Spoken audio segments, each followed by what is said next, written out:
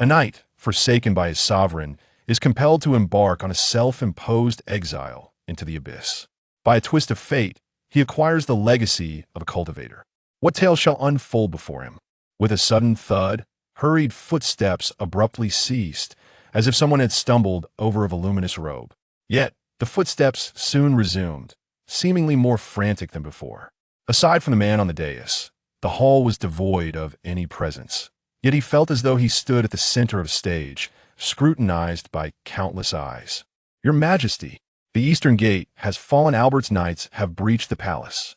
The footsteps finally reached the grand hall. A young male servant burst through the entrance, and upon shouting, he realized the chamber was barren, save for the solitary figure on the platform. The man, addressed as Your Majesty, appeared oblivious to the servant's exclamations, lost in a reverie of his own. "Rebels. Traitors. Buried alive. Burned. Hanged. No, no, no, I shall not grant you such mercies. I will carve you up, piece by piece. I am the Emperor of the Ferris Empire, the illustrious Tullus IX, and you must submit to me. Die, die, die. All of you perish. All must die." The clash of steel against stone interrupted his tirade. At the entrance of the hall, knights clad in heavy armor, brandishing swords and spears, streamed in. Among them, one figure stood out, a golden-haired man of striking visage, adorned with a cape emblazoned with a golden griffin, entered amidst the throng. "Albert, you treacherous cur!" The man on the dais howled in a twisted rage. The newcomer was none other than Albert Pancades, known as the Night King, the leader of the rebel coalition poised to obliterate the Ferris Empire. "Surprisingly, you neither fled nor took your own life," Albert remarked, standing where once his vassals knelt, gazing directly at the current emperor. "It seems the rumors surrounding you are not entirely accurate. At least you possess a modicum of courage to confront the impending judgment." The figure upon the dais was Tullus Ferris, Emperor of the Empire. The Ferris lineage had achieved what the Toya family had accomplished millennia prior, unifying the realm of mankind. However, unlike the Toya dynasty, which endured for over 150 emperors across 150 years, the widespread insurrection threatening to engulf the empire hinted that its history might conclude this very day. "Ha ha ha! You lowly, vile, wretched scum dare to judge me?" Tullus laughed maniacally, a picture of derangement. "Is this truly the Emperor of the Ferris Empire? How repugnant," murmured the crowd, as three figures stepped forth. All were women, unarmored, and evidently not knights. Their delicate robes could not conceal their graceful forms, but it was their exquisite beauty and the elongated ears at the sides of their heads that captivated attention. As Tullus turned to face them, recognition caused him to stagger back in shock. "Elves, indeed you exist. I should have set the forests of the eastern continent ablaze. Yes, yes, let all be annihilated." His gaze became exceedingly ferocious as he abruptly turned around, startling everyone who hastily raised their weapons in defense. The Emperor of the Empire gasped for breath, his eyes still wild, revealing a sinister smile. "I am a master of this world. A master has the right to do anything with his possessions. Yes, anything. The army is approaching. You all shall accompany me to the grave. This is bad. It's a large-scale spatial array. Albert, get everyone out quickly." The Night King was momentarily bewildered by this sudden turn of events, but the elves' accuracy had been proven multiple times. He waved his hand, and everyone swiftly and orderly retreated from the great hall. As the last few knights were still making their way out, the surrounding sounds seemed to vanish abruptly. These few men looked ahead at their companions, who were gesturing wildly as if shouting, yet no sound reached their ears, leaving them momentarily frozen in place. Above the hall, the space appeared to tear open, the entire structure shattering like glass, with smooth, jagged edges, and the fragments floated in the air as if devoid of gravity. The few still stunned finally perceived the anomaly, for their comrades were gazing back in terror while slowly retreating. They finally reacted, bolting forward in a frantic rush. The three elves paled significantly, exchanging glances as if confirming something. The leader of the elves spoke. "Albert, prepare everyone for battle." Albert had regained his composure, drawing his sword as a signal for readiness. "Everyone be on guard. Captains, come to me." Soon, 7 or 8 individuals emerged from the crowd. They were the Night King Albert's capable aides, his strongest warriors. All wore grave expressions. This was supposed to be a moment of celebration. Yet the unfolding events had exceeded their wildest expectations. "What enemies do we face?" a tall knight inquired. This man, not yet 30, stood nearly 6.5 feet tall, with slightly curly black hair. His resolute face was chiseled, adorned with a rough stubble, and beneath deep-set brows lay a pair of pale blue eyes reminiscent of a lake nestled in a valley. "Sir Lancelot, do you recall the ancient history I spoke of?" The leading elf seemed particularly enthusiastic towards this valiant knight. Elves, the fabled darlings of heaven and earth, ageless beings. They had joined the rebel forces shortly after the uprising began, while every emperor of Faris had ordered the burning of the eastern continent's dense forests, the elves' homeland. They guided the rebels through the woods, using their wondrous herbs to heal the wounded, also serving as the finest scouts and archers, greatly aiding the cause of the uprising. Of course, it is the cataclysmic war that led to the downfall of the elven race thousands of years ago, said Aspasia, the foremost among the three elves. "I can sense the essence of the abyss. It seems the elder's suspicions regarding the royal family of the Faris Empire were indeed correct. Prepare yourselves, the teleportation portal has stabilized, and something is about to emerge. The magnificent hall has been utterly destroyed, and the gravitational forces in the vicinity seem to have returned to normal, with shattered tiles and remnants strewn across the ground. It is only now that the onlookers notice a complex and vast magical array etched into the earth, its deep crimson lines reminiscent of slowly flowing blood. In the air, a portal of light begins to materialize, emanating an aura of unspeakable terror as the scent of sulfur begins to permeate the atmosphere. The cacophony of hooves resonates from the portal, akin to sharp claws scraping against coarse stone, an unbearable sound that sends shivers down the spine. The crowd instinctively retreats a step, their collective tension palpable, while the elves retrieve several gemstones, softly chanting in an arcane language, powerful energy coalescing in their grasp. At last, with a sound reminiscent of a canister being unsealed, several bizarre creatures burst forth from the light gate. They resemble hyenas in form, yet their size is akin to that of calves, their muscular bodies imposing, with elongated fangs protruding from their maws and tall bony spines adorning their backs. Some possess 2 heads, but the foremost among them boasts 3. This peculiar assembly seems equally startled by the abrupt alteration of their surroundings, bewilderedly surveying their confinement by a throng of armored beings. Rather than launching an assault, they huddle together, emitting low, menacing growls that appear to serve as a warning. Though the knights have never encountered such grotesque creatures, their years of combat experience allow them to sense the fear radiating from their adversaries. "Charge!" Albert seizes the opportunity with precision, swinging his sword and bellowing. In response to his command, the towering knight known as Lancelot leads the charge, wielding his massive 2-handed sword with fervor. Spurred on by his momentum, the entire cadre of knights follows suit. Lancelot sets his sights on the 3-headed beast at the forefront, having discerned its status as the leader. Yet, the creature does not remain passive. With a thunderous roar, it lunges toward the knights. As the distance between them narrows, the monster leaps, its 3 gaping maws aiming to bite down ferociously. Observing this, Lancelot plants his foot firmly, causing the ground to crack like a spider's web beneath him. Using this leg as a fulcrum, he channels all his might, sweeping his sword upward with tremendous force to strike the descending beast. The length of his sword proves decisive in this confrontation, striking the middle head of the airborne creature before it can react. The sharp teeth and fangs are no match for the terrifying strength imbued in the metal. The blade slices through the creature's upper body with ease, crimson blood spraying over Lancelot.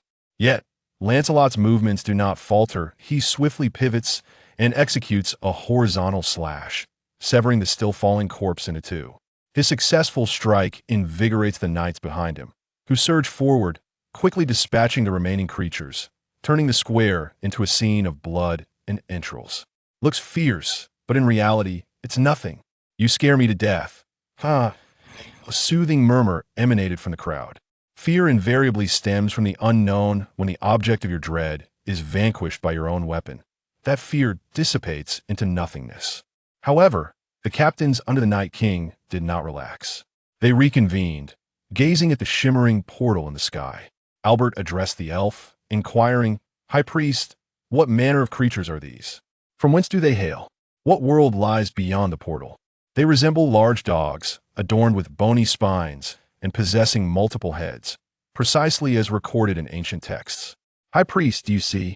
Albert furrowed his brow upon hearing this, and hesitantly responded, "You previously mentioned a great war from millennia past." "Indeed," Asphasia nodded. "Approximately 50,000 years ago, the elves were as ubiquitous as humans are today, scattered across every corner of the world, even beginning to explore other realms. Soon, we discovered a dimension known as the Abyss. This realm was astonishing, teeming with horrific creatures and abundant magical resources. Initially, we perceived it merely as a harsh environment, oblivious to the fact that the denizens of the Abyss posed the true peril. We constructed vast teleportation conduits in an attempt to delve deeper into this dimension. Though the creatures within were formidable, they appeared to lack coherence and organization. We encountered little resistance at first. However, when several abyssal lords united, a dreadful war erupted. The enemy held an overwhelming numerical advantage, and some of the higher-tier monsters were terrifyingly powerful. We were utterly incapable of resistance. Once the portal fell, these abyssal beings surged into our world through the conduits. The elves finally recognized the grave error they had committed, but it was too late.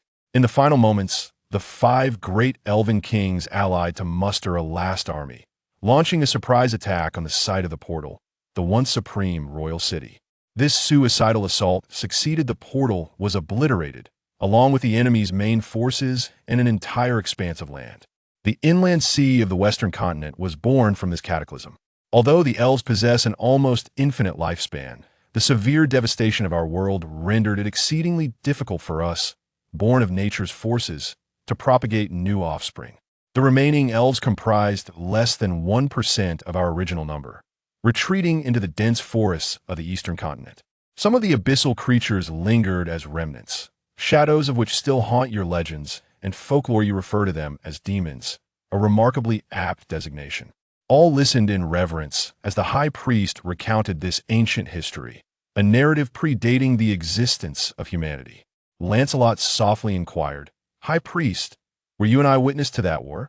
"Yes," Asphasia replied, her gaze again fixed upon the luminous portal. "At that time, I was quite young, lacking the stature to partake in battle, and thus I survived that calamity." The births of Leah and Circe occurred long after, as they learned of this history solely through ancient texts. How can the portal be closed? Albert had heard this before, but at this moment, he was more concerned about how to deal with the situation before him. Aspasia smiled upon hearing this. "The good news is that this portal has just opened and is still unstable, making it relatively easy to close. As long as we act before any Abyss Lord takes notice, we will encounter no issues." "And what is the bad news?" The Night King astutely grasped the crux of the High Priestess's words. A heavy silence enveloped the crowd. The uprising had been a resounding success. They had just witnessed the death of Emperor Ferris, and now they were poised to reap the fruits of victory. Glory and wealth awaited each person present, and none were willing to relinquish their imminent gains at such a pivotal moment. The awkward silence lingered until a voice emerged at the opportune moment. "I'm willing to go." A collective breath of relief seemed to wash over everyone. Albert gazed with a complex expression at the individual who had stepped forward. The formidable Lancelot, the valiant Lancelot, the embodiment of justice, perpetually charging into the fray. Everyone was aware of Lancelot's undefeated prowess within the coalition, yet few recognized that its leader was Albert himself. The irony of reality lay in the fact that, although Lancelot had always been unwaveringly loyal to Albert, his growing renown had transformed him into Albert's greatest rival. "Are you certain?" The High Priestess hesitated slightly. The human lifespan, in comparison to that of elves, was exceedingly brief, rendering her somewhat perplexed by human motivations.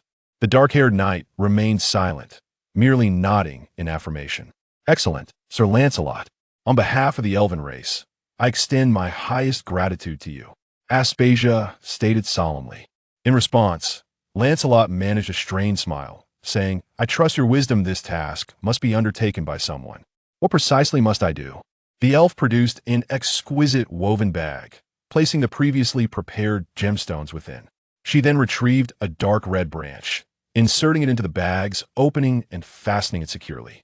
Handing the bag to Lancelot, she explained, "Upon entering, you will find yourself in an environment reminiscent of a corridor, surrounded by the most beautiful starry sky you've ever seen. Do not gaze at the stars, for they may lead you astray. Focus intently on what lies ahead, and you will discover a door in the distance that is the exit to another world. Language fails to convey the distance between you and that door. You will not perceive movement, yet the distant light will draw nearer while the door behind you recedes.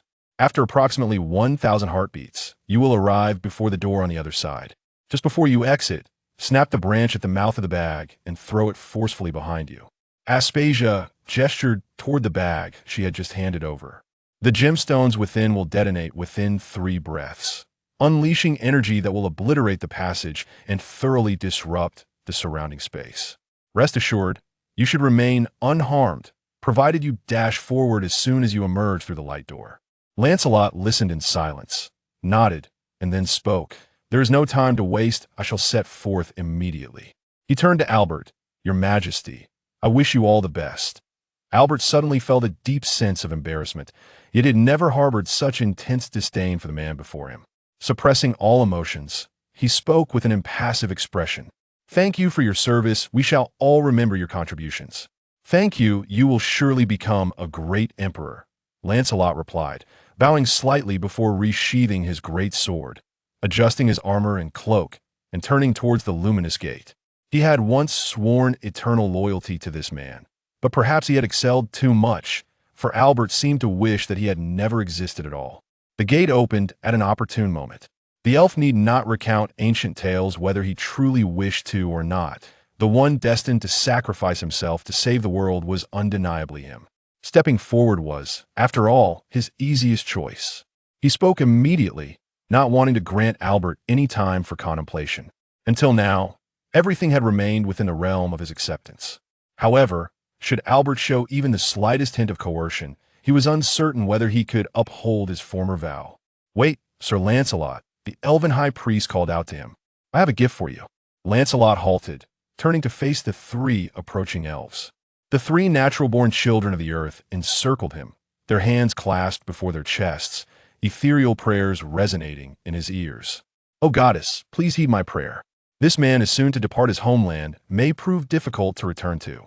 The world is saved through him, yet none know of it, nor can repay him. We offer our strength in exchange for your blessing upon him." The elves radiated a brilliant light that enveloped Lancelot, who felt a warm surge coursing through his body, as if his soul were being filled with something profound. Countless colors danced before his eyes, and strange sounds echoed in his ears. The ritual commenced abruptly and concluded just as swiftly. The 3 elves stepped back, appearing extraordinarily fatigued. Lancelot realized that his vision had markedly improved, and his hearing had become remarkably acute. Aspasia offered him a faint smile and spoke.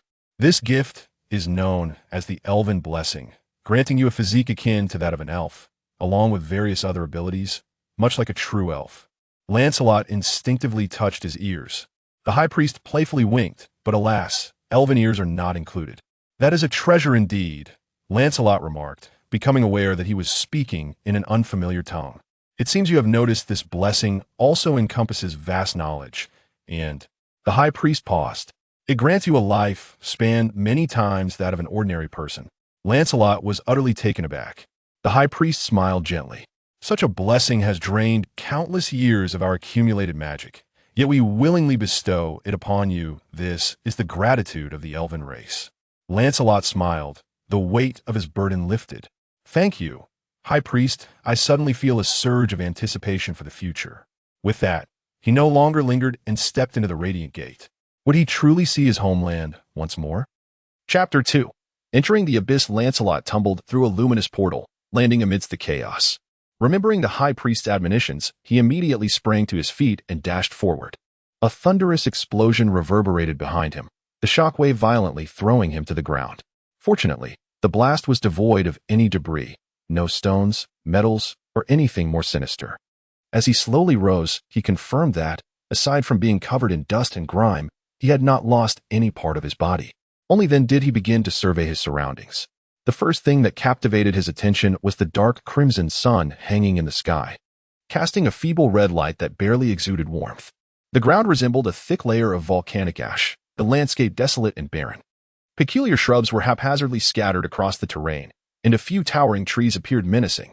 To his left lay an expansive plain, riddled with ominous craters, while in the distance a river seemed to wind its way through the desolation.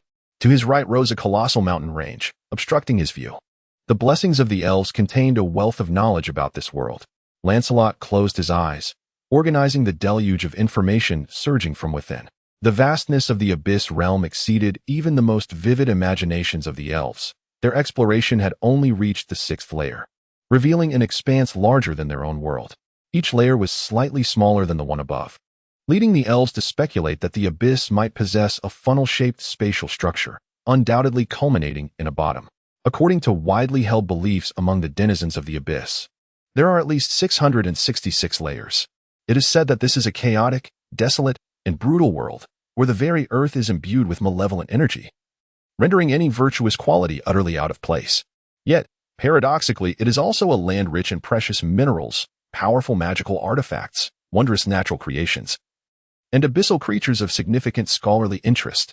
At least, this is how the elves portrayed the denizens of the abyss in the version of their blessings bestowed upon Lancelot. Demons are the indigenous inhabitants of this realm, displaying a vast disparity in power and intellect among their various kinds. However, they share common traits of irascibility, unabashed malevolence, and unpredictable behavior. The elves surmise that this may be attributed to the pervasive malevolent energy that ravages the land, driving lower-tier demons to a madness akin to unbearable torment. Though this hypothesis requires further substantiation, demons appear highly sensitive to any semblance of order. Even a well-formed line induces profound discomfort in the lesser demons, while they harbor an even greater fear of the authority wielded by the higher-ranking demons. Consequently, the demons lack any structured social organization, yet the most formidable among them can, through their dominance, muster terrifying legions to wage war and seize any treasures or territories deemed valuable. Nevertheless, demons are not the sole inhabitants of this realm. Occasionally, travelers from other worlds inadvertently find themselves here, whether through unforeseen circumstances or deliberate use of teleportation magic. These visitors have confirmed to the elves the existence of multiple upper worlds. Curiously, elves exist in these other realms as well, their languages being variants of the Draconic tongue. Moreover, according to the records of the elves, they encountered a creature that referred to itself as a devil. These beings exhibited a formidable strength akin to that of demons, yet revealed an extraordinary level of intelligence and discipline. The elves swiftly recognized that the malevolence of the devils was on par with that of demons, and due to the absence of the demons' uncontrollable madness, they posed an even greater threat. At that time, it appeared that the devils were also exploring the abyss, and with the power and cunning they demonstrated, it is highly probable that they have established a foothold within the abyss. The elves had also mastered the infernal tongue commonly spoken in the abyss, and this knowledge was included in the blessing they bestowed upon Lancelot.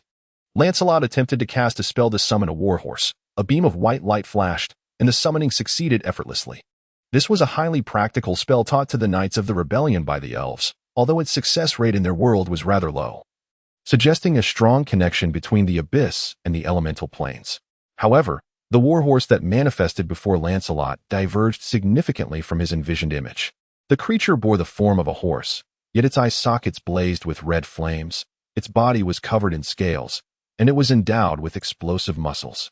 The summoned creature came equipped with its own tack, but the harness upon this beast appeared remarkably sturdy, seemingly designed for a creature weighing several times that of a human. This was a devilish warhorse, seemingly having recently traversed a realm of flowing magma, its hooves radiating terrifying heat and leaving scorched marks in its wake.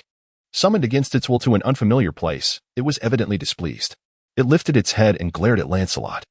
An unspoken voice intimated to it that this armored figure before it was the one responsible for its predicament, prompting it to raise its hooves and deliver a fierce kick towards Lancelot. Naturally, Lancelot could not draw his sword to sever the limbs of his steed. In a moment of urgency, he crouched and rolled aside, narrowly evading the deadly strike. The black warhorse charged again. Yet this time Lancelot had already unslung his large shield and positioned it defensively before him. With a resounding crash, Lancelot was pushed back several steps, and two deep hoof prints marred the surface of the shield, which had withstood countless blows from swords and hammers. As the warhorse lunged once more, it suddenly stumbled and fell, struggling to rise. It turned out that while Lancelot defended himself with the great shield, he had deftly thrown a lasso he had prepared in advance, successfully ensnaring the devilish warhorse's neck. Seizing the moment as the warhorse charged again, he exerted force to unbalance it, causing it to topple to the ground. At the instant the warhorse fell, Lancelot leapt upon it, pinning his adversary down with resolute determination. Like a skilled wrestler seizing an opportunity, he grasped the warhorse's throat with both hands, entwining his legs around its long neck. The devilish creature thrashed violently, attempting to dislodge the bothersome figure atop it. However, Lancelot's weight compromised its balance, and with each struggle, his grip tightened further, inducing gradual asphyxiation. Its movements finally slowed. Resembling a defeated beast relinquishing its claim to dominance, it succumbed to the inevitability of submission.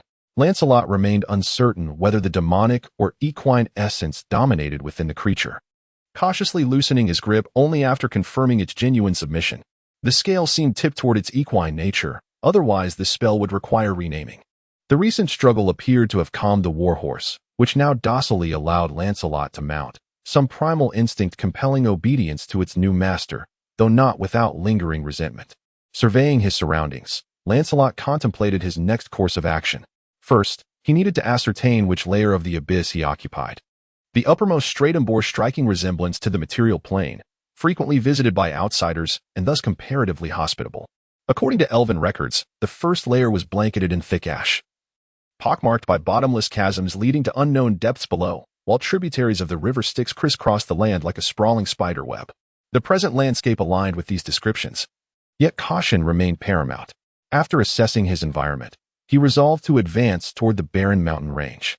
Open plains risked encounters with roving demon hordes, and following rivers might lead to demonic settlements, situations he, as a stranger in this land, could ill afford. The mountains, however, offered concealment and vantage points to observe and strategize.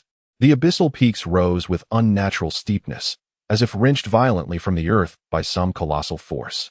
Selecting the gentlest visible slope, Lancelot guided his steed along the winding path upward. The crimson sun climbed sluggishly, confirming day-night cycles, yet its dim, sunset-hued glow begrudged the land even the barest warmth.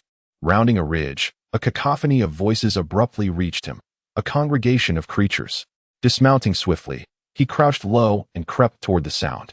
The sight below momentarily stilled his heart. The valley teemed with countless demons, predominantly humanoid in form.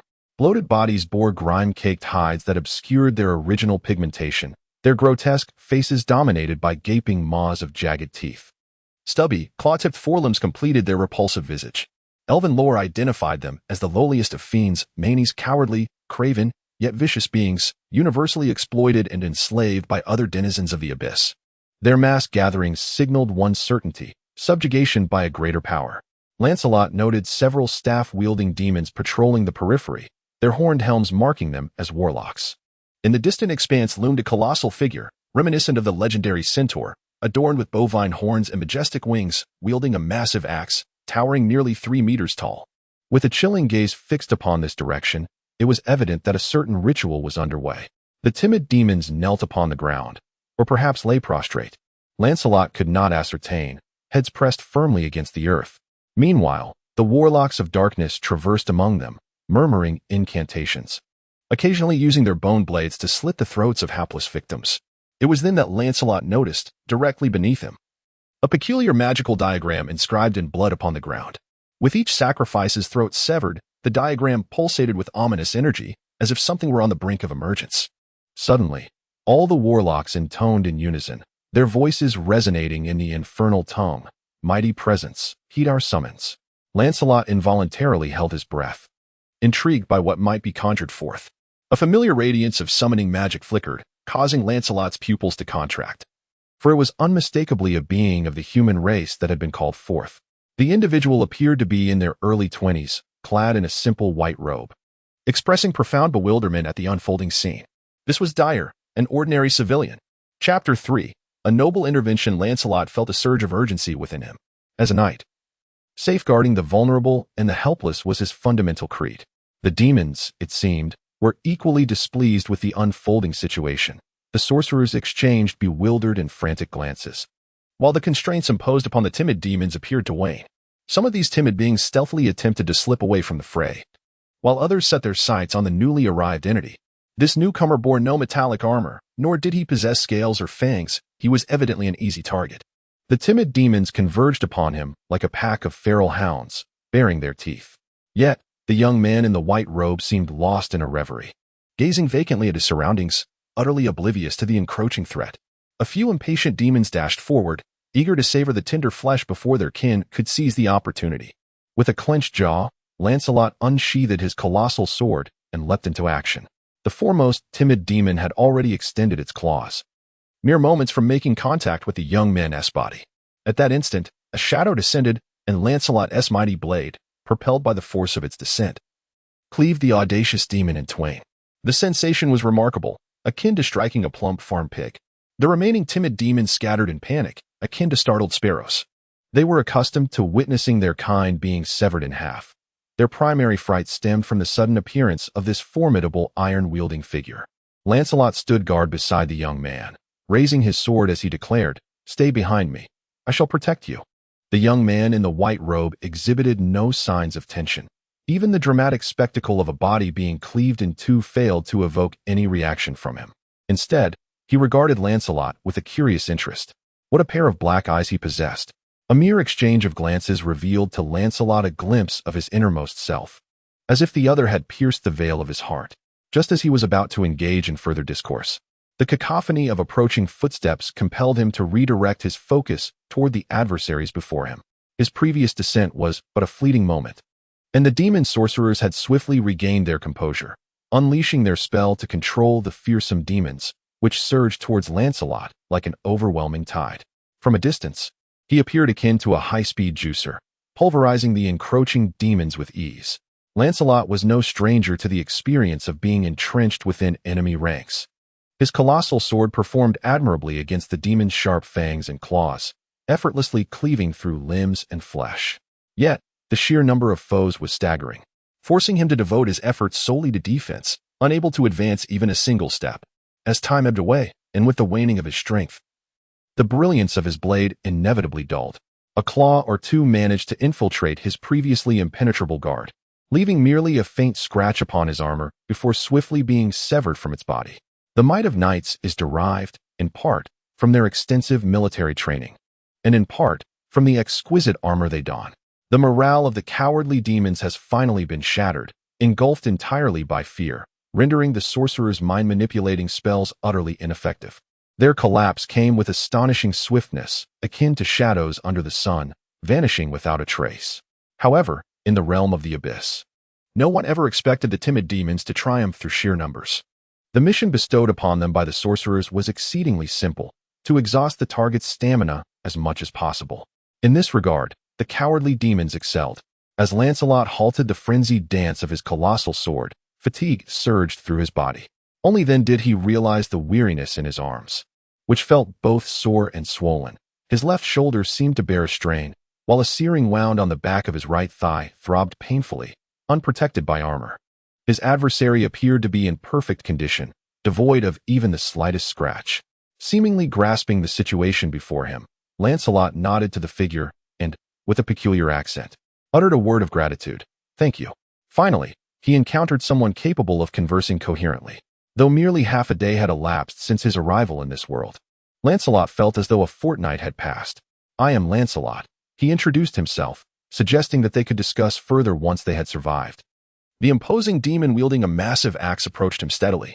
Meanwhile, the sorcerers had retreated to the periphery, performing bizarre dances akin to cheerleaders. Eerie luminescence emanated from the behemoth's surface, and its size visibly increased, making it now appropriate to wield the great axe with just one hand, indicating that the sorcerer's strange choreography was not merely for encouragement. A more dire situation unfolded as the creature produced another two-handed axe from behind. Lancelot now faced a war monster nearly 13 feet tall, brandishing two colossal axes and exhaling smoke from its nostrils. The beast charged towards Lancelot, roaring in demonic tongue as it ran. "Foolish mortal, how dare you disrupt Oryx's grand design? I shall condemn your souls to burn for 10,000 years in the eternal inferno." At that moment, he laughed so hard he could hardly breathe, unable to fathom what it would be like to combat a windmill. Yet now, he could somewhat comprehend the experience. If the mill's sails were to spin at a staggering 100 revolutions per minute, charging towards you while hurling curses and even spewing fire, it would indeed be a formidable adversary. Lancelot's mind raced, contemplating possible strategies for engagement. Confronting it head-on was unrealistic. Perhaps he could exploit his agility to maneuver and evade. Earlier, when he gripped the axe, he noticed that his right hand was positioned higher, suggesting that this demon was likely right-handed, leaving potential vulnerabilities on its left side. He needed to be like a bee flitting around flowers, occasionally darting in to jab at openings. Yet he should not expect to deliver a lethal blow in a single strike. A single hit could spell disaster for him. This was Lancelot's greatest strength.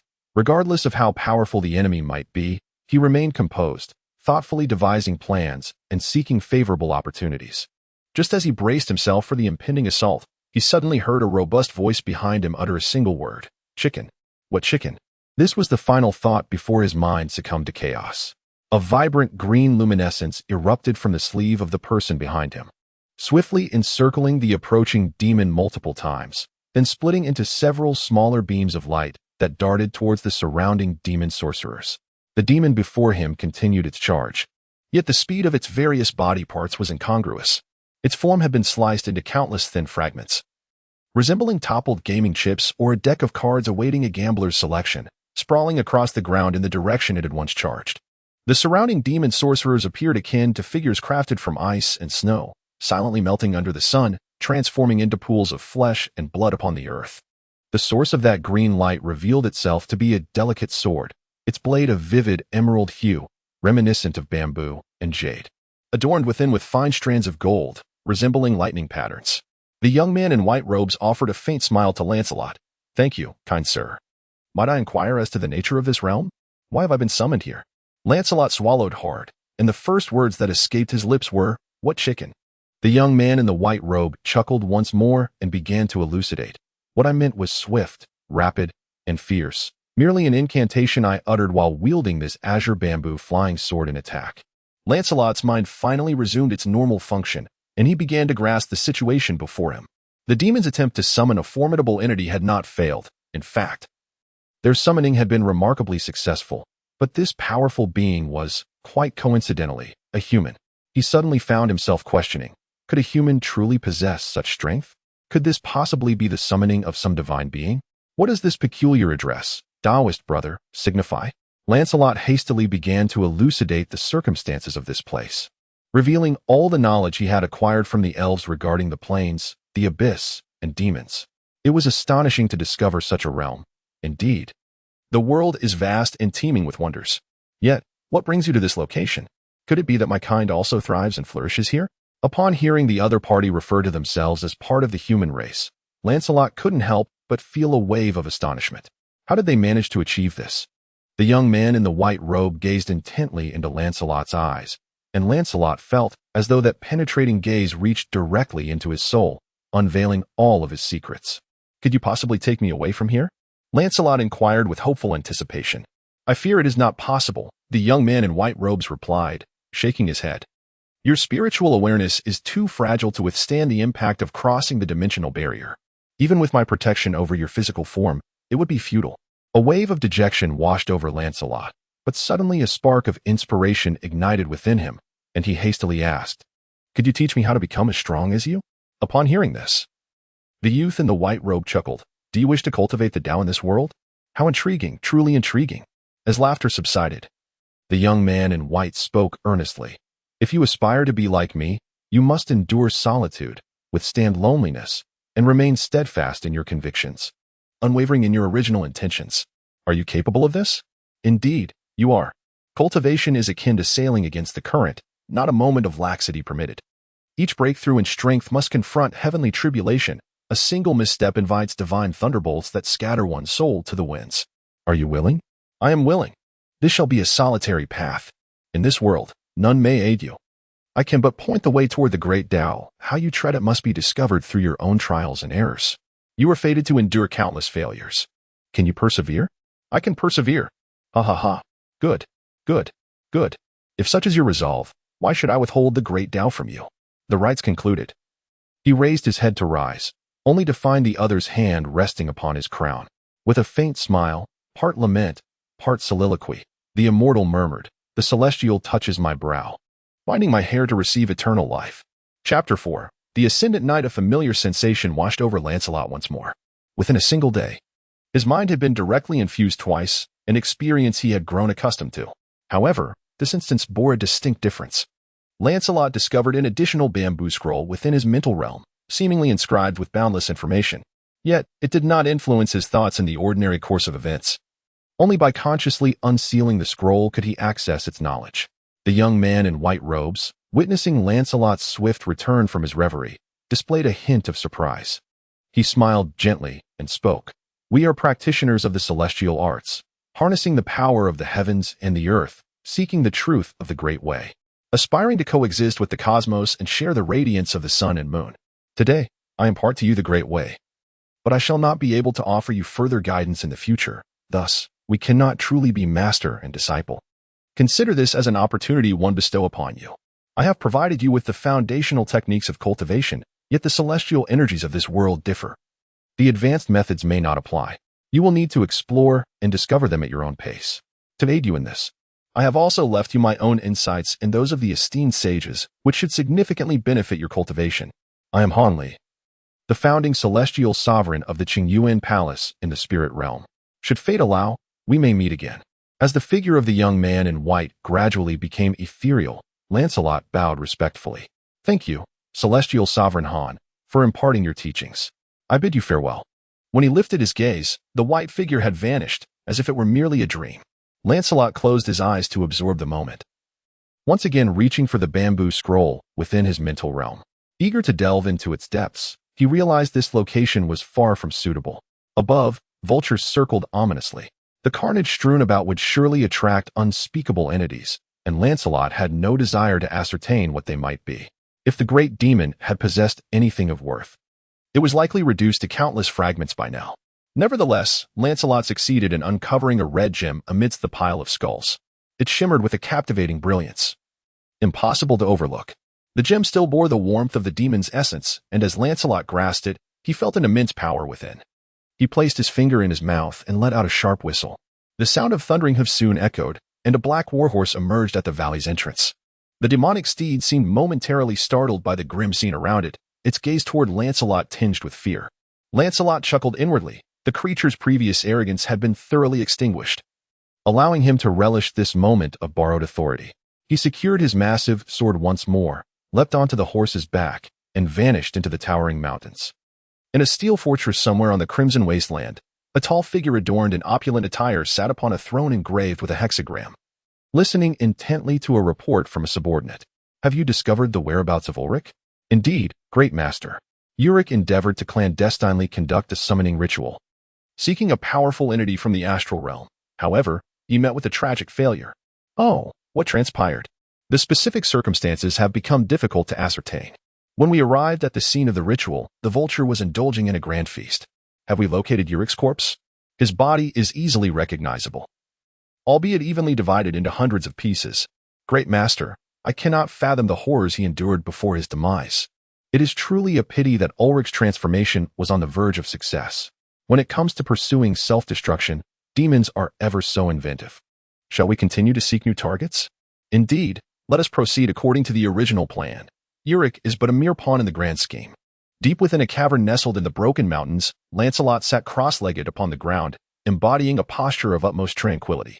He was diligently following the method inscribed upon the bamboo slips, breathing in a pattern of one long breath followed by 3 short ones, endeavoring to perceive the essence of qi. According to the ancient texts, in the initial stages of cultivation, one must draw upon the ethereal energies of heaven and earth to refine one's corporeal form.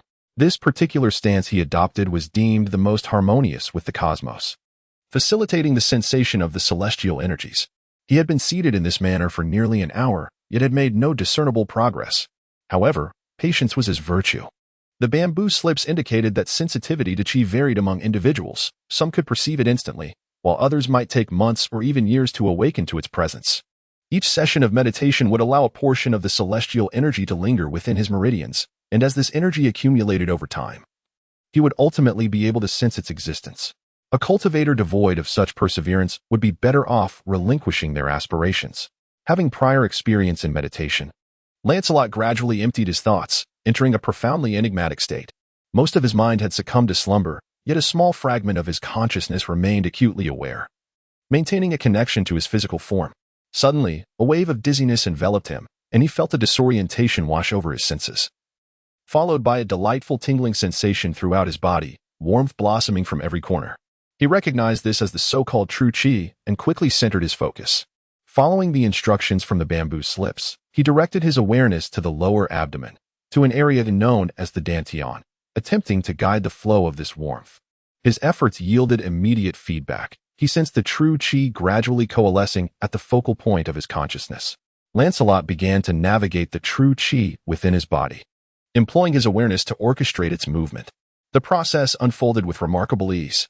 He distinctly perceived numerous channels within him, facilitating the passage of true qi. He understood this to be the network of meridians. His channels were notably expansive, and as the true qi flowed, he experienced none of the obstructions mentioned in the texts, likely owing to his inherently robust physique. Delving deeper into this experience, he envisioned his body as a vast net, capturing the ethereal energies of heaven and earth in every corner through his tranquil posture. By directing his consciousness to control the true qi circulation within, he was effectively gathering the dispersed celestial energies from throughout his body, ultimately converging them into the dantian to cultivate a reservoir of qi. Having just completed one full cycle of energy circulation, he immediately divided another strand of vital energy to commence a second cycle. According to the bamboo scroll, when one first senses the vital energy within their body, the physical form remains in a primordial state, still retaining abundant innate qi. After completing the initial energy circulation cycle, the body's meridians open, allowing spontaneous absorption of spiritual energy from heaven and earth. However, this also causes the innate qi to dissipate within a single day. The innate qi distributed throughout the body would vanish entirely.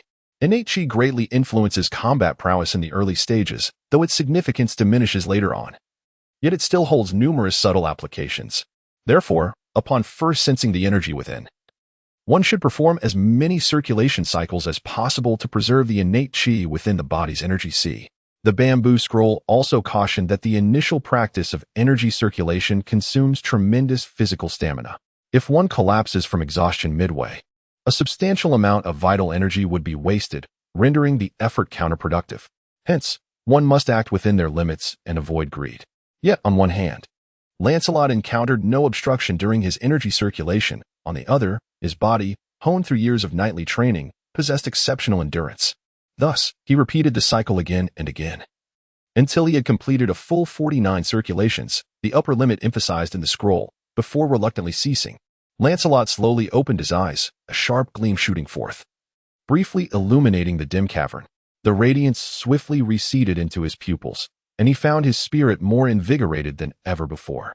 Rising to stretch his long stationary limbs, he felt not the slightest numbness, only an unprecedented lightness. Just as he prepared to test his physical condition, a foul stench assaulted his nostrils, triggering violent coughs. Only then did he notice his skin coated in a viscous, dark red filth, impurities from flesh and blood that had clogged his meridians, obstructing the absorption of cosmic energy. His first energy circulation had expelled them. Fortunately, a small hot spring lay within the cavern. Lancelot rushed over and plunged into the scalding pool, washing himself with relief. The steaming water swiftly darkened to a murky crimson, its potent sulfur scent overpowered by the reeking filth. Ha ha ha, from this day forth, I too am a cultivator. Soaking in the spring, Lancelot silently expressed heartfelt gratitude to the generous Han Tenzuin, who had imparted this knowledge. Though only a novice now, as his cultivation advanced, his chances of survival in the abyss would rise dramatically. Moreover, a cultivator's strength remains concealed. Outward appearance rarely reveals true power. In the abyss, muscular bulk serves as the primary gauge of strength, ensuring foes would inevitably underestimate him, an immense advantage. By maintaining a low profile, he could effortlessly cultivate an ideal dynamic. Enemies beyond his capability would seldom provoke him, while those who did would gravely misjudge his power. An invincible position. Perfect. Yet, as he furrowed his brow, he became troubled by another matter. My combat style should still adhere to that of a knight. It seems rather inaccurate to refer to myself as a practitioner. Warriors who fight relying on the power of faith are known as paladins, while swordsmen who wield magical forces are called spellblades. Then, What should a knight who has embraced the path of cultivation be called? Lancelot's eyes sparkled with inspiration as he leapt from the hot spring. It is decided.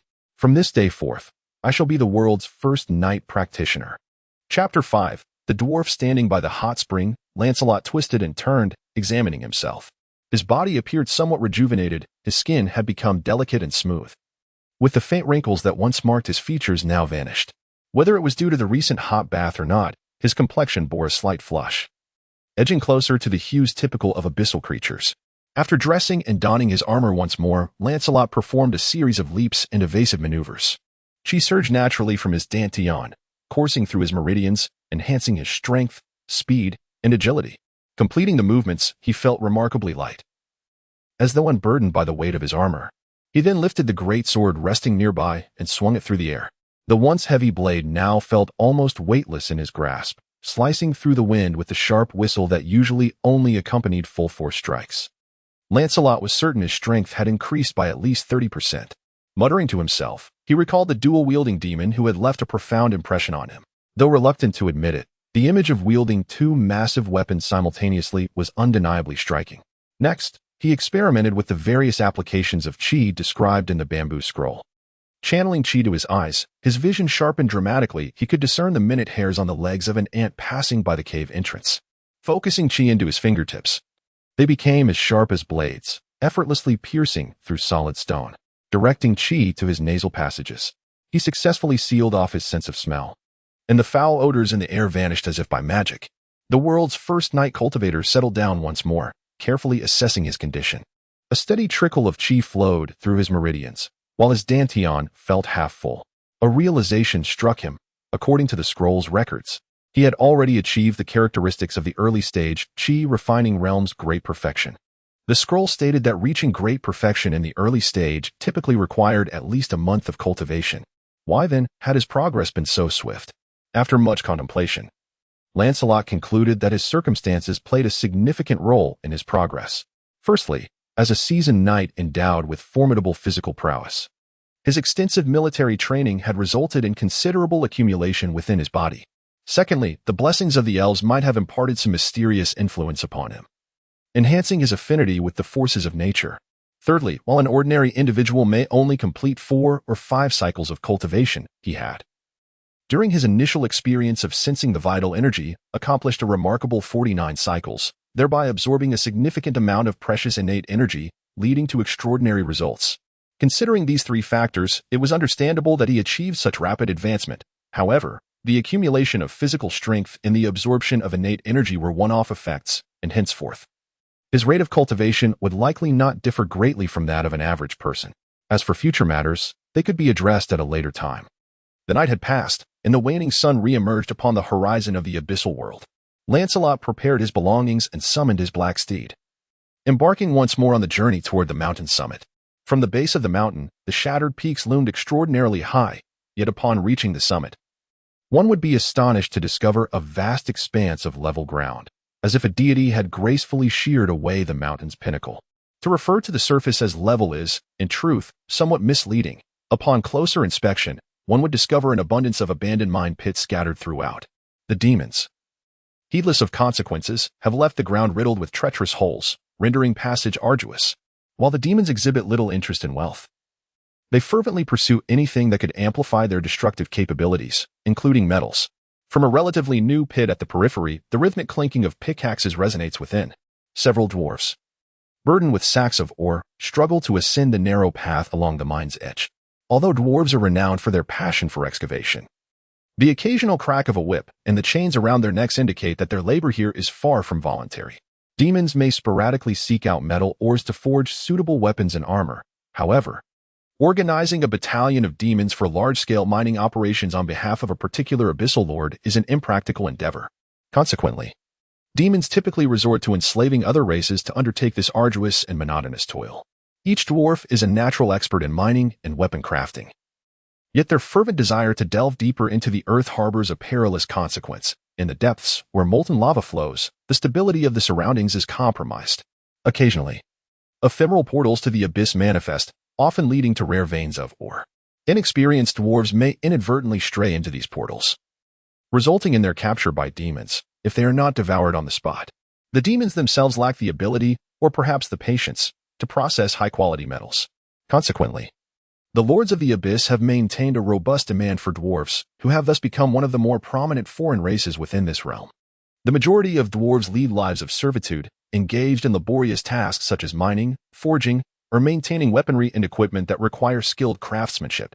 However, within the Abyss, the mortality rate among slave masters is scarcely lower than that of their slaves, as the conflicts between demons are both frequent and brutal. Moreover, when the opportunity arises, dwarven pickaxes prove equally effective against the skulls of demons as they do against oars. Thus, the Abyss is not devoid of dwarven adventurers, whose bodies, honed from years of toil in mines and forges, possess the strength to shatter the kneecaps of any creature. It is worth mentioning that the most numerous foreign beings in the Abyss are goblins. Despite contradicting long-held beliefs, they are, in fact, not native to this realm. At the top of the mine, a demonic overseer stands watch. This creature, a figment of mortal nightmares, is slightly larger than an average human. With a lower body resembling that of a fly, featuring 4 insect-like legs that enable it to cling to nearly vertical surfaces, its upper body resembles that of a human, with a torso almost devoid of muscle and 2 pairs of translucent wings sprouting from its back. Its elongated arms terminate in insect claws, which grip a whip that it brandishes menacingly. The creature's head appears to be a hybrid of a fly and a mosquito, sporting an elongated proboscis and enormous compound eyes, granting it a wide field of vision. With its wings and limbs adapted for climbing, this demon is a born overseer. It gazed down upon the entire excavation site with its cluster of compound eyes, occasionally shrieking to command a few demonic guards to lash out at some unfortunate soul caught slacking off. The sentinels here were toad-like humanoid demons, brutes with muscular limbs, backs riddled with warts and spines, gaping maws lined with jagged teeth, and a stench potent enough to induce unconsciousness. Among the Abyss's denizens, few matched their stupidity save for the Dretch. These were the Hezris, though most denizens of the Abyss preferred to call them toad demons, frog fiends, or demon toads. Possessing decent combat prowess, yet brains scarcely more developed than an abyssal worm's, higher-ranking demons often found it laughably easy to manipulate them into service, whether as shock troops, overseers of slaves, or even forced laborers, all for the hollow promise of half the spoils in the next war, assuming they survived. The dwarves in the pit had toiled ceaselessly for far too long. No matter how they feared the lash, their bodies inevitably slowed. Suddenly, an elderly dwarf with a grizzled beard lost his footing. The basket of or strap to his back robbed him of balance, sending him tumbling down the steep shaft before crashing heavily at the bottom. Father, a younger dwarf, mid-swing with his pickaxe, cried out in alarm. He flung his tool aside and rushed over, dropping to his knees beside the fallen elder and cradling him in his arms. The fly-like overseer screeched in fury, its voice so piercing that every demon and dwarf present clapped hands over their ears. What are you gaping at? Flog him. Get him back to work.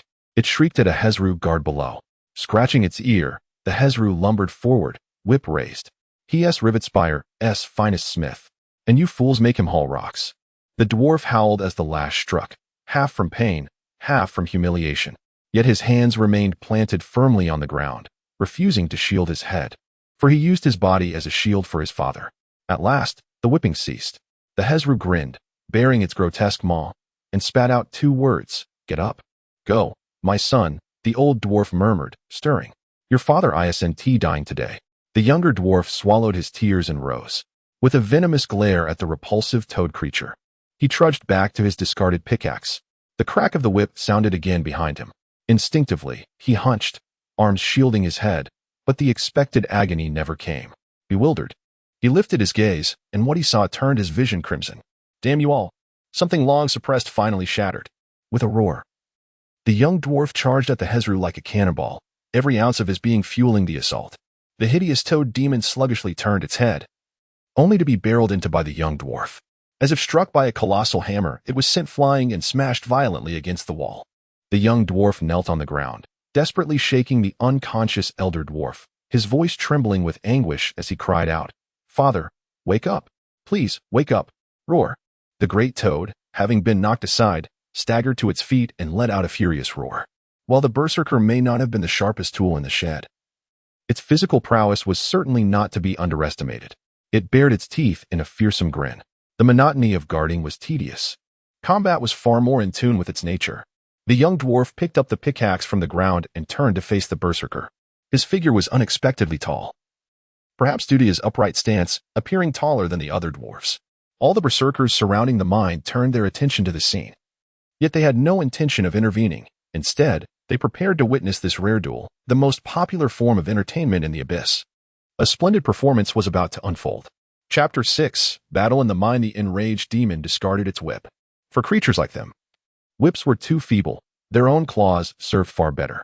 The young dwarf gripped his pickaxe tightly with both hands. He knew he might never see another sunrise. But continuing such a humiliating existence was worse than death. After only a brief standoff, the impatient demon launched its assault.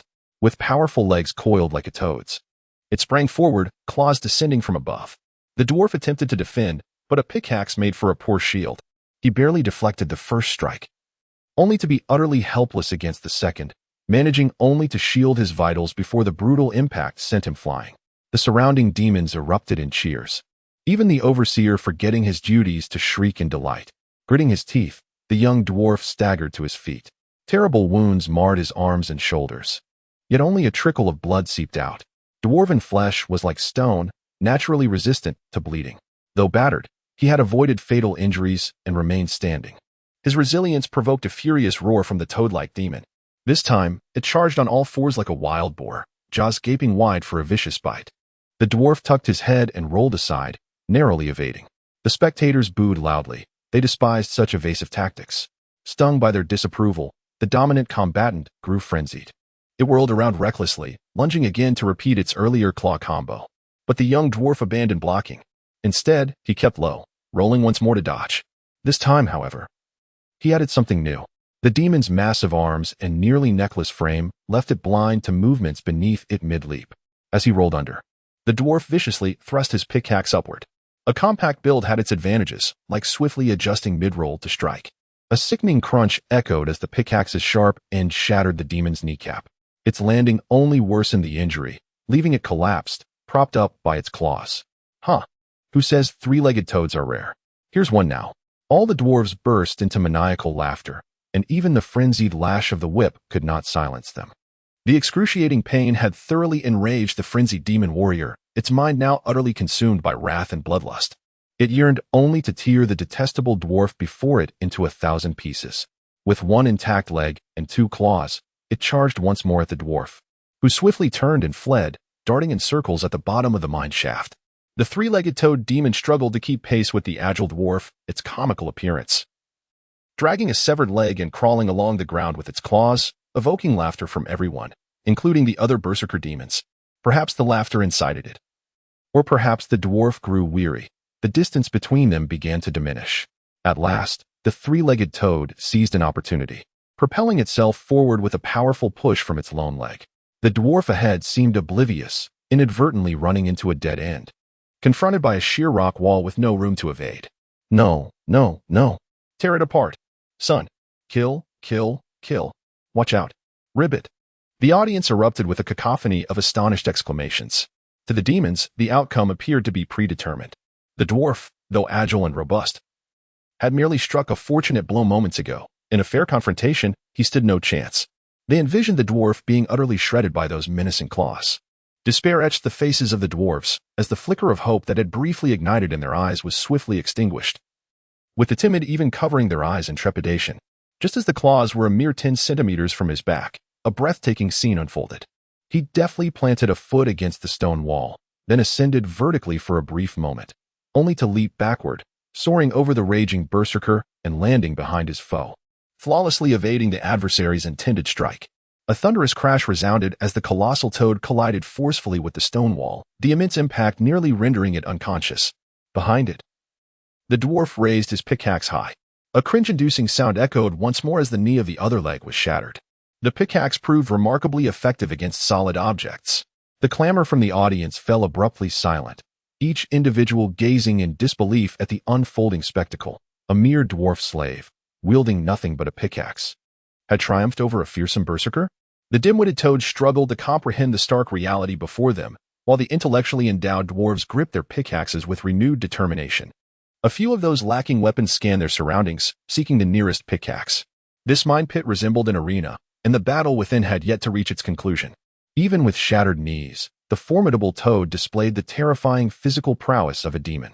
It crawled upon the ground with its claws and thighs, lunging once more at the young dwarf. Fear is one of the demon's weapons. However, at this moment, its opponent was emboldened. The young dwarf evaded all attacks and seized the opportunity to shatter both of the raging demon's elbows. Yet, the demon remained undeterred. In a final display of ferocity, it opened its gaping maw, lunging at the young dwarf. This time, the young fighter did not evade. Instead, he thrust his pickaxe forward. With a sickening thunk, the pickaxe's twin prongs burst forth from the dying berserker demon's nostrils and jaw like a hooked fish thrashing violently. Agony racked its monstrous frame as it convulsed wildly, demonstrating to all the terrifying vitality inherent to demonkind. At that moment, a booted foot planted firmly upon its heaving back. The young dwarf grasped the pickaxe's wooden haft, using the demon's impaled palate as leverage as he wrenched the tool backward with all his might. The mountainous muscles of his shoulders and arms bulged like those of a royal dwarven rail switcher, desperately preventing a runaway locomotive from derailing. Reoaf! He roared through gritted teeth. The dwarf unleashed a thunderous roar, his mighty hook hoisting the frenzied war demon's head higher and higher. A critical threshold was finally breached. First, the demon's mandible was utterly torn asunder, its grotesquely elongated tongue, bereft of jawbone, tumbling from its gaping maw. Then, like a steel helm pried open, the creature's skullcap was wrenched away, revealing a repulsively tumor-riddled brain scarcely larger than an apple. A momentary hush descended before the entire mine erupted into chaos. The dwarves roared in exultation. The war demons bellowed in fury, but most piercing of all was the shriek of the demon overseer. War demons! Slay him! I will flay his hide myself. The dwarf slaves sprang into action, brandishing their pickaxes wildly, managing to hinder the advance of several berserkers. However, more berserkers leaped from the stands, eager to join the fray against the gladiator. A shadow, swifter than them, emerged. It was Lancelot, who had been lurking nearby for some time. The young dwarf's valiant struggle stirred his blood, yet he restrained himself from intervening, for to disrupt a noble duel was not the conduct befitting a knight. Nevertheless, he seized the opportunity to assess the enemy's condition with clarity. The berserkers, robust and formidable, relied primarily on their sharp claws and fangs in combat, yet their brutishness and folly rendered their fighting style akin to that of wild beasts, lacking in finesse. The overseer appeared ill-equipped for close combat, but its insect-like physique and dagger-like mouth suggested a penchant for assassination, while its shrill voice hinted at potential sonic attacks. Energy surged from his dantian, chi coursing through each meridian. This marked Lancelot's inaugural battle since becoming a cultivator. He felt as though his great sword was featherlight in his grasp, and an inexhaustible vigor coursed through him. Upon landing, he immediately pinned an enemy to the ground, twisting the hilt of his sword to create a gaping wound at the back of the foe's head. On the battlefield among humans, he would charge at the forefront wielding his massive sword, shattering the enemy's tightly packed formations.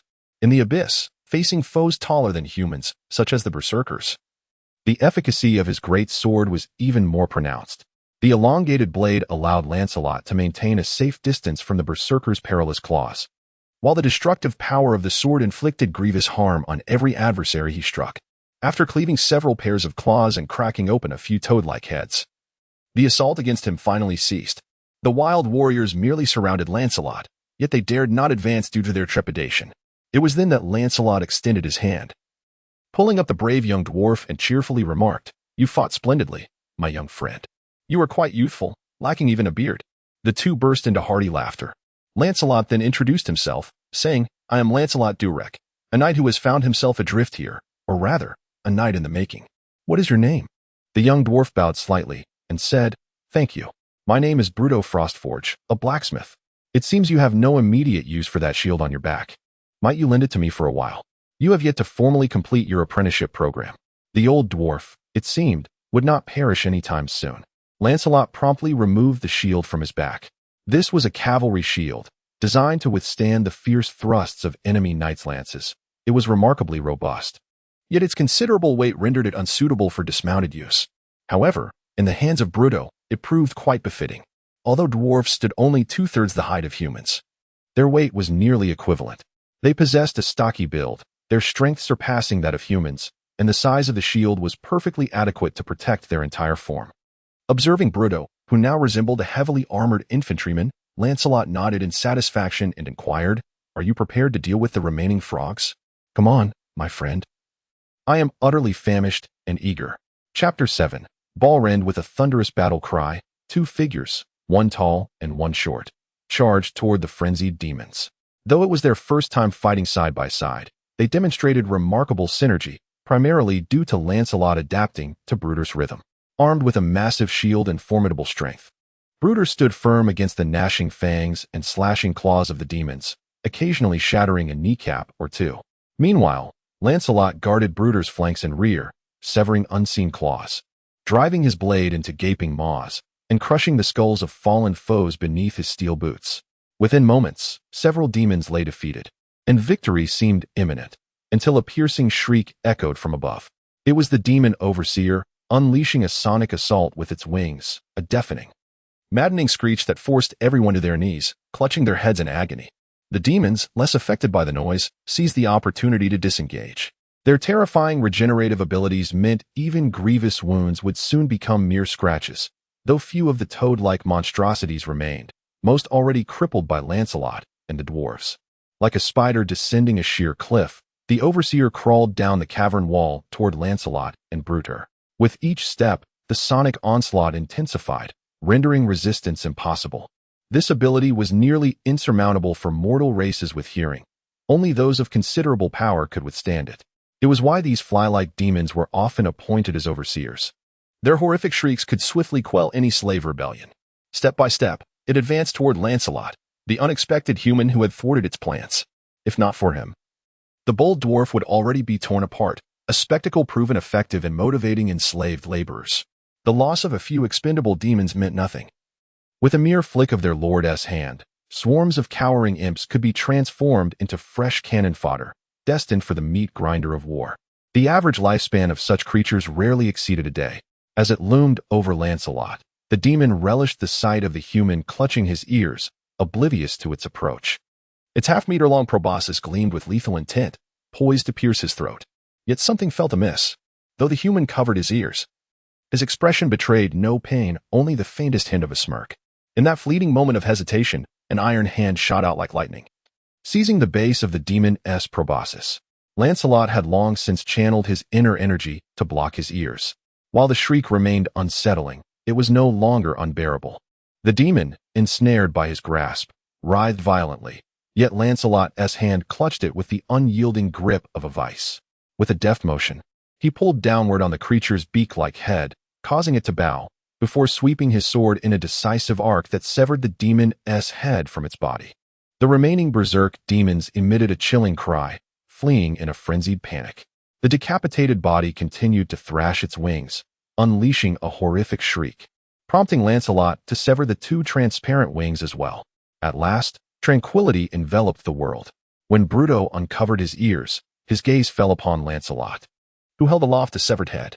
In his hand, he grasped the elongated beak of the demon overseer, while beside him lay the headless corpse of the fly demon that had inflicted untold suffering upon the dwarven slaves for months. Noticing that the dwarf had awakened, Lancelot tossed the beak toward him. It appeared quite sharp. Perhaps it could be fashioned into a short sword or dagger of sorts. Bruto's eyes followed the rolling head, and suddenly he erupted into tears. His sobs seemed infectious as all the dwarves joined in, their wails heart-wrenching and guttural, leaving Lancelot feeling awkward and uncertain of how to respond. As the cries gradually subsided, Lancelot approached Bruto and gently patted his shoulder. "Are you all right?" "Wah. We are, all right. So sorry," Bruto exclaimed, rushing away to check on his father. The elder dwarf, though battered and bearing the marks of several lashes, appeared to retain his vigor from the intensity of his son's cries. It was evident that he had sustained no grave injuries. Lancelot patiently awaited their return, unable to fathom the horrors these dwarves had endured. In this terrifying world, the loss of freedom was undoubtedly one of the most harrowing fates. After a moment, Bruto returned, supporting his father. The elder dwarf bowed deeply to Lancelot and spoke. "Thank you, noble sir. I am Baron Frostforged, a blacksmith. Had it not been for you today, we might have remained enslaved indefinitely, and my foolish son would surely have perished. Your son displayed remarkable bravery. His valiant fight inspired us all." Lancelot replied, then inquired with a hint of curiosity. "How did you know I am a knight? Are there humans in your realm? My father's craftsmanship is renowned far and wide. Often attracting orders from the kings of men, Bruto interjected proudly. The elder dwarf playfully rapped his son on the head, the force of which sent clouds of dust swirling from the ground, though Bruto appeared entirely unfazed. In our world, humans and dwarves once fought against one another. But a common foe united us. We forged a sacred alliance to withstand the onslaught of orcs and ramin, Barend explained. Your full armor signifies your nobility and among humans. The noble class is addressed as knights. Lancelot nodded in understanding and continued. Might you share the tale of your experiences? To be candid, I have only just arrived in this world, and I find myself with an abundance of questions. Upon hearing this, Bruto and Barend widened their eyes, with the forthright Bruto exclaiming, having witnessed your combat prowess, we assumed you were the legendary Abyss Ranger. Curiously, Lancelot inquired, Abyss Ranger? What is that? A good soul wandering in the abyss, Bruto shrugged. Some have been forced to this fate, yet are fortunate enough to retain their freedom, like you. The old dwarf sighed. The abyss is a perilous realm, yet it can also be a place where one grows stronger. Those who acquire power here, but refuse to succumb to darkness, are known as Abyss Rangers. However, you can surely understand that such individuals are exceedingly rare, and most lead lives shrouded in anonymity. At that moment, other surviving dwarves gathered around, expressing their gratitude to Lancelot. Barend introduced them one by one. This is Adric. And this is his brother Adbec. These three are Delg, Dane, and Darak. They expressed a desire to forge a warhammer as a gift for the coronation of the new king. I organized this mining expedition to delve into an ancient mine in search of the finest mithril ore. We were not oblivious to the dangers lurking deep within the mine. But that was the only place where mithril could still be found. Deep underground, we discovered what we sought. In truth, we unearthed an entire vein of mithril ore. And in our excitement, we forgot the repeated admonitions of the Miners' Guild before our departure. The accessible veins had already been nearly exhausted upon discovering a new vein. Our course of action should have been to leave promptly instead of lingering, just as you humans cannot resist the allure of gold. We dwarves find ourselves immobilized upon the discovery of a precious vein. By the time we regained our senses, the mine behind us had vanished. The demons that roamed the depths swiftly located us. They seemed to frequently capture unfortunate souls like ours, rather than tearing us apart on the spot. They transported us to a steel fortress on the surface, where we commenced our lives as slaves. There, we encountered numerous other captives, predominantly dwarves, but also humans, elves, and even orcs and goblins. A demon with enormous wings served as our master, compelling us to gather ore and forge equipment until one day, a more powerful demon lord invaded, hung its corpse upon the city walls, and we found ourselves with a new master. Such events transpired every few months. We have been in this world for over a year until we encountered you. Lancelot gently nodded, offering solace. That is nearly impossible. The old dwarf's eyes dimmed. We once met an elf who was a learned scholar before becoming a slave. He informed us that the abyss lies beneath all the primary planes, akin to a refuse bin, a resting place for all evil and fallen souls. The descent from the higher planes is remarkably effortless. Any careless mage may inadvertently activate a portal leading to the abyssal realms. However, traversing from the lower planes to the higher ones proves to be a formidable challenge, requiring at least the strength of a demigod to accomplish such a feat. Upon hearing this news, Lancelot could not help but feel disheartened. Yet, as he pondered the situation, he realized that his mastery of the path of cultivation might provide a glimmer of hope. The words of the elf might not necessarily be accurate. There could be alternative methods he was yet unaware of. Lancelot made an effort to keep his tone light. What plans do you have moving forward? A brief debate erupted among the dwarves, but ultimately, it was Bolland who managed to persuade them all. We intend to journey to Twinbridge Town. Chapter 8. Demons and Devils. What kind of place is Doublebridge Town? Is there something special about it? Doublebridge Town is one of the few neutral towns amidst the abyss, and it is also the closest to us. It lies at the foot of the Broken Mountains, and we should be able to see it after we cross this little hill. The term neutral piqued Lancelot's interest, and he inquired with curiosity, neutral town? Neutral between whom? Of course, between demons and devils. Did you not know? Bruto looked at Lancelot with a puzzled expression, then recalled something, and offered an apologetic smile. My apologies. I forgot you were new here. Old man, perhaps you should explain. It's not merely a matter of discontent. If one day the demons in the abyss were to vanish completely, the primary suspects would undoubtedly not be the paladins from Heaven's Mountain. Bolland stroked his gray-white beard. Although both devils and demons embody the most extreme forms of evil in this universe, they are in serious conflict on many ideological fronts. What is the distinction between evil and evil? Lancelot inquired, his curiosity piqued. Just as there are distinctions within the forces of justice, there are naturally divisions within the realm of evil as well. Wait a moment, could you first explain the differences within the forces of justice? The simplest example would be a just judge and a Robin Hood-like outlaw. Both are good people with kind hearts, yet the latter mocks the former's rigidity and naivety. While the former believes that theft, regardless of the victim or how the spoils are treated, must be punished by law. An intriguing perspective. But I believe most people wouldn't take such an extreme stance, would they? Indeed, most would not, though there may be some inclination towards it. Balin spread his hands and continued, perhaps that is the reason we are but mortals. Unfortunately, demons and devils happen to occupy these two extremes. Could you elaborate? Demons represent chaos. They simply wish to annihilate the world and destroy anything that exists within order. They're a group of powerful lunatics whose thoughts can shift from one moment to the next. Do not expect them to adhere to any rules or strictly follow a plan. However, take note. They may be mad, but they are not foolish. High-ranking demon lords often control lesser demons through violence and magic, though the effectiveness is quite limited. Among demons, there are several powerful entities that govern one or more layers of the abyss, known as abyssal lords. However, none of them submit to one another, and their conflicts are eternal and bloody. Perhaps they can momentarily unite only when faced with devils. Devils, on the other hand, represent order. Their desire is to conquer the entire world and claim every soul within it. They reside in a realm known as Bator, which is said to have 9 layers. Hence it is also referred to as the 9 hells. To achieve their goals, devils can spend years devising elaborate schemes and even longer executing them. They possess a meticulously structured hierarchy, with the Lord of the 9 hells, Asmodeus, reigning as the indisputable sovereign of the devils. According to legend, the gods created angels to combat demons, and Asmodeus stands as the most powerful and the first to fall. While devils champion reason and respect the law, they are fervently engaged in uncovering loopholes within these regulations. Unlike the demons who are singularly focused on the annihilation of mortals, devils delight in trading with humans. Whether it be power, wealth, or beauty, they employ every conceivable means to satisfy human desires, yet their ultimate aim is singular, the acquisition of human souls.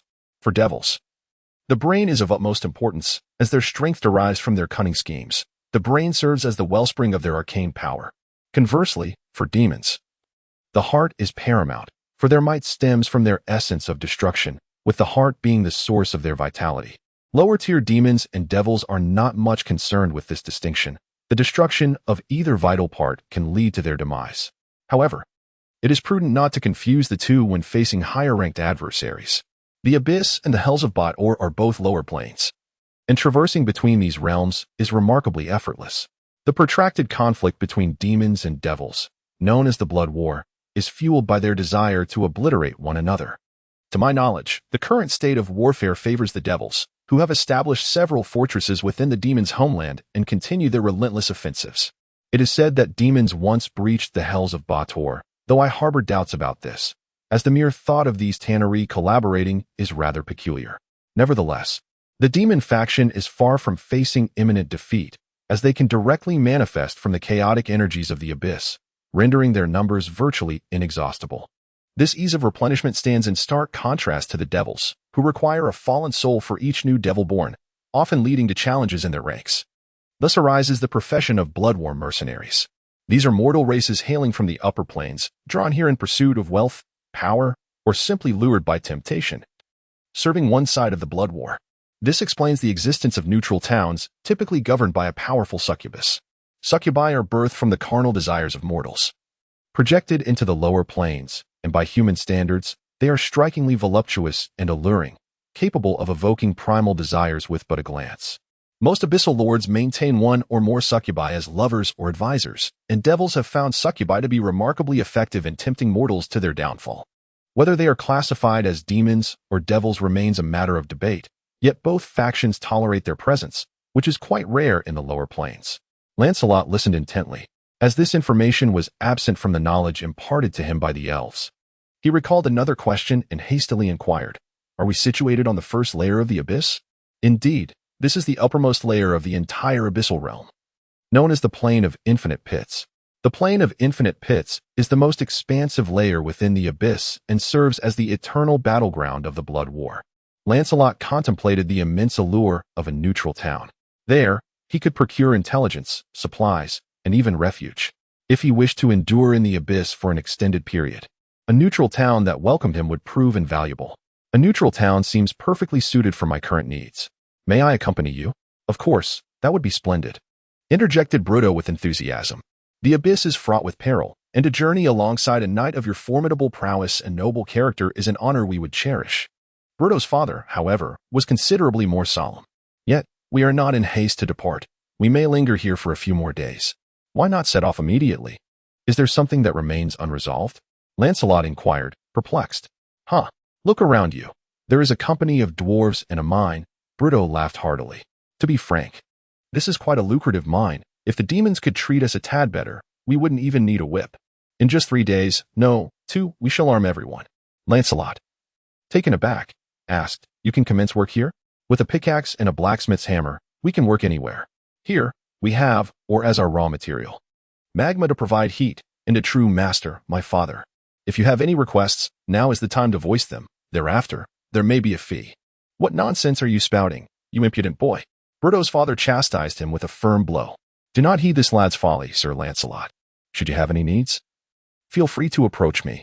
Dwarves never forget those who extend a hand in times of peril. You are exceedingly gracious. At present, I possess nothing of value to offer. Lancelot replied, scratching his head in embarrassment. I would like to fashion this fellow's mouth into a short sword or dagger, and it seems my armor might require some maintenance. If you could render the moving parts a bit quieter, that would be splendid. Engaging in direct combat in the abyss may not be the wisest course. Crafting weapons from unique materials is my specialty. We have unearthed excellent copper and dragon-scale carbon here. With a minor craft, I can ensure your armor operates as smoothly as if oiled, boasted the former master blacksmith of Rivet Keep. Just watch and see. Chapter 9. Cultivation Methods in the Abyss. In a cavern not far from the dwarven mine, Lancelot sat cross-legged upon the ground.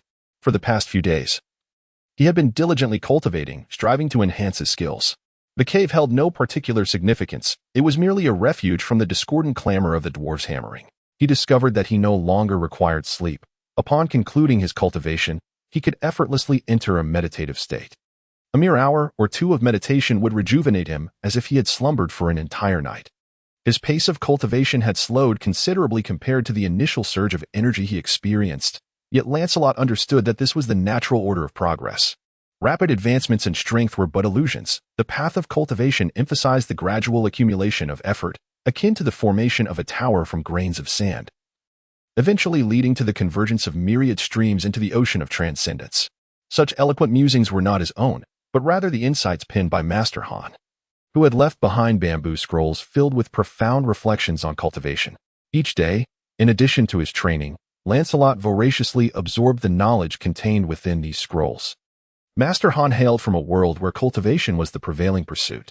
In that realm, various artifacts and elixirs existed to aid practitioners, and esteemed sects often provided resources to promising disciples without charge. Abundant spiritual locations, rich in energy, were predominantly controlled by powerful factions, allowing practitioners to progress at an astonishing rate. Furthermore, ancient masters had left behind hidden sanctuaries, where treasures of divine techniques could be discovered and presented to sects for generous rewards, or, for the audacious, secretly consumed for personal gain. Such wonders were absent in the abyssal realm. However, Master Han had imparted methods for alchemy and artifact forging, which Lancelot hoped to explore in due course. Another matter of concern was the peculiar nature of the spiritual energy in this world, as mentioned by Master Han. In the words of the old dwarf Baron, the abyssal realm could be likened to a refuse pit or cesspool, the ultimate resting place for all things vile, corrupt, and depraved. Consequently, the spiritual energy available for cultivation in this world was undoubtedly flawed. Currently, his Danteon was primarily filled with his innate power, which resembled an unfathomable ocean, deep and tranquil in moments of calm.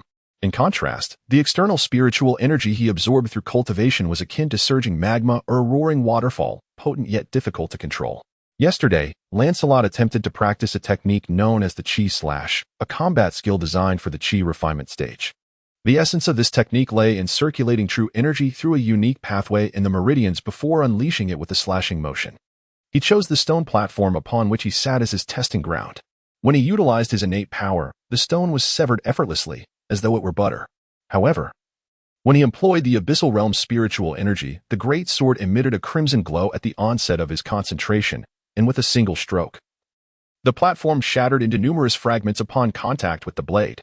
This was the reason he found himself seated upon the ground. Although the visual effect of a sword strike resulting in an immediate explosion is undeniably spectacular, the actual utilization of energy is rather minimal. In terms of power, it is evident that the version employing innate true energy is considerably more formidable.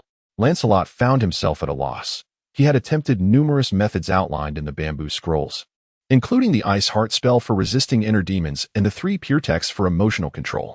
Unfortunately, these proved ineffective, although they did help to stabilize his agitated mindset. After much experimentation, he discovered that only one technique, known as chi manipulation for body refinement, yielded tangible results. When he circulated his energy, if he initiated from his dantian with merely a small wisp of true energy, the effect was merely the accumulation of new spiritual energy from the environment. However, if he gathered as much true energy as possible from the outset, his body would be reinforced by the stimulation of this energy. This practice resembled a form of strength training akin to the cultivation of immortals. But it came with 2 minor additional effects. It slightly enhanced the homogeneity of the true energy within him and improved his control over it, both of which were precisely what Lancelot required at this moment.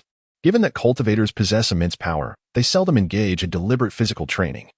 Such exercises are typically reserved for the period just before a breakthrough when one seeks to adjust their physical state. Furthermore, the enhancement of spiritual energy homogeneity is of little use to those practicing under ordinary circumstances.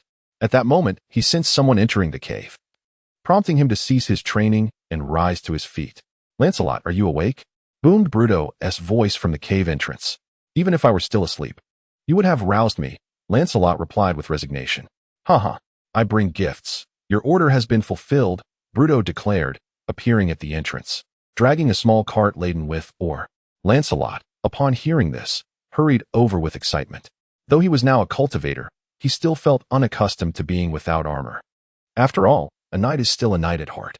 Bruto, with a sense of pride, retrieved a dark green short sword from the cart. "Behold, admire it well. This is the craftsmanship of the dwarfs. That insufferable humanoid fly may have little utility, but my father has aptly named it the Kiss of Venom." Lancelot accepted the short sword, examining it closely. The weapon was approximately the length of his forearm, lacking a guard but featuring a specially treated handle for enhanced grip. Most of the blade was unsharpened, yet the tip was crafted into a triangular point, appearing exceedingly sharp. Accompanying the sword was a scabbard made from shell, likely of the same origin as the blade itself. This short sword's hardness rivals that of any metal weapon, though its flexibility is average. You can confidently use it to pierce wherever you desire, but do not place your trust in its blocking capabilities, Bruto cautioned. Lancelot, taking heed, gripped the sword and executed several thrusting motions, a chilling gleam flashing through the air. Bruto involuntarily recoiled, continuing his introduction. "This weapon retains the venom of that demon's. Any foe struck by it will become exceedingly weakened, well, unless you manage to slay them on the spot." "Thank you, I am quite satisfied," Lancelot replied, sheathing the short sword. "I also find the name Toxic Kiss quite fitting. My father has always been remarkably creative in naming weapons." Bruto proceeded to extract items from the small trailer. "This is your armor. We made some modifications at the joints as per your request. You may give it a try." Lancelot took the armor, which had been completely disassembled into parts, and noticed that the movable sections had transformed into a brass hue, adorned with coin-sized black spots. "That is graphite, extracted from dragon scale carbon. It will render the copper exceedingly smooth. You will understand once you don it." Intrigued, Lancelot immediately put on the armor. "Wow, I didn't expect you to manage it alone." Bruto marveled at Lancelot's ability to don the entire suit without assistance. Lancelot was momentarily taken aback. The full armor was quite heavy, and it was indeed challenging to wear it without the aid of a squire. Yet now he was able to accomplish it independently. It appeared that his training had significantly enhanced his physical capabilities. "I have practiced specifically for this," Lancelot boasted modestly. As he moved, he noticed that the clattering sound of metal striking metal was absent. Instead, it produced a sound akin to sand rubbing against sand, though it was far from silent. It was certainly an improvement over the previous noise that could be heard from 30 feet away. I truly appreciate your efforts. Lancelot suddenly felt a twinge of embarrassment. I possess nothing of value to offer as a reward, but I shall ensure your safety on our journey to Twin Bridge Town. Do not mention it, however. Speaking of rewards, Bruto suddenly appeared a bit bashful. I find your shield quite convenient to use, might I? Haha, no problem at all. We worked splendidly together when you wielded the shield. Lancelot pointed to the greatsword leaning against the wall. I prefer using this now. Bruto gazed in awe at the weapon that towered over him by nearly 2 heads, exclaiming, "That is truly imposing. It is exceedingly fitting for this world. Alas, as dwarfs, we cannot wield it due to its high center of gravity. Maintaining balance while swinging it is quite difficult." Lancelot chuckled, patting him on the shoulder. "Now, whenever I see a pickaxe, my knees ache a bit. Haha, the pickaxe is undoubtedly one of the greatest inventions in this world, second only to the forge," Bruto said with a beaming smile. "Well then, the preparations are complete. We should set forth." Chapter 10. The Descent in the brief span of 3 days. This place had transformed into a makeshift dwarven workshop. Lancelot observed the piled coal, the primitive forge, the excavated molds on the ground, and the bellows crafted from the wings of overseer demons. Although the facilities were remarkably rudimentary, they had successfully equipped all the dwarves with armor and helmets, each adorned with hand axes and warhammers, a sight of complete armament. Only those who have lost their freedom can truly appreciate the exquisite taste of liberty. Bruto donned the helmet he had carried on his back. Those who sought to enslave us shall either claim our corpses or gain nothing at all. What is that on your helmet? Lancelot noticed a towering berserker statue intricately depicted on Bruto's helmet. "Ah, this commemorates the first enemy I slain," Bruto replied with pride. "And now everyone calls me the Toad Slayer. Was that your first battle?" Lancelot expressed his astonishment, recalling how Bruto's calmness and valor had left a lasting impression on him. "Indeed, I am merely 35 years old, having spent my youth as an apprentice in my father's workshop." Bruto straightened his back. "Perhaps I possess a natural aptitude for adventure." "Only 35, Lancelot silently lamented. Yet for dwarves, whose lifespans exceed 300 years, one is still considered young until the age of 50. He cast another glance at Bruto's helmet, secretly doubting that the toad figure primarily served to make the wearer appear taller. "Ah, Sir Lancelot, you have arrived. How does the armor fare?" Bruto's father, the masterful dwarven craftsman, approached them. "The dwarven craftsmanship is indeed renowned." "Thank you, Master Bolland. I am quite satisfied." "Ah, this is merely a makeshift solution," Bolland chuckled. "The conditions here are terribly inadequate. I must show you what true dwarven craftsmanship entails when the opportunity arises." Lancelot laughed as well. Being amidst this optimistic band of dwarves, he nearly forgot the terror of the realm he inhabited. Once the group had organized their gear, they commenced their march towards the opposite side of the mountain. Although the distance appeared short, the multitude of mines they needed to circumvent caused them to traverse the winding paths along the edges of the pits for quite some time. Finally, as the feeble sun climbed to its zenith above them, they reached the other side of the shattered mountain range. Lancelot approached the edge of a mountain pass and gazed into the distance. The blessings of the elves had already enhanced his vision once. Now, as he concentrated his essence to focus on his eyes, his sight was further augmented, allowing him to discern details far beyond, until his view was obstructed by clouds or mountains. Before him lay a crimson wasteland, the ground riddled with terrifying fissures and pits, interspersed with tributaries resembling the capillaries of the river Styx. Scattered throughout were dark spots, the iron fortresses of demons and devils. Within his sight, at least 3 locations were embroiled in battles with casualties exceeding 1,000, featuring confrontations both among demons and between demons and devils. The skirmishes among the demons were chaotic, as they clashed in pairs while the foot soldiers became a tangled mass of conflict. Lancelot found himself intrigued by how the foot soldiers discerned their allies from foes. Perhaps the commanders of both sides were indifferent to such distinctions? Meanwhile, the ranks of the devils were remarkably distinguishable, exhibiting disciplined legions, tightly organized formations, and effective leadership. Lancelot watched in astonishment as large groups of demons stumbled into the ambush set by the devils, first disoriented by descending boulders and subsequently shattered by a precisely timed cavalry charge.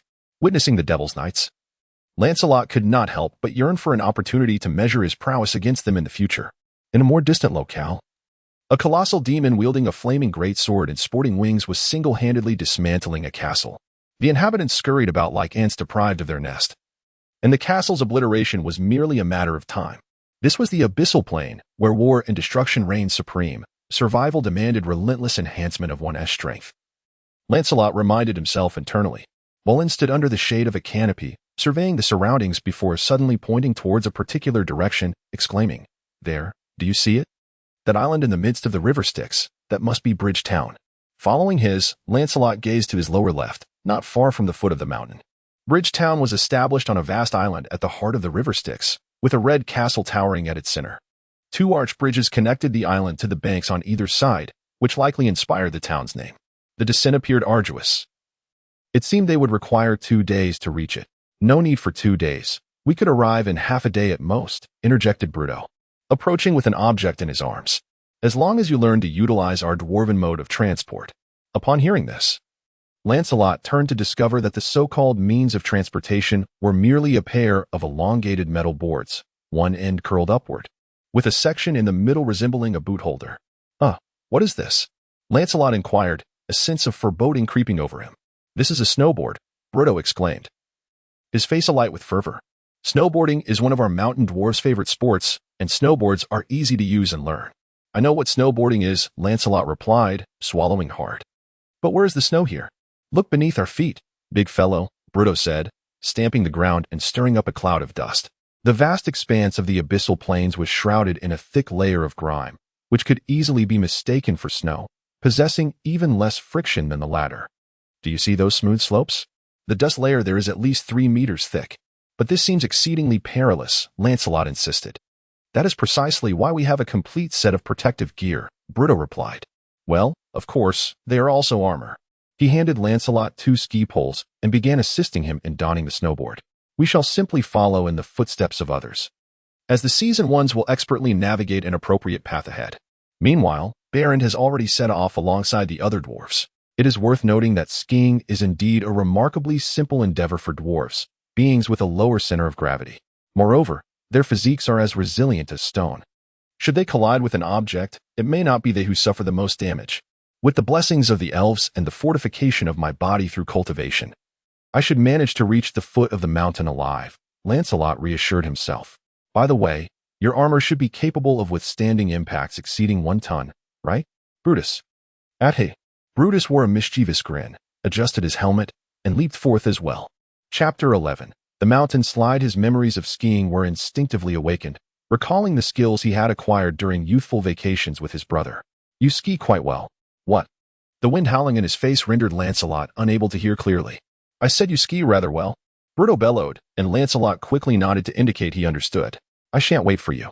With a swift bend of his body, Bruto shot forward like a fish, leaving Lancelot trailing behind in a cloud of snow. Lancelot shook his head and continued to glide at a pace that suited him comfortably. The sulphurous winds of the abyss caressed his face as he descended along the trails left by the dwarves, reveling in the exhilarating rush of speed. His heart gradually found tranquility, quietly embracing the harmonious atmosphere of the merging sky and earth. A strand of true energy naturally emanated from his dantian, beginning its celestial circulation through his meridians. In this moment, he entered a profoundly enigmatic state.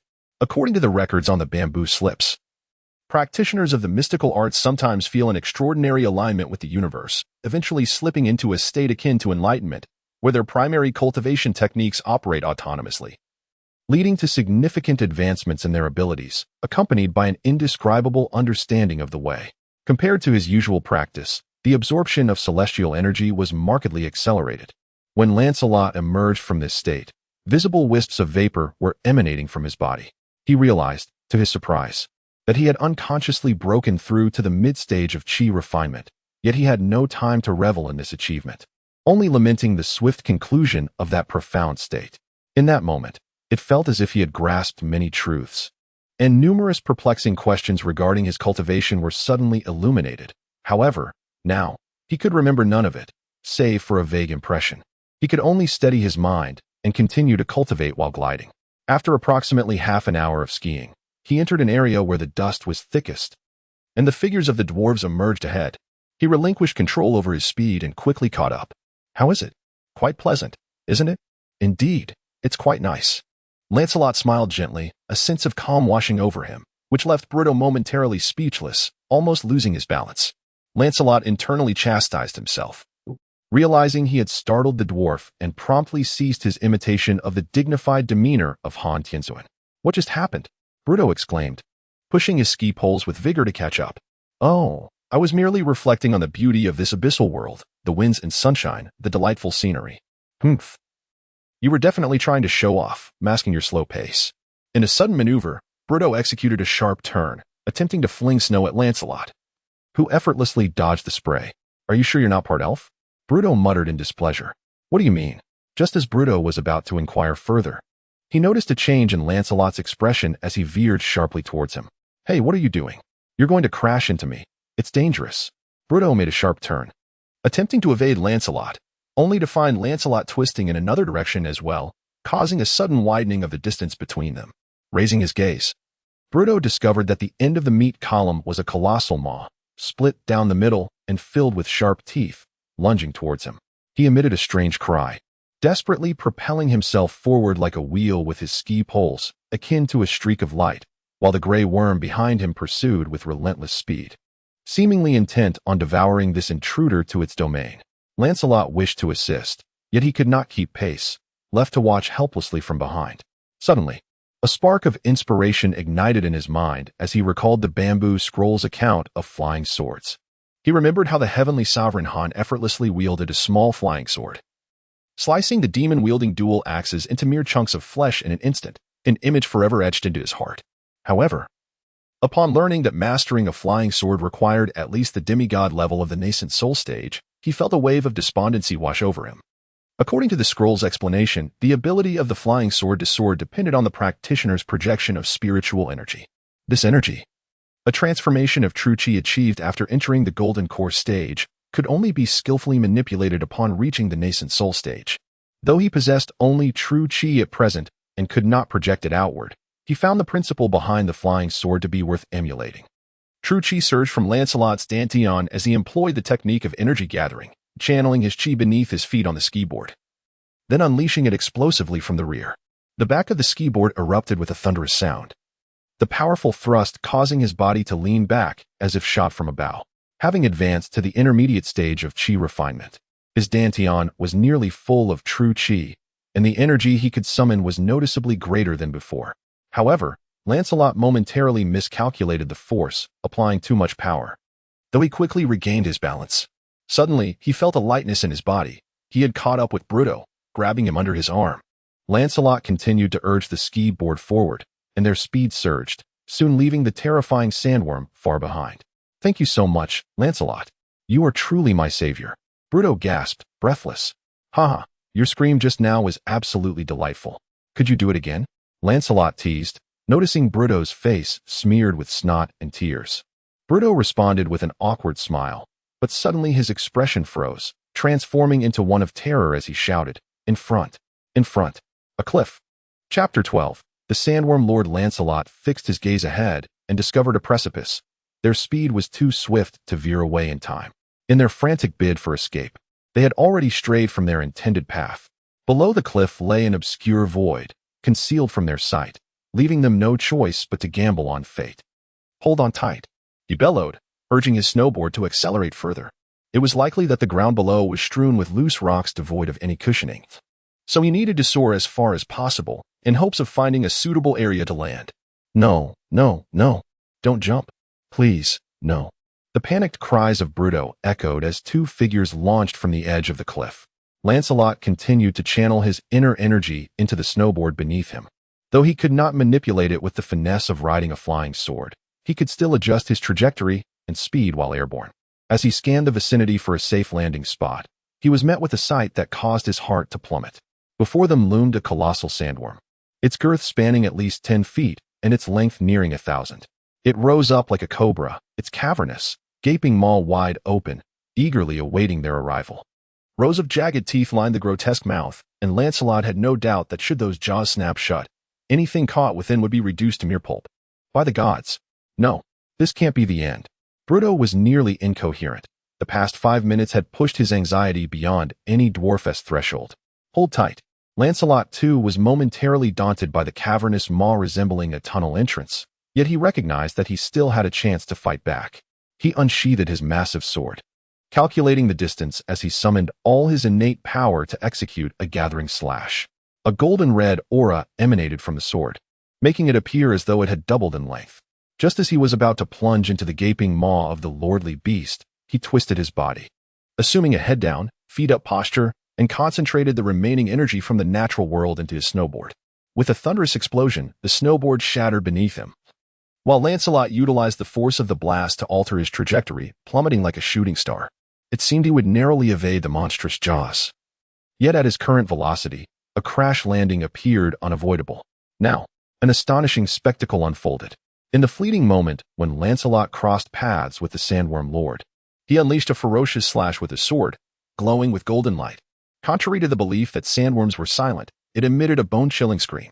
Lancelot's weapon cleaved through the creature's jaw effortlessly, slicing downward with precision. Gripping the hilt firmly, he aimed to reduce his descent speed while the massive sword tore open the sandworm's belly, exposing its insides for all to witness. Within the body of the Sandworm Lord resided primarily the sand and earth it had consumed. Had it not been for its excessively robust physique, Lancelot's sword could have cleaved it as effortlessly as chopping wood. Bruto clung tightly to Lancelot's leg, his eyes shut firmly, thus missing this spectacular scene. Alas, for a dwarf, the idea of being suspended off the ground for an extended period was utterly terrifying. At last, he felt his legs touch solid ground, and Lancelot patted him on the shoulder, saying, There, we have landed. You may let go now." Bruto cautiously opened his eyes and surveyed his surroundings. The first sight that met his gaze was the corpse of the Sandworm Lord, its massive form split in two, resembling an open book suspended in midair. "By Moradin's long beard!" Bruto exclaimed vehemently in the name of the dwarven creator. "Lancelot, from this day forth, you are my elder brother. How did you accomplish this?" First hand me the shield," Lancelot replied with a serious expression, tilting his head. Without hesitation, Bruto removed the shield from his back and presented it to Lancelot. "Here you go, big brother. Are you going to sign it for me?" Lancelot, exasperated, raised the shield above his head and thumped it down on Bruto's head, saying, "Hurry and return to normal. This is merely to serve as an umbrella." No sooner had he spoken than a torrential downpour of blood cascaded upon them, gushing forth from the sandworm's body. Due to Lancelot's rapid descent, he reached the ground before the blood did. The small shield could scarcely protect them, and the exposed parts of their bodies were instantly drenched in crimson, resembling a coat of paint. Bruto let out a strange cry, once again clinging to Lancelot's leg. It seemed he had uttered such cries far too often today, and Lancelot thought Bruto's voice had become somewhat shrill. Following this deluge was an avalanche of sand, food consumed by the sandworm. A tempest of sand descended upon them, as Lancelot held the shield steady, the clinking sound indicating that the sand was evidently mixed with hard objects like rocks. Bruto, tightly gripping Lancelot's leg, perked up his ears, seemingly discerning something intently. Suddenly, he tilted his head back, staring blankly at the shield raised above him. Perhaps a faint, crisp sound had piqued his curiosity. Bruto abruptly released his hold on Lancelot's leg and lunged outward. "What are you doing?" Lancelot exclaimed in surprise, bewildered by Bruto's peculiar behavior. I heard it. There is so much." "Are you mad?" Lancelot's words faltered as he beheld Bruto clutching a fist-sized yellow crystal, a foolish grin plastered across his face. "Bruto, what is this?" "It's pure mountain crystal, larger than the one on the crown of the Dwarven King. There is so much inside. I certainly did not mishear." Lancelot paused for a moment, then suddenly grasped the significance. The sandworm burrows through the earth, consuming sand and soil, undoubtedly swallowing numerous precious ores and gems over time. This colossal sandworm lord might very well resemble an ancient clam, its belly filled with treasures. What piqued his interest even more was the sensation that this crystalline formation harbored a significant amount of spiritual energy, strikingly similar to the spirit stones described in the bamboo scrolls. Spirit stones are a prevalent resource in the realm of cultivation, classified into various grades: low, middle, high, and even supreme, based on the quality of the spiritual energy they contain. They can be directly absorbed by cultivators to replenish their energy during battles or training, and are also utilized in weapon forging, alchemy, and the activation of formations, serving as a form of currency among mid to low-tier cultivators. Lancelot's eyes sparkled with excitement. The bamboo scrolls chronicled several extraordinary encounters, including the slaying of fierce beasts to seize the rare treasures they guarded. It seemed the same principles applied in this abyssal realm. Prosperity was at hand. Chapter 13. The career of Bruto. As the sandstorm began to subside, Lancelot and Bruto plunged into the sea of sand. Technically, this sand would soon transform into the excrement of sandworms, but the allure of treasures buried within rendered such concerns trivial. It would not be an exaggeration to liken their current state to that of gluttonous maggots in a sea of dung. Lancelot, with his acute perception of spiritual energy, was able to extract treasures with remarkable precision. Bruto, driven by a natural affinity for gemstones, perhaps bordering on obsession, frantically burrowed through the sand, yielding a bountiful harvest. Lancelot grasped a mountain crystal, and with a mere thought, he absorbed the spiritual energy contained within, rapidly replenishing the vital essence he had expended in battle. While this absorption could restore his strength, it could not surpass his inherent limits. True enhancement of his cultivation would require diligent practice. Nevertheless, the realization that these mountain crystals could serve as spirit stones invigorated Lancelot, making many ventures that relied on such resources feasible. After thoroughly sifting through the dunes, the two weary companions gathered to tally their spoils. Lancelot discovered a substantial quantity of what Bruto referred to as mountain crystals, each emanating a rich aura of spiritual energy, impossible for a sensitive cultivator to overlook. Meanwhile, Bruto collected a variety of gemstones and primors. Sandworms, in their voracious appetite, were indiscriminate feeders at times. They would consume entire veins of ore.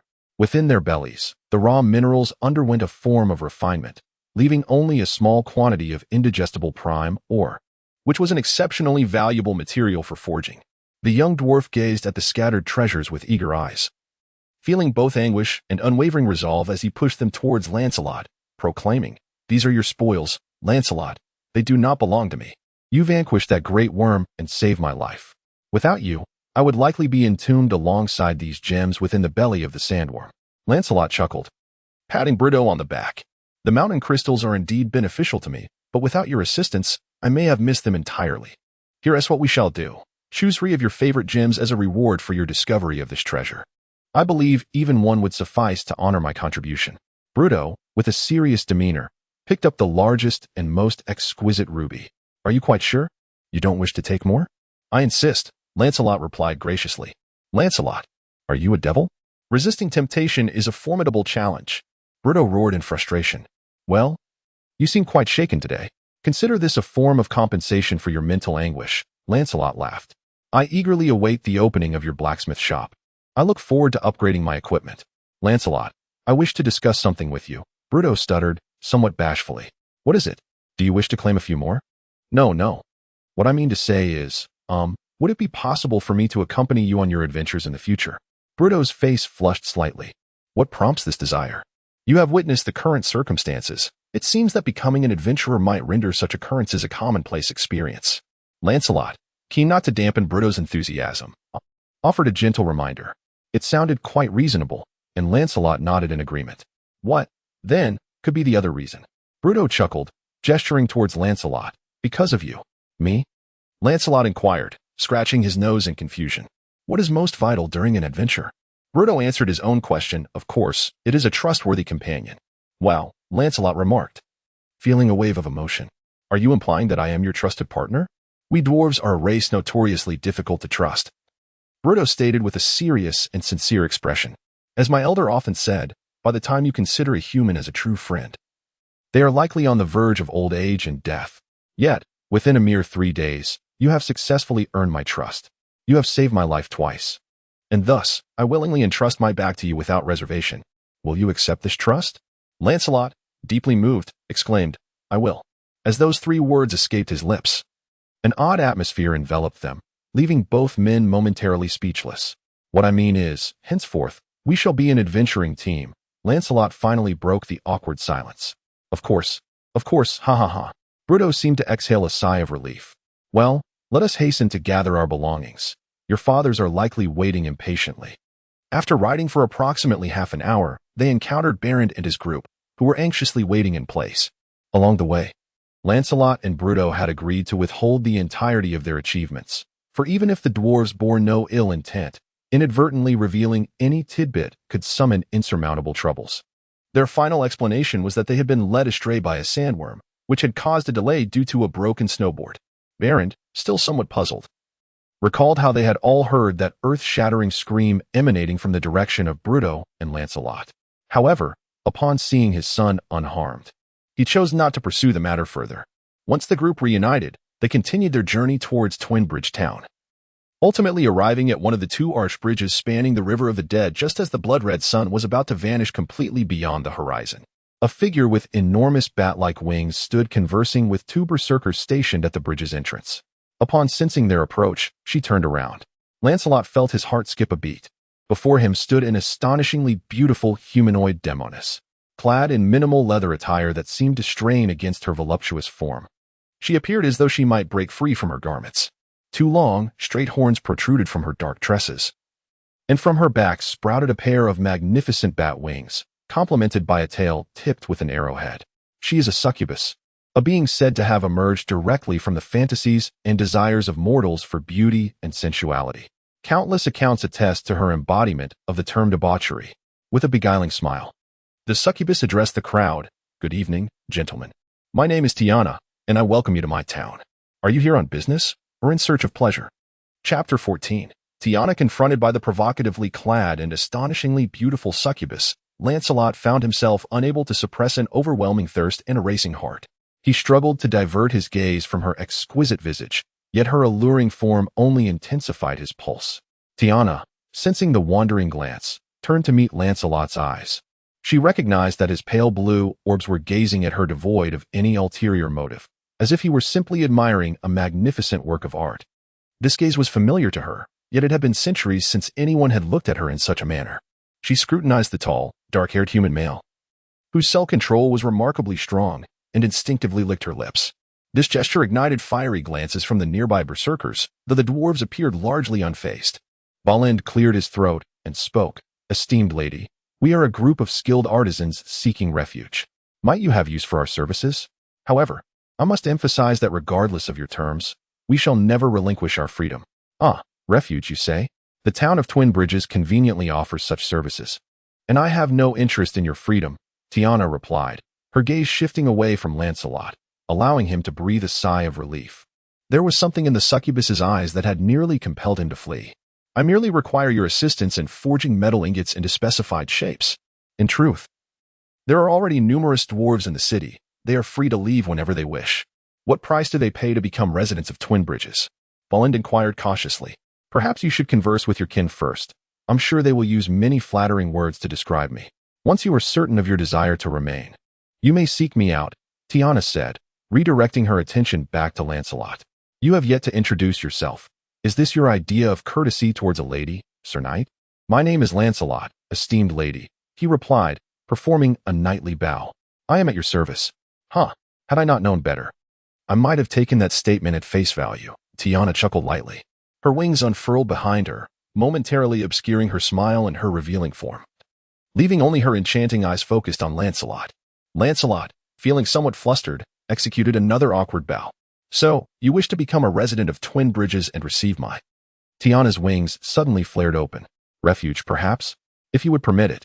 Faced with this striking scene, Lancelot feigned calmness, nodding thoughtfully while slightly tilting his nose upward. "You do not truly require my protection. That was merely a polite exchange."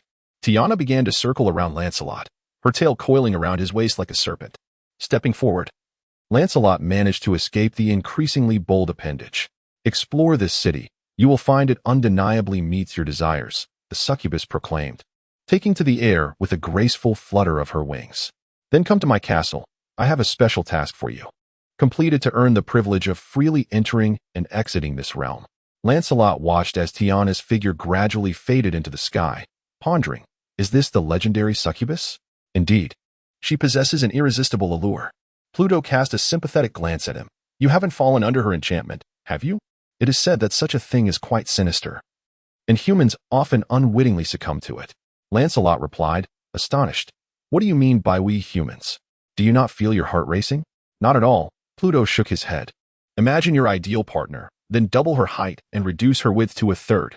"Well, they are indeed not your type," Lancelot shrugged, striding towards the bridge.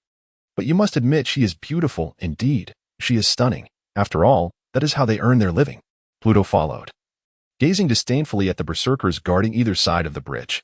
It is said that demons are born from the souls of mortals who have fallen into the abyss. Thus succubi hold a similarly fatal attraction for them, skillfully navigating among the demon lords. This requires an extraordinary diplomatic finesse. It is hard to imagine a demon possessing the patience for such affairs. No, women are inherently adept at this and take pleasure in it. Even those of such a mad race as demons, Pluto said gravely.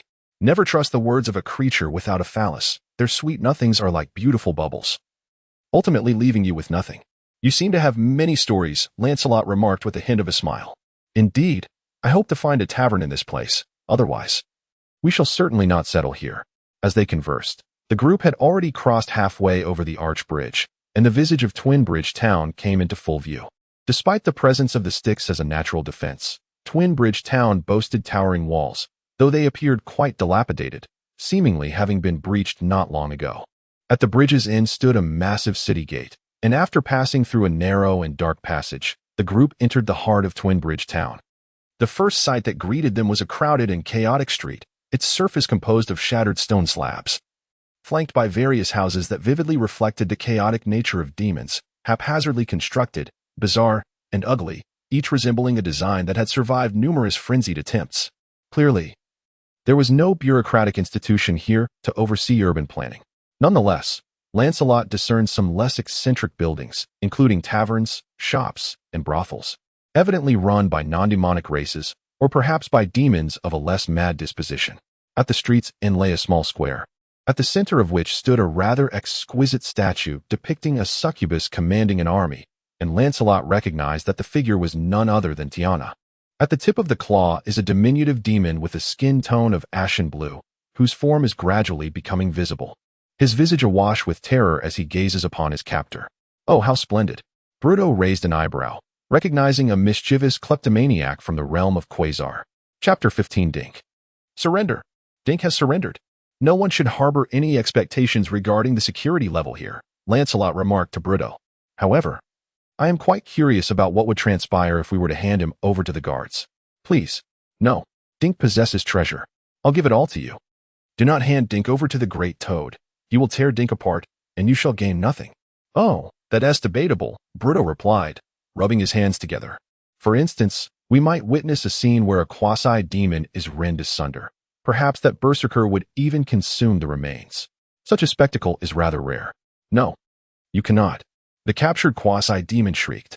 Suddenly, Lancelot perceived the visage of the quasi-demon before him twisting in a grotesque manner. Its eyes emitted a terrifying glow, and it opened its maw, filled with numerous sharp teeth, exclaiming, "Mortal, release me at once." Its voice resonated with a chilling rasp, reminiscent of an entity that must never be defied. Yet, Lancelot remained unfazed, regarding the clumsy performance of this azure fiend with an almost theatrical enjoyment. In contrast, Bruto seemed somewhat affected, retreating several steps in fear. "Hey!" Lancelot called out to the dwarf, his voice imbued with a hint of genuine energy. Bruto immediately regained his composure, realizing he had been unnerved by the quasi-demon's antics, which incensed him. He rolled up his sleeves, preparing to strike the loathsome creature. Lancelot, finding the demon's behavior rather amusing, resolved to retaliate in kind. The ethereal energy from the abyss flowed from his dantian, suffusing his entire being, coalescing in his eyes. He fixed his gaze on the quasi-demon and, in a voice that startled even himself, declared, "How dare you?" The intimidation proved remarkably effective, perhaps even excessively so. The demon, Dink, widened its eyes, collapsing limply to the ground as a deep brown, foul-smelling slime oozed from its grayish skin. Fortunately, Lancelot had released his grip just before it fell. What did you do to it?" Bruto inquired, equally perplexed by the situation. "Nothing much, just frightened it a bit," Lancelot replied, though he harbored another suspicion. It was said that demons could be birthed directly from the energies of the abyss, and he found it hard to believe that the ethereal energy he had absorbed bore no connection to the demon's primal essence. A shocking sight unfolded before Lancelot and Bruto. The quasi-demon began to weep. Though no one had ever witnessed a demon in tears, it was easy for them to ascertain the truth from the liquid streaming from its eyes, its body convulsing, and the sounds emanating from its mouth. This demon was indeed crying. "Wah, Mommy, don't kill Dink. Wah, Dink doesn't he want to die? Hey!" Bruto could no longer contain himself and kicked the creature. Enough, cease your lamentations. We shall not take your life. However, Any passing demon may be inclined to act, for your conduct is a disgrace to our kind. Yet, Dinka merely fixed his gaze upon Lancelot. Suddenly struck by an idea, he summoned forth vibrant red light from within, which coalesced above his head into a crimson orb. The azure demon, trembling in fear, knelt before Lancelot, cradling the red sphere in his hands. The essence of Dinka. Please accept it, my master. By accepting it, Dinka shall become your servant. Accept it, and spare my life. Lancelot regarded the crimson orb with curiosity. His instincts assured him of its safety, yet he remained prudent and refrained from grasping it immediately. What purpose does your essence serve me? More importantly, what value do you hold? By possessing my essence, my life is bound to your will. You shall see through my eyes, hear my thoughts. And I am well acquainted with this place. I can serve as your guide and gather intelligence for you. I am useful indeed. The gray-blue demon nearly shrieked in desperation. Lancelot nodded, accepting the crimson orb. As he clasped it, an enigmatic bond formed. It felt as though he had gained a second pair of eyes, which fixated on a pair of familiar steel boots, trembling in fear. Additionally, he experienced an overwhelming sense of joy, as if witnessing a translucent quasar demon muttering to itself, Dinka is to become a servant, yet he shall not perish. He had encountered the Mother's envoy and was doomed, but the master has accepted his essence. What fortuitous fate! This newfound perception evoked an unusual sense of detachment. Leaving Lancelot's own thoughts unperturbed, he was acutely aware that should he destroy this orb, the demon before him would instantly scream and dissolve into a pool of blood, vanishing from existence. It appeared that this quasar demon had mistaken itself for something of great significance, and the reference to Mother piqued his interest, though he decided to ponder it later. Feigning gravitas, he addressed the creature, "Arise, Dinka, I accept your fealty." The quasar demon named Dinka sprang to his feet, eagerly inquiring, "Master, what would you have Dinka do?" Beside them, Bruto stared in astonishment. Perplexed, he questioned Lancelot, "Have you truly taken a demon as your subordinate?" Lancelot shrugged and replied with a smile, "It seems my aura of menace has cowed him. After all, we have dispatched many a berserker before." "That makes sense, but I too have slain many. Why does he not fear me?" "Perhaps it is because you were just frightened by him," Lancelot retorted, rolling his eyes. "What transpired moments ago was but a fleeting occurrence." At this juncture, Berend and the other dwarves gathered around, their curiosity piqued by the diminutive demon, whose height scarcely reached half that of a dwarf, adorned with a pair of pointed horns. Some of the dwarves, filled with indignation, remarked, "The quasi-demon has often caused us trouble while we labored, even going so far as to conceal the precious ores we painstakingly excavated, merely to relish in our suffering." The demon, surrounded by onlookers, covered its head and protested loudly. "Dinka did not do it. Dinka never did that. It was not Dinka's doing. Enough, enough. This quasi-demon has now been subdued," Lancelot proclaimed, producing a small red orb. "Behold, it willingly surrendered its essence to me. I have heard of such entities. It is rare for demons to relinquish their essence willingly, as they typically fight to the death, save for the quasi-demons." Berend furrowed his brow, scrutinizing the item in Lancelot's hand. "They are often so feeble that they resort to serving more powerful beings in exchange for a chance at survival. How did you manage to obtain it?" "It reached its claws into my pocket, and I seized it on the spot. I merely demonstrated a fraction of my strength, and thus it came to pass." Lancelot sensed Dinka's profound unease under the scrutiny of the crowd and turned to it, saying, "You are familiar with this town, are you not? Please enlighten us about this place and lead the way." Chapter 16. Xuanxiao Town. The intellect and linguistic prowess of the quasar demon were rather lacking, rendering it ill-suited for the role of a guide. Fortunately, Lancelot could directly access its thoughts, thereby grasping the general circumstances of Xuanxiao Town. This town, established on an island in the river's heart, was not insignificant in size, comparable to that of a human county capital. The town could be broadly categorized into 4 distinct areas based on its primary functions. First was the smithing district, a hub bustling with numerous craftsmen under the protection of Tiana, comprising dwarves, humans, goblins, and other peculiar races, tirelessly producing goods for her arms trade. Bolland encountered a few former prison mates there, who were inquiring in detail about the local working conditions, while Bruto remained to accompany his father. The wares here included treasures imbued with potent curses, various toxic substances immune even to demons, and even jars containing wailing human-faced worms. There was little of use to him, except for a shop staffed entirely by humans clad in red robes, where the enchanted equipment and magical scrolls appeared exceedingly practical. The street they had just traversed belonged to the mercenary district. This area was replete with taverns, inns, and the residences of local inhabitants, some of which would be more accurately described as lairs. Accommodations ranged from single rooms above taverns, villas equipped with gardens, dungeons, and interrogation chambers, to tombs beneath the graveyard, sewers leading directly to the river of the dead, and cesspools connecting all public restrooms. In essence, most races could find suitable lodgings to meet their needs here. However, the most significant edifice was a gladiatorial-style mercenary hall, catering to those foolish enough to dare enter the abyss. Here, adventurers could accept various perilous quests, with rewards substantial enough to entice anyone to take great risks, though it was understood that no reward could be claimed without life to enjoy it. In certain cases, the spirits of the deceased might suffice. Lastly, there was the military district, centered around Tiana's Crimson Fortress. The castle was surrounded by the encampments of succubus lords, housing an indeterminate number of troops composed of lower-tier demons such as berserkers, iron knights, and flows. According to Dingo, the commanders were several multi-armed serpent women. However, Lancelot noted a conspicuous area behind the chaotic and densely populated encampments, a lake of magma, with a desolate expanse of 100 feet surrounding it. This stark feature reminded him of a particularly fearsome, high-ranking demon recorded in elven lore. The internal affairs of the castle remained shrouded in mystery, though Tiana would occasionally host lavish banquets within its walls. Attendees would discover an abundance of sumptuous delicacies and alluring succubus maidens, always returning with satisfaction. Yet, it was not uncommon for a few male guests to mysteriously vanish from the festivities. Most of the missing could be found days later in some shadowy sewer, appearing disheveled and claiming to have lost the past week, yet at least they had not lost their lives. What truly transpired during those missing days was an unspoken understanding among all, with a covert anticipation that the next disappearance might be their own.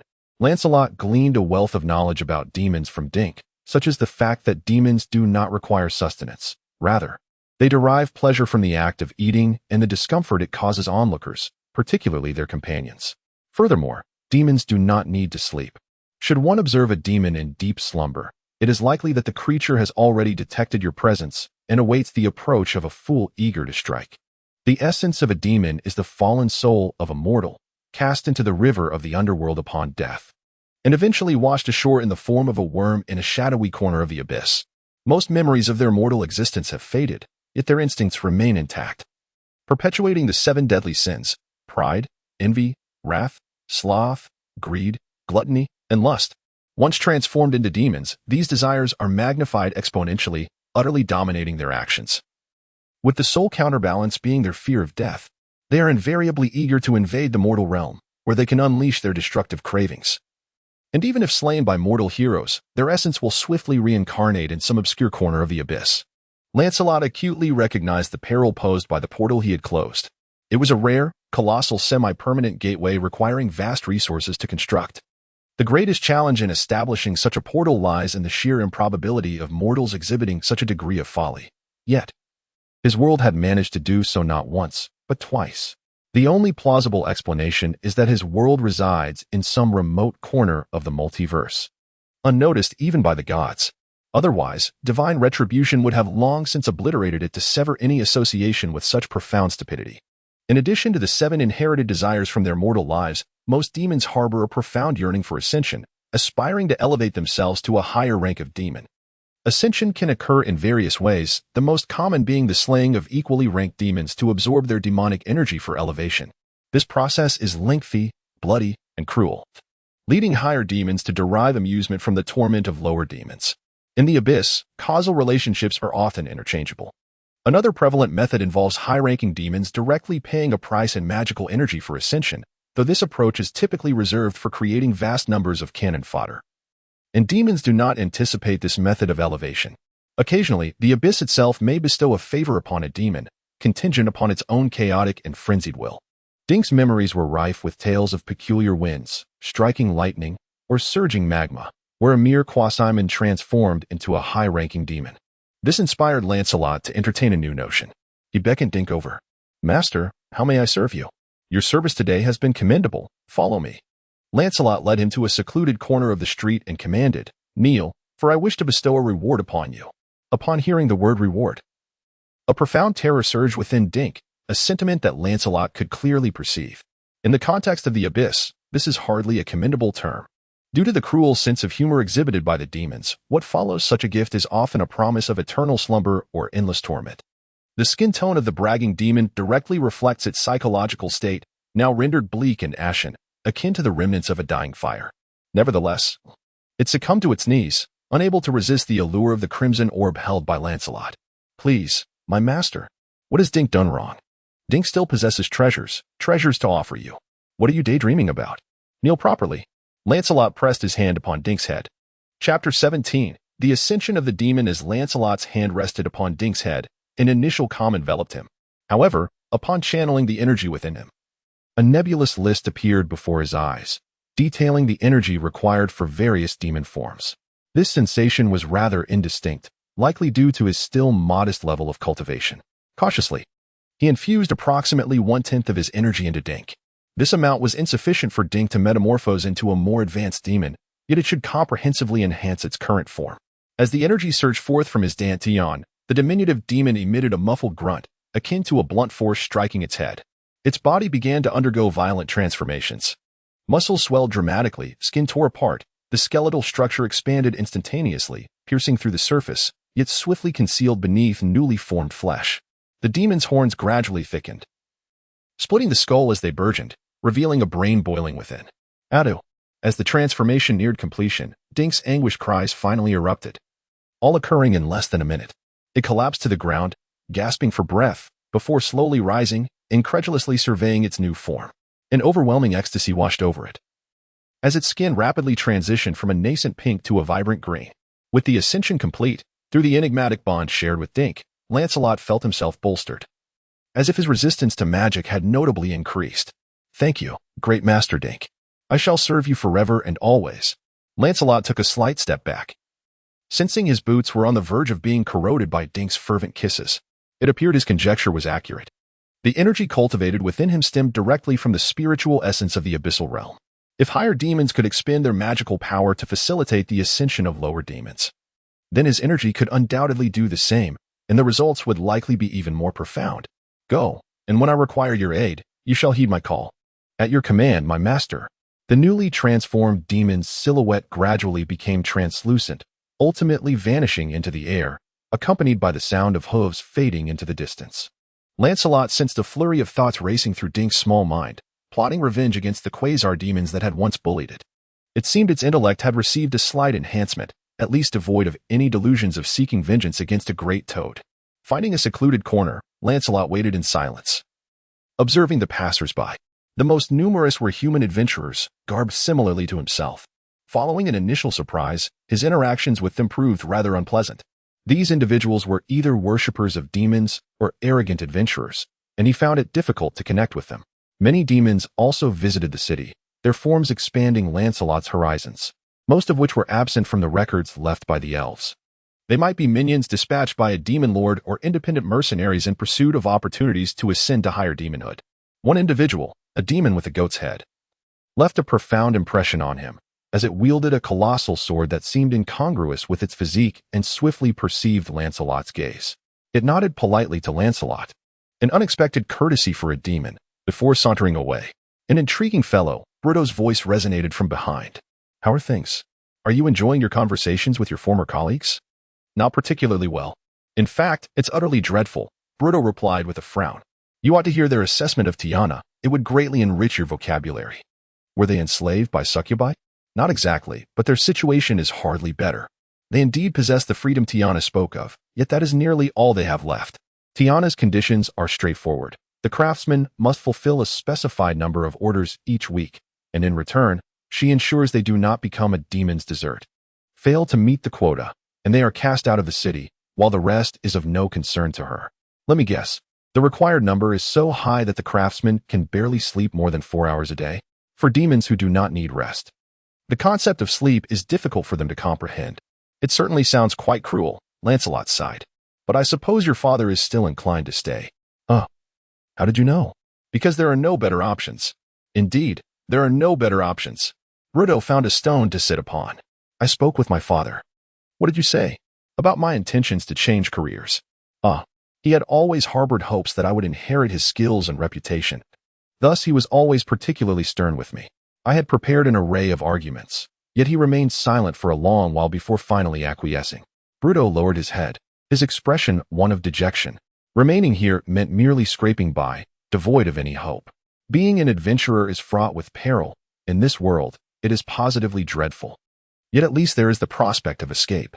Who cares? Bruto chuckled. What about that little fellow named Dink? I sent him away, but I can summon him whenever needed. Lancelot resolved to keep his peculiarities concealed for the time being. What about the items I asked you to prepare? They are completed, Bruto said, producing a small box and handing it to Lancelot. Time was limited, hence I couldn't create anything too intricate, but it is a classic design. Are you certain this will be effective against demons? I'm uncertain, but having it is better than nothing. Lancelot opened the box for a glance. Though he was not well versed in such matters, the craftsmanship was undeniably exquisite. Thank you very much. Bruto beamed. A foolish grin that suggested he might have exaggerated his role in the tale of his battle with the sandworm. Are you sure you are merely giving this as a parting gift? In our world, this would be enough to exchange for a castle. Chapter 18. The gift. Lancelot was not entirely confident about this gift. Earlier at the bridge, he had repeatedly confirmed that the succubus lord was not adorned with any ornaments. This reasoning was sound, yet his actions still did not align with his impression of humanity. Bruto stroked his chin. Are you certain you are not enchanted or subjected to some form of suggestion? Would you like me to strike you with my shield? Not that I mean any harm. Simply as a precaution. No, thank you. Can those affected by such spells conjure up so many justifications? Perhaps. But they would only manage to persuade themselves with a peculiar logic, unlikely to articulate it as coherently as you. Very well. Lancelot tucked the small box away, suddenly hesitating. I have changed my mind. Perhaps you should strike me after all. You crouched down. All right. A resounding clang echoed. Any new thoughts? Yes. I deeply regret it. It appears you were indeed enchanted. No, I regret complying with you. Did I strike too lightly? Would you like another go? Could you first pull me out of this pit? My apologies. As you can see, this is an island in the river, and the soil is rather loose. Your previous blow was sufficient to dispel most controlling spells. Lancelot covered his head and leapt out of the pit. Let us depart and see what tasks the lady of this realm requires of us. After nearly 2 hours of waiting, Lancelot and Bruto were finally summoned by Tigana. This was a quintessential fortress castle, likely designed by human or dwarven artisans, or perhaps it was magically replicated from a model in the mortal realm. Upon entering the grand gates, they first encountered a waiting area for servants to dine and remain on standby, which also served as the castle's first line of defense during times of war, as the narrow passage could accommodate only 2 individuals side by side, while guards could be stationed in the second-floor corridor to launch ranged attacks against invading foes from various angles. At the end of the waiting area were 2 winding staircases. Ascending the steps and passing through 2 reinforced doors, Lancelot and Bruto entered the main hall designated for audiences with the lord and banquet reports. The main hall of the castle was spacious and opulent, capable of hosting feasts for hundreds. Long tables were arranged for banquets, soft carpets covered the floor, and the walls were adorned with lifelike gargoyle sculptures serving as candelabras. Delicate veils hung from the corridor on the second floor, obscuring the view within. This was the castle of a succubus, where numerous succubi traversed the space, serving as both attendants and guards. Tigana reclined upon a lofty throne, flanked by several succubus handmaidens. Lancelot had heard many tales of women who wrought havoc upon nations. The succubus lord before him was the very embodiment of such stories, unabashedly displaying her demonic horns and bat-like wings. Lancelot cautiously performed a knightly bow, with Bruto mimicking the gesture in kind. Esteemed lady, we beseech you to grant us the privilege of becoming residents of this town and to receive your protection. Even dwarves can experience bouts of fervor, Bruto remarked casually. Standing before you. We are an adventurous team, Lancelot interjected, retrieving a small box from within his possession. Furthermore, we have prepared a gift for you. Oh, a gift? A gust of wind swept through, causing Lancelot's gaze to narrow as he observed Tiana raising her whip and directing it towards him. He restrained his instinctive reaction, for the whip's target was not himself. The whip flickered through the air, and the small box materialized in the hands of the succubus lord. Tiana, initially skeptical, cast several detection spells upon the box, confirming it was no trap before cautiously opening it. All eyes in the hall turned with curiosity. The entire chamber seemed to shimmer momentarily as the succubi gasped, their expressions suddenly ablaze with desire. Inside lay a diamond necklace, the central gem nearly the size of a mortal's pupil, weighing at least 10 carats. The base and chain were forged from fine silver, glistening under the candlelight. These were spoils acquired by Lancelot from slaying the Sandworm Lord. While the diamond was indeed exquisite, it bore no essence of the Earth's spirit. Thus he felt no remorse in bestowing it. Tiana delicately lifted the necklace, and an instant radiance filled the hall. Noticing the familiar expressions of longing on the faces of the succubi, Lancelot realized his gift had achieved the desired effect. "This is the first time someone has presented me with a gift in the literal sense," Tiana chuckled, her laughter infusing the hall with a sense of spring. "Only a lady as beautiful as yourself deserves such a necklace," Lancelot proclaimed with conviction, while Bruto shot him a sidelong glance. "Very well, as a token of gratitude." The succubus lord rose gracefully and approached Lancelot. "I permit you to kiss my hand." Her wings folded gently behind her, and with a bashful expression, she extended an alabaster arm, as if offering an invitation. The revealing leather attire she wore exuded primal allure, prompting an overwhelming urge to draw her into one's embrace. Internally, Lancelot rolled his eyes, perceiving her performance as somewhat excessive.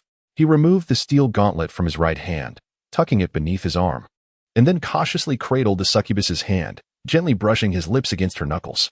Her fingers were rather firm, piercing his throat would likely pose little challenge, while her palm was exceptionally soft. "I am not one of those repugnant toads. My skin bears no poison glands." Tiana seemed pleasantly surprised by Lancelot's restraint. She was acutely aware of the actions males might take under her charm, possessing ample experience in such matters. "To become a resident of Bridgetown, one must demonstrate their utility to me. Dwarves are excellent craftsmen. Their worth is indisputable. If you wish to remain as mercenaries, you must prove your capability to complete at least the most basic tasks. Please, command us. It is quite simple. You shall accompany me for one evening." Lancelot erupted into a fit of coughs, while Bruto silently retreated several steps during their exchange. "Just now, Tiana spoke of you, not of you all, correct? That entirely excludes him from the matter." Cough, cough, cough. "I beg your pardon. What did you say?" "Aha. I was merely jesting, observing your anxious demeanor." Tiana idly twirled her hair with her fingers. "There is an odor emanating from you, a scent of kindness, that I can detect even from this distance. I apologize. Please do not trouble me." At these words, the demon lord's expression darkened. "What do you mean? How is it troubling you? This is unfortunate." Sweat instantly beaded on Lancelot's brow. After a moment of hesitation, he resolved to speak candidly. "I believe that in this perilous world, any form of intimate interaction is exceedingly reckless and dangerous, even if the proposition comes from someone as enchanting as a succubus." Tiana completed his thought. "A lady," Lancelot corrected. "Quite right. Your perspective is indeed very astute." Suddenly, Tiana revealed an enigmatic smile. "Well, gentlemen, let us cease this discourse.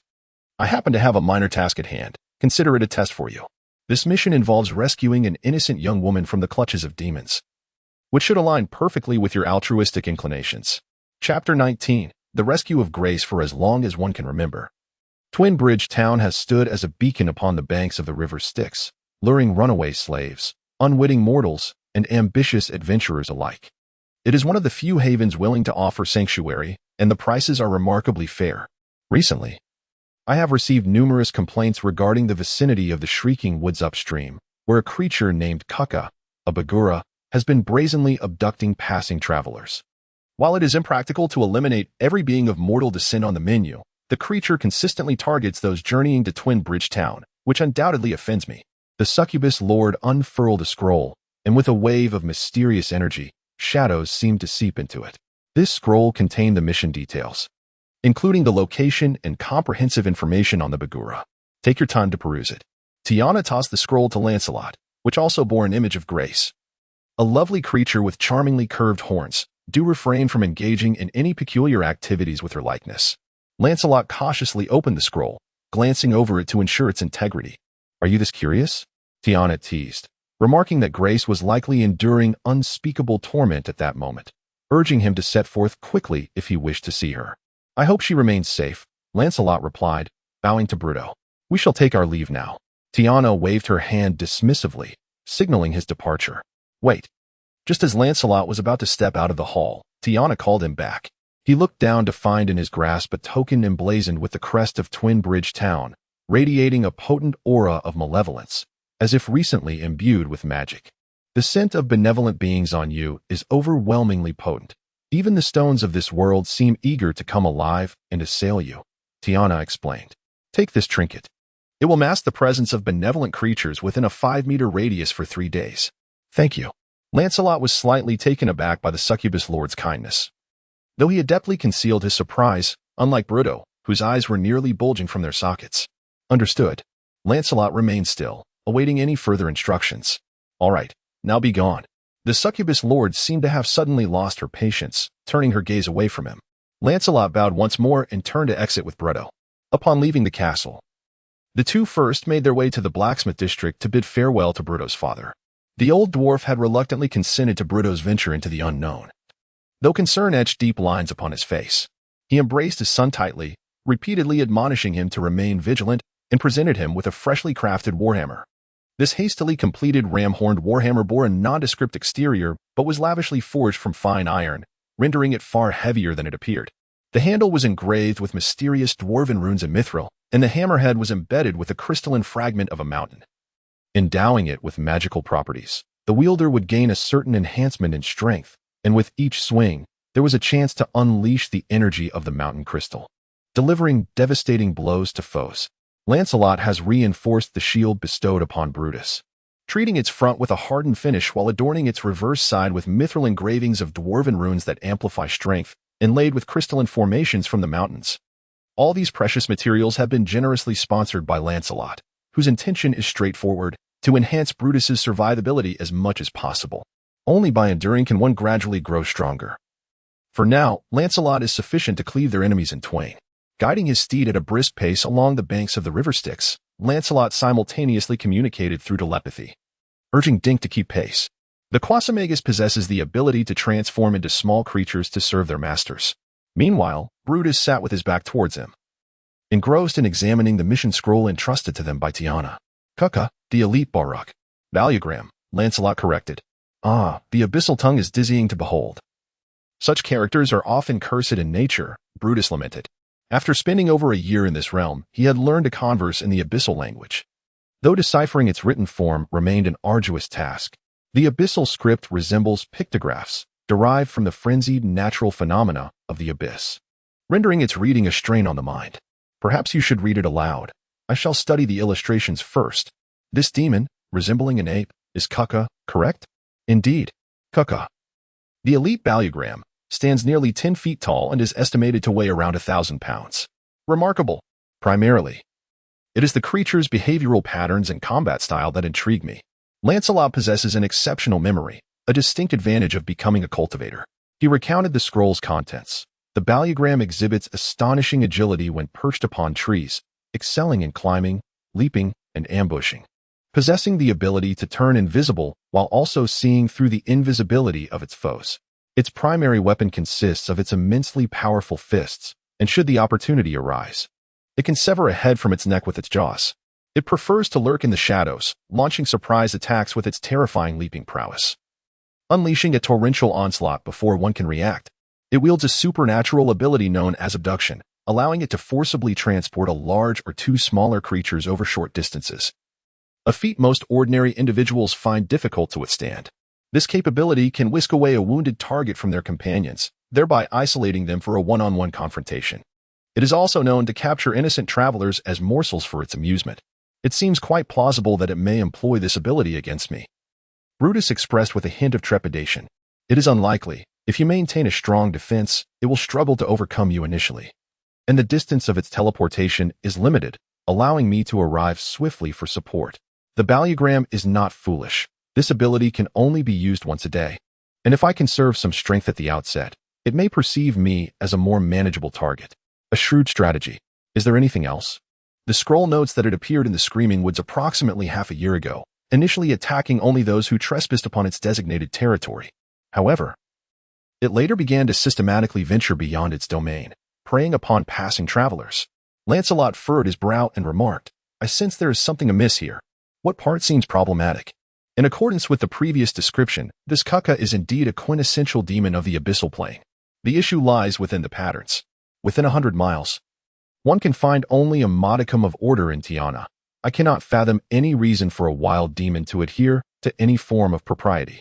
Demons do not require sustenance. Kidnapping and tormenting are merely manifestations of their inherent cruelty. They revel in the screams of the living as they are torn apart.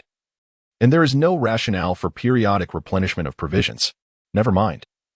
We merely need to locate this succubus named Grace and deliver a few solid blows to that imbecilic gorilla with my new hammer, and the task shall be complete. Let us hope so, Lancelot mused, gazing thoughtfully at the emblem of Twinbridge Town in his hand. Behind them, a bat followed at a discreet distance. It was Dink. Chapter 20. Running away. Fortunately, the Screaming Woods was not far off. The two rode along the banks of the River of the Dead for about an hour before the iconic, gun-like canopies of the trees came into view. These woods were home to the abyssal tusk fir, which could reach heights of 80 feet, yet bore no branches or leaves, only a stark, iron-like trunk that jutted from the ground like the quills of a porcupine, standing solitary upon the desolate earth. Lancelot suddenly reined in his horse, and Bruto collided into his back due to the abrupt stop. Puzzled, he turned his head to glance ahead, finding nothing amiss. What is it? Lancelot gestured with his chin toward the front. Look over there. A dark shadow in the sky was gradually enlarging. Bruto shielded his eyes and squinted in that direction. After a moment, the silhouette finally became discernible, and Bruto recognized what it was. You have quite the keen vision, the dwarf remarked enviously, then shouted at the top of his lungs, Hey, succubus over there. Are you Gress? The succubus in the air paused momentarily before gliding toward them. Who are you? Why are you here? She inquired, maintaining a wary distance. Lancelot scrutinized her closely, confirming that she was indeed the subject depicted in the mission scroll. While she was known for her audacious and revealing attire, the succubus before him was, by any standard, scantily clad. Her exposed skin bore numerous bruises, as though she had recently endured a horrific assault. Lancelot clenched his fist to his chest and performed a knightly salute, introducing himself. I am Lancelot, and this is Bruto. We are mercenaries from Twinbridge Town. Lady Tiana believes that a creature named Kaka, a Bagura demon, has kidnapped you and has sent us to seek your whereabouts. Has it been so long? Gress exclaimed, noticing Lancelot's questioning gaze. She continued, thank you for coming to rescue me at Lady Tiana's behest. My task today was to warn that gorilla to behave, lest he incur the wrath of Lady Tiana, who knew I would be captured by that ape demon. Wait a moment, can't you fly? Is his jumping ability that formidable? Lancelot interjected, having caught an important piece of information. We need to reassess his combat capabilities. No, it was my oversight. I did not anticipate his audacity.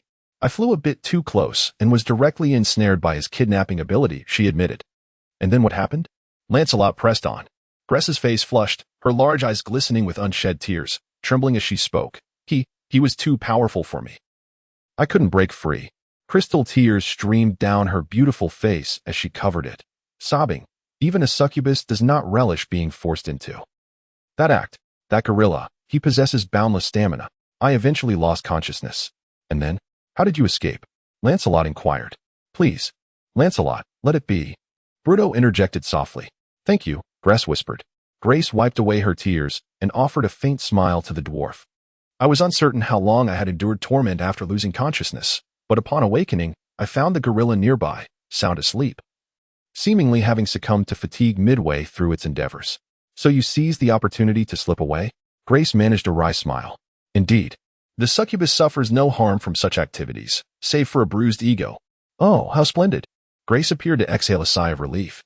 The moment I closed my eyes, I envisioned those imprisoned souls, and had I not escaped, I might have shared their fate, forever stripped of freedom, awaiting an unknown demise. That reality is far more unbearable than death itself. She flashed a sweet smile at Lancelot.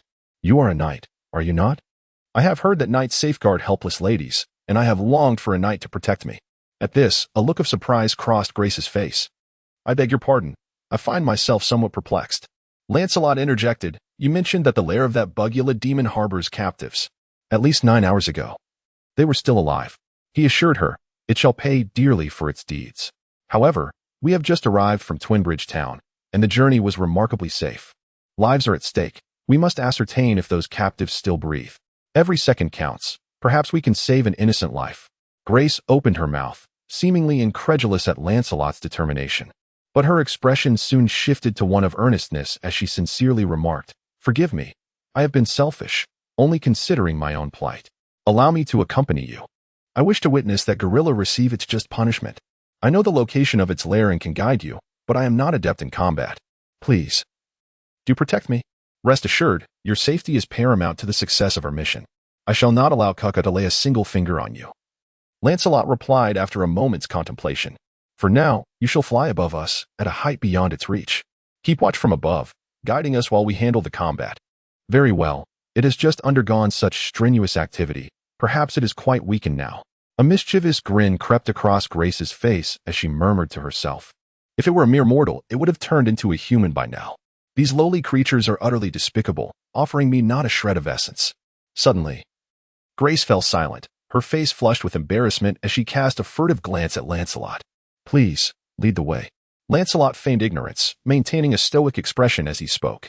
Chapter 21. The battle in the woods in the howling forest. Lancelot and Bruto had dismounted, their weapons and shields firmly gripped in hand, both on high alert against the lethal ambushes of the Bagulaman. The Fongwood tree, devoid of branches and leaves, towered above, yet its upper portion had regressed, sustained solely by an extensive subterranean root system. This resulted in considerable spacing between each Fongwood, ample enough for a gorilla nearly 10 feet tall to unleash its might. The wind traversing through the woods was fragmented by the sharp trunks, producing a shrill wail, as if the anguished souls of the deceased lingered in this place. Bruto, shield raised, led the way. The towering trunks easily obscured the ground view, allowing the hulking ape demons to conceal themselves in the canopy's shadows, poised to strike from above at any moment. The dwarf found himself frequently craning his neck to survey his surroundings, an unsettling experience for him. Although Gress soared high above, the Bagulaman's ability to remain unseen made timely warnings difficult. Suddenly, Bruto halted, fear etched across his face as he pointed ahead. By the beard of Mirrodin! What in the world is that? Before him, an unusually thick trunk bore a terrifying totem. This totem was likely crafted by a timid demon. With its legs violently severed at the knees, the femurs piercing through the eye sockets, thus affixing the corpse to the trunk, it was not hard to imagine that the primary material was possibly still alive during the crafting.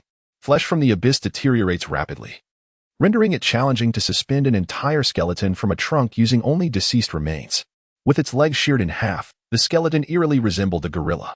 This was a quintessential Bugala totem, its true significance shrouded in mystery to outsiders. Yet everyone understood its implication. You have entered the domain of Bugala. Prepare to be transformed into such a totem. Bruto, hands on hips, summoned his courage to gaze directly at the horrifying totem. Once recognized, there was little to fear. This totem merely proclaimed the cruelty of its maker, a reminder that Bruto did not require. Lancelot, however, felt a stirring within him. He noticed a blood-red sprout at the base of the totem, emanating faint waves of spiritual energy.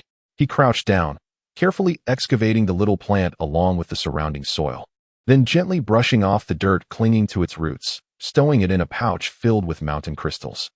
The bamboo slips left by Han Tianzuan in his spiritual realm contained various knowledge about cultivation, and though Lancelot could not fully comprehend it, he often found himself mentally perusing it, thus learning to identify useful herbs.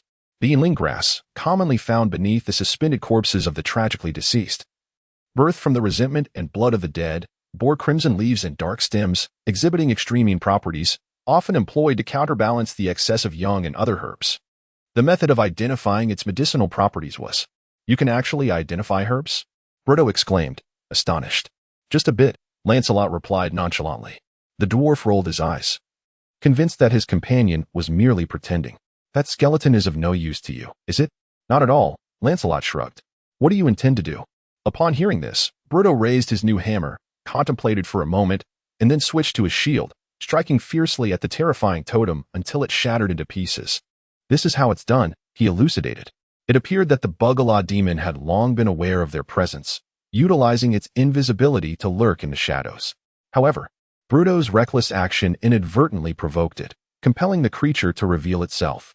Kuka leapt down from the top of a sturdy tusked cedar, his fist brimming with fury aimed at the two. Lancelot and Bruto, upon hearing the demon's roar, quickly leapt aside, narrowly evading the lethal blow. The ape demon bellowed, furious that its ambush had been thwarted, and it seemed to have entered a frenzied state. Roar!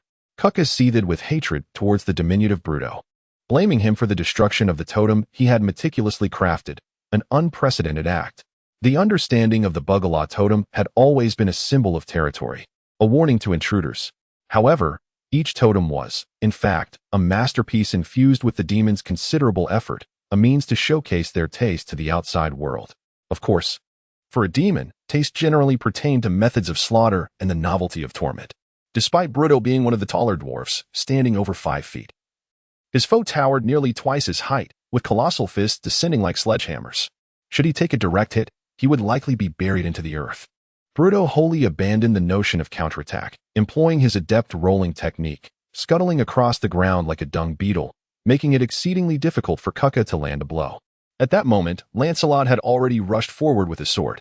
He cautiously delivered a thrust, striving to maintain distance while attacking. For he lacked Bruto's physicality, which granted him evasive advantages. The blade plunged deeply into the demon's elevated posterior, eliciting a bellow of pain from Cucca. It swiftly turned, swinging a fist in retaliation, yet struck nothing but air as Lancelot leaped back after his strike. The blade had penetrated nearly a foot deep, staining the surrounding flesh crimson. Yet Lancelot was acutely aware that such wounds to the rear were seldom fatal. "Ha ha, foolish gorilla, why does your backside resemble a monkey's, so vividly red?" Bruto taunted audaciously. Observing Lancelot's successful hit, Cucca turned away, eager to test his new hammer. "Bruto, watch out," Lancelot urgently warned, but it was too late. The ape demon spun around with astonishing speed, throwing a punch that Bruto could not evade, forcing him to barely raise his shield in defense. The impact resonated with a deafening boom as the Bugala demon struck its target for the first time that day. Bruto was sent flying like a soccer ball struck by a powerful kick, crashing into a tree and spitting blood. Sensing the effectiveness of its attack, the demon lunged at Bruto, its body emanating a surge of magical energy. Lancelot's heart sank. He swiftly drew a dark green short sword from his waist. At that moment, when encountering the dwarves, Balin crafted it using the beak of that demonic overseer. The true energy from his dantian surged forth as he invoked the technique of gathering energy for a decisive strike, hurling the short sword towards Cucca with great force. The kiss of death shot forth like a bolt of green lightning, effortlessly embedding itself in the back of the ape demon. Alas, it failed to strike the heart and deliver a fatal blow, nor did it impede the supernatural abilities of Bagura. A flash of white light occurred, and Cucca and Brutal vanished from sight. Lancelot immediately concentrated his true energy in his ears and soon heard the sound of 2 heavy objects crashing to the ground not far off. "I see them. They are over there," exclaimed Grace, who had just descended from the air, pointing in the direction of the sound. "Hang in there, little dwarf." Chapter 22. The ambush. As soon as the teleportation concluded, Bruto was met with a colossal fist resembling a pot lid hurtling towards him. "What the hell? Why me?" He instinctively raised his shield with utmost urgency, enduring another solid blow. However, this time, the crystalline mountain embedded in the shield radiated a brilliant light, rendering the shield immensely heavy at the moment of impact. This remarkable effect absorbed much of the force, causing Bruto to stagger back a few steps before tripping over a stone and falling to the ground. This was an occasional effect triggered by the mountain crystal when its equipment sustained a tremendous external impact, transforming the contained energy into a mass of extraordinary weight. If embedded in a weapon, it could inflict tons of damage, quite literally. When set in a shield, it could nullify a potentially lethal strike. Bruto had no time to rejoice. He rolled swiftly to the side, evading an anticipated follow-up attack. Yet, the expected fist did not materialize. As he regained his footing, the figure of the Bugera demon had vanished from his sight. "It has fled? Surely that last hit didn't injure it too severely, haha." Bruto mused to himself, raising his shield and hammer, anxiously scanning his surroundings, wary of another surprise assault. At that moment, he noticed a large pool of blood where Cucca had been standing, along with a weapon discarded on the ground. Cautiously approaching, he discovered it to be his father's creation, Lancelot's toxic kiss. Clearly, this weapon had plunged deeply into some part of Cucca's body, inflicting grave wounds. After sending Bruto flying, the ape demon had chosen to flee rather than pursue. "Lancelot's explosive power is truly astonishing," Bruto whispered in awe. Lancelot indeed harbored many secrets. He still vividly recalled the sight of the sandworm Lord's disemboweled corpse. It appeared this individual's trump card lay in such sudden bursts of strength, catching unprepared foes off guard. The sound of hurried footsteps approached, and his nightly companions along with the succubus rushed over. "I drove that creature away," Bruto proclaimed, hands on his hips. "Boasting doesn't seem to be a characteristic of your kind," Lancelot replied with a chuckle, bending down to retrieve his short sword. "That creature fled after attacking me. I got a bit carried away," Bruto shrugged. "It was too agile for me to catch." Lancelot regarded Bruto's pristine new hammer with skepticism, opting to change the subject. "Let us pursue it while it is still injured," Grace suggested. "Do you know where its lair is?" "I could find it with my eyes closed," the succubus said excitedly. licking her lips. "I can hardly wait to witness the demise of this foolish gorilla. Then let us set forth without delay." Under Gray's guidance, the trio swiftly ventured deeper into the dense forest. The trees grew increasingly robust, and the ground became uneven, making it difficult for the two grounded males to navigate. At last, the lair of the Bagheera demon came into view. This is a cleared expanse, where several robust tusk pines have been violently snapped by a monstrous force. The Bagulum creature has erected a massive shelter from the trunks, its interior cluttered with an assortment of items plundered from the outside world, obscuring the view within. Upon witnessing this, Bruto was about to rush in, only to be hastily halted by Lancelot. "Do not be hasty. The situation appears grim." Bruto paused, momentarily taken aback, but soon realized there were no traces of blood around the shelter, suggesting that Kukka was likely not inside. Just as the two hesitated, the ground beneath them began to churn violently as countless weeds and vines erupted from the earth, ensnaring their legs and arms as if animated. This was another innate magical ability of the Bagulum, entanglement. However, casting it required concentration, which implied. Lancelot abruptly looked up, noticing a shadow rapidly enlarging. Chi surged from his dantian, coursing through his meridians, and in an instant, Lancelot unleashed a tremendous force, propelling Bruto away from danger just in time. A thunderous crash echoed as the Bagulum above missed its target. Upon closer inspection, Lancelot discerned that this was not Kukka, but rather another Bagulum, noticeably smaller in stature. A mere ambushing goblin. Bruto bellowed, charging at it. The young dwarf had endured relentless assaults today. Feeling increasingly frustrated, this newcomer appeared weaker, providing him the perfect outlet for his pent-up rage. The two figures, one large and one small, swiftly engaged in a fierce struggle. Though Bruto roared ferociously, he did not recklessly absorb the blows. He adeptly utilized his size advantage, rolling on the ground, and only resorted to blocking with his shield when absolutely necessary.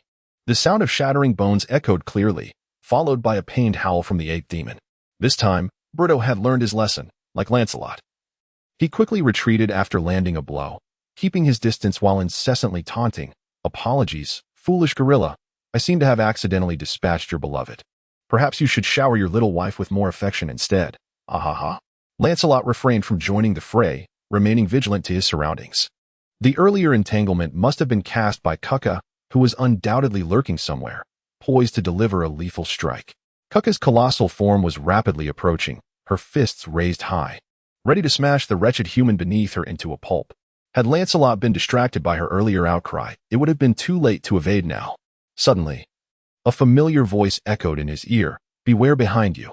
Behind him, the succubus, Grachis, extended her glimmering claws, yet her target was not Kukka, but Lancelot himself. Should Lancelot leap back as he had done previously, he would likely collide with Grachis' ambush, resulting in severe injury, if not death. However, as if forewarned, he crouched down and rolled forward before the warning even reached him. Meanwhile, the emblem of Twinbridge fell to the ground, fracturing into radiant shards, emitting a dazzling white light. Gray stared in horror as a whip-like shadow shot forth from the blinding light, binding her tightly in its grasp. "It's you. How could this be?" In response, a sharp slap from the Lord of Xuanxiao Town marred her delicate visage, her beautiful face torn and bloodied by his cruel claws. "How dare you betray me?" Fury etched across Tiana's face. At that moment, a thunderous crash echoed behind her, causing her expression to shift as she quickly turned to look. Kukka's massive form lay awkwardly on the ground, limbs sprawled, back arched as if shielding something beneath him. Only then did Tiana notice an object resting upon his back. Lancelot seized upon the enemy's fatal flaw. Utilizing his rolling motion, his 7-foot-long greatsword stood erect like a flagpole just as Kukka, reaching maximum velocity, could not evade in time and was pierced through with chilling precision. Emerging from beneath Kukka's colossal corpse was a knight, drenched in a crimson bath, who kicked the great body aside and unsheathed his long sword. Turning to gaze at the familiar figure, he smiled and greeted Tiana. "Good day, my lady. It is truly a pleasure to see you once more." Chapter 23. The truth. A reluctant roar erupted from Bruto at the other end of the battlefield. The form of the Bagheera demon he was confronting began to waver into the ethereal, its face contorted in rage, with its left arm twisted at an unnatural angle, clearly a testament to Bruto's handiwork. The young dwarf was not faring much better. His visage was bruised and battered, his armor in tatters from the relentless strikes of the ape demon, and even his reinforced shield bore a chipped corner, resembling a dish that had seen better days. With indignation, Bruto approached Lancelot, voicing his grievances loudly. "What in the world is happening? How can one fight and still flee? Ah, you are Tigana? Bruto suddenly realized that the succubus before him was not Gress, quickly bowing his head in respect. I meant to say, good day, milady. And that is, Gress? What transpired? Why is she bound? She attempted to strike from behind, ambushing your companions, Tigana succinctly explained, raising an eyebrow at Lancelot. You seem to be prepared. Waiting for her to reveal her true intentions. Care to elucidate? There were too many inconsistencies, Lancelot mused as he bent to retrieve a shard of the dual bridge insignia. First, let me ascertain, does this insignia serve any other purpose beyond concealing our presence? Upon seeing the insignia, Gress gasped, but Tigana swiftly silenced her with a whip. This insignia allows me to hear and see the events surrounding it, and it possesses a locating function, enabling me to teleport to its position at will. In other words, you witnessed the entire sequence of events, Lancelot nodded, finding clarity in her explanation. Were you concerned for our safety? Ha ha ha ha, you were quite endearing. Tigana chuckled lightly. No, my concern lies in Gress being in a severely weakened state, while you foolish male creatures might take advantage of her vulnerability. Oh dear, Bruto pouted.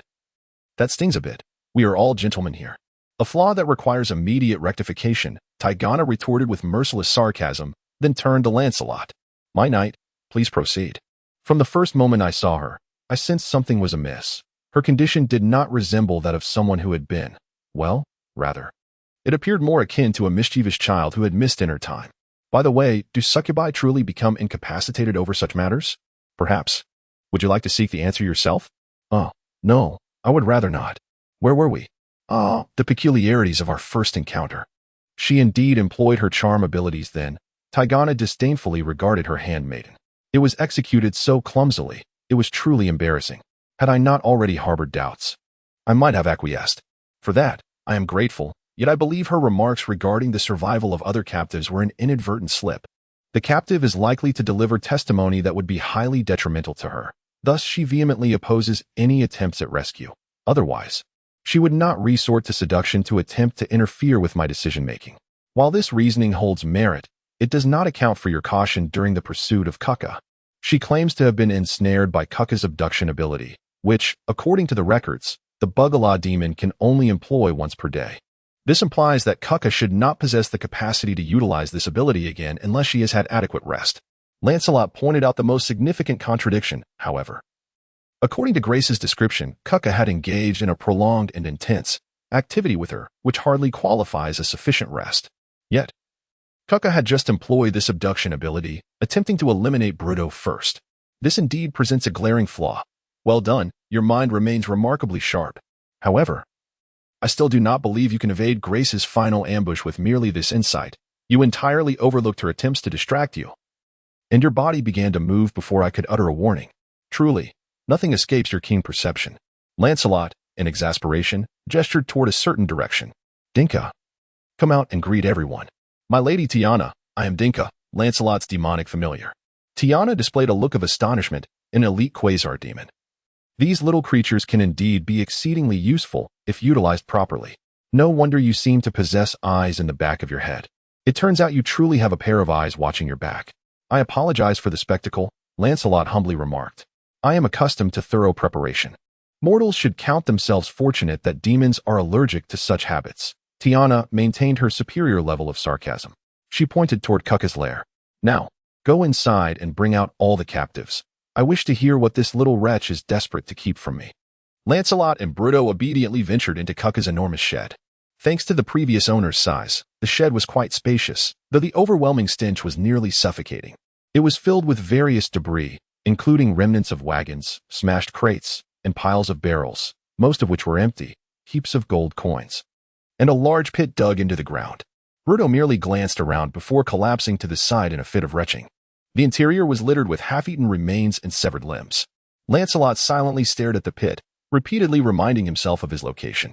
Do not look any longer. This will not benefit you. No matter how much you gaze, you will never become accustomed to such scenes. A hoarse voice echoed from behind. I have heard some delightful sounds. Has that Bugala demon been slain? What? Lancelot gestured toward the captives he had just discovered. Bruto struggled to rise from the ground, unsteadily making his way to the cage. He looked up at the several approaching prisoners and managed to utter two words with great difficulty. Step back. Chapter 24. The prisoners with a resounding crash, the prisoners in the cage emerged, supporting one another.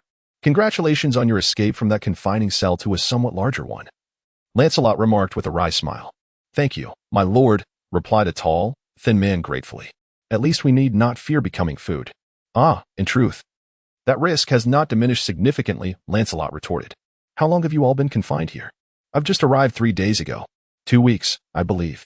Me too. I can't recall, but it must be at least a month. I remember. I've been counting the days. You have been here for 2 months, Lancelot noted, nodding for everyone to follow him outside. The prisoners timidly exited the lair of Cucca, but upon seeing Tiana, terror swept across their faces. A succubus. It's a succubus. This is a trap, is it not? Are we to be executed? Wait, this is not the one from before. Tiana frowned at the commotion, her voice laced with authority as she commanded, silence. Instantly, the crowd fell quiet, as though their throats had been gripped by an unseen force. Excellent, Tiana nodded approvingly. Who among you has been here the longest? No one spoke, yet all eyes involuntarily turned to one individual.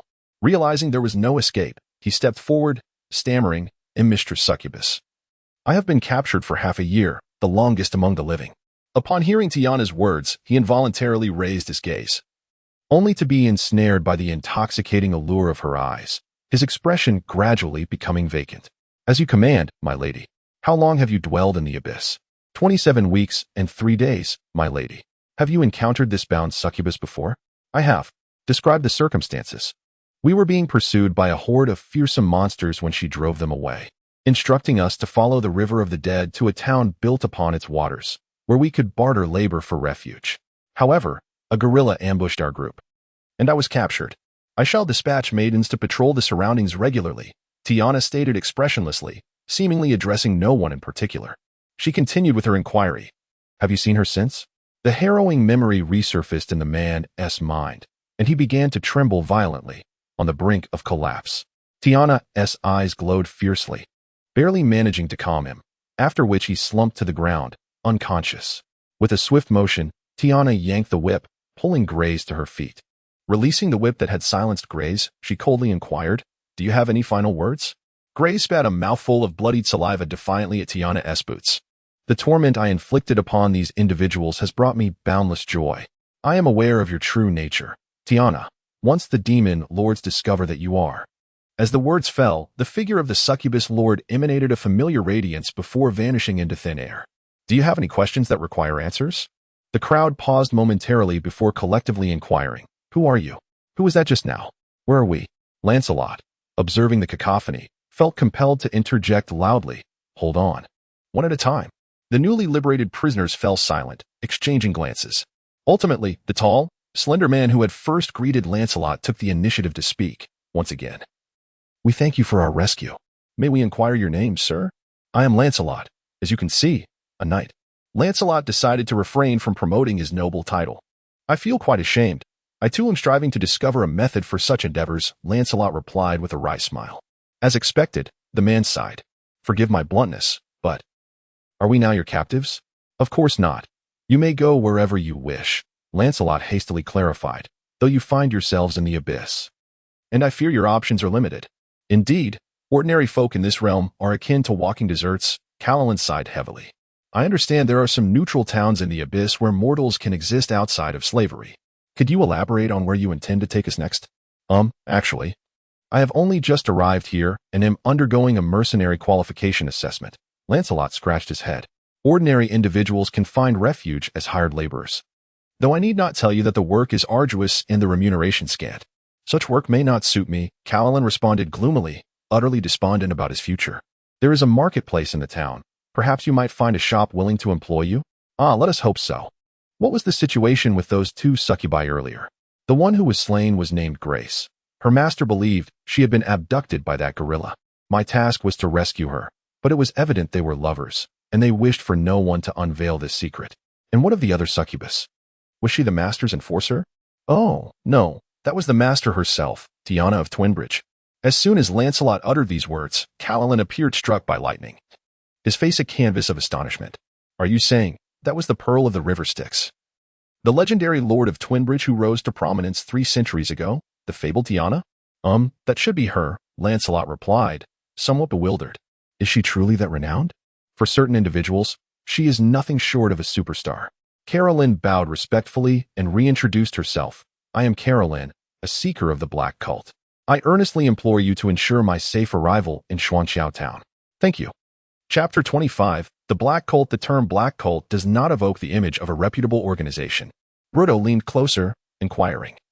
You are not some clandestine sect devoted to demon worship, are you? Indeed, our cult's primary focus is the study of demons.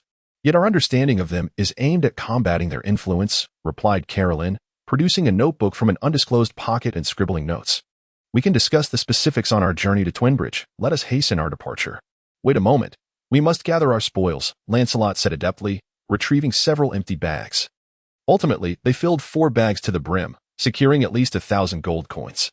After Kuka's body disintegrated, Lancelot discovered a pair of metallic gauntlets. Hardened by years of the ape demon's relentless strikes, they fit Bruto perfectly as bracers.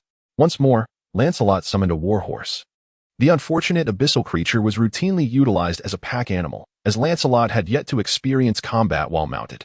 Fortunately, it seemed devoid of any desire to complain. Obediently trailing behind him, the group proceeded downstream along the River of the Dead. Unlike their earlier journey, the sky was now shrouded in thick clouds, alleviating the oppressive heat. Lancelot and Carolyn walked side by side, each filled with curiosity about the other. Mr. Carolyn, might you elaborate on your Black Cult? Lancelot inquired. Simply call me Carolyn, he replied, fanning himself with the notebook. Allow me to pose a question. From where does your knowledge of the abyss originate? From the elves of my world. They engaged in extensive exploration of the abyss thousands of years ago, yet a great war erupted, casting them into a perpetual shadow of demon incursion. Before I entered the abyss, they bequeathed me a wealth of knowledge regarding it, though much of it now seems antiquated. Carolyn? Lancelot noticed that his companion had vanished. Carolyn stood a distance behind him, staring blankly, his expression mirroring the astonishment he had shown upon learning Tiana's identity. What troubles you? Lancelot asked. If I were to tell you that I am exceedingly grateful to have come to the abyss, would you believe me? That is not surprising. In a sense, the abyss is a veritable treasury. You have just unraveled a mystery that has perplexed researchers for ages. Ancient elven relics are occasionally found within the abyss, leaving everyone baffled regarding their origins, resulting in a myriad of hypotheses, some of which are quite absurd. The boldest theory posits that the abyss may have once been akin to ordinary planes, with elves originating from the abyss before departing to the astral realm due to the deteriorating environment. The elves take great pride in their connection to nature. This understanding shifted dramatically with the emergence of a scholar named Turgid No Am. At the mention of this name, Carolyn instinctively placed a hand on his chest, paying a gesture of respect.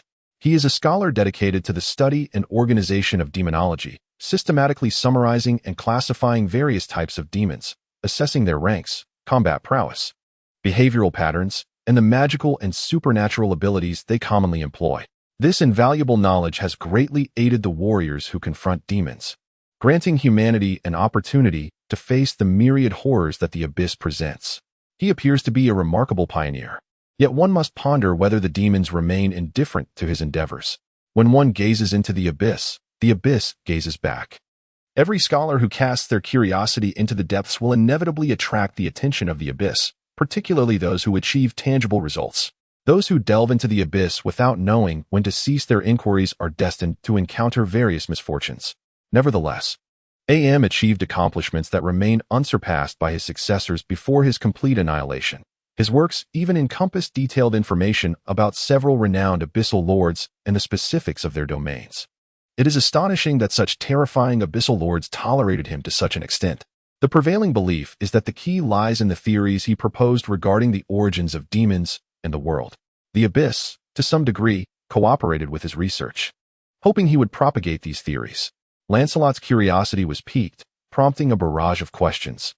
Does the abyss possess its own will? What kind of perspective would yield such an effect? Is discussing the specifics of this theory perilous? Engaging in discourse about these theories neither incites demonic attacks nor invites divine interference, which in itself serves as a testament to its credibility. When discussing his area of expertise, Caloran became exceedingly loquacious, his excitement palpable. M's theory posited that the abyss is the origin of all things. The universe was initially a realm of utter chaos, from which the first gods emerged, extracting beauty from the tumult to create mountains and earth, life, and civilization, forming the material plane belonging to mortals, along with various purer upper planes, which they occupied and divided, referring to it as the realm of the gods. Calaran spoke with fervor, and Lancelot listened, his heart stirred. Curiously, he inquired about M's fate. As his research advanced, his power grew, yet ultimately, he could not escape the fate of destruction. Calaran lamented that his works contained far too many precise descriptions of demons and even abyssal lords, just as deities heed the calls of their devotees. The subjects described in his texts established a mysterious connection with the works themselves. Since the completion of his renowned Scrolls of Darkness, attempts to obliterate them have never ceased. Eventually, several abyssal lords, perceiving a threat, intervened, leading to the destruction of Am and his homeland, though the majority of the Scrolls of Darkness survived. Many claim that Am imbued these scrolls with magic, endowing them with a semblance of life. Following this, numerous fortunate individuals have encountered fragments of the Scrolls of Darkness, which possess the ability to transport themselves, actively evading demonic searches and avoiding the fate of total annihilation. At this juncture, Carolyn paused with a rueful smile. However, a dilemma arises. When it senses impending danger and makes its escape, it does not take its readers along. Chapter 26. Carolyn Lancelot was taken aback by the revelation and inquired with astonishment, "Have you previously read the Tome of Darkness? How did you manage to escape from the demon that attacked you?" The assailant was a demon known as a caster, which is not as inclined towards slaughter as other demons, thus it seemed to have little interest in me. Regardless, I survived that encounter.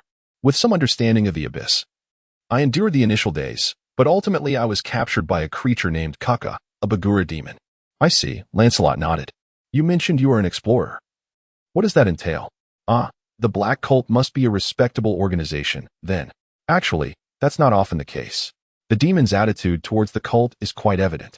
Most of the time, a branch of the cult must maintain a low profile for safety reasons. Given that we are perpetually engaged in activities related to demons, one can easily imagine how dreadful the cult's image is in the eyes of the uninformed populace," Carolyn replied with a resigned shrug.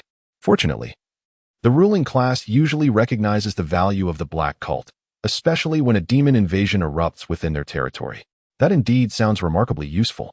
But I presume you do not relish the idea of entering the lairs of your subjects of study." "Quite so. Those who study warfare would hardly enjoy being on the battlefield, and those who study demons certainly do not wish to confront them directly," Carolyn sighed once more. "We are all experts in theoretical knowledge, significantly lacking in combat prowess compared to professional adventurers. Our greatest asset lies in the knowledge we possess, which can assist adventurers in effectively countering various demons. You have a person before you who could greatly benefit from such knowledge," Lancelot said with keen interest. "What advice can you offer me concerning combat with demons? Your great sword is particularly suited for engaging larger foes such as demons." Carolyn pointed to the sword hilt that extended from Lancelot's back, towering over him. "The most effective weapons against demons are those imbued with holy or benevolent properties. Though such items are unlikely to be found in this realm and would attract unexpected enemies like a beacon in the night. Additionally, cold iron is quite effective and not as rare, typically costing about twice that of ordinary weapons. It imposes no restrictions based on the user's moral alignment. Thus, even demons favor such weapons." Suddenly, Bruto, who had been listening intently, interjected, "Are you referring to that special metal buried deep underground, which constantly emanates a chill and requires low-temperature forging?" "Indeed," Carolyn affirmed. "Are you familiar with this material? That is our clan's specialty." Bruto Frostforge exclaimed joyously. "My father is an expert among experts in the field of cold iron processing. Should we inform Tigana about this? Is there a possibility of improving my father's circumstances? Is your father also in Twinbridge? Is he a mercenary as well?" Carolyn asked, astonished. "No, his father worked at Tiana's blacksmith shop in Shuangqiao town." Lancelot explained that the fellow was named Bruto, who did not wish to spend his life beside a forge in the abyss, thus opting to become an adventurer. "I mentioned earlier, did I not? Rescuing the succubus named Grace was Tiana's test of our qualifications as mercenaries. Although the outcome diverged from our expectations, it seems we have passed." "Oh, the renowned mercenary service of Shuangqiao town. Tiana personally evaluates every applicant." Carolyn's emotions surged with excitement. "Why do you react so strongly to Tiana? Is she that famous?" "The tales of her founding Shuangqiao town are nothing short of captivating. Spanning 3 days and nights without end, among them, the 5th Battle of the Citadel stands as a miracle, showcasing her extraordinary strategy and leadership," She is truly the protagonist of a legendary story. Mentioning Tiana made Caroline seem somewhat bashful. The identity of a succubus naturally evokes vivid imaginations, and by demonic standards, her demeanor towards mortals could even be deemed friendly, which elucidates the researcher's fascination with her. She is indeed an exceptionally charming lady. Lancelot affirmed with a nod. Bruto discreetly rolled his eyes. As the group advanced along the river of Hades, Lancelot and Caroline engaged in conversation. However, after they crested a small hill, a familiar creature unexpectedly confronted them. A pack of about 10 abyssal hounds was quenching their thirst by the river. These demonized beasts appeared immune to the toxic properties of the river's waters and various adverse effects. Among the pack, there was one with 2 heads, which immediately spotted Lancelot and his companions. Unlike their previous encounter with such creatures, Lancelot was not at an advantage in numbers this time, so the pack showed no signs of retreat. They turned their gaze towards them, baring their sharp teeth, saliva dripping from their jaws. Having already deemed the humans before them as a sumptuous feast, Lancelot knew he could not hesitate at this moment. Once surrounded, it would be difficult to protect everyone. He swiftly drew his weapon and charged towards the pack, shouting to Bruto, "I will handle these beasts. You protect the others." The abyssal hounds, undeterred, lunged towards him. But Lancelot was no ordinary knight. The true energy from his dantian surged forth effortlessly, and his great sword swung with a speed that defied reason. As if a tornado had swept across the ground, the approaching foes were like small fishing boats colliding with a tempest, instantly torn to shreds.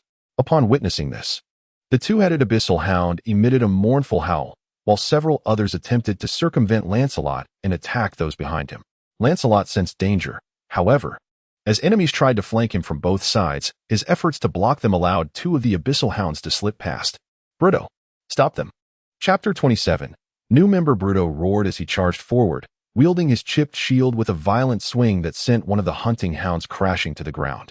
Subsequently, his hammer descended, shattering the enemy's canine skull like a broken apple. Another abyssal hound showed no inclination to aid its fallen comrade. Instead, it lunged toward the unarmored individuals in the rear, its eyes glowing crimson with hunger and madness. Lancelot had already drawn his poison kiss, poised for another throwing attack. At that moment, Caloran suddenly raised his right hand, and a ring upon his ring finger emitted a brilliant flash. The beast, mere feet away, let out a mournful howl, covering its eyes before collapsing to the ground. By then, Bruto had arrived, delivering a decisive blow that eradicated the potential threat. "Target the one with the most heads," Caloran shouted to Lancelot. Without hesitation, Lancelot hurled the poisoned kiss he had been gripping. The dark green short sword struck true, piercing the heart of the 2-headed abyssal hound, pinning its body firmly to the earth. The houndess' suspended limbs convulsed violently twice before falling still. Instantly, all the abyssal hounds ceased fighting, tucking their tails and fleeing in a panic. "Not bad," Lancelot remarked, swinging his great sword to flick off the blood. "You are far more useful than you claim." Caloran grinned, gesturing toward the corpses of the abyssal hounds. "The one with the most heads is typically the leader. Once the leader is dealt with, the rest will scatter. Such is the power of knowledge." He continued, "These creatures are beasts, not demons, so their flesh and blood will remain after death, unlike demons that dissipate swiftly.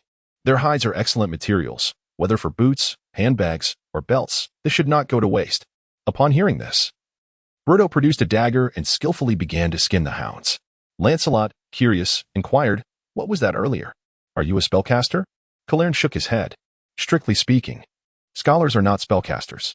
Scholars lack the magical aptitude required to become a wizard, yet we have mastered the art of casting spells through items such as scrolls."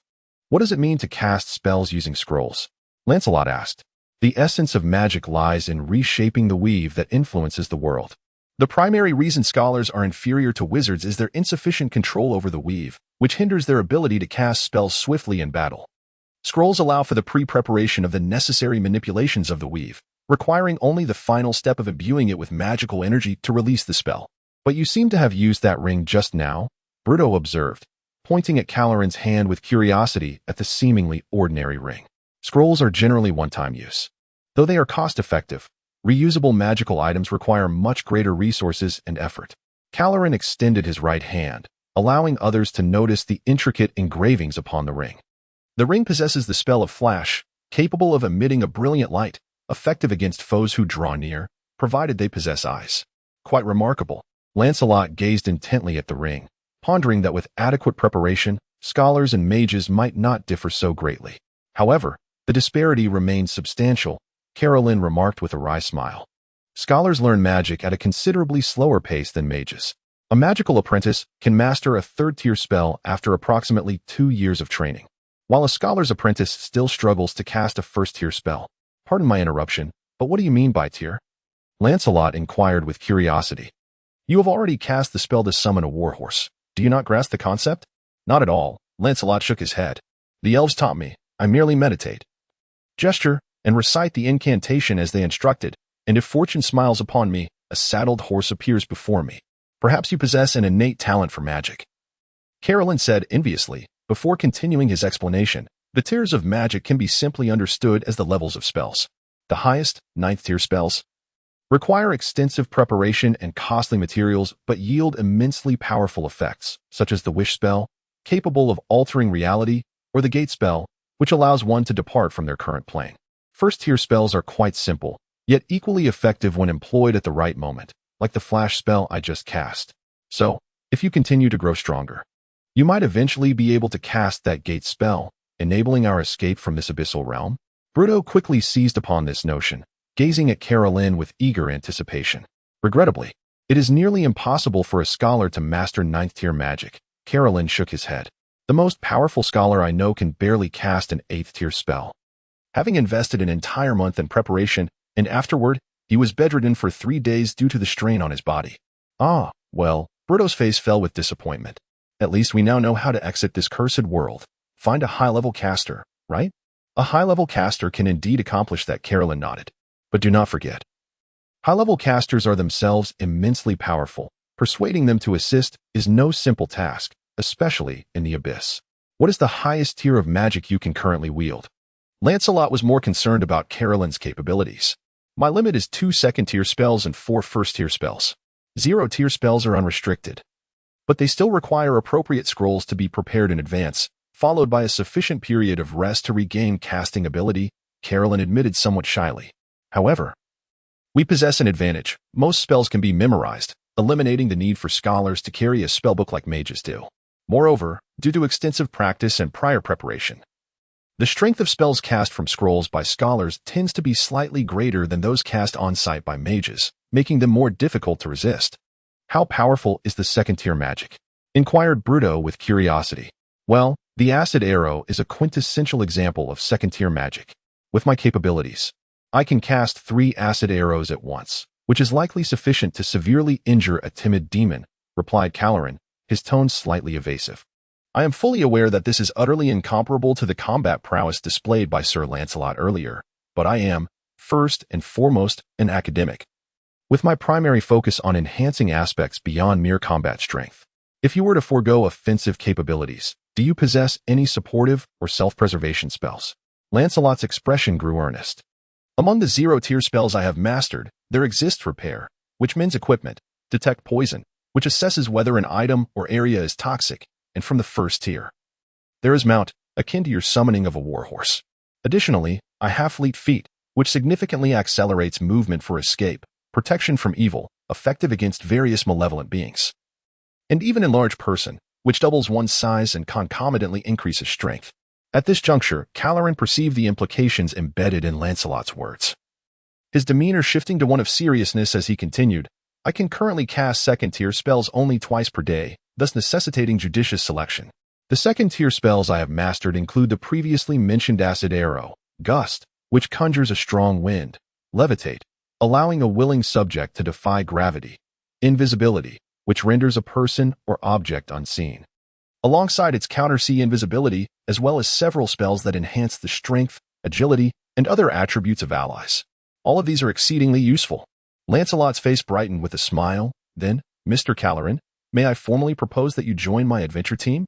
On one hand, you need no longer fret about acquiring the rights of the residents of Twin Bridge Town. On the other, our adventures will most profoundly satisfy your curiosity regarding demonology. I was pondering how to broach this with you, Caloran laughed. I would be delighted, Sir Lancelot. I am confident that I can be of assistance to you. Chapter 28 Six-Armed Serpent Demon in the Opulent Hall. Lancelot awkwardly adjusted his stance. As he entered, it seemed that all the succubi were regarding him with peculiar gazes. rendering him quite uncomfortable. "Ah, has your little adventure party acquired a new companion?" Tiana languidly reclined upon her throne, speaking to Lancelot while her half-closed eyes were fixed elsewhere. "How intriguing. A member of the Black Cult has ventured into the abyss." Tiana's smile was decidedly sinister. This group, fervently studying demons, was notorious for summoning them for vivisection and other ghastly experiments. Yet, his knowledge is undoubtedly valuable. Lancelot hastily defended Carolyn, asserting that with his assistance, many tasks would proceed with greater ease, provided he did not direct his intentions towards Bridgetown. Tiana, with a teasing tone, remarked, "This group is rather preoccupied with the state of the abyss. I trust he is well aware of the consequences of such actions. I swear by my soul, I shall not engage in any actions detrimental to Bridgetown or your interests." Carolyn exclaimed earnestly, "My lady, should you require anything, my wisdom is at your service." "Perhaps you should employ your wisdom against this knight's adversaries," Tiana replied, turning her attention back to Lancelot. "You have completed your assessment task. Feel free to recruit subordinates. But you must assume full responsibility for their safety, along with a monthly bounty tax of 300 gold pieces per head. No refunds for death, remember that." "Thank you, my lady," Lancelot bowed respectfully. "Take this. It is your proof of mercenary status." Tiana tossed him a medallion bearing the emblem of Bridgetown. "With this, you may procure lodgings, accept tasks, and pay the bounty tax at the mercenary guild." "Understood, my lady," Lancelot nodded in comprehension. Tiana did not demand the gold they had seized from Cucca, thus he need not worry about being cast out in the immediate future. Bruto stepped forward and spoke. "There is one more thing, my lady. Are you familiar with the material known as cold iron?" "No. What is its significance?" "It is a metal deeply buried underground. Rare, yet not uncommon. Weapons forged from it are particularly effective against demons and devils, and unlike those of good or holy attributes, anyone may wield them." "Interesting." Tiana straightened up. "Let me guess, you wish to present me with such a weapon?" We do not possess one at the moment. But this or requires a unique low-temperature forging technique, which the Frostforged clan has mastered," Bruto proudly asserted, hands on his hips. "We are naturally resistant to the low temperatures generated during the processing of this metal. If we could locate a cold iron mine, we could mass-produce such weapons. I believe your clientele would be quite interested, though I hope to improve the working conditions of my father and his peers." "Understood, my lady." Lancelot bowed once more, turning with Bruto and Carolyn to exit. He had an unsettling feeling that the demon lord was watching his every move. Perhaps it was merely an illusion born from an inflated sense of self. "What shall we do now?" Upon exiting the castle, Bruto eagerly broke the silence with his question. Lancelot toyed with the emblem of Twin Bridge Town, his intuition assuring him that this was truly an ordinary insignia, devoid of any peculiar voyeuristic properties. "Let us first address our accommodation issues, and then take Carolyn on a tour of the city to familiarize ourselves with the surroundings." He tucked the emblem away, casting a glance at the young dwarf, and finally decided to pay a visit to your father regarding the matter of cold iron. "We ought to seek the counsel of a professional." Bruto completely disregarded Lancelot's subtle critique. With his hands clasped atop his head, he strode purposefully toward the nearby arena-like structure. The mercenary hall was situated to the east of the castle, a short distance away. Further east lay an expanse of buildings, homes constructed year after year by the mercenaries who flocked here. The path to the mercenary hall was not bustling with foot traffic. Yet those who did pass by exuded an aura of menace, their presence reminiscent of demons, save for the absence of horns. As the trio entered the mercenary hall, they were taken aback by the front desk attendant. This being was a creature straight from myth, towering over 9 feet tall. The upper half of her form resembled that of a humanoid female, her face strikingly beautiful, yet her tightly pursed lips rendered her expression exceedingly cold, while her eyes emanated a chilling aura of lethal intent. Her elongated body bore 3 pairs of arms adorned with various jewels, the definition of her muscles serving as a stark reminder of her prowess as a deadly weapon. Below, her lower half was that of a remarkably thick serpent, its girth surpassing Bruto's shoulders and covered in green scales that evoked primal fear, extending nearly 20 feet in total length. Bruto instinctively turned to flee, only to be halted by Lancelot's firm grip. Carolyn, initially startled by the sight, soon regarded the creature with keen interest. This was a Mariris, commonly known as a 6-armed serpent demon. His voice emerged in a hushed tone through clenched teeth. "Do not panic. Observe that she bears no weapons," indicating that dismembering visitors is not her current duty. Lancelot recalled the elven text concerning such beings. The 6-armed serpent demon was a master of close combat. During battle, Each of her arms wielded a sword, unleashing a tempest of strikes upon her foes. Should you be fortunate enough to withstand her onslaught, her tail would become the final straw that breaks your resolve when you are left gasping for breath. More importantly, they are among the most formidable commanders in the demon army, one of the few who can unify other demons in the heat of battle. Their strategic acumen and tactical awareness rival their combat prowess, allowing them to enter the fray at the most opportune moment, unleashing torrents of bloodshed upon the enemy's weakest points. Without their leadership, the demons' performance in bloody conflicts would likely be severely compromised, and the very first layer of the abyss might well have become a domain for the fiends.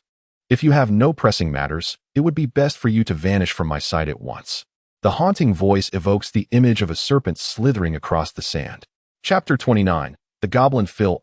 Greetings, Miss Sonam. You are indeed Miss Sonam, are you not? Lancelot cast a glance at the rectangular plaque on the table before the six-armed serpent demon, which bore the name Sonam. He surmised it served as an identification sign. State your purpose. The six-armed serpent demon, Sonam, impatiently fixed her gaze on the human before her, one hand already resting on the hilt of her sword. We seek to register as mercenaries. Lancelot hastily produced the insignia and placed it upon the table. Oh, a newcomer, freshly passed the assessment? One of Sonam's hands withdrew a short staff from beneath the table, gently tapping Lancelot's insignia with the crystal atop it. The insignia emitted a faint glow, revealing an inscription, ID 9527, Tigana. It appears to be genuine. The six-armed serpent demon remarked with a hint of regret. So how many of you are there? 3, Lancelot replied. The head tax for the first month is 900 gold coins. Lancelot exchanged a glance with Brutto, who sighed and tossed a large pouch onto the table. They had previously agreed that the spoils from their adventures would be allocated as needed, with gold divided equally among the three of them. Lancelot and Brutto suggested covering Caroline's head tax for the first month, but he insisted it was merely an advance, to be deducted from his future spoils. Sonam accepted the pouch, weighing it in her hand before tossing it into a massive chest. Won't you count it? Brutto inquired curiously. On occasion. We might feel inclined to do so, the six-armed serpent demon replied, raising an arm and gesturing towards a corner where fools dared to shortchange them. We shall ensure to add a few extra coins each time, just to be safe, Brutto said, somewhat sheepishly. Not to worry, we do not check every time, Sonam grinned, revealing a chilling smile. She opened a drawer filled with rings of various materials, gold, silver, but predominantly bronze and black iron. Unsurprisingly, 3 black iron rings were tossed towards Lancelot. These serve as your identification. A touch of magic will reveal my mark upon them, valid for 1 month. Remember to renew in a timely manner. Why not give us a gold one? Brutto raised his hand eagerly. The material of the rings denotes your mercenary rank. Completing 5 corresponding tasks will elevate your rank, thereby reducing your monthly head tax by 100 gold coins. What ranks are there? Black iron, bronze, silver, gold? Do gold-ranked mercenaries incur no head tax? Precisely. Furthermore, they are invited to attend feasts within the castle, which I presume is what you male creatures most eagerly anticipate. A look of disdain crossed the six-armed serpent demon's face. Now, if you wish to take on commissions, proceed down the right passage. If you require anything else, head to the other side. Any further inquiries? Excuse me. I cannot help but inquire. Pluto raised his hand once more, and a sense of foreboding stirred within Lancelot. You possess only 6 hands, yet you bear 12 weapons? Surprisingly, Sonam was not irked by this foolish question. Instead, a knowing smile graced her lips. After slaying 100 insignificant creatures like you, the blades do become dull. That suggests your weapons are inadequate. You can locate a frozen iron inkstone emblem in the blacksmith district. It is the insignia of our clan. I assure you, my father is the finest blacksmith you shall ever encounter. Pluto's words were cut short as Lancelot dragged him into the passageway to the left. Caroline, blushing with embarrassment, bowed repeatedly and hurried to follow. What is happening? Pluto asked, bewildered. Though the six-armed serpent demon is said to possess great patience, I fear you may cross her threshold, Lancelot replied helplessly. Perhaps it is merely intuition, but I sense something amiss in her gaze. A cough interrupted them from behind. Good afternoon, gentlemen. How may I assist you? Greetings, I am Phil, the goblin said, doffing his ill-fitting hat to Lancelot, revealing his balding head. For any service, feel free to seek me out. We wish to learn more about this place, Lancelot remarked, noting the sign hanging from Phil's head, which read Absolutely Reasonable Trade Company. So, you are in need of consulting services. The goblin snapped his fingers and leaned back. Our fees are quite reasonable, 1 gold coin per question. What if you lack the answers? Pluto inquired curiously. Oh no. Carolyn let out a groan. Pluto, infuriated, rolled up his sleeves to confront Phil. But Lancelot intervened just in time. He noticed a price list behind the goblin, discreetly indicating beating, 5 gold coins per punch. Quite fair, Lancelot remarked, tossing a gold coin over. You've profited handsomely from this ruse, I presume? Thank you for your patronage. However, typically, one earns more from receiving a punch, Phil replied. But I must caution you. Only those who pay are deemed to have requested a service. Failure to pay is considered assaulting a staff member. And the guards would relish the opportunity to turn you into mincemeat. The goblin accepted the coin, biting it and then erupting into a fit of coughs. Ugh. What is that foul odor reminiscent of a gorilla? If you dislike it, you may return it, Lancelot offered, extending his hand. I like it. As long as it is gold, I have an affinity for it, Phil retorted, swatting Lancelot's hand away and pressing the coin beneath him. Do you have any further inquiries? Lancelot produced 5 more gold coins and tossed them down. The goblin pounced onto the table, gathering the coins into his embrace, bubbling with delight. Well, the boss is impressive. The boss is generous. Long live the boss.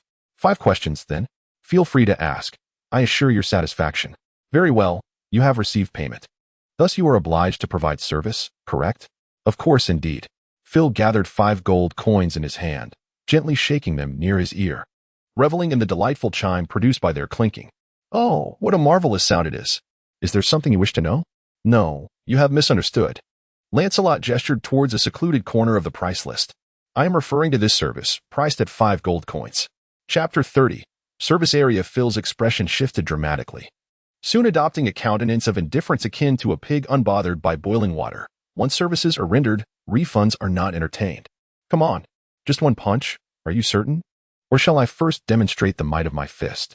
Lancelot raised his fist, contemplating for a moment, then summoned 30% of his true energy, striking the adjacent stone wall with tremendous force. A thunderous explosion echoed as the wall bore the brunt, leaving a 3-foot-wide crater adorned with a web of cracks. Phil, are you dead? If not, speak up, or I shall venture into your cellar. A sharp female voice rang out from a distance. I feel my diminutive companion has been played. I need to vent. Well, that is fair enough. First question, what is the purpose of this area? This is the service area for mercenaries. Phil timidly extended his palm. Be more detailed. Lancelot produced a gold coin but refrained from handing it over to the goblin in front of them immediately. Very well. Lancelot flicked the coin to Phil and continued. Second question, what is the approximate price of real estate suitable for mortal races? Lancelot nodded in satisfaction and tossed another coin to Phil. Elaborate on the rules for purchasing property in Twinbridge Town. It is said that the 6-armed serpent demon has a particular fondness for goblins and ramen. Carolyn interjected unexpectedly. Haha, no wonder she gazes at me so warmly each day at work. Phil let out an unpleasant dry chuckle, quickly shifting the topic. Gentlemen, do you have any other inquiries? No one could resist those sparkling little stones. Such high-value items are far more convenient than lugging around a hefty load of gold. However, the highest bidder without question is the red dragon named Clifter, an imposing creature you certainly cannot overlook. Today, fortune favors you. It happens to be present, albeit it only occasionally graces this locale.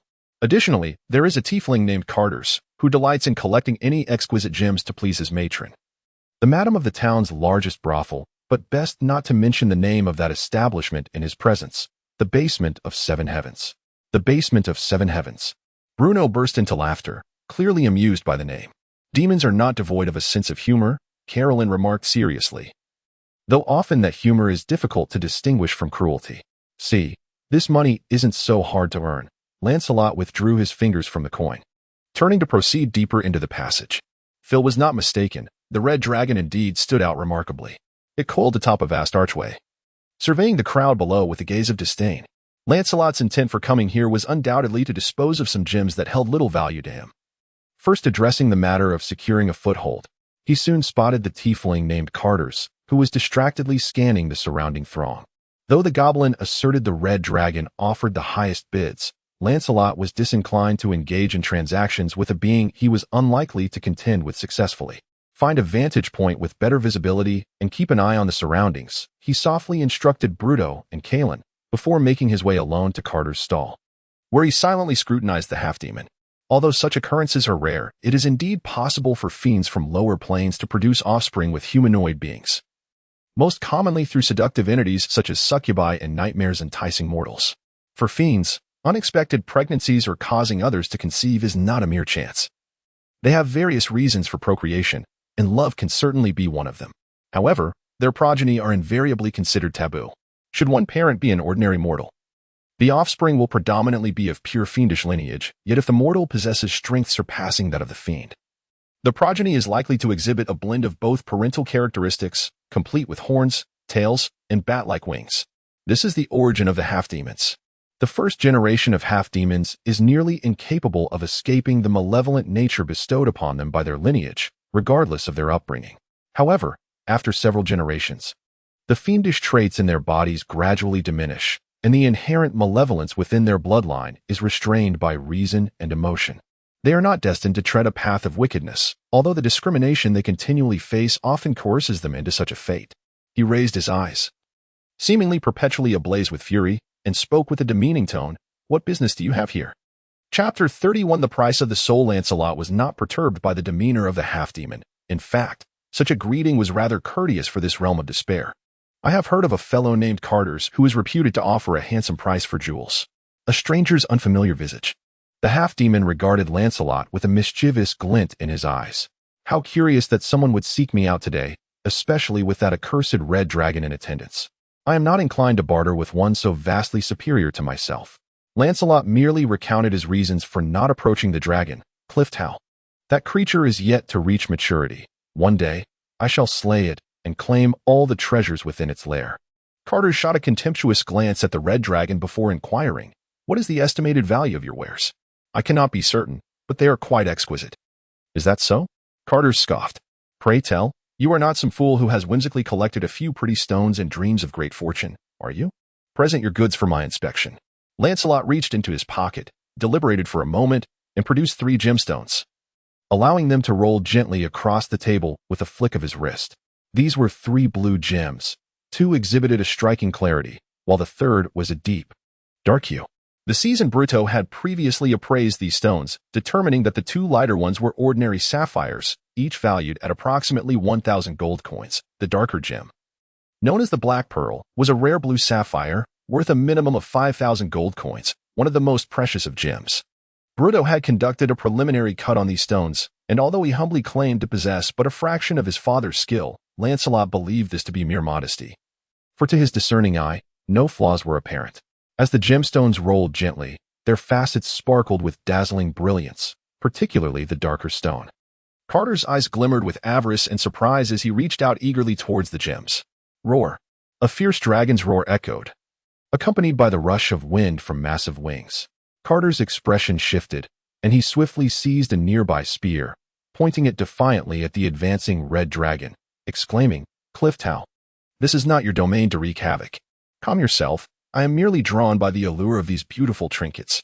The juvenile red dragon descended, effortlessly demolishing an innocent stall, its tail sweeping mercilessly to topple another.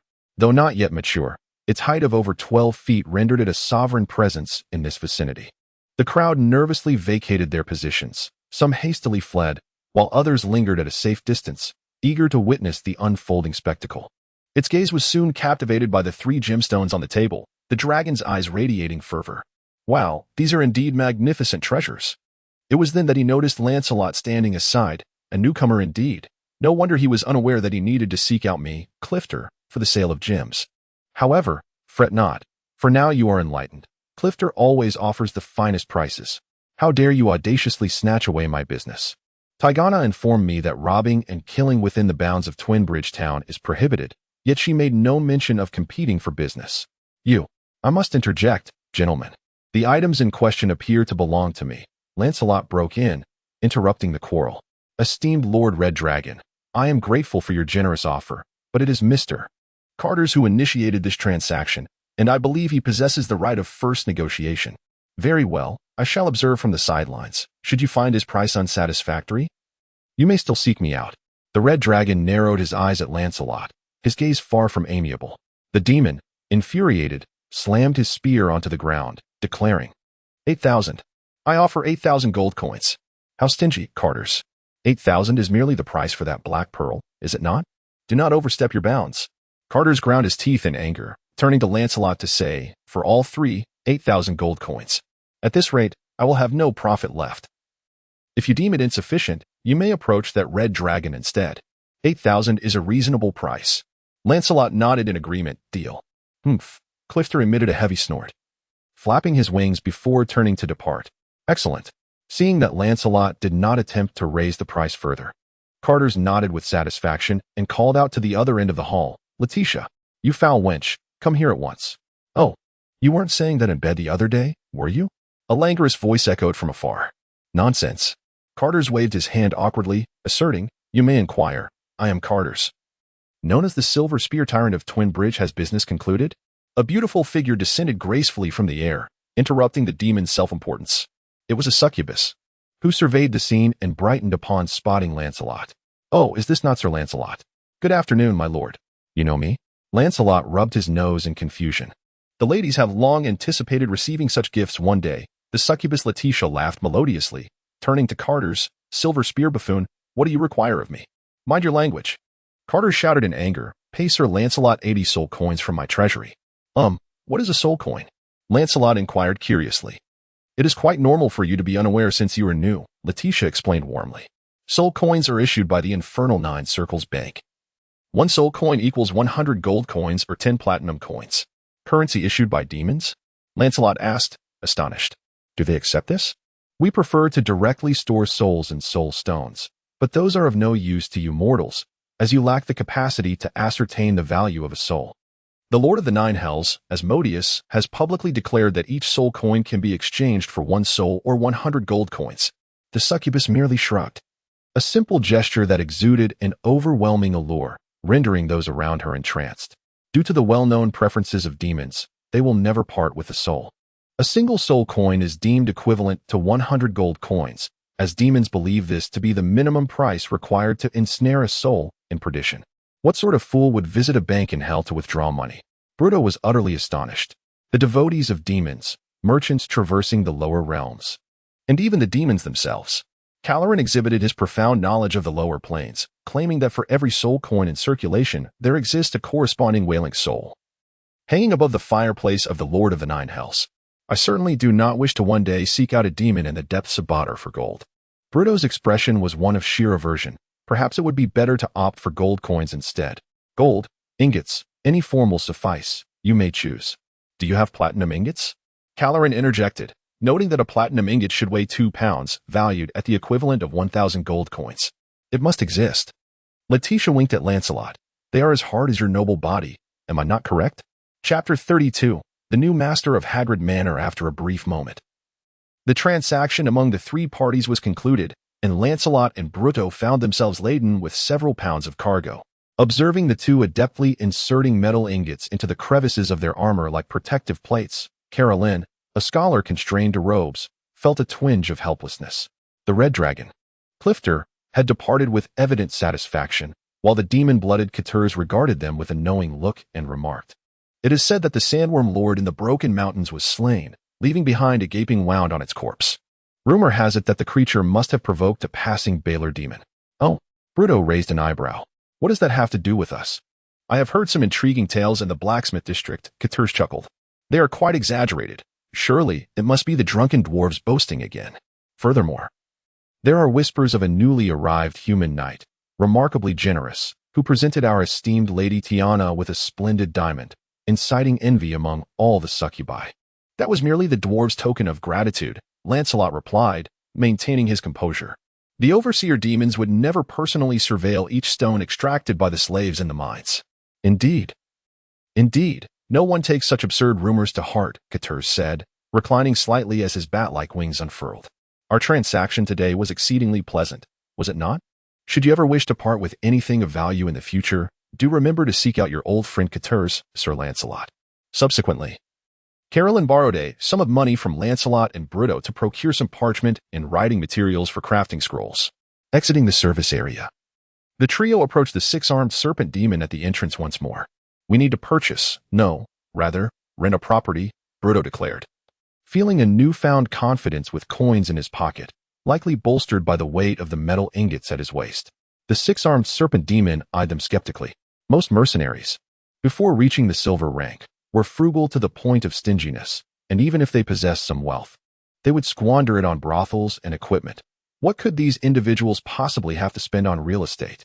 Lancelot produced a platinum ingot and stated, "We just dealt with some spoils inside. Luck has favored us." Sonam turned away, and it was then that Lancelot noticed an array of copper tubes behind her, flaring open at the ends like speaking trumpets used for communication within a castle. The six-armed serpent demon tapped one of the trumpets and called inside, "Vidya, you have business at hand." After a brief pause, a succubus emerged from a hole in the ceiling, alighting before them. "Ah, is this not Sir Lancelot? Surely, you do not wish to rent a room as well? I have heard that Lady Tiana has reserved a chamber for you within the castle." Having grown accustomed to the teasing from the succubi, Lancelot smiled and replied, "The entirety of Twin River Town is, after all, Lady Tiana's castle, is it not?" "Ha ha." Vidya laughed heartily. "That makes sense. So, do you have any areas of interest?" "Let me clarify first. The northern district, where the succubi reside, is off limits, as Lady Tiana would surely have my head. The goblin at the service area mentioned that the southeastern district is quite pleasant." "Ah, a splendid choice. Quite befitting your noble status, though the neighbors may be rather dull." The succubus wrinkled her nose, lamenting that Lady Tiana forbade them from hunting within the city or keeping blood livestock. "I fear this bunch of bats will inevitably fall ill from their confinement. Follow me. There happens to be a lovely house that has just become available." Lancelot nodded, leading his companions out. The walk from the mercenary hall to the vampire-infested southeastern district would take approximately 20 minutes. As they approached, the surroundings underwent a noticeable transformation. A thin mist enveloped the air, while rats and bats roamed freely along the streets. The plants by the roadside lay withered, their twisted branches adorned with thorns that should not have been there, and even their shadows appeared to writhe restlessly. "To be honest, I'm not particularly fond of this place," Bruto remarked, surveying the ominous environment that made him somewhat anxious. "Fear not," Carolyn reassured him, "aside from the vampires themselves, the peculiarities surrounding their lairs pose no danger. Their primary purpose is to frighten off unwelcome guests." "Lancelot, would you mind if I set up a forge in the basement?" "I would mind. For one, the clanging of metal is quite loud, and secondly, I'm afraid you might set the house ablaze." As they endeavored to lighten the gloomy atmosphere with casual conversation, a charming little building emerged before them. Constructed from stone bricks, the three-story structure featured 4 or 5 rooms on each level, resembling a nobleman's countryside villa. The house boasted a garden approximately 100 feet long and 50 feet wide, enclosed by a low stone wall, though the flowers within had long since wilted, leaving only bizarre weeds to flourish. "The Lich has accumulated a wealth of knowledge over its endless existence," Carolyn remarked with a smirk. "For instance, the 3 great nemeses of vampires, wooden stakes, sunlight, and running water. Moreover, silver or silver-plated weapons can inflict additional harm upon them. How could this count of nobility have incurred the ire of a top-tier undead like a Lich? Perhaps a lead on some artifact? Or a whispered rumor, who knows?" Vidya shrugged. "But rest assured, that Lich is unlikely to cause any trouble in Twin Rivers Town. Now, let us venture inside." Lancelot was already quite pleased and had no particular demands regarding the interior decor. However, the furnishings inside were somewhat unexpected, contrary to his expectations. Aside from the guest and dining rooms, which exuded a touch of luxury, the only commendable items were the kitchen utensils. The other rooms were sparsely furnished, reflecting the former owner's less than favorable financial situation, yet everything appeared remarkably tidy, suggesting that someone had been maintaining the place regularly. On the ground floor, there exists a dining room, a reception area, and a kitchen, along with 2 bedrooms. The second and third floors each contain 5 empty rooms, while the basement's expanse surpasses even that of the structures above ground. Lancelot was not at all surprised to discover a storeroom, a dungeon, a torture chamber, and a mausoleum. Given the identity of the former owner, the mausoleum was likely the true master bedroom, hosting several sarcophagi, most of which lay vacant. "I am quite satisfied," Lancelot concluded, inquiring about the cost to lease this place for 3 years. "For merely 7,000 gold coins, you shall become the new lord of Hagrid Manor." "Why so exorbitant?" Bruto frowned. "Could we not negotiate a discount? What is your current mercenary rank?" Black Iron." "I'm afraid not. Only those of gold rank are entitled to a 50% discount. That is quite expensive, Lancelot. Shall we not consider another location?" Lancelot shook his head. This place met all his criteria. As a cultivator, he shared a common need for discretion with the vampires. "As the captain, I shall cover this expense. This will be our base henceforth. However, Vidya, Are you certain there are no heirs to the estate of the Count of Balavir? I wish to avoid any disputes. Moments later, the succubus Vidia flew away, satisfied, carrying several pounds of metal. Lancelot, may I request a room on the first floor? Berto cheerfully reclined on the sofa in the reception area, exclaiming, "What a long day this has been." "Do not rush," Lancelot replied, glancing at the setting sun. He retrieved a silver dining knife from the kitchen cupboard. "We still have a minor issue to address." Chapter 33, Pre-War Analysis. What do you mean by that? Bluto inquired. A hint of confusion evident in his expression, while Caroline's demeanor shifted dramatically. "Lancelot, have you uncovered something? There is a coffin in the tomb that is sealed. I can ascertain that a vampire lies within, although it does not emanate a formidable presence." "Caroline, what knowledge do you possess regarding vampires?" "I have only encountered such creatures in folklore and legends. Vampires are a relatively common type of undead being." Caroline's expression grew grave. In addition to the well-known weaknesses of wooden stakes, running water, and sunlight, vampires possess several distinctive traits. Firstly, they are, in essence, bound spirits, tethered to their coffins or burial sites, and must remain dormant within during daylight hours. Advanced vampires can partially resist this inherent vulnerability, yet their strength is still significantly diminished during the day. Secondly, they bear the curse of the gods, rendering them unable to enter any dwelling inhabited by humans without an invitation from their master. Thirdly, aside from their widely recognized bat form, vampires can also assume a misty shape. In this form, they are incapable of attacking or manipulating objects but retain the ability to move and are immune to all damage except for magical harm. Moreover, not all beings that fall victim to a vampire's bite will transform into one. Only those who were slain by the vampire's feeding ability will awaken as vampires on the night following their burial. The most common among these are those who were kept as blood livestock by the vampire. These transformed vampires are under the absolute control of their creator, hence referred to as vampire thralls. They can only gain their freedom and become true vampires upon the death of their master. Lastly, the state of being a vampire resembles a curse or a blessing, depending on one's perspective. Thus, it is a condition that can be reversed. The cleric's seventh circle resurrection spell is a commonly employed method to restore one's former state before becoming a vampire. However, this spell is ineffective against beings that have died a natural death, making it unsuitable for those who have long surpassed their natural lifespan. Another alternative is the wizard's ninth circle wish spell, which, as I previously mentioned, possesses the power to alter reality and can directly remove the vampire's condition. In other words, since we are essentially seated upon the vampire's lair, the creature in the tomb is relatively easy to deal with. Indeed, Caroline affirmed with a nod. "Lancelot, how would you gauge the strength of that vampire? Perhaps comparable to Dink. And how does that measure against Bluto?" "It is somewhat inferior to Bluto." Bluto's expression darkened. "So, I have become the benchmark for combat prowess?" "Not quite," Caroline countered, shaking his head. "Your hammer is crafted from mithril, correct? Lancelot's sword is too large to wield effectively in this cramped tomb. If his dining blade proves inadequate, we may indeed have to rely on your hammer." "Is that so?" Berto's spirits lifted instantly, for he declared, "Fear not. I am unafraid of any adversary whose height does not exceed double my own. Judging by the opponent's strength in that dilapidated coffin, I surmise that the likelihood of the adversary being a victim was far greater. Nevertheless, it was prudent to prepare thoroughly." Lancelot turned to Caroline. "Do you possess any suitable spells for combating vampires?" "Let me ponder," Caroline replied while scratching his head. "The most effective means against vampires are the divine spells wielded by clerics and paladins. As for spells at our disposal, the first-level spell Disintegrate Corpse is quite useful. We often employ it to deal with the remains of our research subjects, and it can severely weaken undead beings. However, it requires dried poisonous mushrooms as material components, which might be difficult to procure. Sound-based spells are quite effective against demons, which is why I have studied a first-level spell named Shrill Wail.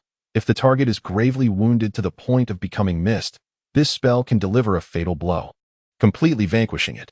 Vampires possess night vision and darkness, granting them a distinct advantage. Dwarves also have dark vision, but neither Sir Lancelot nor I do. Thus, a zero-level spell, Light, would prove most beneficial. It can illuminate an object, casting light sufficient to cover a radius of 20 feet, which is ample for a tomb-like environment. Furthermore, we must be wary of the vampire's charm abilities. The second-level spell Owl's Wisdom can enhance resistance to such powers, and I believe it should be cast on Lancelot. "Why not on yourself or me?" Bridgerton inquired curiously. Shouldn't we be the weaker ones? The reason I do not cast it on myself is rather simple. I am the most useless in this regard, and their charm poses no substantial threat to you. Callilyn replied nonchalantly. The reason for not casting it on you is quite similar. Even if you were charmed, dealing with you would pose little challenge for Sir Lancelot. However, should he fall under their enchantment, that tomb below would likely become our resting place. Upon hearing this, Bridgerton opened his mouth, poised to voice a rebuttal, but could only concede. Your reasoning is sound. I also possess another second-level spell, Stream of Water, which is quite suitable. This spell conjures a gentle current typically used for swimming. However, as fresh water is akin to strong acid for vampires, it can inflict considerable damage upon them. Lastly, adhering to the principle of not wronging an innocent, I have a very practical first-level spell, Detect Alignment, which reveals whether a target is good or evil. However, it requires first using a zero-level spell, Detect Magic, to ascertain if the individual is under magical influence or possesses magical items. Those are all the spells I could think of. Callilyn concluded. Magic is truly wondrous, Lancelot mused. After a moment's contemplation, he finally stated, prepare the zero-level spells Light and Detect Magic. These will indeed be useful. The first-level spell Detect Alignment will suffice. And we shall temporarily forego Shrill Whale, as its lair lies directly beneath us and cannot escape. The wisdom of the Turing Sage. I believe the challenges I face are manageable, considering I have endured trials as formidable as those posed by Tiana. Haven Ti? Furthermore, there remains over an hour until sunset. Will there be sufficient time to prepare the Turing spell scrolls? Indeed, it appears inadequate. Callilyn nodded in resignation, acknowledging that although my speed in crafting scrolls is commendable, an hour allows me merely to ready 2 zero-ring scrolls and 1 first-ring scroll. We must resolve this hidden peril tonight. Let us hasten our preparations. Lancelot glanced once more at the sun's position, assessing that there should still be adequate time. Brutto, can your hammer serve as a blacksmith's tool? Certainly. What do you require? Lancelot produced a silver coin, stating, I believe I can throw these quite accurately. Could you sharpen the edges of these coins for me? Brutto, thrilled at the prospect, raised his hammer, exclaiming, what a splendid idea. Leave it to me. Chapter 34. Isabella. As the somber sun vanished completely beneath the horizon, Lancelot and his companions were already prepared within the sepulchre. Neatly arranged in rows were numerous coffins. Yet the most captivating were the 3 splendid sarcophagi situated in the center. These sarcophagi, hewn from a single massive stone, bore intricate carvings and ancient inscriptions, now rendered indistinct by the relentless passage of time. Their objective, however, appeared to be nothing more than an unremarkable box, carelessly discarded in an inconspicuous corner of the chamber. Had it not been for Lancelot's exceptionally keen spiritual awareness, a heightened sixth sense acquired through his cultivation, he would have failed to detect the hidden bonus within this tomb. Spiritual awareness is a profoundly enigmatic sense, akin to an enhanced intuition. It enables Lancelot to discern energy-rich treasures and to gauge the strength of potential adversaries. Creatures such as succubi and berserkers emanate a relatively weak aura, while the 6-armed serpent demon, Sonam, radiates a palpable danger, and the succubus lord, Tiana, presents an unfathomable presence. Lancelot is acutely aware that he possesses less than a 10% chance of overcoming her with his current abilities. This understanding compels him to ensure that Tiana does not become his foe. After all, it is illogical for a visitor to turn against their host. Suddenly, the wooden box emitted creaking noises, prompting a surge of tension among the trio. Brutto and Lancelot positioned themselves at the forefront, with Callilyn situated behind them, forming an inverted triangle around the box. The lid was gently pushed open, revealing a female figure who sat up languidly. She stretched and stared blankly at the ceiling. After a moment of dazed contemplation, she let out a heavy sigh and began to crawl out of the box. At that moment, Brutto adjusted his stance slightly, producing a faint sound. This noise startled the woman, causing her to freeze as if gripped by fear of something lurking behind her. She called out into the empty air. I am also an undead being. Ghosts and zombies, do not come for me. Deciding to make their presence known, Lancelot spoke up. It's a ghost. The woman emitted a piercing scream, tumbling out of her sarcophagus and making a frantic dash for the exit of the tomb. Wait, Lancelot called out hastily. But in her panic, she paid no heed to his words. A resounding crash echoed as the tomb's entrance seemed to manifest an invisible barrier, preventing the unwelcome vampire from entering. It appeared that the basement was indeed part of a residential dwelling. Ouch, ouch, ouch. Lancelot observed the scene with a sense of resignation and nodded to Callilyn, who unfurled a scroll he had been clutching tightly.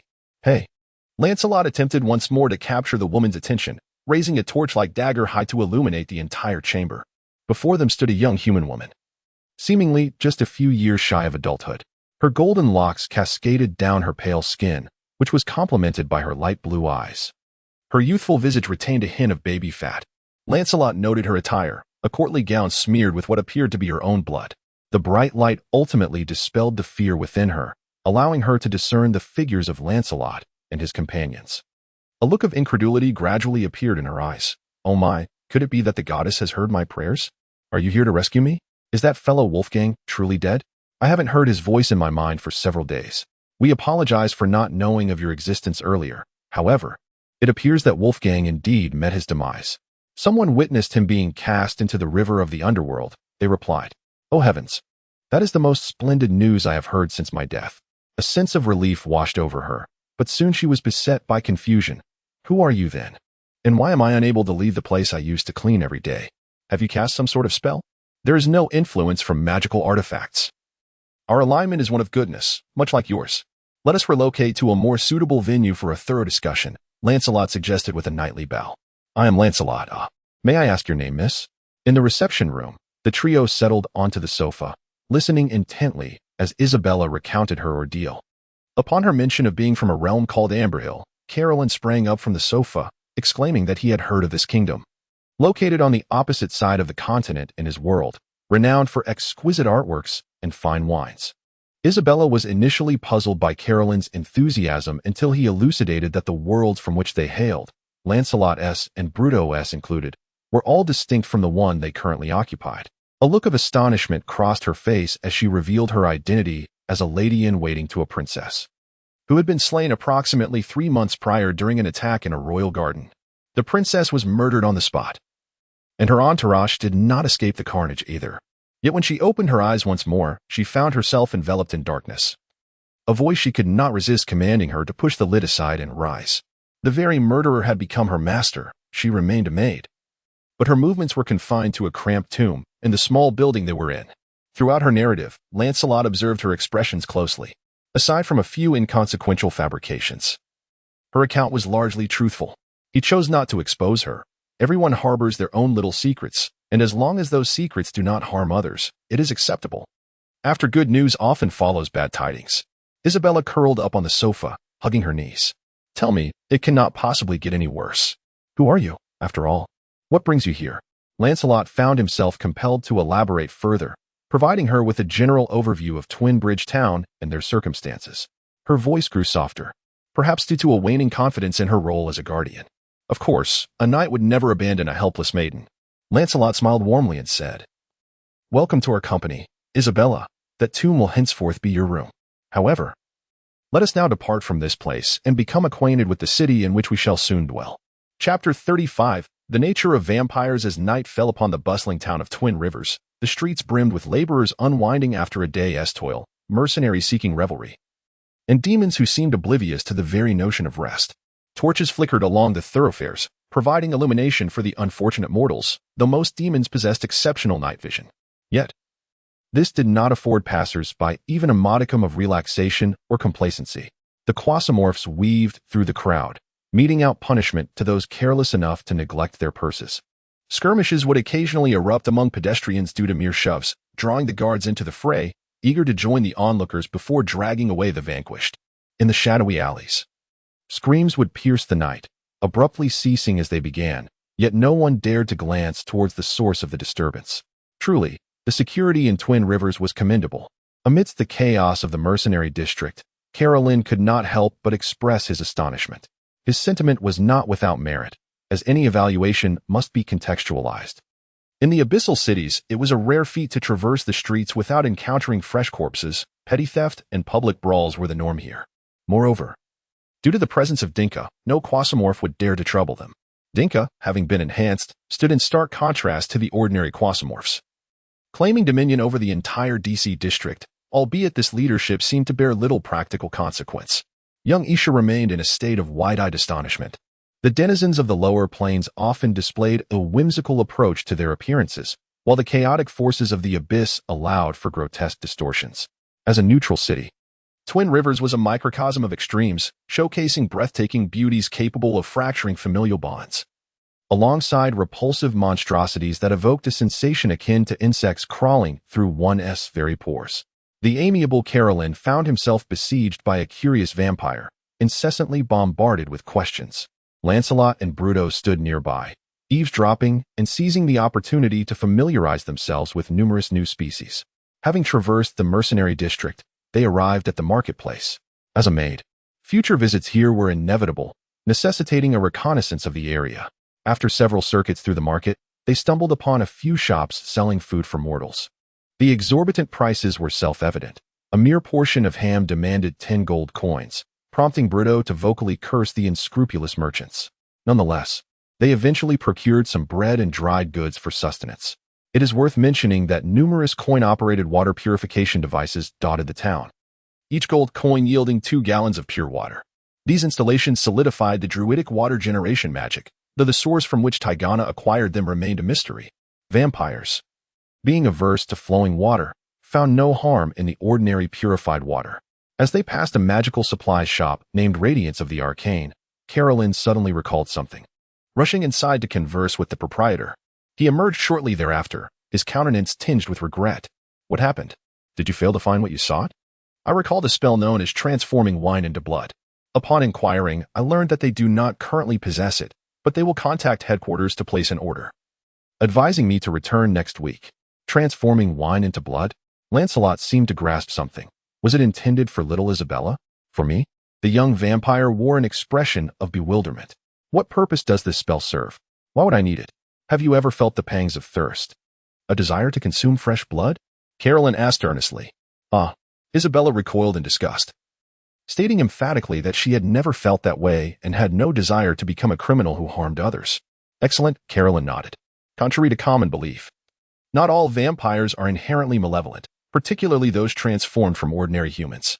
However, the thirst for blood is one of the costs of immortality. Some indulge this desire, leading to a descent into depravity through the feast of slaughter, while others find the act of feeding repulsive and strive to resist their nature. Yet, just as hunger can turn mortals into beasts, prolonged deprivation of that sweet, crimson essence can drive a vampire to madness. How could this be? Little Isabella's expression stiffened, trembling at the horrific scenario painted by Carolyn. I do not wish to become that dreadful beast, if it comes to it. You should just kill me. The situation is not so dire. You are not the first of your kind to grapple with this affliction. Many attempts have been made, Carolyn quickly clarified. The most common solution involves feeding on the blood of non-sentient creatures, akin to how ordinary people consume livestock. However, in the abyss, it is rare to find beasts devoid of toxic blood. Transforming wine into blood is a magical solution. As a second-tier transmutation spell, it can convert a bottle of wine into the blood of an ordinary animal, sufficient to satiate a vampire's thirst. Naturally, the higher the quality of the wine used as a source, the more delectable the resulting blood. Carolyn's expression grew serious once more. Your craving for blood was suppressed while under control, but since the demise of the vampire who bound you, you may manage to avoid thinking of blood for approximately 2 weeks. After that, you must consume blood. Otherwise, withdrawal symptoms will gradually manifest, leading to a slow deterioration of your sanity. I can currently cast second-tier spells, and once I master this one, it will resolve your feeding dilemma. That is splendid news. Little Isabella sighed in relief, then displayed a bashful demeanor. Thank you, Mr. Carolyn. I will be relying on you. Not at all. It is no trouble. We are fellow countrymen. After all, it is only fitting to help each other. Carolyn chuckled heartily, while Lancelot and Brutal distanced themselves slightly from the two. After a brief respite in the market area, the group proceeded to the blacksmith district. From a distance, they felt the heat emanating from the blacksmith area. Upon entering, it was as though they had stepped into a midday desert. Even at night, there were no signs of rest in the blacksmith district, as the forges blazed with intense fire, and the rhythmic clanging of metalwork echoed incessantly. It appeared to be precisely the shift change, as the streets of Hammerfall were teeming with burly workers, their bare arms glistening in the sunlight. The dwarves undoubtedly constituted the majority, yet there was no shortage of humans and other noticeably distinct races due to their stature. They exchanged jovial banter and vociferously berated various grievances. Despite the cacophony, the atmosphere was undeniably vibrant. Bruto swiftly guided the group to his father's workplace. The newly arrived craftsmen were assigned to their respective positions, and Berend had been appointed as the head of a sizable blacksmith shop. Tiana remarked that Berend had indeed proven his worth, and it seemed she spoke the truth. "Father!" Bruto exclaimed joyfully upon spotting his diligent father by the forge. Rushing over to embrace him, the scene evoked in Lancelot the image of two bears grappling in a playful tussle. Chapter 36. The Dwarven Gathering. The smithy district lies to the west of Twinbridge town, while the dormitory area for the blacksmiths is located in the farthest corner to the west. This cluster of buildings exhibits quintessential dwarven characteristics. With half of the structures above ground and the other half below, their bedrooms interconnected by a communal lounge. Balend and 3 companions, who had initially joined the rebellion together, share a dormitory. The dwarves find no fault in such arrangements. In fact, they thrive in this collective lifestyle. At this moment, Lancelot and his companions are seated on a sofa in a communal lounge of the dormitory, cups of ale in hand, observing a group of dwarves gathered around Bruto. Captivated by his tales of this adventure, Lancelot had never encountered a beverage with such a modest alcohol content, adorned with white bubbles. But he found the lively atmosphere of drinking and conversing far more to his liking than the formalities of sipping red wine from glass goblets at the dinner table.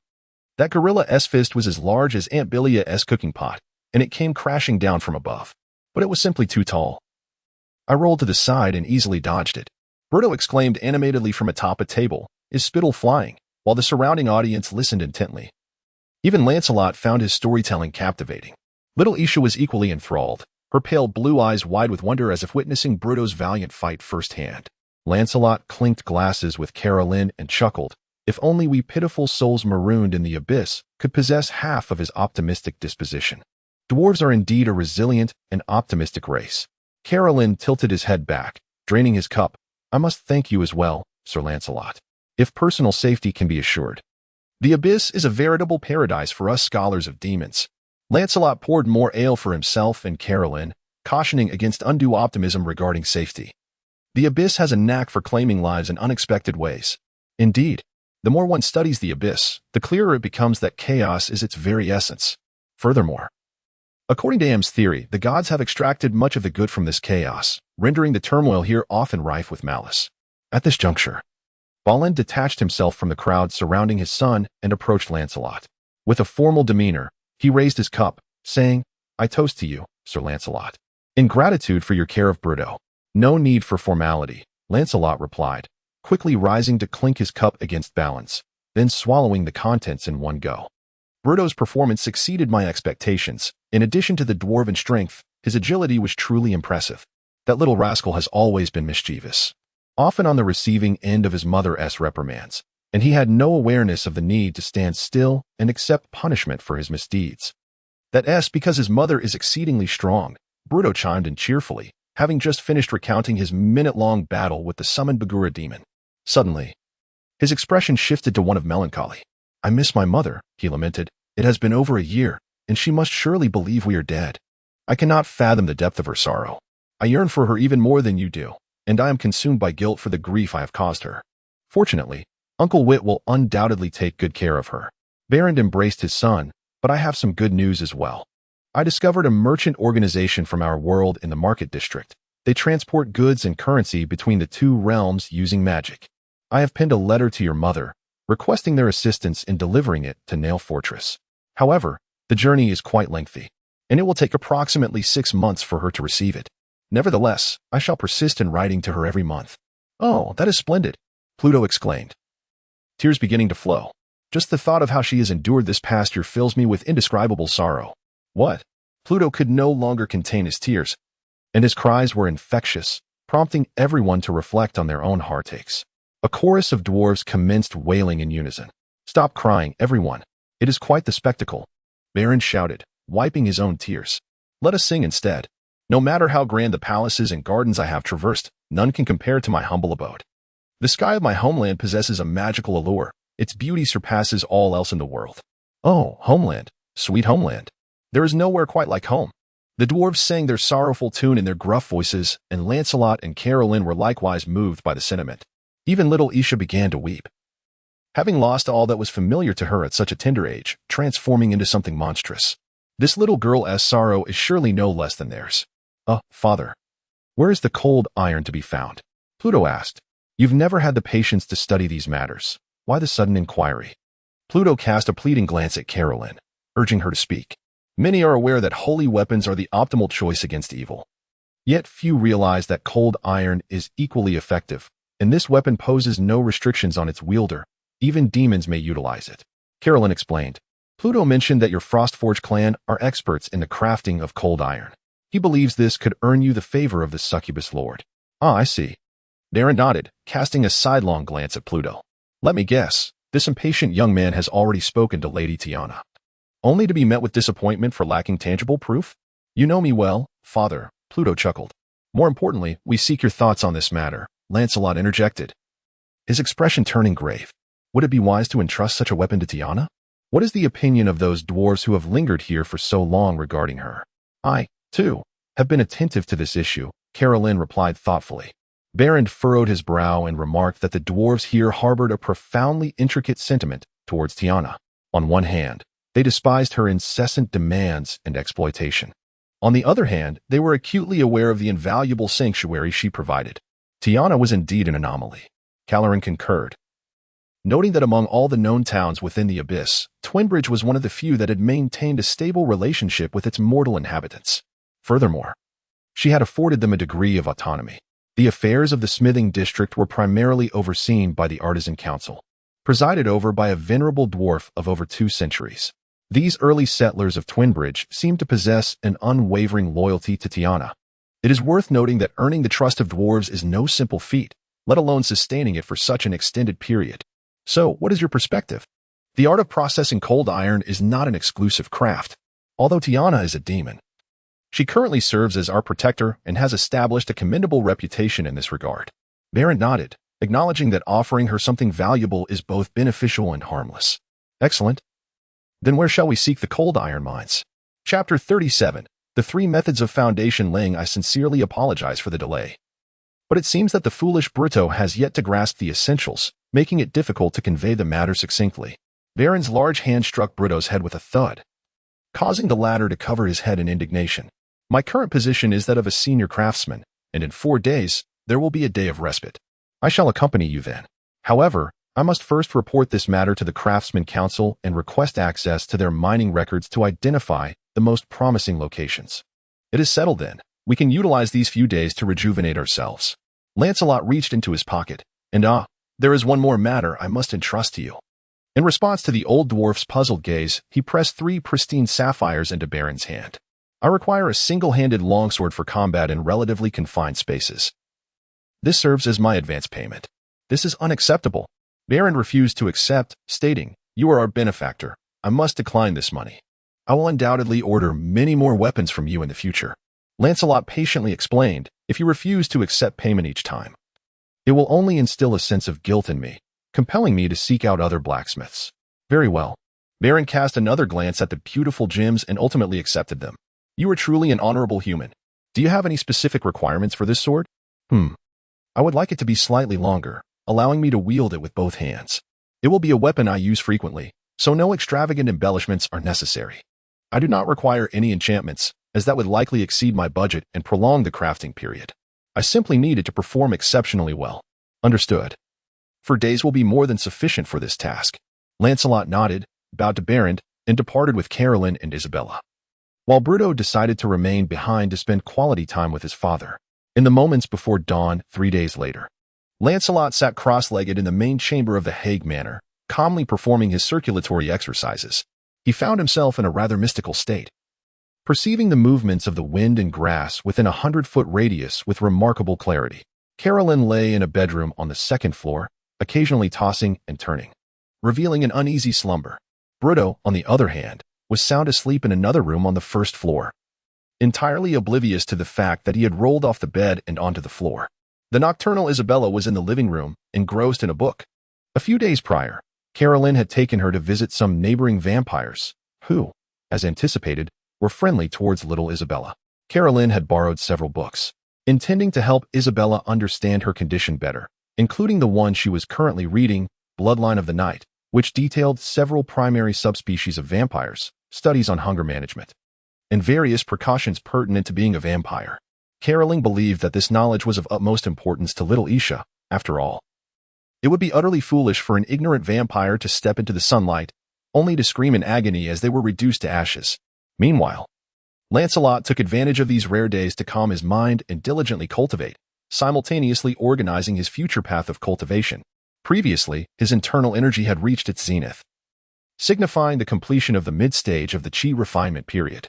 Upon completing today's practice, he sensed a trickle of energy remaining in his meridians, flowing gently like a stream, indicating that he had officially attained the advanced stage of chi refinement.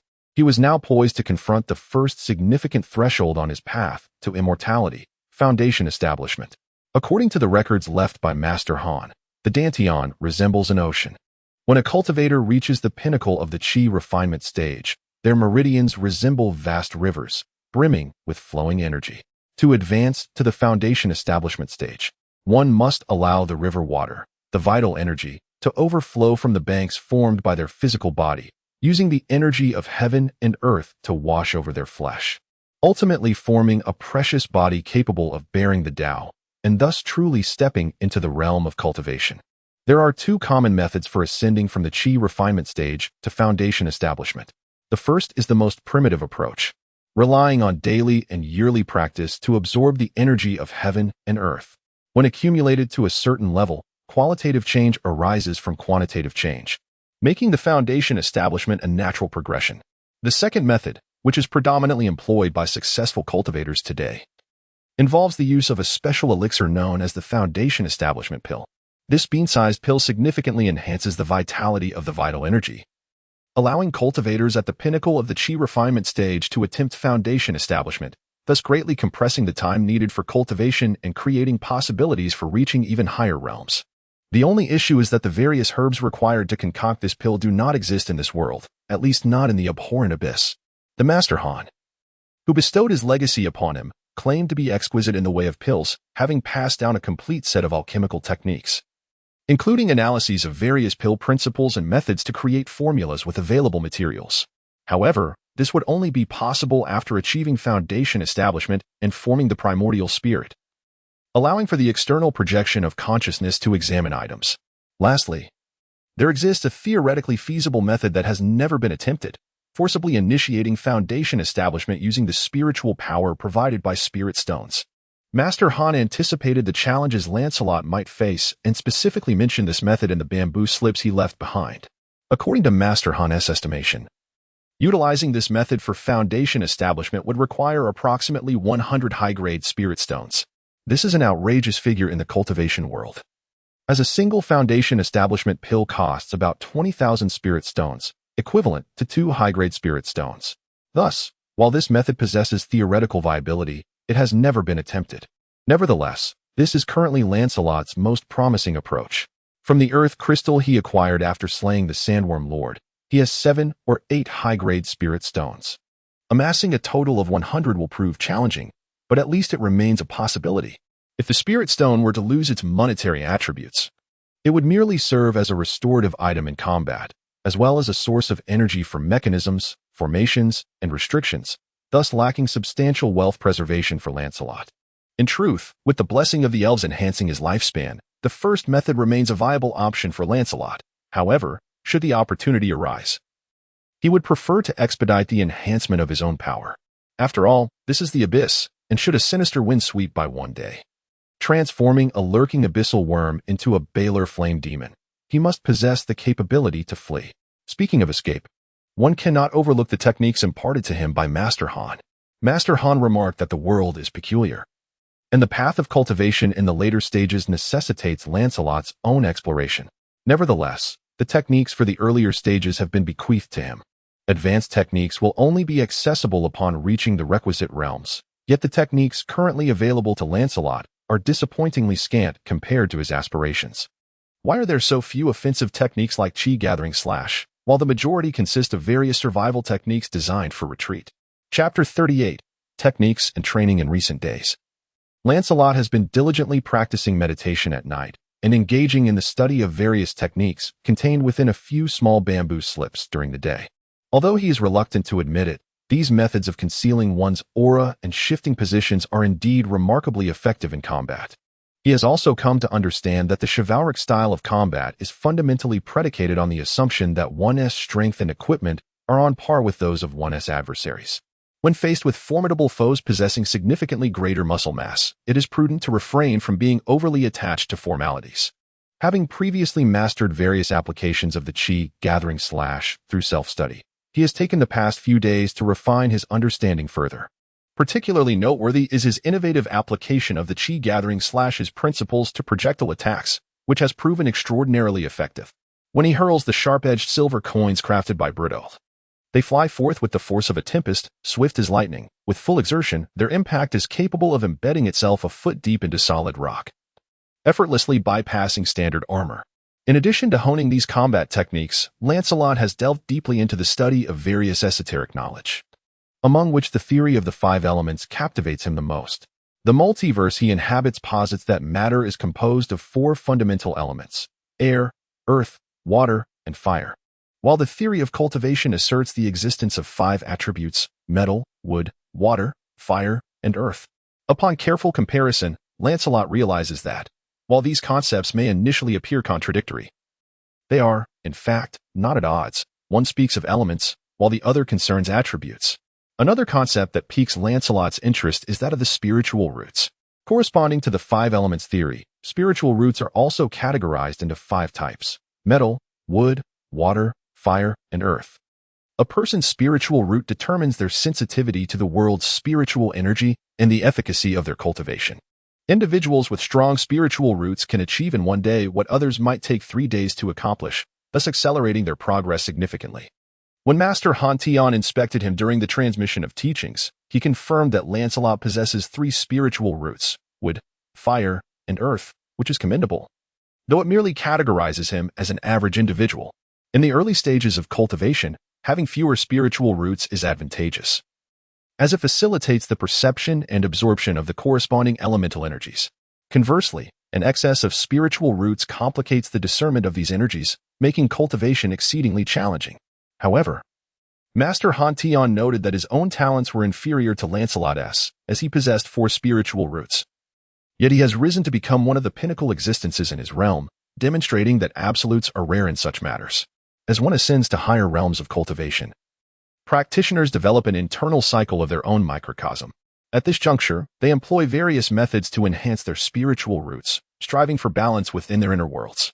Some of the most advanced divine arts require a complete set of spiritual roots. Otherwise, they remain as ephemeral as castles in the air or illusions in a mirror, nearly impossible to master.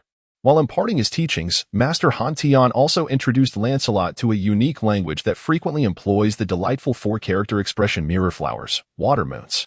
The technique Lancelot is currently cultivating is called the Treasure Bottle Immortal Method, which Master Han Tian claims is an unparalleled divine skill created based on a celestial treasure, renowned for its extraordinary ability to connect with the cosmos.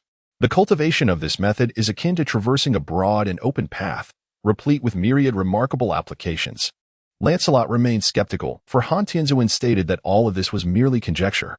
By the time he established this martial art, his cultivation level was already exceedingly high, making it impossible for him to start anew.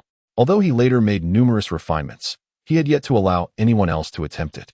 Nevertheless, Han Tianzuan elucidated that the essence of this technique is its lack of affinity with the 5 elemental attributes, allowing for cultivation in any environment. Indeed, it was the only method suitable for Lancelot at that time. Han Tianzuan could not foresee the challenges that might arise later, but he left behind a conceptual framework for resolution. In truth, the method of utilizing high-grade spirit stones to advance into the foundation establishment stage was one of the few strategies intentionally left by Han Tianzuan. Lancelot could not help but admire the foresight of his venerable predecessor. However, to speak candidly, his pace of cultivation was already remarkably astounding. The current level of cultivation would require an ordinary individual at least 3 years to attain.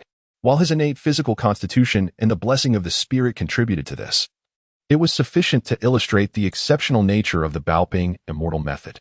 As the inky night sky began to brighten, heralding the arrival of dawn, the focused Isabel appeared to sense something. Lancelot perceived all of this through a mysterious lens. Vampires are not entirely incapacitated during the day. Yet Isabel's current strength was woefully inadequate. Even the morning sun could leave her utterly fatigued. In the preceding days, She had attempted to muster the strength to greet the early rising Lancelot, but her feeble state had appeared somewhat alarming, prompting Lancelot to firmly dissuade her. When the crimson sun ascended high into the sky, Lancelot was already awaiting Bruto in the courtyard. Clad in full armor, he wielded a wooden sword crafted from saber-toothed wood. Shortly thereafter, Bruto arrived, equally adorned in complete gear, donning a helmet shaped like a toad's head. In his left hand, he held a repaired shield, while his right gripped a wooden warhammer. "Must we do this every day?" The young dwarf bellowed in complaint. "I truly admire your instinctual approach to combat." Lancelot smiled at his companion. "However, relying solely on instinct can easily lead you into perilous situations. You must master various combat techniques." "I understand the principle," Bruto grumbled. "Are you ready?" "I'm going in." Lancelot deftly evaded Bruto's ferocious strike, then swung his longsword to deflect the dwarf's subsequent attack. "What's the matter? Didn't you have enough to eat this morning?" Lancelot quipped mid-battle. "Hey, wake up, Bruto. Don't sleepwalk through this." "Enough of that noise." Bruto accelerated, unleashing his signature 3-hit combo. "Ah, finally awake? Keep going, but don't exert all your strength every time. Always reserve a portion for unforeseen circumstances." Bruto charged once more in silence, this time refraining from a reckless all-out attack. Lancelot adapted, feeding him openings, occasionally pointing out Bruto's vulnerabilities to draw his attention. The two engaged in a lively exchange of blows for about 20 strikes, but Bruto began to grow impatient, once again falling prey to a gap in his assault. The human knight lured Bruto into a trap, leaving his defenses wide open, and with a swift thrust of his sword, like a bolt of lightning, he pricked the dwarf's beard. It was a significant improvement from before. Lancelot encouraged him, yet he knew that one must remain vigilant, especially when facing a foe of superior strength. Bruto gasped for breath, urging himself once more. An hour later, the clash of weapons echoed once again, having reverberated countless times that morning. But this time, Bruto could no longer maintain his grip. The wooden hammer flew askew, and the young dwarf found himself sitting on the ground. "Ah, no more. I can't do it anymore," Bruto panted, utterly exhausted. "I need a break." "How splendid," came the applause from the sidelines. Carolyn was seated on a long bench, a book of unknown origin resting on his lap. "Why don't you give it a try against me?" Bruto retorted, irritation evident in his voice. "I concede," Carolyn replied with a smile. "It is well known that we mere mortal spellcasters cannot wield magic while donning heavy armor, let alone engage in close combat." "That is not entirely true," Lancelot interjected, retrieving a wooden staff from a nearby rack. "I have heard that monks from the East can dispatch demons bare-chested. Come, I shall teach you some fundamental techniques." Carolyn approached with a mournful expression. "Is this truly necessary?" "Indeed, it is essential," Lancelot affirmed, handing the staff to Carolyn. "If a mage exhausts his magical energy, should he simply surrender?" "Some mages do indeed prefer to resolve conflicts with their staffs," Carolyn conceded with a resigned nod. "In this realm, defensive skills are always beneficial. I merely have a habit of exchanging banter with this fellow." "Please, commence, Sir Lancelot." Chapter 39. Frostblade. On the following morning, Lancelot and his two companions arrived at the craftsman's dormitory located in the blacksmith district, where Baron had already been awaiting their arrival. The old dwarf was fully armed today as well, clad in a suit of plate armor, his head adorned with a spiked dwarven helm. At his waist hung a folding shovel and a dwarven pickaxe, while a heavy steel shield rested on his back. "Ah, my old friend, your gear looks splendid. It has been quite some time since I've seen you dressed this way," exclaimed Bruto, his face alight with excitement. Much like a child eager to embark on an adventure with his father. "During my youth, I too have smashed a few orc skulls." Baron chuckled. "Though my agility may not match that of you youngsters, I assure you, after years of forging, I still possess some strength." "That equipment of yours is likely to see little use," Bruto retorted with a smirk. "Lancelot has been training me rigorously these past few days. Just stand behind me and relax." The little rascal has grown bold. "But do not be overly confident, my boy. Your old man still has a few tricks up his sleeve," Baron teased, then turned to Lancelot. "Sir, your weapon is ready, and I am certain it will meet your expectations." With that, he retrieved a long, leather-wrapped object from the corner of the room and handed it to Lancelot. Filled with the fervor of a warrior receiving a new weapon, Lancelot eagerly unwrapped his new treasure. Before him lay a magnificent longsword, just shy of 4 feet in length. The blade was sheathed in a case made of some dark leather, complete with a sword belt. The crossguard flared slightly towards the blade's tip, reinforced for durability. The hilt was wrapped in dark red leather, culminating in a weighted metal ball at the end. Lancelot grasped the hilt and drew the sword from its sheath. "Is this exclaimed Carolyn, displaying an expression of astonishment. The revealed blade was approximately 4 fingers wide, its hue far lighter than that of ordinary iron weapons. As it emerged, it emitted a glimmering cold light, making the temperature in the room seem to drop. "This is undoubtedly my masterpiece," Baron proclaimed with pride. The hilt is wrapped in fire serpent skin, providing excellent grip. The small ball at the end is detachable, allowing you to replace it with any desired shape or magical item with special effects. "To give it a try, Sir Lancelot." Lancelot fully drew the weapon, initially swinging it casually to appreciate its perfect balance. He then gently tapped the blade, listening to the crisp ping it produced, reminiscent of a joyous bird. "This is undoubtedly one of the finest weapons I have ever encountered," Lancelot said gratefully, nodding at Baron. "What is its name?"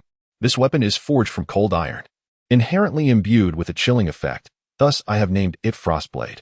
A truly poetic name, befitting its nature. "But where did you procure the cold iron? Were we not about to embark on a quest to seek out the cold iron mines? When I applied to the Craftsmen's Guild to access the mining records, I informed them of my intention to search for cold iron. They were only aware that this ore could be treated as ordinary iron ore, requiring merely a bit of additional temperature and time.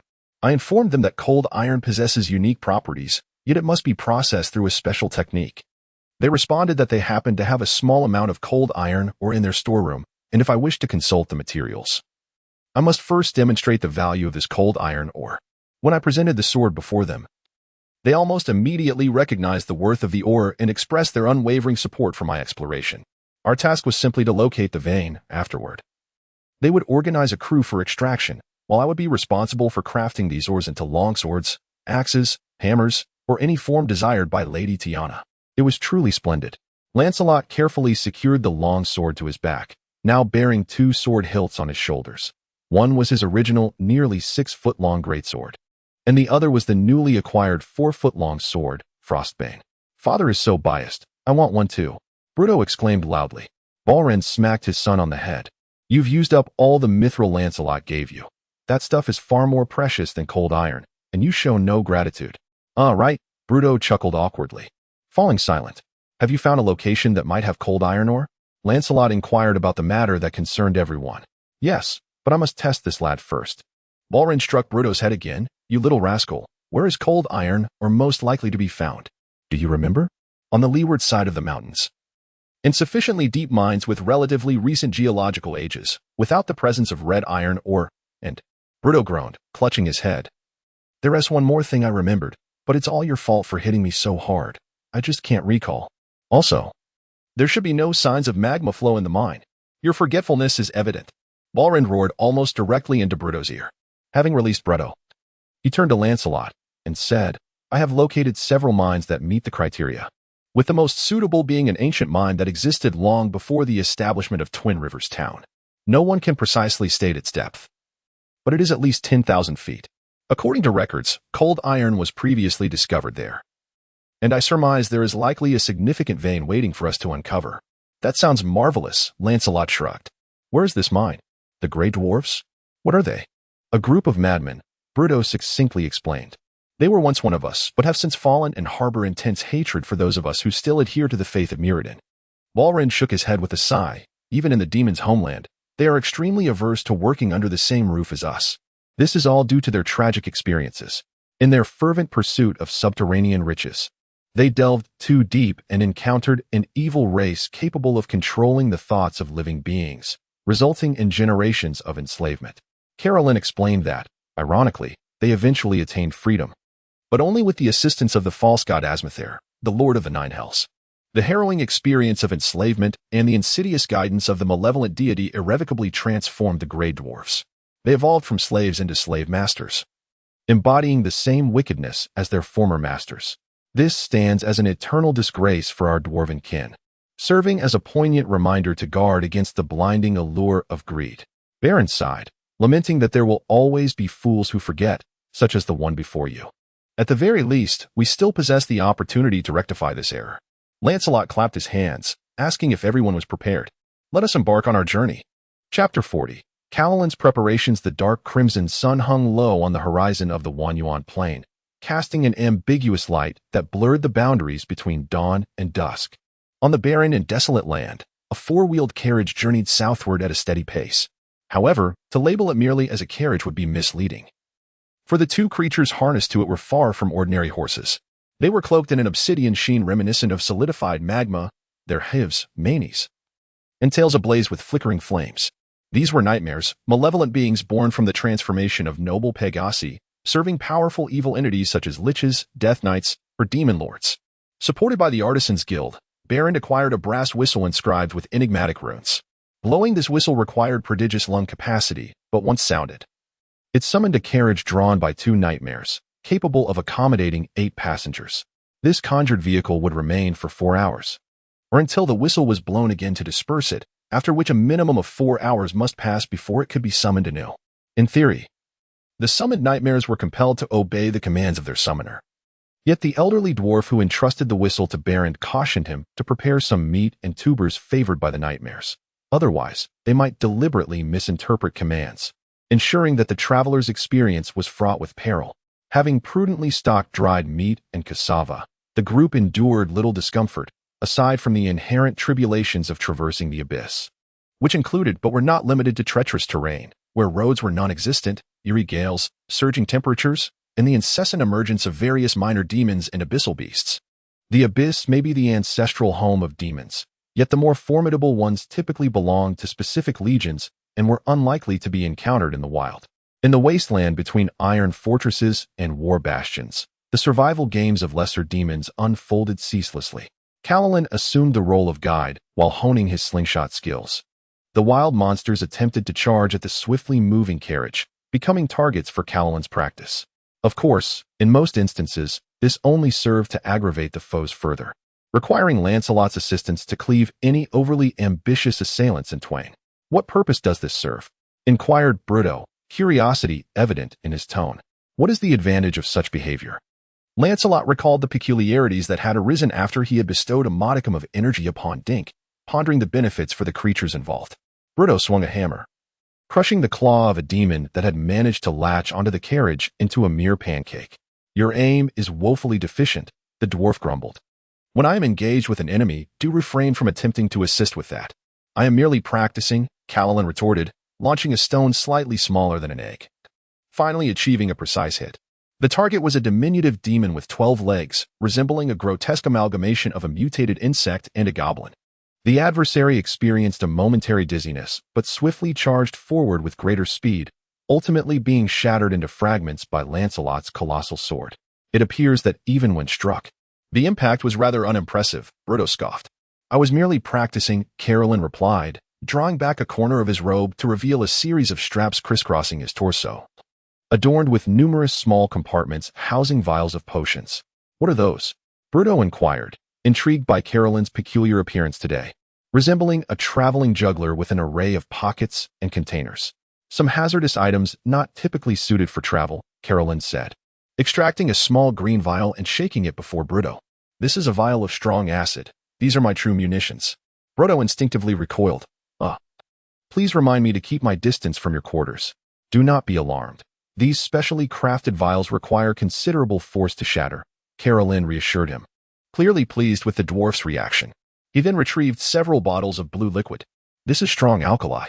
It would be prudent for each of us to carry 2 vials. Could someone explain why we need to carry such perilous items?" Bruto hesitated. "I've traversed countless mines without ever bringing this along." "That's because you've never bothered with such matters," Berend said curtly. "Have you forgotten about those bothersome mud monsters lurking underground? Strong alkali reacts violently with their acidic secretions. When a mud monster ensnares you, you'll be grateful to have a vial of this at hand." I believe we covered that in mining school," Bruto admitted sheepishly, accepting 2 vials and stowing them away. Lancelot extended his hand as well, confident in his ability to escape the mud monster's grasp, but recognized that carrying 2 vials would undoubtedly aid in rescuing a beleaguered companion. "What other preparations have you made?" Lancelot inquired, eyeing Carolyn's eclectic assortment of gear with curiosity. "You have already seen my luminous ring, which proves highly effective against creatures accustomed to the dark. I have also crafted a necklace capable of detecting magic, a staff that can cast light spells, and various trinkets that can unleash 0-level spells," Carolyn explained, opening his satchel to reveal an orderly array of scrolls inside. Most of these scrolls pertain to auxiliary spells such as detecting secret doors and featherfall. I possess only a few second-level spells. Enlarge, see invisibility, but most crucially, weapon enhancement. The foes that necessitate enchanted weaponry are formidable. Let us hope we do not need to employ that spell this time. Let us hope so, Lancelot replied, uncertain. In the distance, a pitch-black cave entrance loomed into view, steadily expanding. They had arrived at their destination. Chapter 41. The Mine Entrance Gentleman. Welcome to the belly of the demon mine. Balin leapt from the carriage first, greeting everyone like a host. I find this name utterly appalling. Carolyn followed suit. Noting that existing anatomical cases prove that the digestive system of demons ends at the stomach, they possess no intestines, let alone excretory organs. Lancelot and Bruto lagged behind, lifting a heavy backpack from the carriage, laden with various mining equipment and supplies. Observing Balin laboriously hoisting the oversized pack, Lancelot inquired curiously, "Isn't this too heavy? It would be quite troublesome to flee in case of danger down there." Not far from the mine entrance lay a concealed miner's lounge. Balin explained, "We can rest there. Store supplies and mining tools, taking only what we need for exploration." "I see." Lancelot nodded in understanding. The situation sounded far better than he had anticipated. Although he had ample experience battling underground, it had primarily involved dealing with bandits inhabiting caves, without any experience entering a mine. The mine entrance before him was far grander than he had imagined, wide enough to accommodate 5 carriages, dark as the gaping maw of a beast, awaiting its meal to present itself. Moreover, a minor predicament lingered at the mine's threshold. His instincts unmistakably informed him that several individuals lurked in the shadows of the stones and rock walls, their eager gazes fixed upon him. "Prepare yourselves," he whispered casually to his companions. "There's an ambush at the entrance." "What kind of enemies?" Balin appeared somewhat anxious, though he successfully restrained his more fervent impulses. "I haven't seen them, but they are humanoid creatures, not demons. There should be 5 of them. As for their strength," he concentrated, casting a sidelong glance at Bruto, "they should be slightly weaker than this fellow." Bruto remained silent, yet Lancelot could discern his trembling hands and taut body, indicating his current excitement. "Balin, you and Carolyn stay back and focus on defense." The scholar and craftsman nodded, with Carolyn preparing to access the scrolls in his pouch at a moment's notice. "Unless for self-defense, do not waste precious spells." Lancelot cautioned Carolyn with a shake of his head. "Now, you and Balin pretend to discuss something. Bruto, let us feign a reconnaissance. You may hold your shield, but do not raise your hammer." Bruto merely nodded, remaining wordless. Lancelot shrugged. Even if the ambushers sensed something amiss, it mattered little, as they merely obstructed his path. Lancelot stepped towards the cave entrance, with Bruto closely trailing behind. "This mine is far too old. I wager we shall find nothing within," he stated deliberately, hoping his seemingly unguarded demeanor would lull the hidden foes into complacency. Bruto merely nodded, and Lancel, having entirely relinquished any hope of his cooperation, prepared for the impending confrontation. Just as they were about to enter the mine, a sudden gust of wind heralded the arrival of their ambushers. A series of short javelins, each approximately 5 feet in length, soared from behind the stones, accompanied by a piercing whistle aimed at Lancel and Bruto. This volley of ranged attacks was sufficient to disconcert the unprepared, yet it posed no challenge to the 2 seasoned warriors. Bruto deflected the projectiles with his shield, while Lancel deftly evaded all incoming javelins with his agile movements. The assailants finally revealed themselves. These humanoid creatures towered over 6 feet, clad in armor fashioned from animal hides, with thick brown fur spilling from the seams of their garments. Their heads bore pronounced features, including hooked noses, bushy eyebrows, and peculiar ears. "Bear goblins!" Bruto roared in fury. Bear goblins were the larger cousins of the goblins, thriving on plunder and hunting. These creatures were both brutal and arrogant, equally passionate about slaughter and treasure, which sometimes led them to accept employment from goblins or other nefarious masters, serving as bodyguards, enforcers, or brigands. The group of bear goblins before them may have once been deserters from a demonic legion or guards of a slave caravan, but at this moment, they appeared to have no master. Following their javelin throw, 3 of the bear goblins brandished their weapons and charged from their concealed positions. "You can handle one, can't you?" Lancel inquired of Bruto. With a light laugh, he instinctively reached for his greatsword resting on his shoulder, but reconsidered, deciding it prudent to familiarize himself with his new weapon before confronting more formidable foes. A melodious hum filled the air as Lancel unsheathed his longsword, Frostbite. He executed a powerful horizontal slash towards the advancing adversaries, intending merely to obstruct 2 of them while allowing the third to advance toward Bruto. The crucial surprise attack of the bear goblins had already faltered. Their intelligence, combined with Lancel's formidable armor and sword, enabled them to discern the challenge posed by their enemies. Lancel, seeking to provoke them further, performed an extravagant flourish with his sword, positioning it horizontally before him and inviting his opponents to attack first. The two bear goblins, though not entirely devoid of reason, maintained their focus on Lancel while gradually maneuvering to flank him on either side, preparing to launch a coordinated assault. Meanwhile, Bruto had engaged his opponent in a fierce struggle. The dwarf initially adopted a defensive stance. As the bear goblin charged with ferocity, he skillfully sidestepped the initial strike, swiftly raising his shield to absorb the follow-up blow. However, he did not afford the enemy a third opportunity. The previous attack had revealed that the foe's strength did not surpass his own. Seizing the moment when the enemy's weapon was deflected by his block, Bruto forcefully thrust his shield outward, unbalancing the adversary. Following this, his hammer struck true, landing squarely on the bear goblin's knee, the closest vulnerable point on its body. With a sharp crack, the sound of shattering bones resonated clearly in the ears of all present. The bear goblin immediately fell to its knees, issuing a piercing scream. Ah! The knees, my favorite target. Seizing the opportunity, Bruto swiftly leaped back, evading the enemy's aimless counterattack. As he turned his head, the two bear goblins surrounding him simultaneously launched their assault from either side. Yet, Lancelot seemed to have anticipated this, twisting his body in an uncanny manner, managing to retreat 3 steps, causing the two rushing foes to collide violently with one another. Patience, ladies, he remarked, stepping forward. A torrential cascade of sword light enveloping the two bear goblins. Lancelot made no use of his inner energy. He relied solely on his swordsmanship to subdue both adversaries. He refrained from delivering lethal blows, halting his blade just before it could inflict fatal injuries. He was swiftly acclimating to the length, weight, and balance of his new weapon. As his movements accelerated, the two bear goblins could no longer keep pace, their frantic swings of their spiked maces proving futile in their attempts to harm Lancelot. The knight finally felt as though the weapon in his hand had become an extension of his own being, with a deft twist of his wrist. Both enemies were struck simultaneously by the flat of his blade, sending them careening backward. Another lurking bear goblin peeked out, intending to hurl a spear to cover its comrade. But a well-aimed stone struck it squarely on the nose, knocking it to the ground.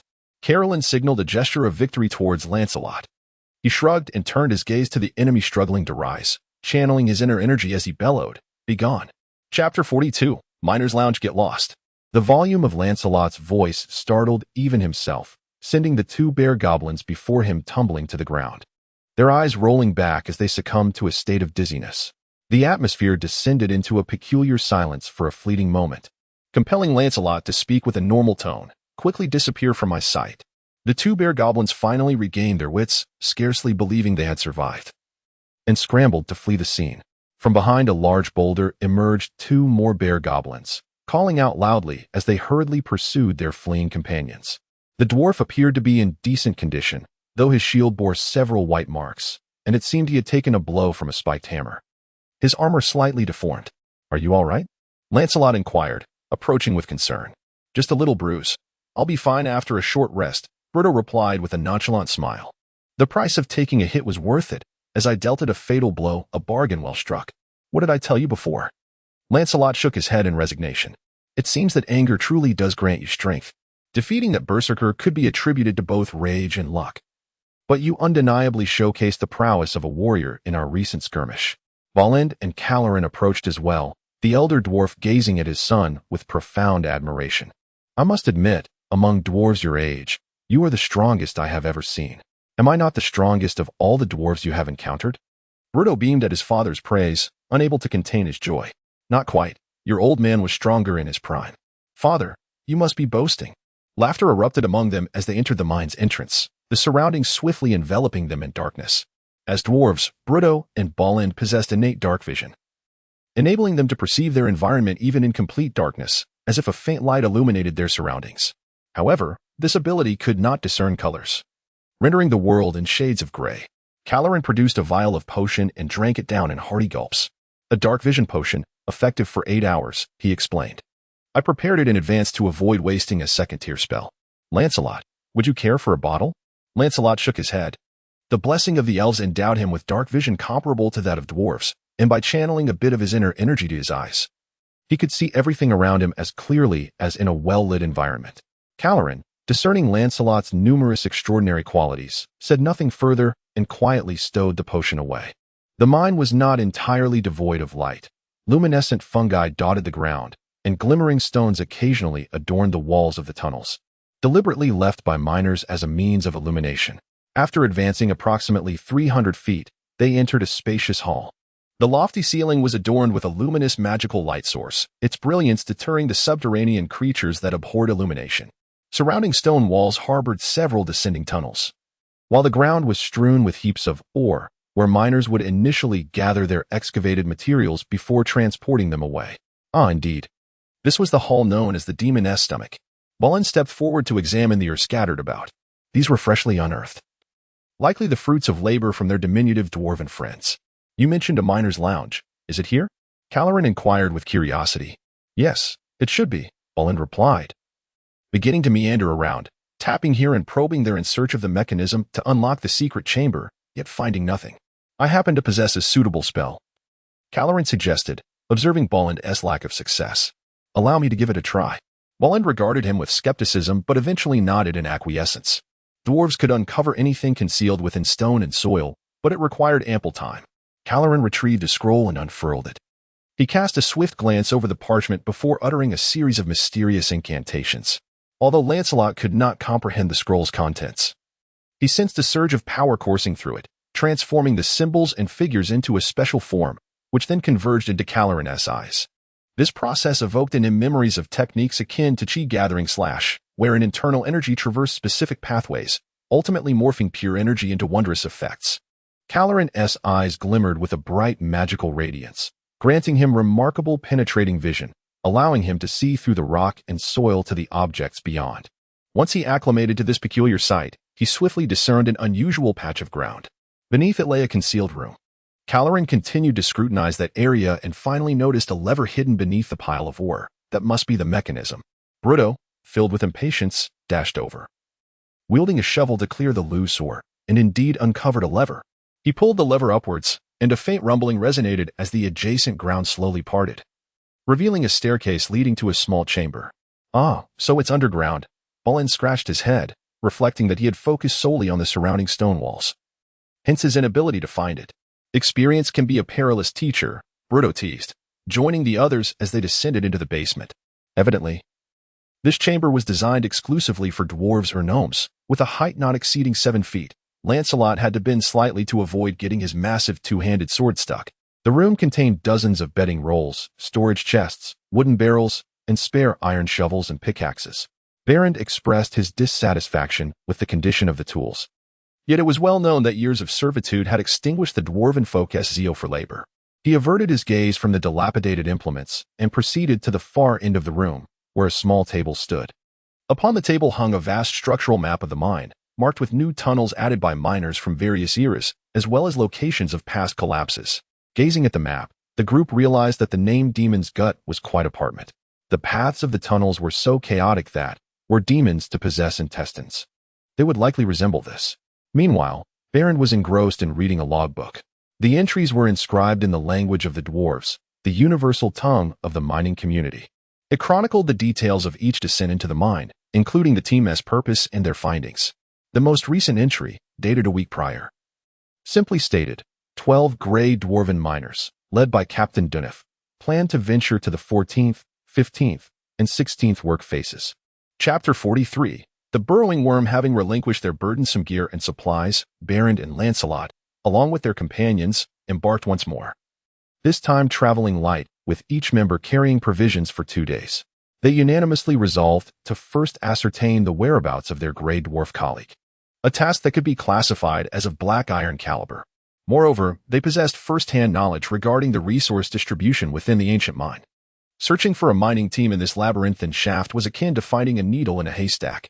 Fortunately, Berend and Bruto exhibited remarkable prowess in navigating the underground terrain, as the dwarves underwent specialized training enabling them to sense the magnetic fields within the rocks.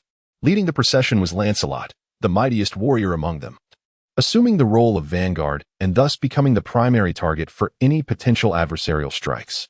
Following closely was Berend, whose extensive experience in mining rivaled his exceptional craftsmanship as a master blacksmith, often necessitating personal quests for the finest materials.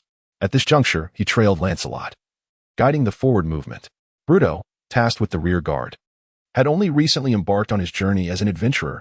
Merely a week had passed since his initiation, but he had already demonstrated commendable reliability.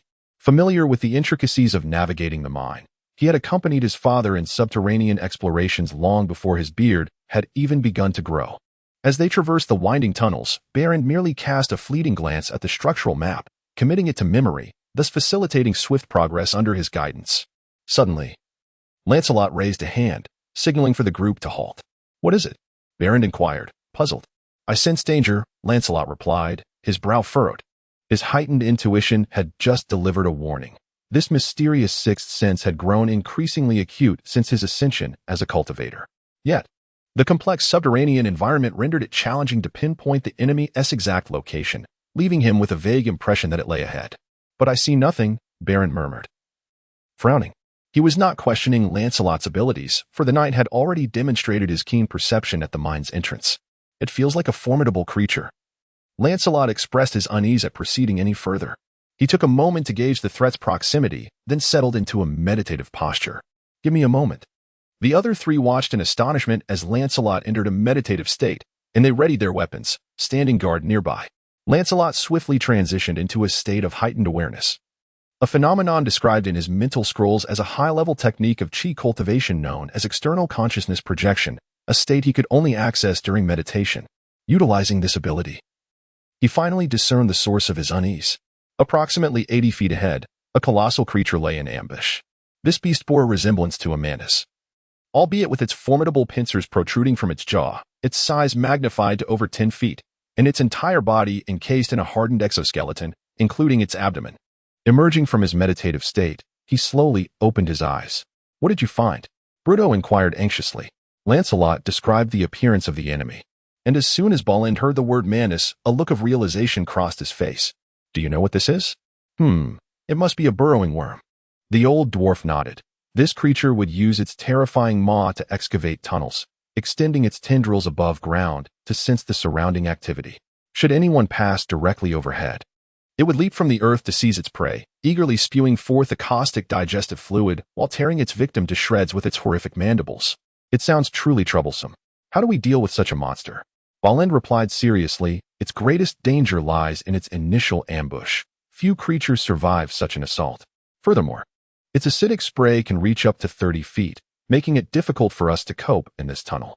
However," he noted, "its weaknesses are quite apparent. This creature possesses little intelligence, and all its threats emanate from that maw. Thus, if we can strike from the side or behind, it is far less formidable than it seems. Additionally, targeting its legs, crippling 3 of them on one side, will bring it crashing down, leaving it vulnerable." "Understood. Carolyn, I recall you mentioned a spell." After finalizing their strategy, the 4 of them stealthily approached within approximately 30 feet of the burrowing worm's lair. Thanks to Lancelot's alert, they noticed the overlooked tendrils of the creature on the ground, and upon closer inspection, discerned slight elevations in the terrain. Carolyn nodded, clutching a small scroll in his hand. Lancelot suddenly charged forward with great strides. At the moment his footsteps echoed, he distinctly felt the creature below tremble with excitement. His vital energy surged through his meridians. When he was 10 feet from the massive pincers underground, Lancelot leapt, his body nearly brushing the tunnel's ceiling as he soared ahead. Yet the sound of his steps did not cease, for Carolyn simultaneously activated the spell contained within the scroll, Minor Illusion. This spell could create an image of an object or a sound of the caster's choosing, such as a lion's roar, human conversation, or even footsteps.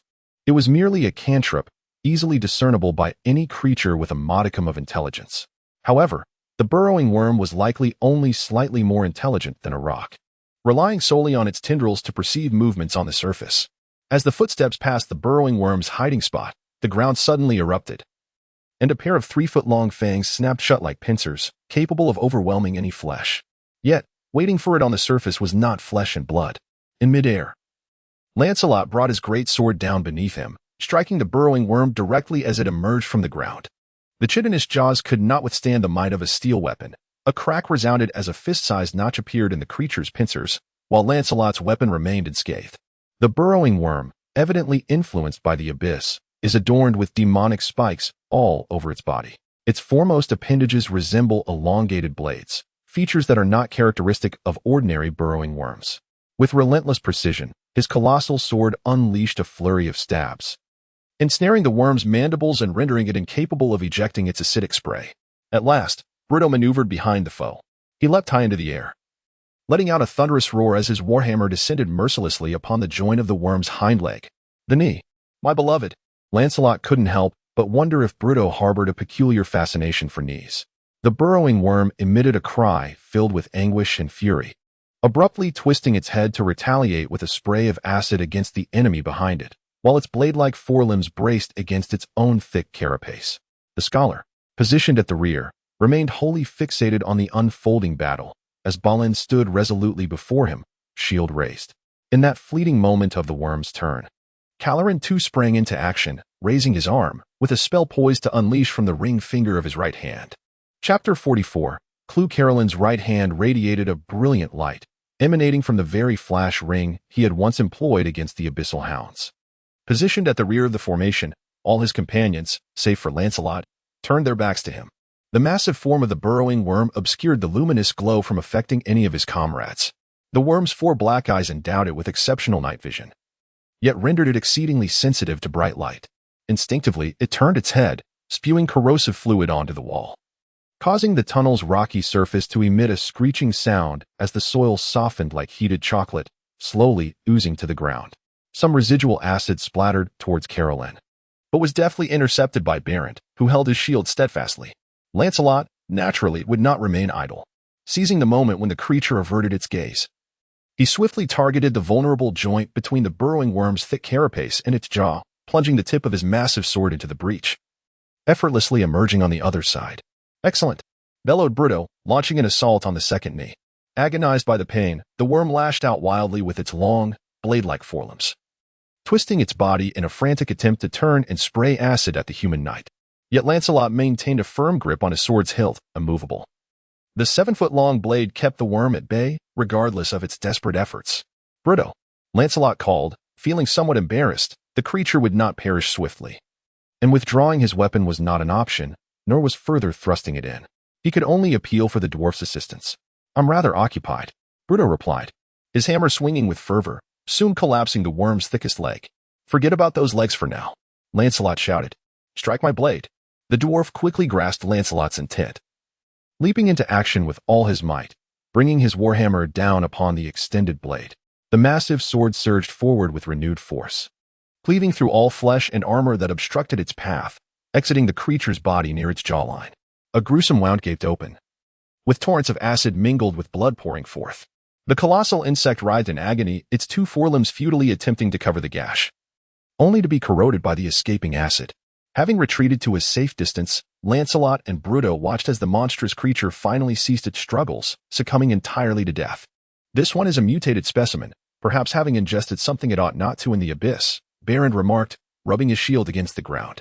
The corrosive effect of the acid on steel was not so potent. After wiping it away, several dulled patches appeared on the once shiny surface of the shield. Yet its functionality remained intact. I suppose I can claim this kill, Brutto boasted, puffing out his chest. At least the fatal blow was delivered by me. A mere trifle. Brutto took up Lancelot's massive sword and found a relatively flat stone, commencing the repair work under Berend's supervision. Once the repairs were completed, the group swiftly resumed their journey. The winding tunnels seemed to stretch endlessly, and they encountered several burrowing worms along the way. However, armed with the experience from their first encounter, they handled these creatures with remarkable ease. Occasionally, they would come across wandering, cowardly demons, but in most cases, these entities fled at the first sight of them, causing no trouble for Lancelot and his companions. Approximately 2 hours after departing from the miners' resting area, they finally reached their first objective, the 14th working face. This term refers to the site where minerals or gems are extracted, moving along with the progress of mining. Upon discovering a vein, miners do not rush to excavate. Such haste would allow only a few at the forefront to work, resulting in inefficiency. Instead, they excavate a tunnel along the vein's edge before launching an attack on the vein itself from the side of the tunnel. The wall that has been excavated on this side is referred to as the working face. As the excavation progresses, the working face extends, gradually forming a larger space, entirely dependent on the vein's shape and direction. Veins are not always continuous. At times, one might believe they have exhausted a segment, only to uncover a brand new vein after digging through a foot of soil. Dwarves believe that locations with veins are closely connected to the elemental plane of Earth. Thus, for mining teams lacking a clear target, continuing to excavate from an existing working face is a prudent choice. The 14th working face is such a place, situated approximately 3,000 feet underground. For these professional dwarves, this depth is not particularly daunting, yet it has likely been centuries since it was first mined. Years of relentless excavation have transformed this area into a plaza-like open space, resembling an organ connected to a network of intestines. The group quickly discovered their objective, 2 gray dwarfs, unfortunately deceased. Lancelot had previously encountered these bearded, graying, seemingly balding dwarven subtypes in the Smithy district.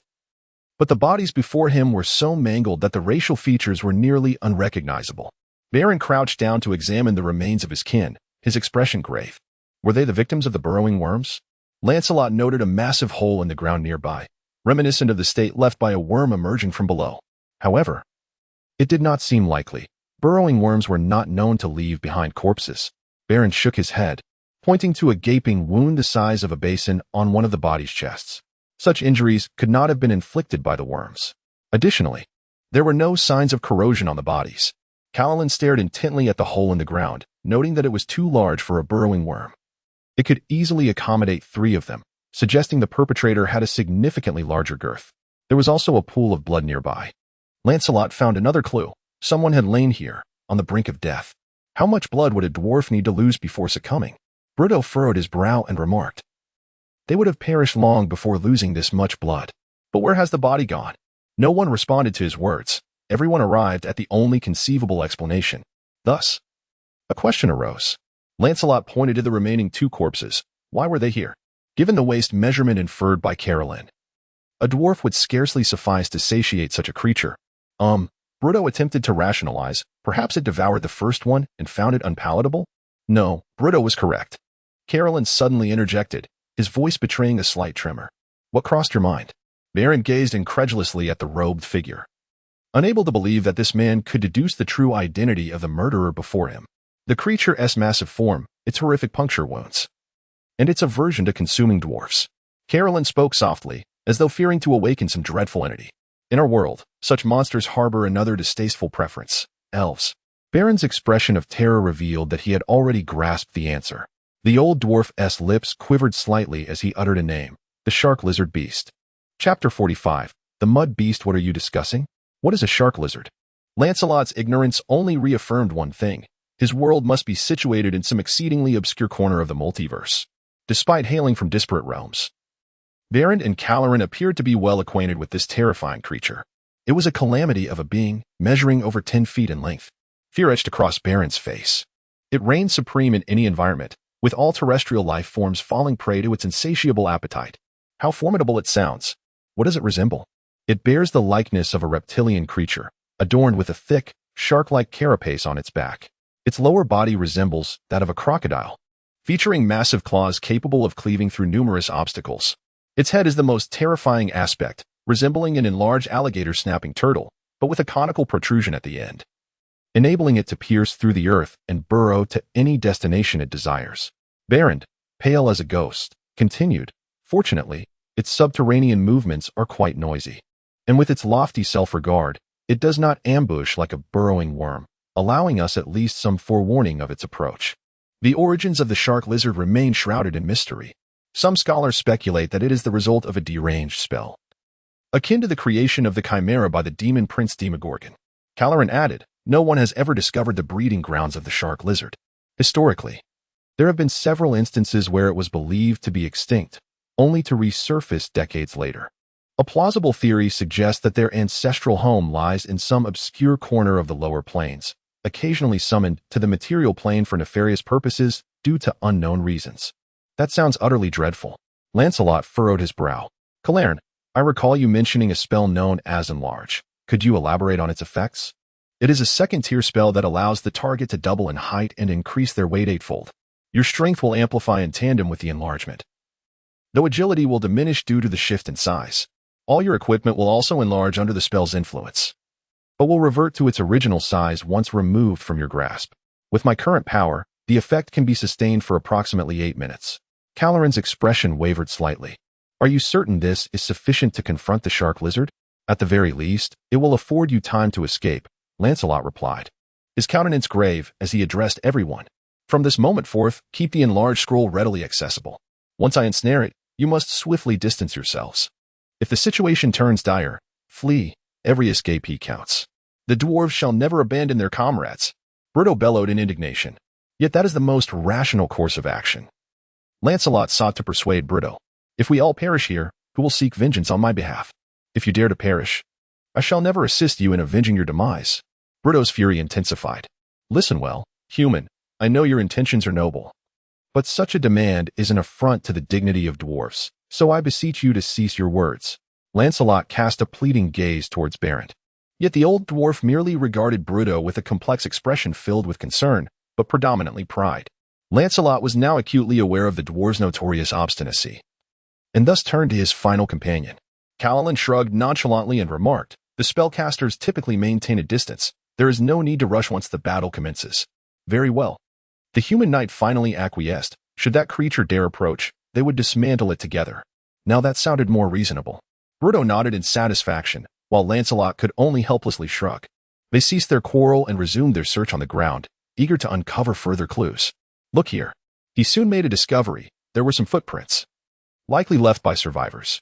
After confirming there were no additional leads, the group proceeded along the trail.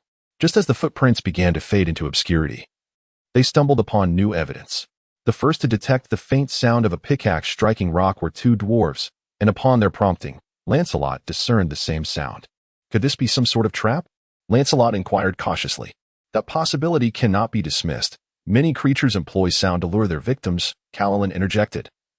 Yet it is typically enchanting melodies or beguiling whispers. I have yet to hear of a sound made by a pickaxe that could attract any quarry. Let us remain vigilant. There was no dissent among the group as they cautiously advanced towards the sound, with Baron noting their direction towards the 16th worksite. However, as they neared the 16th worksite, the sound grew increasingly indistinct. Perplexed, they resolved to investigate further. Their queries were soon answered. The passage leading to the 16th worksite was obstructed by a nearly transparent gelatinous substance, and had it not been for the decayed skeletal remains of a grey dwarf suspended in midair, they might have unwittingly walked right into it. Lancelot gazed in astonishment at this peculiar phenomenon. Such bizarre entities rendered even demons seemingly mundane. Before this gelatinous mass, the sound of the pickaxe striking stone became profoundly muffled. Yet it was evident that the noise originated from beyond this viscous barrier. Could this be a mud creature? Although his martial prowess surpassed that of everyone present, his understanding of various monsters was admittedly limited. This is a particularly formidable variety of mud creature, a gelatinous cube, Berend observed, furrowing his brow as he scrutinized the obtrusive beast. Had those gray dwarves not brought several barrels of strong alkali, this creature could have effectively sealed their escape. I surmise that those trapped within are desperately attempting to excavate an alternate passage, and even if we were to ignore them, they are likely on the verge of success. Chapter 46. Stuffed inside, you won't devise a method to confront it. Rather, you will seek ways to circumvent it. Carolyn elucidated that the ooze of the mud creature possesses a highly corrosive nature, with the fluid expelled from its wounds inflicting harm upon its assailants, while the weapons employed against it swiftly succumb to corrosion, reducing them to mere scrap. These creatures exhibit minimal intelligence. Typically, if left unattended, they will eventually wander away. I have never witnessed a mud creature so tenaciously obstructing an entrance, and it appears to have persisted for several days. Regardless, it stands in our path. Lancelot proclaimed, Scholar, do we possess a strong alkali sufficient to contend with this beast? Regrettably, it may not be adequate, Carolyn replied, shaking his head. The strong alkali would react with the potent acid in the creature's fluids, generating considerable heat. However, on one hand, the acid concentration on its surface is not particularly high, and on the other, such superficial damage is unlikely to be fatal. What if we were to pour a bottle of strong alkali directly into its body? Lancelot pondered, stroking his chin as he gazed at the corpse suspended in midair. The baldness characteristic of the gray dwarves was evident, and even though the flesh had been eroded, the skull still glimmered faintly in the dim light. Theoretically, this would inflict substantial harm upon it, Carolyn remarked quizzically, but the mud creature lacks a mouth. You cannot simply pour the strong alkali into its belly. We can stuff it in, Lancelot countered, turning to Balland. I have heard that the skulls of dwarves are exceedingly hard. Is that true? What are you thinking? I have no interest in your head, Bolland replied, bemused by Bruto. However, I do indeed plan to smash a dwarf skull. Carolyn, do you still have ammunition for your slingshot? Carolyn produced a small pouch filled with stones the size of pigeon eggs. Lancelot seized one, weighing it in his hand before hurling it with all his might towards the mud creature. The force of the throw was tremendous, and the stone sliced through the air with a whooshing sound. However, upon striking the gelatinous mass of the creature, it abruptly decelerated as if thrown into water. And after stubbornly advancing a mere 3 feet, it came to a complete standstill. If you intend to simply toss a bottle of strong alkali like that, the bottle will likely remain unscathed, and you would have to wait at least 3 days for the mud creature to corrode the stopper, Carolyn remarked. Lancelot was undeterred by Carolyn's words. He retrieved another stone from the scholar's pouch. Watch closely. This time, he invoked the technique of concentrated slash, and the stone emitted a fiery luminescence as it soared, advancing nearly 6 feet into the creature's body, drawing perilously close to the black dwarf's corpse. Yet, due to the refraction of light, it ultimately halted about a foot above the body. The mud creature trembled, as if it sensed pain. However, since Lancelot and his companions stood at a cautious distance, they were spared from its wrath, while they had previously observed from afar.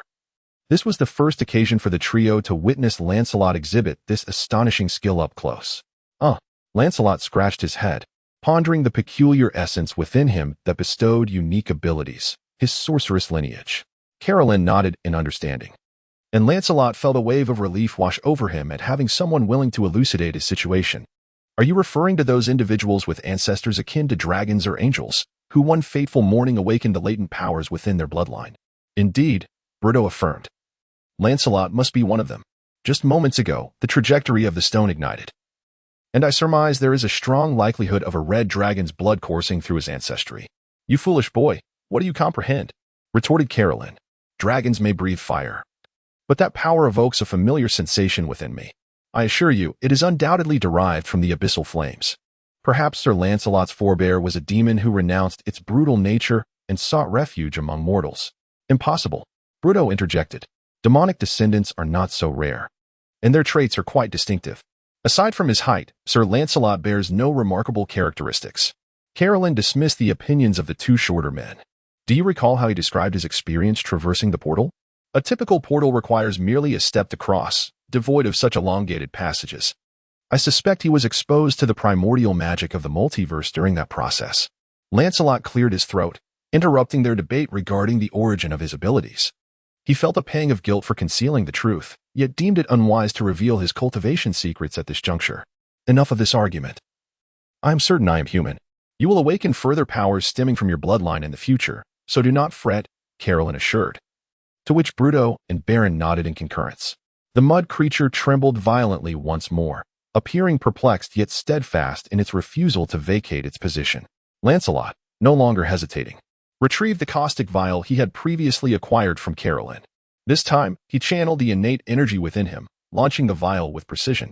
Unlike the previous attempts, this caustic vial soared through the air devoid of any flamboyant tail of flames, producing little sound as it flew, yet it was swift as lightning, penetrating the viscous form of the mud creature with hardly any deceleration.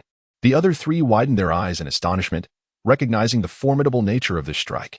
However, the true terror lay in the seemingly mundane appearance of the attack. Should an adversary underestimate it in battle, they would undoubtedly suffer grave consequences. The caustic vial struck the head of the gray dwarf's corpse with pinpoint accuracy, shattering upon impact. As Baron had asserted, the dwarf's skull proved to be exceptionally resilient. The mud creature began to convulse, as the caustic substance reacted violently with the acids in its bodily fluids, generating considerable heat.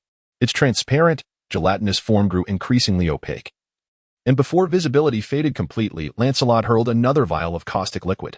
Like oil poured onto a flame, the creature turned pitch black, its surface bubbling as if boiling water. This process endured for approximately 5 minutes, until the mass of gelatinous matter gradually succumbed, akin to a snowman melting beneath the scorching sun. With the demise of the mud creature, numerous items fell to the ground. These remnants are left by the victims of the mud monsters over the years. Aside from the most fearsome varieties, most of these creatures merely consume flesh and blood, leaving behind bones, metals, and enchanted items within their bodies. Undoubtedly, their primary prey consists of various miners, resulting in several fine gems scattered on the ground, which the keen-eyed Bruto swiftly collected. Lancelot's intuition alerted him to an unassuming small pouch. Upon picking it up, he immediately discerned its uniqueness. Although it differed from the descriptions found in the ancient text of spiritual cultivation, Lancelot clearly recognized it as a storage pouch. Chapter 47. The gnome's Carolyn raised his voice to capture the scholar's attention.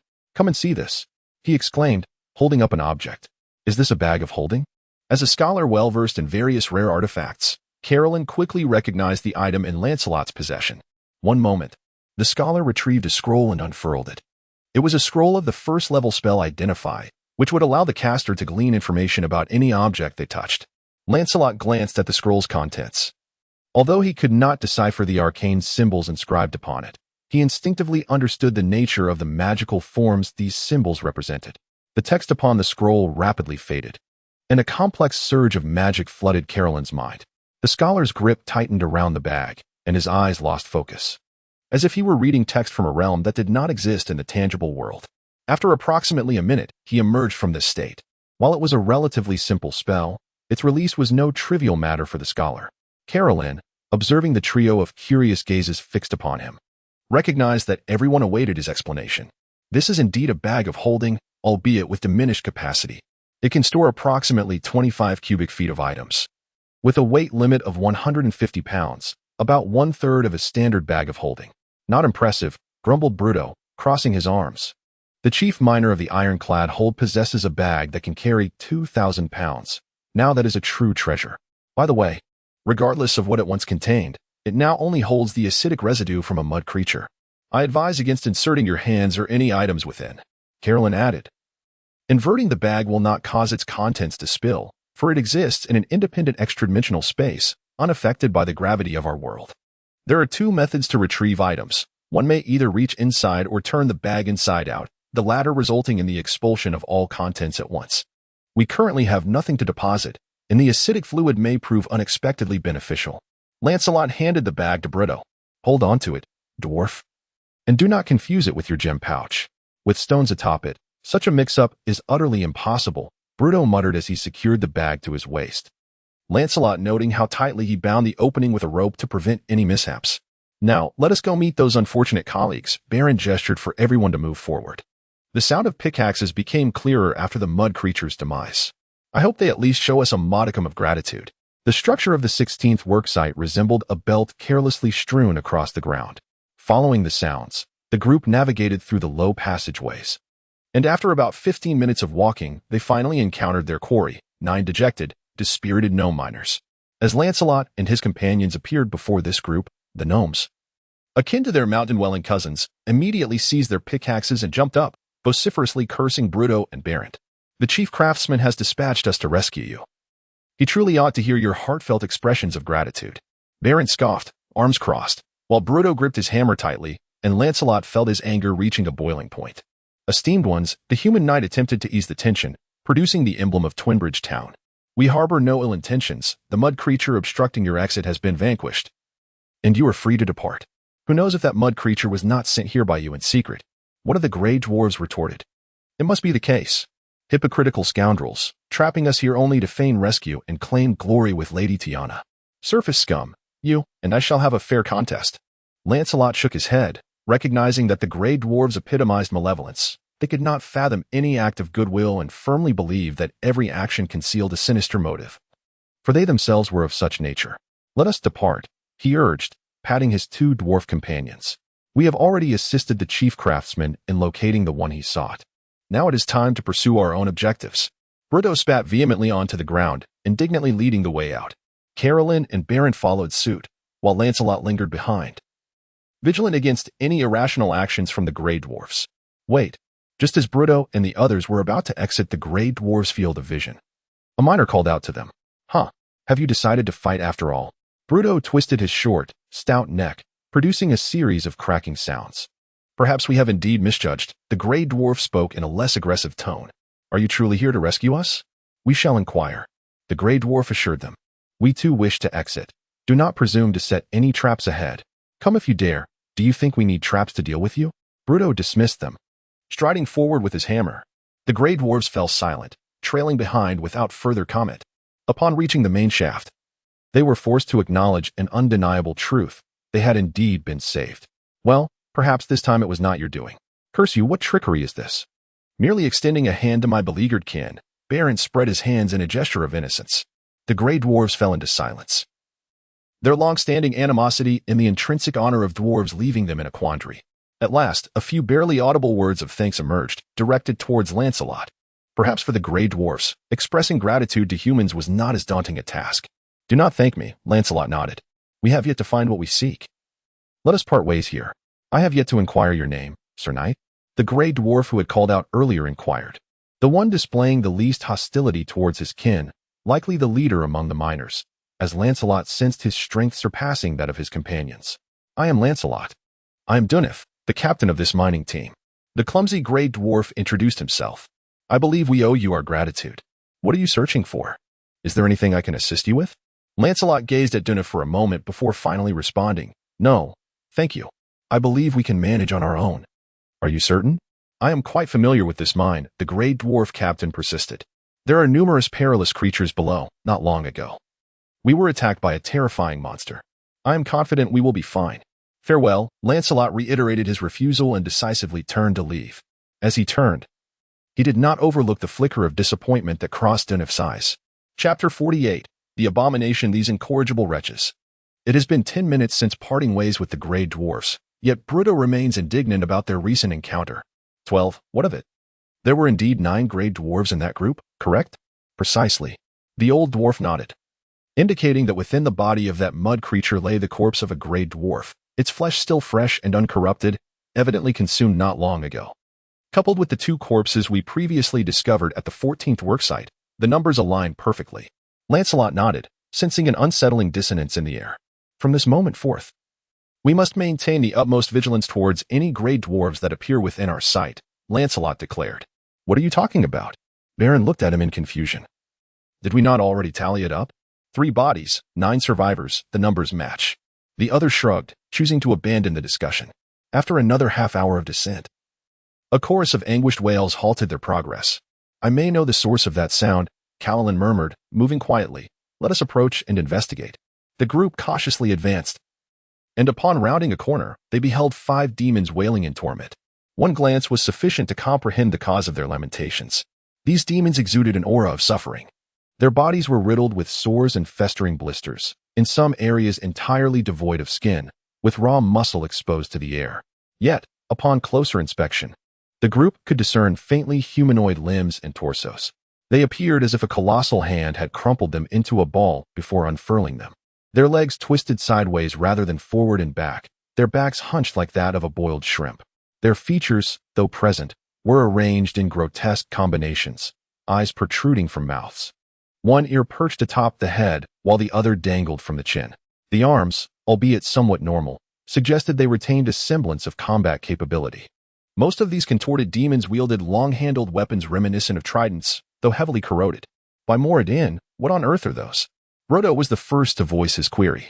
He had encountered many demons before, some terrifying, some grotesque, and others handsome and alluring, but this was the first time he had beheld such pitiable creatures. Those are the abominations. Callillan explained with a grave demeanor. Such demons do not arise from the abyss itself. Rather, they are creations of higher-tier demons. But they appear. Bruto struggled to find the precise descriptor, not particularly suited for battle. Their torment ends here, Lancelot asserted resolutely. Is there anything we ought to be cautious of?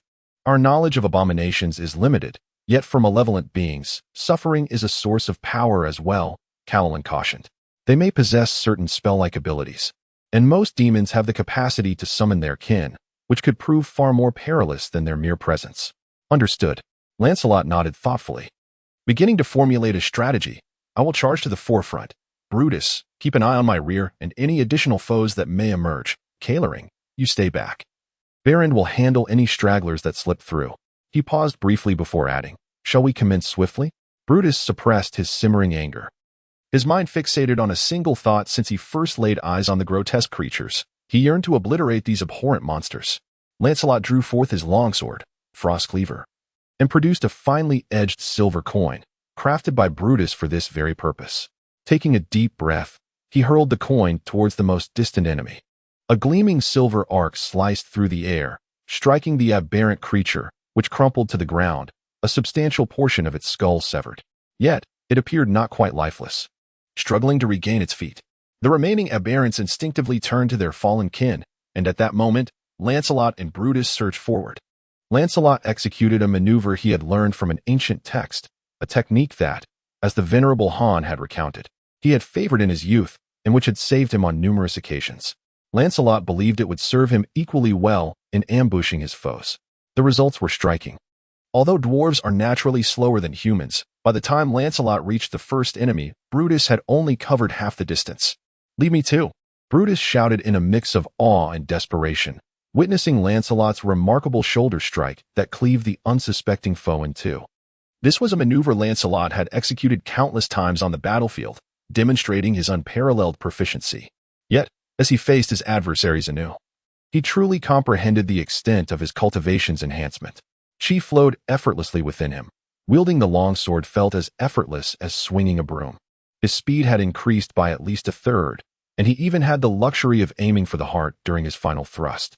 Furthermore, the cold iron weapon inflicted significant additional harm upon the demons.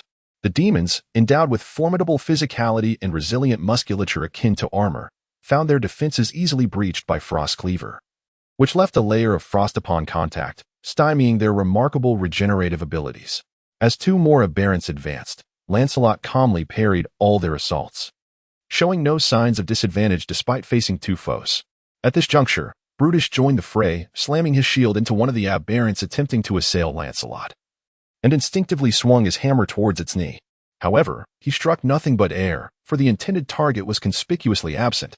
Chapter 49. The battle in darkness. The grotesque creature's thigh angled sharply to the right, while its lower leg veered left, the knee positioned just beside Bruto's left hand.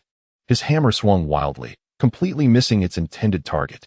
Naturally, the enemy seized this opportunity, delivering a swift, slicing strike with its long-handled pincers. Bruto barely deflected the blow with his shield, yet it still left a gaping wound on his thigh. "Curse you, vile wretch!" Blood clouded the dwarf's vision as he let out a furious roar, charging forward once more. The adrenaline coursing through him dulled the pain from his injury. He thrust his shield upward with great force, the upper edge making fervent contact with the enemy's chin. This move stemmed purely from the dwarf's instinctive combat prowess. Yet the force was so tremendous that the creature's distorted fangs pierced its own tongue, the tips emerging from its chin. The grotesque being was momentarily dazed by this illogical strike, but its demonic constitution allowed it to quickly regain composure. However, the dwarf would not grant it respite. Bruto's body spun in a clockwise motion, executing the most fearsome and infamous technique of his stout race, the low sweep. His warhammer, inscribed with mithril runes, traced a circular arc and struck the creature's twisted knee, finally yielding the sound of shattering patella he had long awaited. Just right. The dwarf bellowed as he lunged at the fallen monstrosity. The blade glided up the shaft of his trident like a serpent, severing the enemy's wrist and hand. The frenzied foe attempted to bite the human knight, but Lancelot had already released one hand from his sword, using his steel-encased elbow to topple the adversary. As Bruto's hammer crashed into his opponent's skull, he caught sight of Lancelot standing on the chest of another grotesque creature, effortlessly decapitating it. In less than a minute, they had dispatched 3 foes. Yet, a sudden flash of light revealed that the 2 remaining enemies had successfully summoned a new grotesque and 4 lesser demons. With the 2 already present, they now faced 7 adversaries. "Damn it!" Kaladin exclaimed, unable to restrain his curse. The success rate of such demonic summoning spells is typically low. Yet these 2 enemies had been fortunate enough to prevail. After a swift assault, their enemies had multiplied, forcing Lancelot and Bruto to adopt a defensive stance, bracing themselves against being overwhelmed by sheer numbers.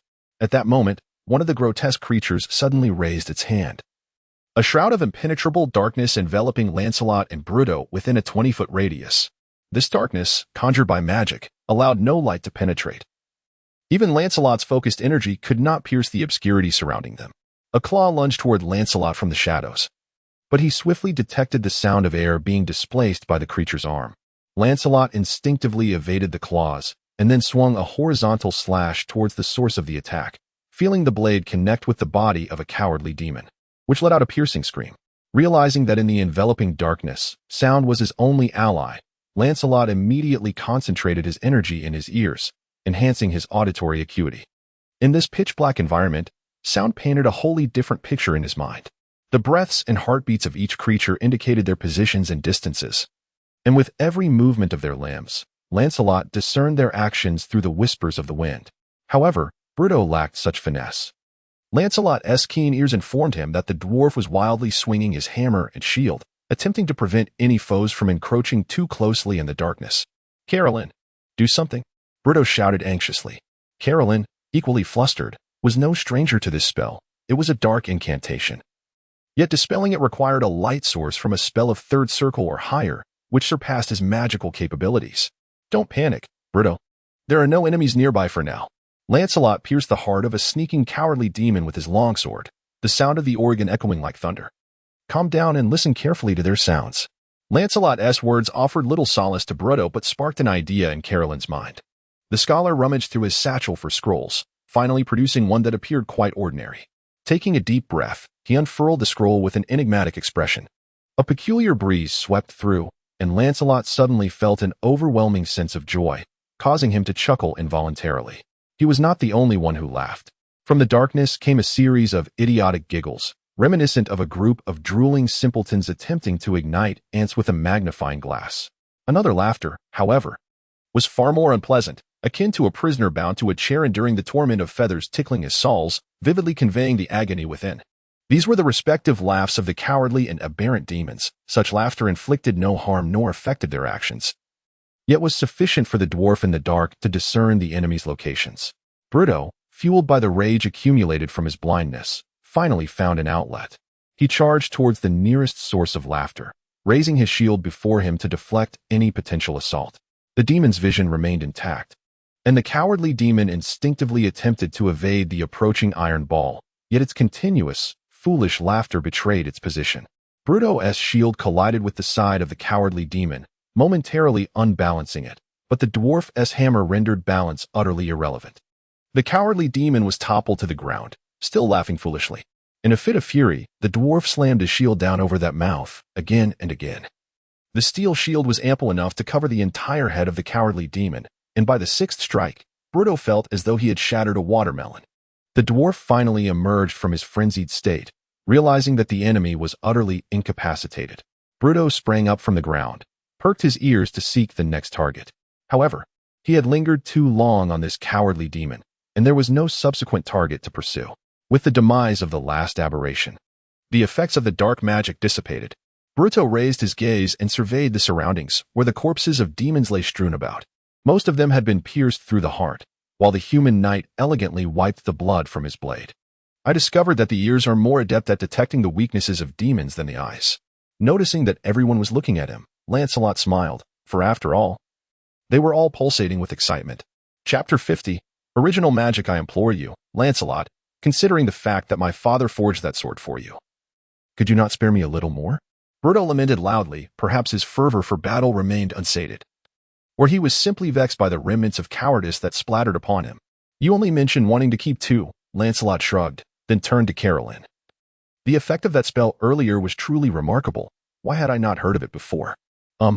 That spell is called the Breeze of Smiles. It is a unique creation of mine, a fusion of wind manipulation and hysteria spells. Carolyn scratched his head. To ensure the spell's tier did not exceed the second, which is my maximum casting capability, I weakened the wind into a gentle breeze and transformed hysteria into a mere smile. The purpose of creating this spell was quite simple. It was merely to dispel the often awkward silences that arise during gatherings of scholars. I had previously crafted a scroll for practice, but I refrained from mentioning it, as it seemed ill-suited for an adventurous atmosphere. Well, the recent experience has certainly proven that this magic is far more useful than one might think, Lancelot remarked. You claim to have invented a new spell? Barondess' face was alight with astonishment.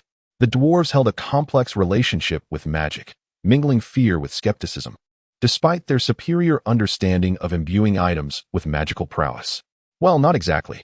Only those capable of directly manipulating the magic web can truly create an entirely new spell, Carolyn explained. Scholars, in their quest to master the art of casting, delve deeply into existing spells, making modifications based on that understanding, whether to amplify or diminish their potency, or to amalgamate various spells. Such alterations often result in a disproportionate change in either the difficulty of casting or the spell's effectiveness. A widely circulated spell typically represents the best version after extensive experimentation. That does not seem absolute, Lancelot chuckled. The weakened spell might indeed possess entirely new applications. We have just witnessed that. Indeed, this is a rather useful perspective, Carolyn exclaimed, his eyes sparkling. The recent experience had opened a new avenue for him, and he was eager to experiment with various novel ideas. Isn't it the case that the creator of a spell can name it? Rudo grinned mischievously. That spell should be officially titled Carolyn's Breeze of Smiles. Agreed. Agreed. Let it be decided then. Ha ha ha. There were no spoils to be found upon the corpses of the demons, and the group continued onward. Berend intermittently extracted iron ore from the sides of the tunnels, meticulously examining the pieces in his hands or exploring certain working faces. However, after an hour had elapsed, they remained empty-handed. Having journeyed for 6 hours since departing from Twin Bridge Town, the group found a relatively flat area to rest and began to consume their provisions. I feel we are drawing close, one of them remarked. Berend furrowed his brow and remarked that the iron ore indicated the likely presence of a vast vein of cold iron nearby, which he was determined to uncover. Well, we must act swiftly, he added. Lancelot cast an anxious glance around. During the recent battle with the aberration, he had momentarily lost his vision to dark sorcery, forcing him to rely on his other senses. At that moment, he felt as though he were being scrutinized by a pair of yearning eyes. No, it was certainly not a figure clad in revealing leather, with a striking physique. After a brief respite, the group ventured deeper into the mine. The number of monsters they encountered had noticeably dwindled, prompting Lancelot to uneasily recall the gaping pit at the 14th worksite and the shattered bodies of 2 gray dwarfs.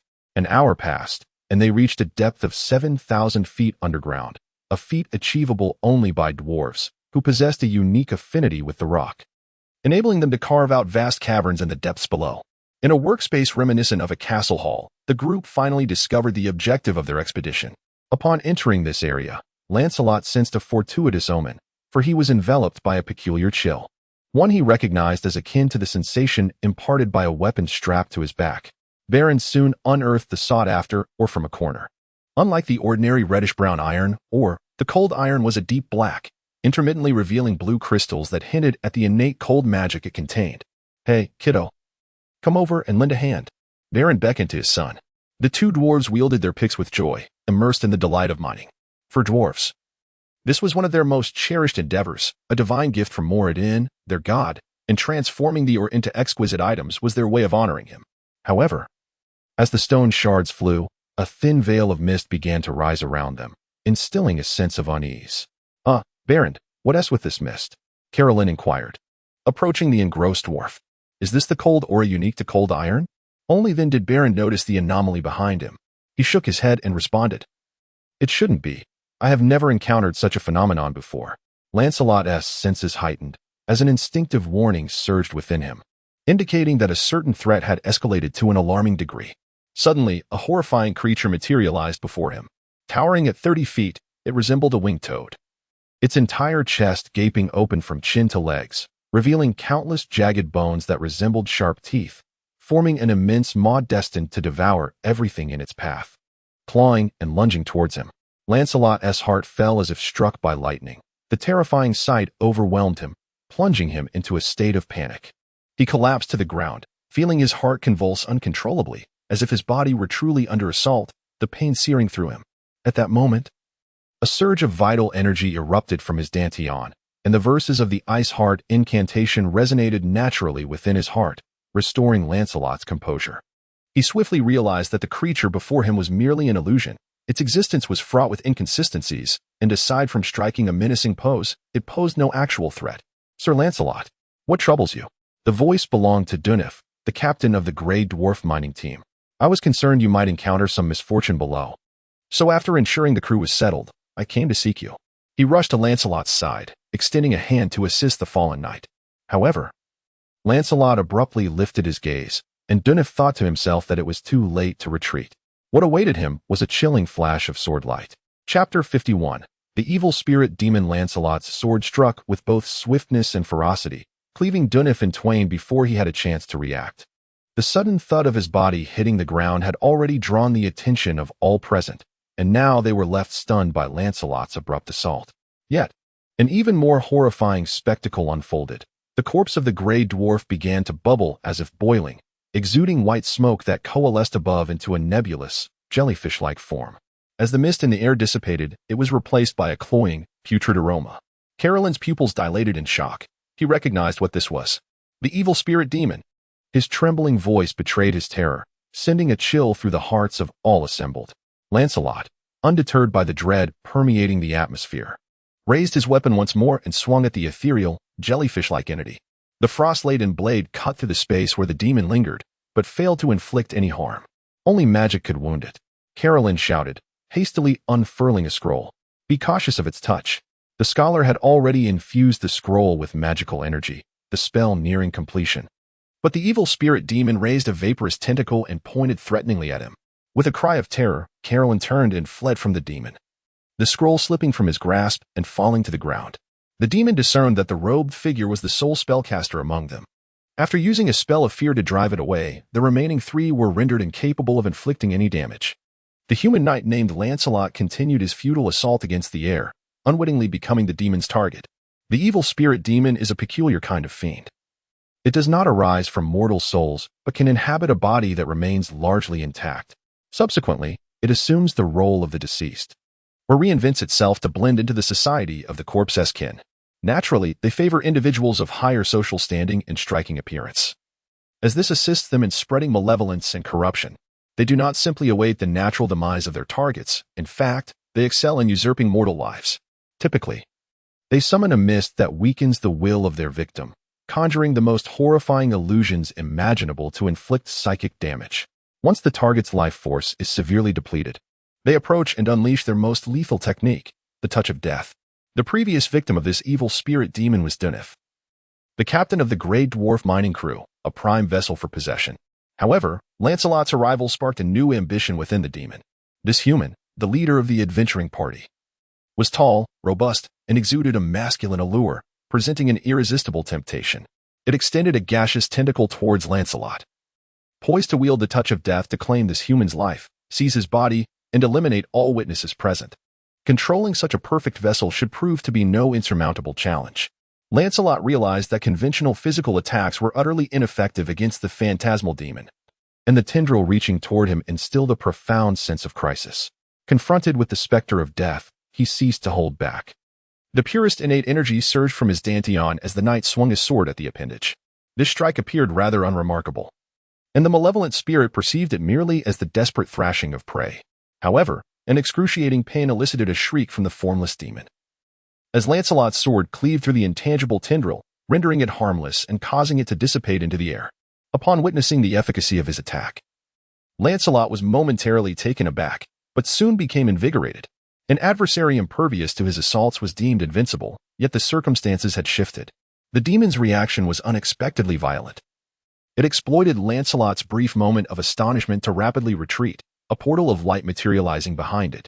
The jellyfish-like demon retreated through the portal, vanishing from sight. Throughout this encounter, the demon emitted no sound, yet the minds of all present resonated with its agonized cry upon the severance of its tendril, followed by a venomous curse as it disappeared. With the demon's vanishing, Carolyn finally emerged from his state of panic, clutching his chest and gasping for breath in his fright. He had perhaps sprinted faster than ever before in his life. Brutus and Berend, positioned at a distance and unable to assist earlier, hurried over to support the exhausted scholar. "Are you all right?" Brutus inquired with concern, overwhelmed with questions that required Carolyn's elucidation. What was that just now? This demon represented an entirely new category, its existence only confirmed within the past millennium. Once Carolyn regained his composure, he began to recount his knowledge regarding the malevolent spirit. In summary, this is a type of demon not yet fully understood. It is known that they can occupy a corpse that has not been decapitated or severely damaged, and upon possession, they can instantly restore any injuries the body has previously endured.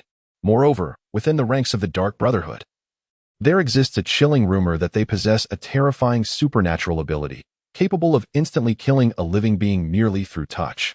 Although the specific conditions for this effect require further investigation. My initial attack seemed ineffective. Lancelot expressed his confusion. How does one typically combat such a demon? They are akin to spectral entities, immune to all non-magical harm. Clerics and paladins are the specialists in dealing with them, or a competent mage would suffice, Carolyn replied. sheepishly scratching his head. My second-tier spell, Magic Weapon, can imbue your swords and hammers with magical attack properties. Ordinarily, this is our only viable countermeasure. For even if I expended all my spell slots on offensive magic, I could not inflict sufficient damage to vanquish it. However, I believe I was affected by its fear spell earlier, rendering me incapable of assisting. It seems that this approach is also unfeasible. How terrifying. Bruto cast a fearful glance around, apprehensive that the ethereal demon had not ventured far. The dwarves harbored an aversion towards any enemy that could not be vanquished by hammer or axe. Lancelot nodded in agreement. In a moment of desperation, he had expended nearly one-third of his innate vital energy, a loss that caused him considerable distress. This vital energy could not be replenished. Relying solely on his own gradual recovery, he silently reminded himself to remain composed in future life and death situations. Fortunately, we have you. Carolyn's expression reflected a sense of relief. The disembodied malevolent spirit was, in fact, quite fragile. Having just employed a teleportation spell to escape, it should think twice before attempting to confront us again. The pallor of the dwarves' faces revealed the identity of their assailant. Lancelot shouted to Carolyn, "Enlarge." Now, Chapter 52, The Shark Lizard Caloran, entirely reliant on instinctual reaction, successfully cast the spell of gigantism. The force of magic surged into Lancelot's body, leading him to perceive not that he had grown larger, but rather that the world around him had shrunk. However, to Bruto and the others, it was evident that Lancelot had indeed increased in size. His form continued to ascend, halting at approximately 10 feet, falling short of the anticipated double stature and eightfold weight. Caloran, what kind of gigantism is this? You promised double the height and 8 times the weight. Bruto bellowed anxiously, leaning against Lancelot's massive thigh. It must be my fault, Lancelot replied, his voice resonating like summer thunder. He could feel the immense power coursing through him, yet his body, reinforced by the essence of the cosmos, was not so easily replicated. All gathered closely around Lancelot, for to disperse now would grant the enemy the opportunity to strike them down one by one. With Lancelot's towering presence, at least they would not be devoured whole by the shark lizard. The tremors beneath their feet grew increasingly violent, elevating their hearts to their throats. Lower your center of gravity and brace for impact, Lancelot urged, and immediately everyone complied. Then, with a sudden surge of energy, Lancelot leaped into the air. What the devil? Bruto muttered, momentarily befuddled by Lancelot's action, instinctively voicing his confusion. As if choreographed, the moment the sword's tip pierced the ground, the earth erupted. A terrifying figure sprang forth from the depths, poised to launch all creatures atop the ground into the air, ready to consume the most central prey in a single gulp, if not for the blade lodged in its maw. Lancelot's sword pierced through the shark lizard's lower jaw. His feet planted firmly on either side of its gaping, bloodied mouth, resembling a pair of pincers that prevented the beast from closing its devastating jaws. Bruto and the others were momentarily flung away by the shark lizard's emergence from the ground, but fortunately, Lancelot's descending strike thwarted its advance, and they had readied themselves for the impact, enabling them to rise almost immediately without injury. No creature enjoys the sensation of having its chin pierced by a sharp weapon while its mouth is agape, and the shark lizard was no exception. Writhing in pain and fury, the colossal beast thrashed its head violently, prompting Lancelot to leap aside. In the process, he seized the sword's hilt and yanked, exacerbating the wound on the creature's jaw. Finally, the shark lizard fully emerged from the earth, its length nearing 20 feet, twice the size of its kin that had appeared in the material plane. Its back was adorned with a smooth and resilient carapace, topped with sharp, fin-like protrusions akin to those of a shark. The upper half of its head was encased in a complete shell, save for a pair of small pits near the snout, housing vertically slit eyes that emitted an unnatural white glow. Its massive mouth resembled a ruptured water bag, blood continuously gushing forth from below. Though such an injury was not fatal, it was sufficient to incite madness within the beast. However, Lancelot was far more reckless, the giant knight brandishing his exaggerated greatsword, striking down mercilessly upon the shark lizard beast. To his astonishment, Lancelot discovered that the full force of his chi-infused strike yielded little effect, merely cracking the creature's skull. Yet, he did not relent in his onslaught. Wielding the massive sword like a pile driver, hammering down upon the shark lizard beast repeatedly. As a seasoned warrior, Lancelot was not lacking in experience against beasts. One could rely on bait, traps, and ambushes to eliminate them without revealing oneself, but when faced head-on, one must never show an ounce of fear, otherwise it would surely be one's own demise. The shark lizard beast had never confronted such a formidable foe, and Lancelot's relentless strikes left it dazed. Yet a primal ferocity rooted in the abyss began to awaken within it. Suddenly, it reared its head, and at the cost of its nearly shattered maw, it bit down on the infuriating greatsword, clamping its jaws shut with a ferocious snap, leaving Lancelot with nothing but the hilt in his grasp. The shattered blade quickly diminished, scattering among the shark lizard's jagged teeth, inflicting myriad small wounds. "By the gods!" Lancelot exclaimed in frustration. Though the greatsword held no extraordinary qualities, it had accompanied him through countless battles and had become a cherished companion. Drawing frostbite, a sardonic smile crossed his face. "You didn't expect this, did you? I have another." The beast let out a thunderous roar and lunged at Lancelot with its claws, but he met it head-on without a hint of trepidation. The clash of cold iron against razor-sharp claws echoed with a thunderous resonance. Ballinder and Carolyn stood in stunned silence, watching the terrifying confrontation between the colossal beings. Feeling utterly helpless, even the slightest backlash from their clash could inflict grievous injuries upon them. Yet a dwarf among them had a different perspective. Bruto had stealthily maneuvered to the rear of the shark lizard beast, raising his shield to shield against the flying debris, cautiously attempting to approach the creature's hind legs while remaining wary of its iron-like tail. Lancelot, of course, did not overlook the dwarf's actions. He executed a series of flamboyant sword maneuvers, firmly capturing the enemy's attention. Finally, Bruto reached the creature's feet. The shark lizard's hind legs were as thick as pillars, brimming with explosive power, yet the dwarf had identified his preferred target, the protrusion where the monster's thigh met its calf. Discarding his shield, he grasped his hammer with both hands, lifting it high above his head, and struck down fiercely upon that protrusion. The creature, engaged in combat with Lancelot, let out an earth-shattering howl, its body losing balance and nearly toppling onto the dwarf, who sought to deliver another blow. The shark lizard twisted its head, preferring to absorb another strike from Lancelot's sword with its already battered head armor rather than let the wretched little dwarf escape unscathed. It despised dwarfs, their taste was unpalatable, reminiscent of stone. It also harbored a disdain for elves, whose flesh was scant and bore the foul scent of wood. Yet, Lancelot's sword did not descend as it had anticipated. Lancelot suddenly altered his tactics, executing an upward strike that he had never employed in prior battles. This was his signature move, one that had enabled him to vanquish countless foes. While he had mastered it to perfection, the maneuver itself was not inherently extraordinary. However, Lancelot would first unleash a flurry of downward slashes and horizontal cuts, conditioning his opponent's defensive mindset before unexpectedly delivering the decisive upward strike, which often proved to be the turning point in combat. This instance was no exception.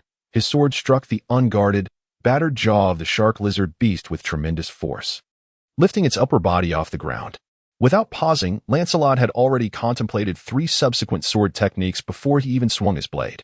The sword pivoted into a thrust, its tip piercing through the creature's jaw, traversing its oral cavity to brace against what seemed to be the nasal region of its skull. The knight let out a fierce roar, channeling all his inner energy, as his giant frame unleashed a terrifying surge of power, forcibly lifting the shark lizard beast off the ground. The creature's mouth was forced wide open, its limbs thrashing in a frenzy, akin to a carp caught on a hook. Although Lancelot had managed to restrain it with his strike, he had failed to deliver a fatal blow to its brain. Gazing at the creature's gaping maw, a sudden inspiration struck Lancelot, and he shouted, "Brutus, quickly climb onto my shoulder."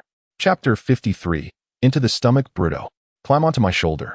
The young dwarf seized the rare opportunity to launch a fierce attack on the supporting limbs of the shark lizard beast, momentarily taken aback by the command. He nevertheless harbored unwavering trust in Lancelot and promptly dashed over, discarding his hammer and scrambling up the towering figure of Lancelot, who stood 10 feet high. The knight's body felt akin to freshly forged steel, warm and unyielding. It must be the effect of the giant's spell, the dwarf mused internally. As he ascended, Lancelot's hands continued to rise, his lips pressed tightly together, muscles in his arms and shoulders bulging as he exerted every ounce of strength. The knight's stance resembled that of a farmer grappling with a boar, albeit with prey twice his size. Dimensional pouch. Lancelot managed to utter, word by word, acid. Bruto paused for a moment. Then his face lit up with delight. He found Lancelot's idea utterly brilliant. The dwarf stepped onto the enlarged frost cleaver and approached the shark lizard's gaping maw. He cast a glance downward, nearly overwhelming himself with revulsion. The beast's enormous mouth was lined with teeth that began from its throat, its blood-stained fangs evoking images of the meat grinders dwarves used for sausage making.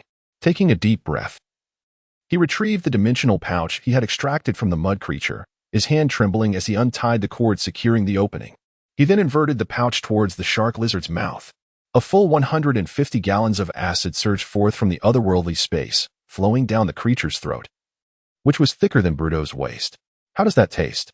A triumphant smile spread across the dwarf's face as the hissing of the corrosive acid devoured flesh echoed, and an intense acrid aroma permeated the air. The shark lizard's limbs convulsed with the frantic energy of a mortally wounded beast. Its thrashing so violent that even Lancelot struggled to maintain his grip on the sword. Bruto's body began to sway, threatening to tumble from the blade. Yet before he fell, he produced 2 small vials from his pocket and hurled them into the shark lizard's mouth. Do you like it? If you do, I'll add more. The beast's violent thrashing widened the gash on its jaw, and suddenly, Lancelot's sword sliced through the shark lizard's lower jaw, cleaving it in two.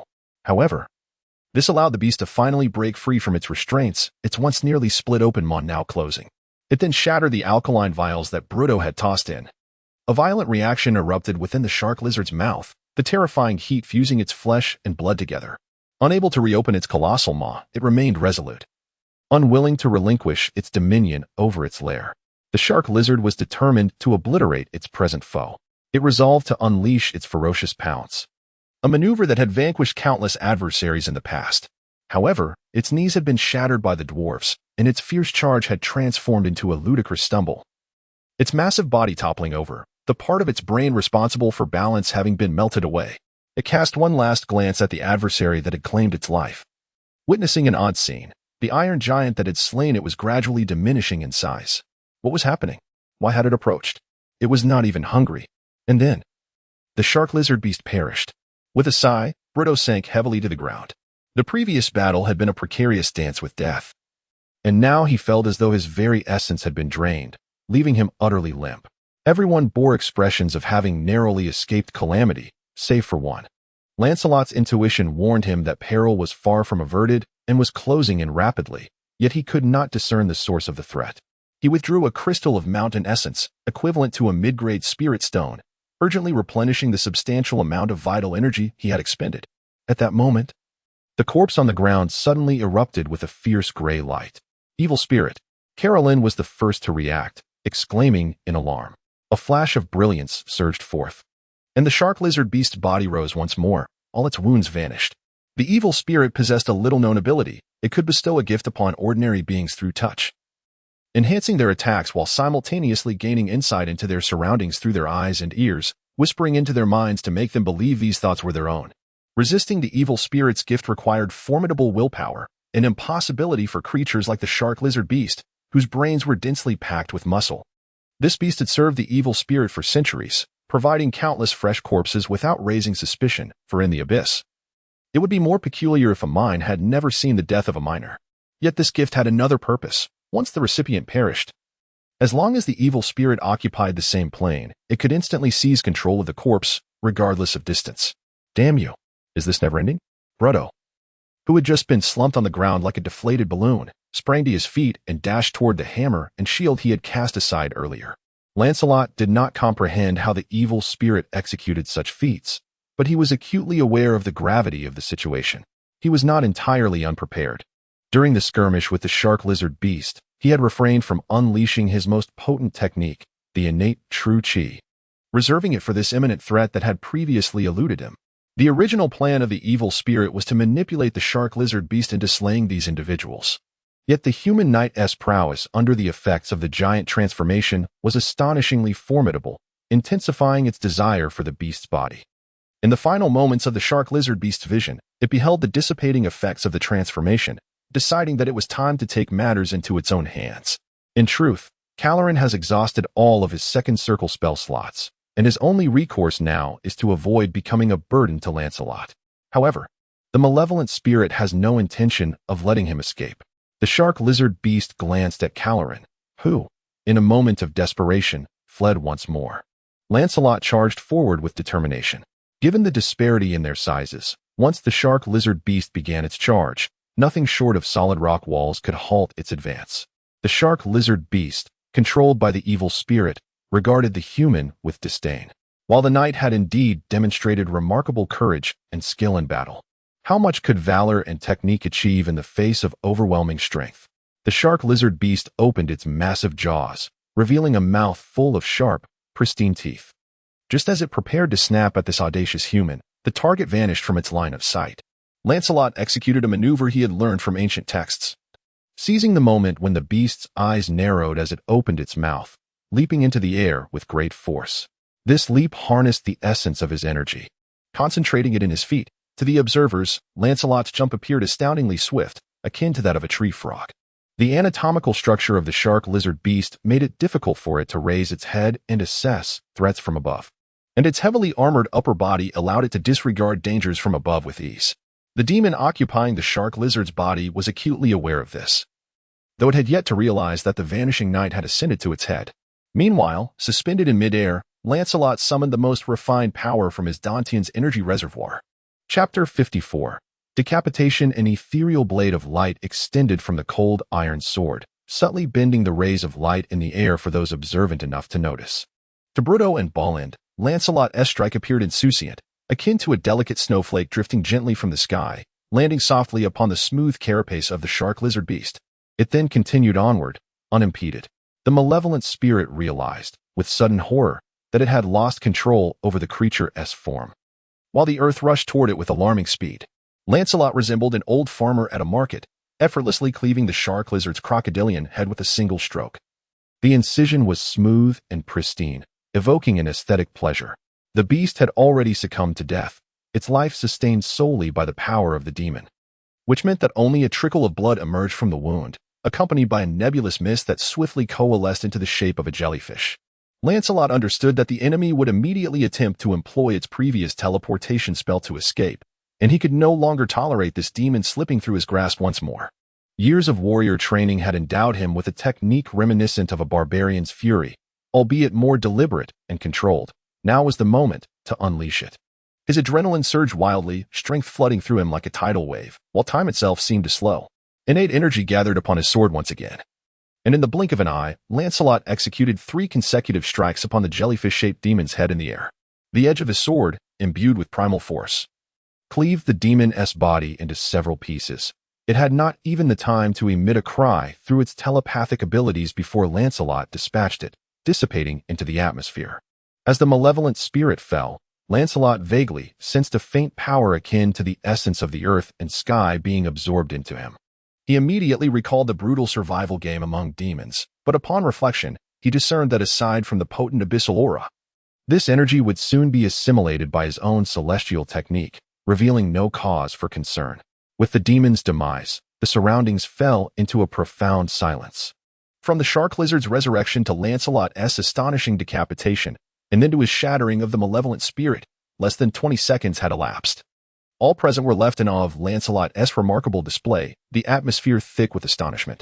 Ahem, well, it should be truly dead this time, Lancelot remarked, breaking the silence with a hint of resignation. Brother, back when we dealt with that large worm. Bruto was the first to recover from his stupor, the scene before him strikingly familiar. Indeed, it is precisely this technique, Lancelot replied with a smile and a nod. By the stones, your sorcerer's lineage is rather exaggerated, Bruto said, casting a reverent glance at the impeccably clean cut on the shark lizard's body. When are you planning to court Tigana? Lancelot erupted into a fit of intense coughing, and laughter erupted among all. This may well be the most complete corpse of a shark lizard beast ever recorded.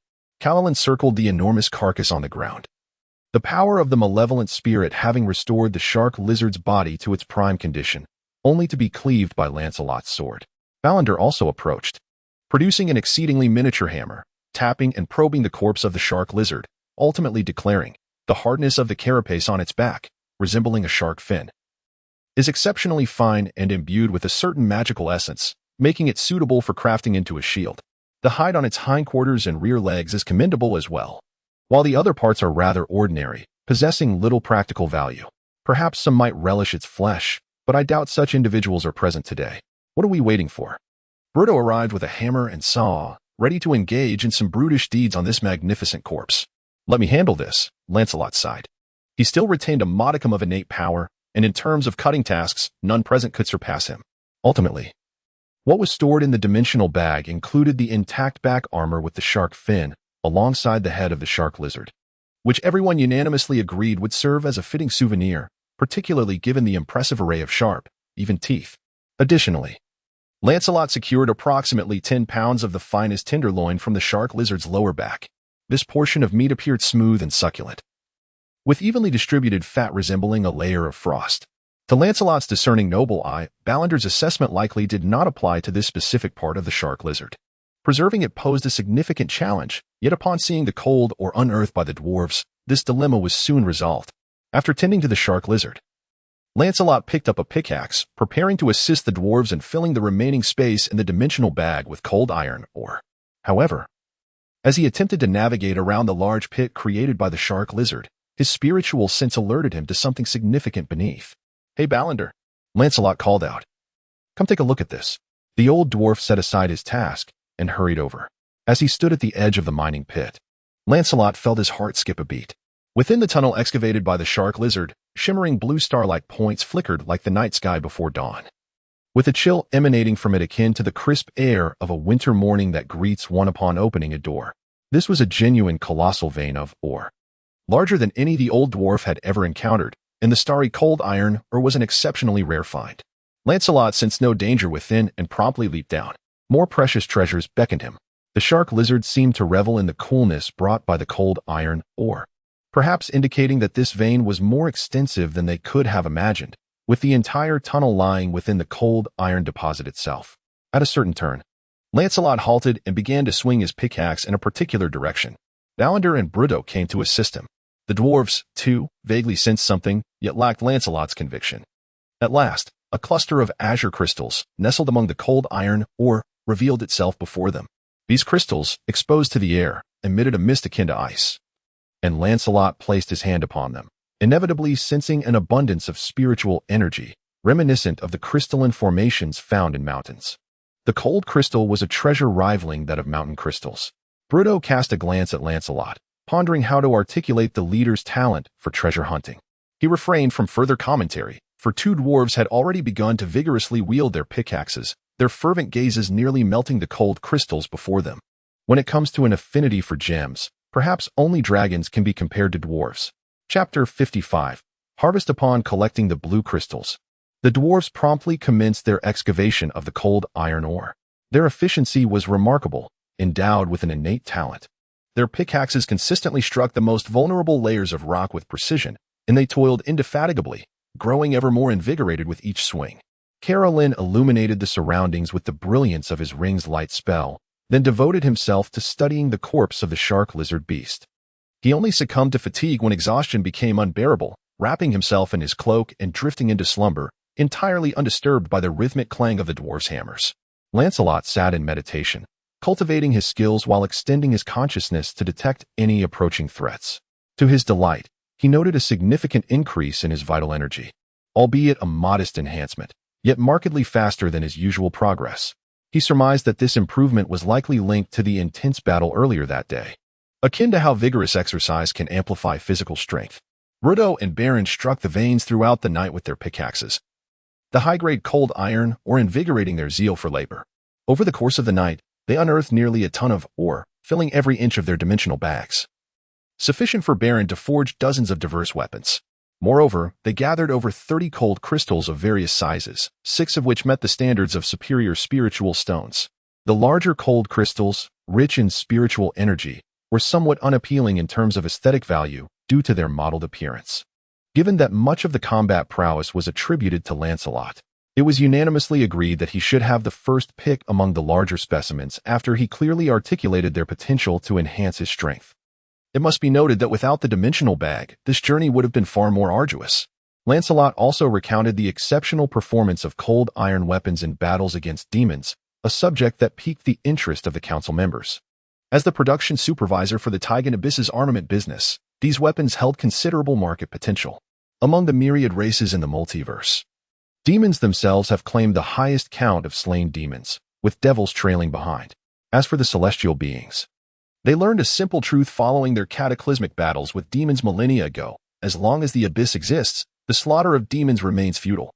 Rather than clinging to the naive notion of eradicating demons to purify the abyss, it is wiser to allow the malevolent beings of the lower planes to engage in their own conflicts. They only intervene when demons spread chaos within the material plane, while covertly deploying agents and spies to meticulously monitor the shifts of power within the abyss, ensuring that no single demon rises to unify all under a singular banner. The dwarven artisans unanimously agreed to allow Berend to focus on the mass production of the first batch of samples.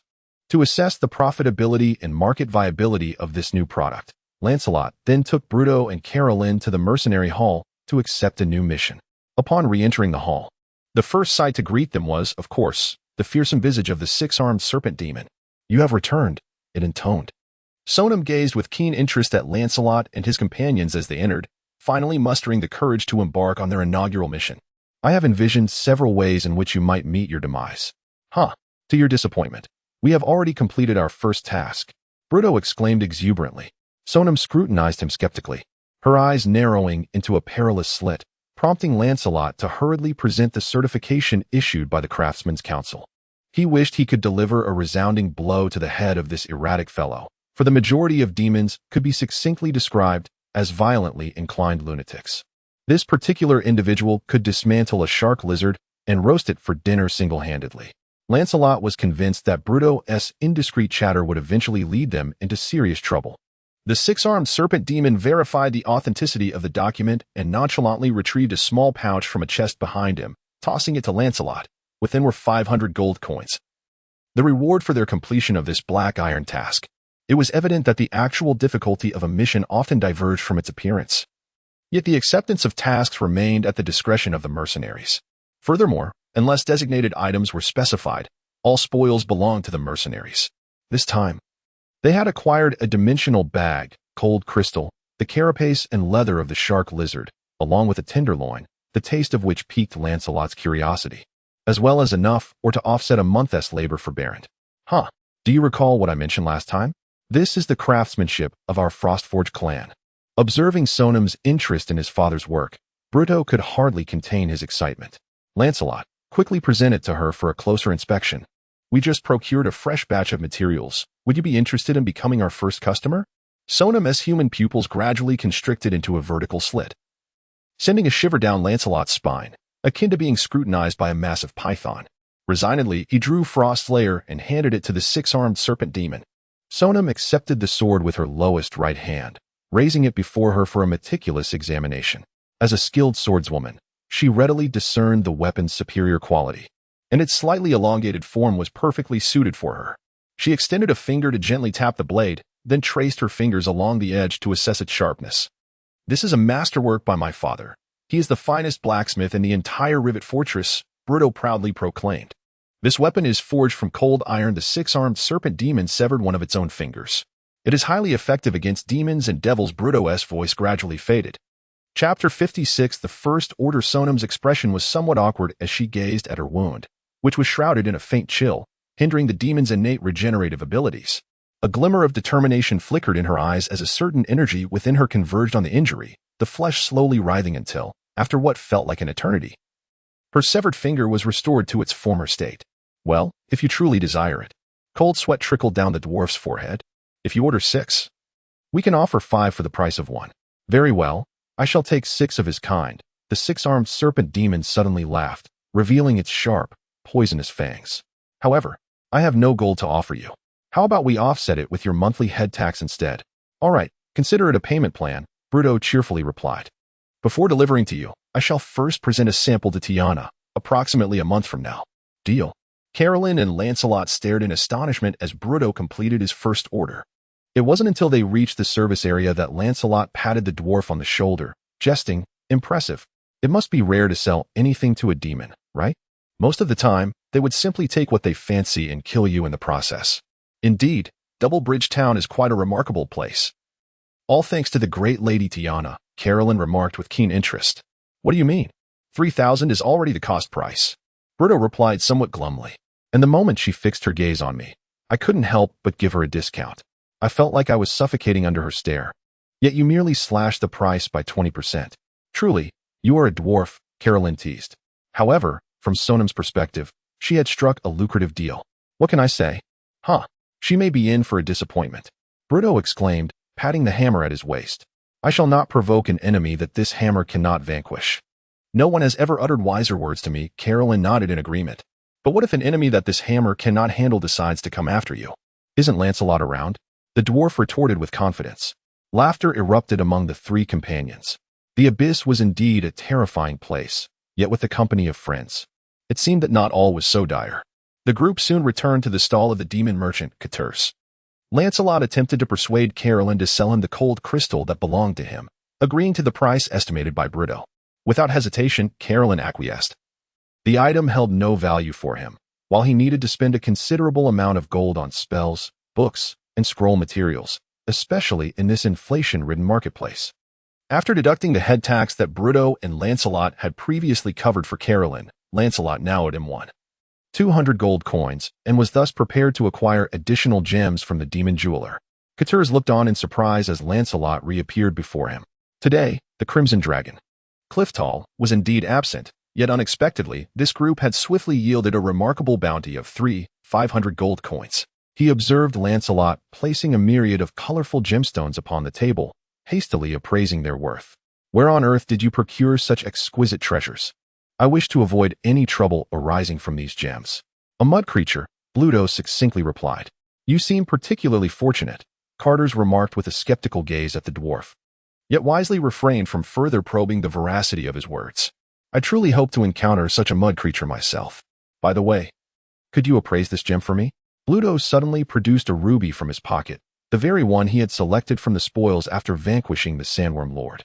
This is... Carters gazed in astonishment at the fist-sized gem, its deep red hue radiantly transparent, rendering him speechless.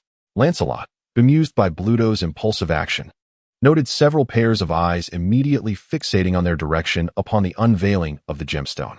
His instincts warned him that Bluto had inadvertently attracted considerable trouble.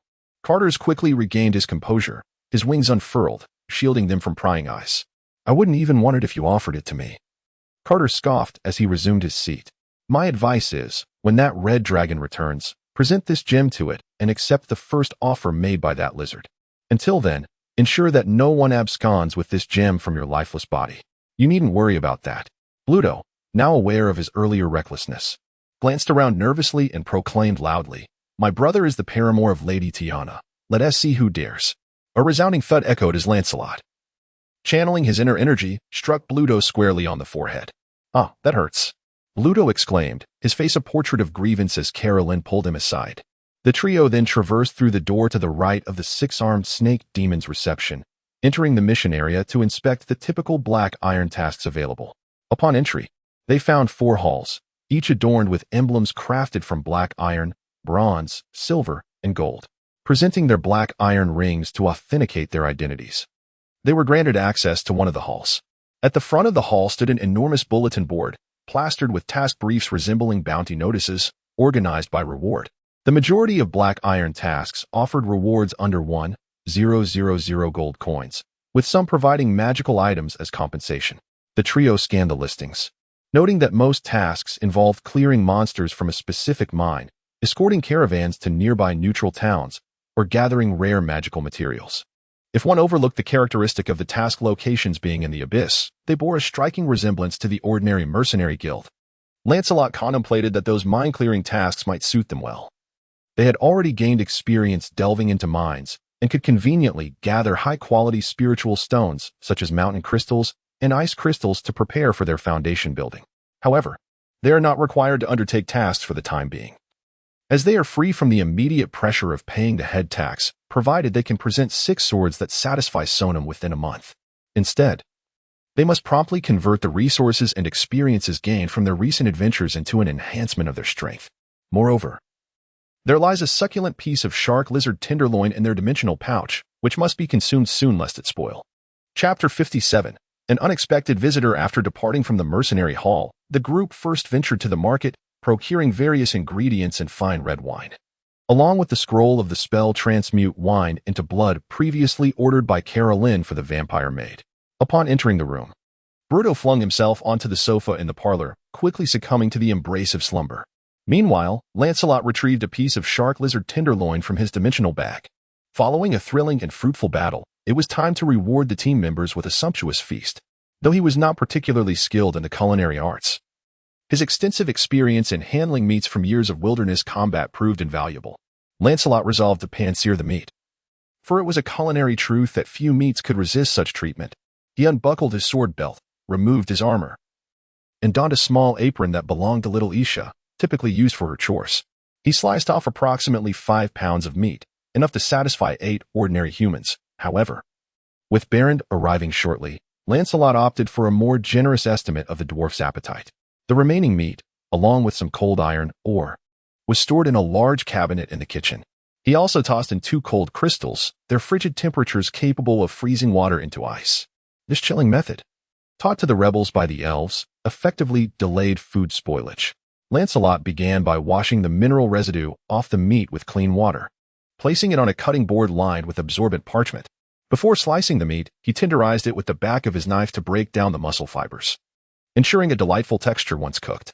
With a slight infusion of true energy, the once firm meat quickly softened, resembling the delicate waist of a maiden. He then rubbed the surface with a mixture of salt and black pepper, along with several spices ardently recommended by Carolyn, allowing the meat to marinate on the side.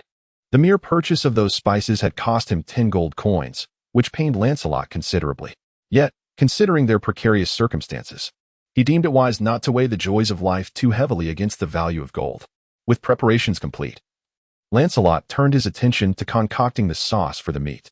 He opened a bottle of red wine, sampling its smooth taste and feeling quite satisfied with the 30 gold coins spent on it. He poured the entire bottle into a pot and ignited the stove, patiently waiting for the wine to reach a boil. 5 minutes later, the deep crimson liquid began to bubble, prompting Lancelot to toss in a handful of sugar cubes. Maintaining a ratio of approximately 2 parts wine to 1 part sugar, the golden ratio for barbecue sauce. At that moment, a knock echoed through the room. It was Berend. Lancelot lowered the flame and hurried to usher the old dwarf inside. "Good evening, Sir Lancelot," Berend greeted, casting a glance at Bruto, who was blissfully asleep on the sofa. He chose not to rouse him. Bruto's performance during this adventure had exceeded Berend's expectations, revealing to him that he had been overly harsh in his previous judgments. Bruto was, indeed, a true warrior, and his destiny lay not by the forge, at least not until his thirst for adventure had been quenched. The ores have already been placed in the furnace. Smelting cold iron requires a touch of patience. Adric and the Adabek brothers are keeping watch over there. By this time tomorrow, the first batch will emerge, and then the real hustle will begin. Haha, may I reserve a greatsword? You witnessed the last one. It was crushed in a single bite by that monster. Lancelot confirmed that the sugar cubes had fully melted, extinguishing the flame and pouring the prepared mixture into a large basin. This thought irked me. I must indulge in a few extra bites to ease my frustration. Hee. No problem, no problem. Do you have any special requests? Just follow the dimensions of my previous sword.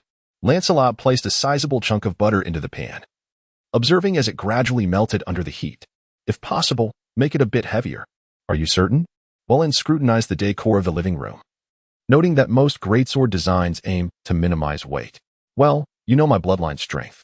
Lancelot gradually increased the heat, raising the oil temperature in the pan. This weapon is specifically intended for combating colossal foes, so I require sufficient destructive power. Understood. Leave it to me.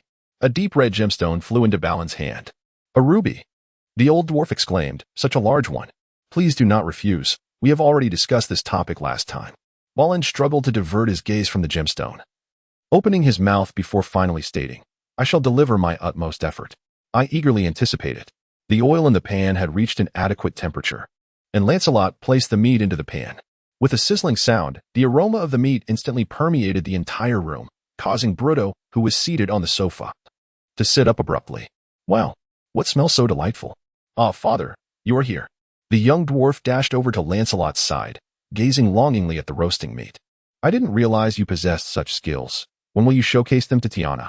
No sooner had he spoken than Lancelot's expression suddenly froze. A familiar voice echoed behind the dwarf.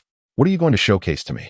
Just as Lancelot sensed an unusual fluctuation in the space, Tiana appeared in the living room.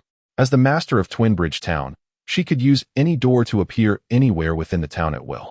Her wings were absent, perhaps due to some transmutation magic, rendering her an ordinary human woman in appearance. No, she appeared anything but ordinary. Lancelot reluctantly conceded in his heart. Mortals could not possess such lethal beauty, and he nearly burnt the meat to a crisp. Good evening, my lady. Lancelot extended his hands, holding a knife and spatula. Nodding to Tiana. What brings you here? What are you doing? Tiana stared in astonishment at Lancelot, clad in a pink apron, exclaiming before adding, I came to find Bolland. He is right behind you, and I am preparing dinner for everyone. Lancelot gestured towards Berend and then lifted a piece of shark lizard steak, suggesting, would you care to join? It smells so delightful. A gentle female voice chimed in as the vampire maid emerged from the basement. Oh, we have guests. I shall go fetch some tea. Chapter 58 Dinner, not something picked up, but a gift for buying a house. Lancelot felt a wave of frustration. She had been murdered by the previous owner of the estate and subsequently enslaved by the murderer. It was only after our arrival that we discovered her. Her child. You should be able to access memories, right? Take a look for yourself. Tigana's gaze was fixed on little Isla, her eyes radiating a mysterious allure. Isla stood there, bewildered. Staring into Tigana's beautiful eyes, her own gaze gradually losing focus. Numerous images flashed rapidly into Tigana's mind, and she momentarily wore a look of distaste, though it quickly morphed back into her usual cold demeanor. I understand, but we must also pay the head tax. Be mindful of that next month. Understood. Lancelot, while inspecting the steak, introduced the still somewhat dazed Isla. This is Lady Tigana, the Lord of Bridgetown, and that short uncle is Bolland, Bruto's father. My apologies. Esteemed lady, good evening. Isla stepped her right foot back to the left rear of her left foot, bending her knee to perform a curtsy to Tigana. Having been raised as a court maid, she was well aware of the significance of the title held by the Lord of Bridgetown. She did not overlook the short uncle, offering a polite greeting as well. Tigana merely nodded in acknowledgement, remaining silent. She turned to Bolland. The Artisan Committee has just reported the results of this endeavor. You've discovered new veins in that ancient mine? What are the specifics? What is the estimated yield? Yes, indeed. Faced with his literally devilish superior, Bolland felt a twinge of anxiety. At a depth of approximately 7,000 feet. We were fortunate to uncover this vein in a tunnel excavated by a shark lizard beast. The yield requires further surveying, but I believe it will not be less than 100,000 tons. Excellent. Upon hearing the yield figure, Tigana's expression brightened with satisfaction. I have also heard that you have crafted a cold iron weapon. The chief artisan has spoken very highly of it. Where is that sword? It was made for Sir Lancelot, and it performed admirably in this operation. It is right there on the shelf to your right. Lancelot interjected, raising his shovel to point at his weapon. Upon hearing this, Tigana drew Frostbane, examining it closely. It is exceedingly sharp. Please exercise caution. Bruto anxiously watched the succubus.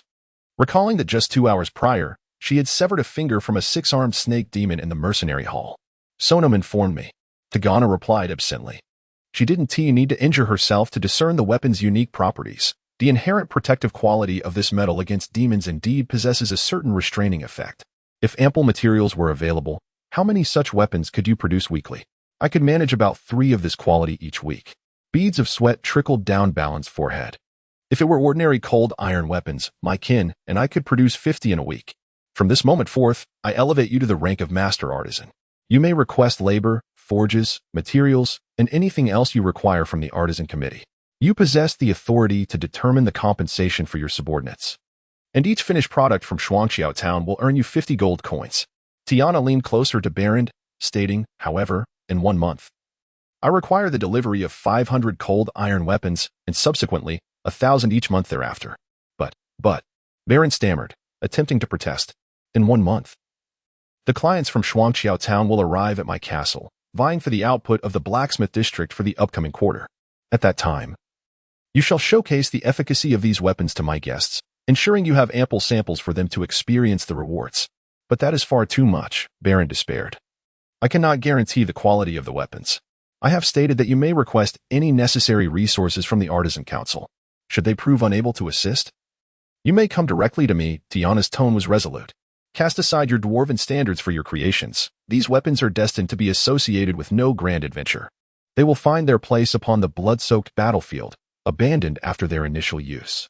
Moreover, I never specified swords. Simpler implements like mace and spears will suffice. Berend found himself cornered, aware that he had no alternative but to acquiesce with a nod. Bruto, observing from the side, wore a grim expression. It seemed his father would have much to occupy him, likely leaving little time for his own substantial tasks. Dinner is served. Lancelot's announcement shattered the tension in the room, as he and little Isha brought forth platters laden with shark lizard meat to the dining table. My lady, as our most esteemed guest, please take the seat of honor. This truly is an exceptional delicacy, sourced from the finest parts of a robust shark lizard, which I have meticulously transformed into this exquisite dish, Lancelot warmly proclaimed, pulling out a chair for Tiana. Please, have a seat. Isha, go summon Carolyn. Tiana reluctantly settled down, observing Lancelot graciously drizzling a beautiful sauce over her meat, revealing a slightly mocking smile. I would never have guessed you possessed such a side. Tiana regarded his actions with intrigue. Why do you do this? Can they not serve themselves? I have done the same for you, she challenged. Tiana's words compelled Lancelot to reflect on the motivations behind his unintentional gesture, ultimately concluding, because they are all my friends, and this is how we express our care for one another. An utterly meaningless act among altruists, Tiana coldly remarked. Perhaps it is indeed without significance, Lancelot conceded, clearly not foolish enough to argue with the Lord, yet many mortals genuinely derive satisfaction from aiding others. At that moment, the group had gathered. Carolyn arrived with a bottle of specially crafted wine for little Isha, pouring her a glass of vibrant red liquid. To all, Lancelot proclaimed, raising his glass, let us toast to our Lord, the sovereign of Shuangqiao Town, the beautiful and noble Lady Tiana. She may be a demon, yet she has sheltered countless mortals who have stumbled into this realm. More importantly, she has granted them the dignity to survive through their own craftsmanship. My highest respects. My lady. Everyone raised their glasses to Tiana, including Baron, who had just been thoroughly exploited by her. This took the succubus by surprise, leaving her momentarily speechless. How does it feel? Lancelot winked at her. Tiana cut a small piece of meat and placed it into her mouth as she gently bit down. The rich juices and melting fat flowed forth from the succulent morsel, mingling with a hint of slightly charred aroma. It feels delightful. She lifted her wine glass and took a gentle sip, offering Lancelot a smile in return. Chapter 59. Each heart's desire. Everyone relished the meal, unanimously agreeing it was the finest dinner since their arrival in the abyss. Kaladin's spell seemed somewhat imperfect. He had evidently failed to cleanse all the alcohol for young Isha, who had only recently risen, succumbed to inebriation, a veritable disgrace for an undead. Lancelot stood on the terrace outside the dining hall, a half-filled glass of red wine in hand, gazing at the brightly lit main district of Twinbridge Town. An invisible magic pervaded the air, stifling sound, rendering the surroundings unusually quiet, allowing him to hear the whispers of his own heart. What was Tiana doing at this moment? Would her thoughts on friendship and respect linger in the depths of her being?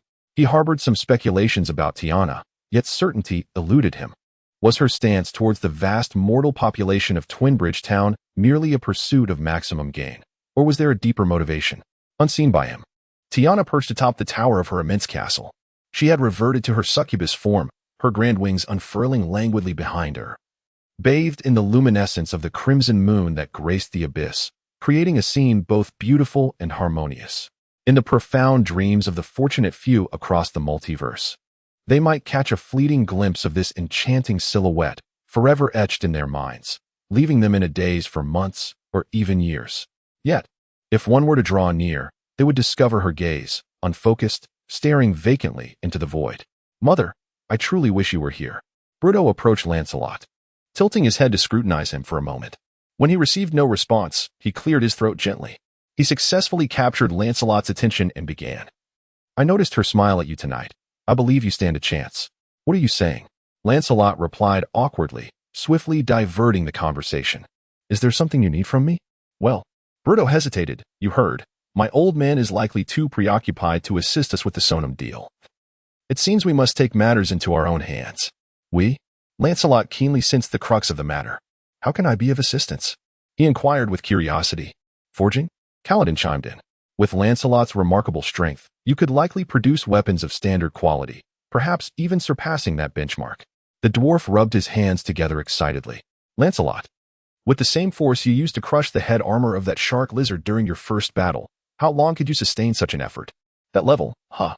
Lancelot raised an eyebrow. It would depend on how much water I had consumed and the endurance of my bladder, I suppose. Bruto clapped his hands. Perfect. I can assist as well.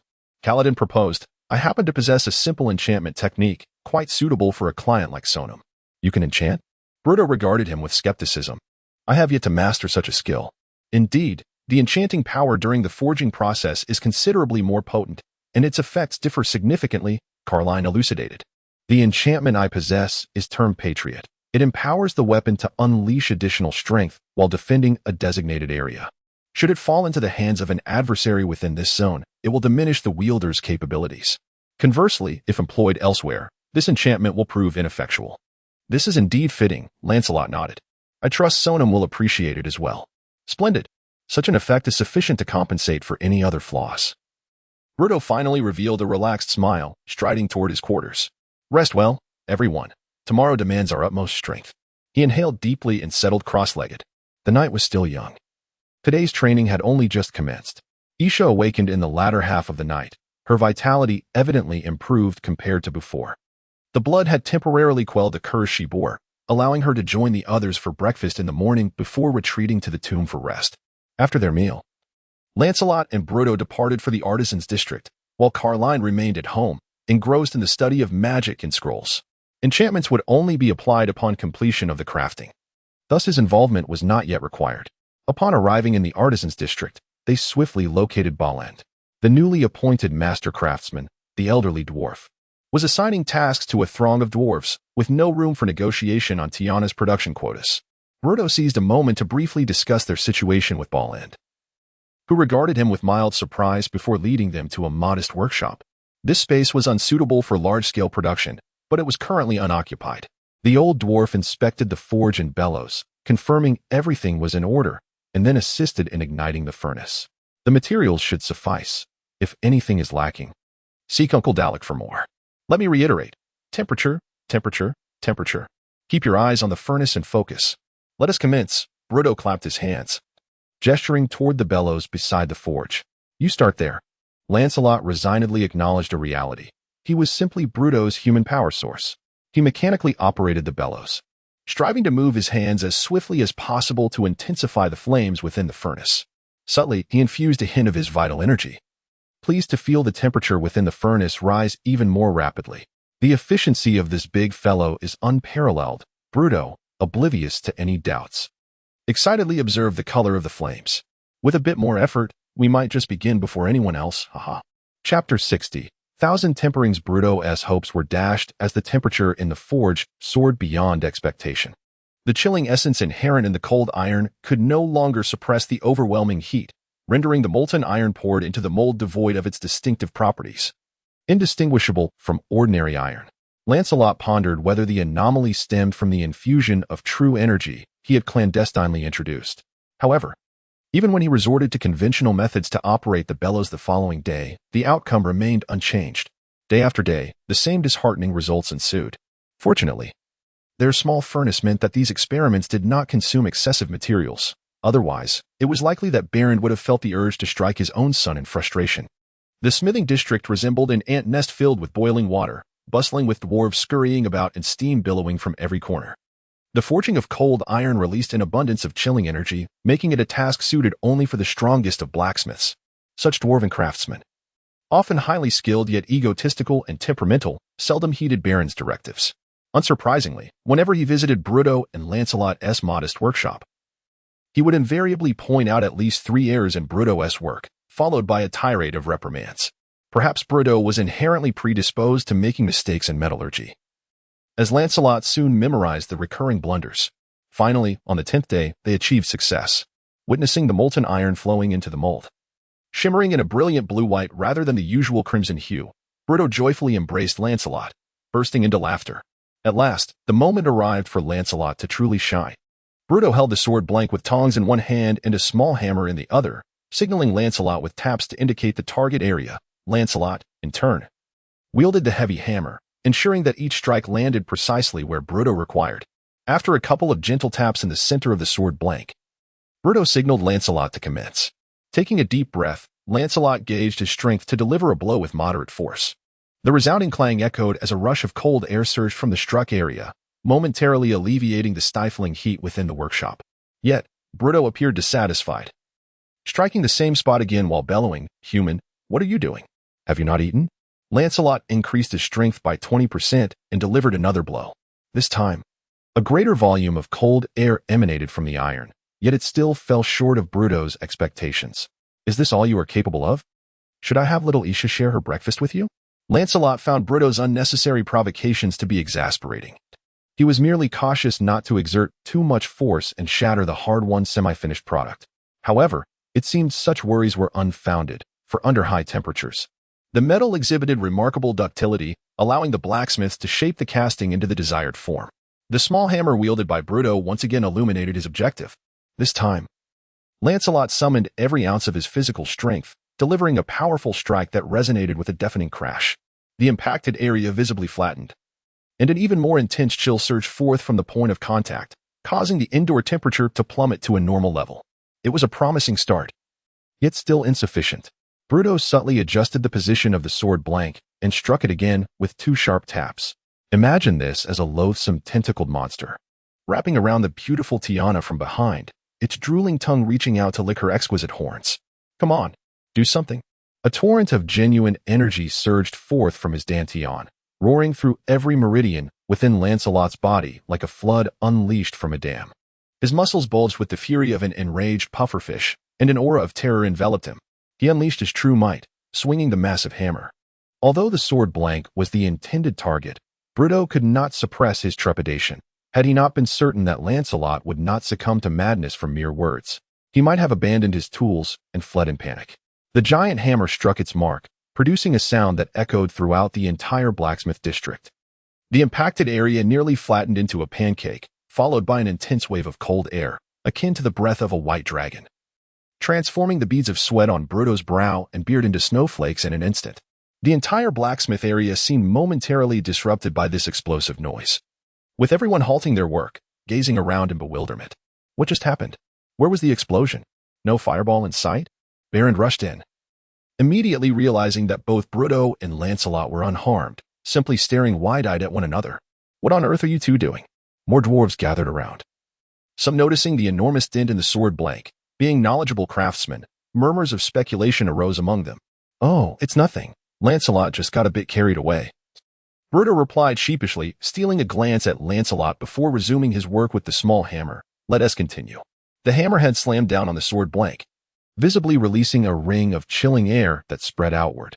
Oh, an awestruck chorus erupted around them. Lancelot and Bruto did not pause. The great hammer and the small hammer fell rhythmically, like a water wheel, in an unceasing rhythm. By the heavens, what power is this? Such precision in motion, such flawless musculature. I could stand here all day, simply watching him swing that hammer. Incredible. How can this human possess such craftsmanship? Are you speaking foolishness?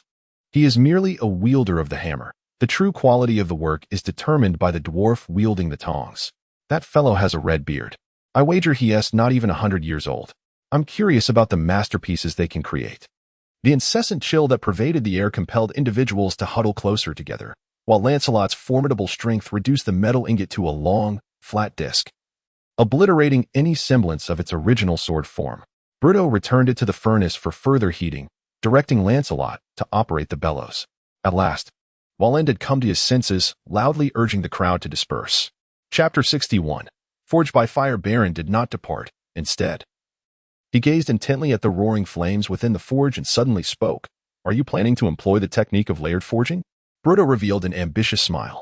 With Lancelot's strength at hand, why not seize the opportunity? Baron cast a meaningful glance at his son, also smiling. He patted Bruto on the shoulder and turned to exit, his words wafting back from his retreating figure. Remember to scrape clean each layer as you fold, and I shall come by for the quenching. Curiously observing the exchange between the two dwarfs, Lancelot inquired, what is layered forging? Layered forging involves flattening iron, then folding it, and once again flattening it. Repeating this process continuously. One fold results in 2 layers. 2 folds yield 4 layers. 3 folds create 8 layers. By the time you reach the 10th fold, you have surpassed 1,000 layers. Thus, this method is termed layered forging. If you desire, you could continue folding indefinitely, although beyond a certain point, it loses significance. And what are the advantages of this method? Lancelot asked cautiously, manipulating the bellows to prevent the furnace from overheating as it had on previous occasions. This technique significantly enhances the weapon's performance and can produce exquisite patterns. Bruto shrugged. Some seasoned blacksmiths can even craft patterns that form unique arcane runes, imbuing the weapon with formidable magical power, though I admittedly lack that expertise. If this method is so advantageous, why isn't it universally adopted? Because it is troublesome. And not everyone possesses your extraordinary strength, Bruto replied with a shrug. If my father were to attempt 10 folds, it would take him at least a week. We have already been working for 10 days, Lancelot pointed out a harsh reality. That is due to the troublesome nature of cold iron. A slight increase in temperature renders it mere, ordinary iron. Bruto snapped back. If one does not pursue repeated performance, molten iron can be poured into a mold and polished after just 1 or 2 folds. I suspect that is how it is done elsewhere. After all, these weapons are merely intended for those cannon fodder demons. They will be the finest weapons they have encountered, yet they remain utterly inadequate against a true sword. Thus, Tiana is quite reasonable, Lancelot chuckled. She possesses a clear understanding of the purpose of these weapons. However, persuading a dwarf to relinquish their standards for quality in favor of quantity is a formidable challenge. Bruto placed the glowing sword blank upon the anvil and gently struck it twice with a small hammer. You are not a dwarf. You cannot comprehend. Lancelot shook his head and swung the massive hammer in his grasp. As Bruto devoted increasing time to removing surface impurities, Lancelot found himself with less to do. He attentively observed the dwarf at work. Bruto's passion for forging was no less fervent than that of any ordinary dwarf. It was merely his overly demanding father that drove him to seek escape from the workshop. With each hammer strike, the sword took its definitive form. Bruto approached the grinding wheel, commencing the refinement of the blade. Is this how a sword is completed? Lancelot curiously observed the sparks shooting forth from the rapidly spinning grinding wheel, finding it rather untroublesome. During their conversation, Bruto had already finished refining the sword blade, placing it back into the furnace. As Lancelot approached the bellows, he was halted by Bruto. Very well, we shall meet again tomorrow morning.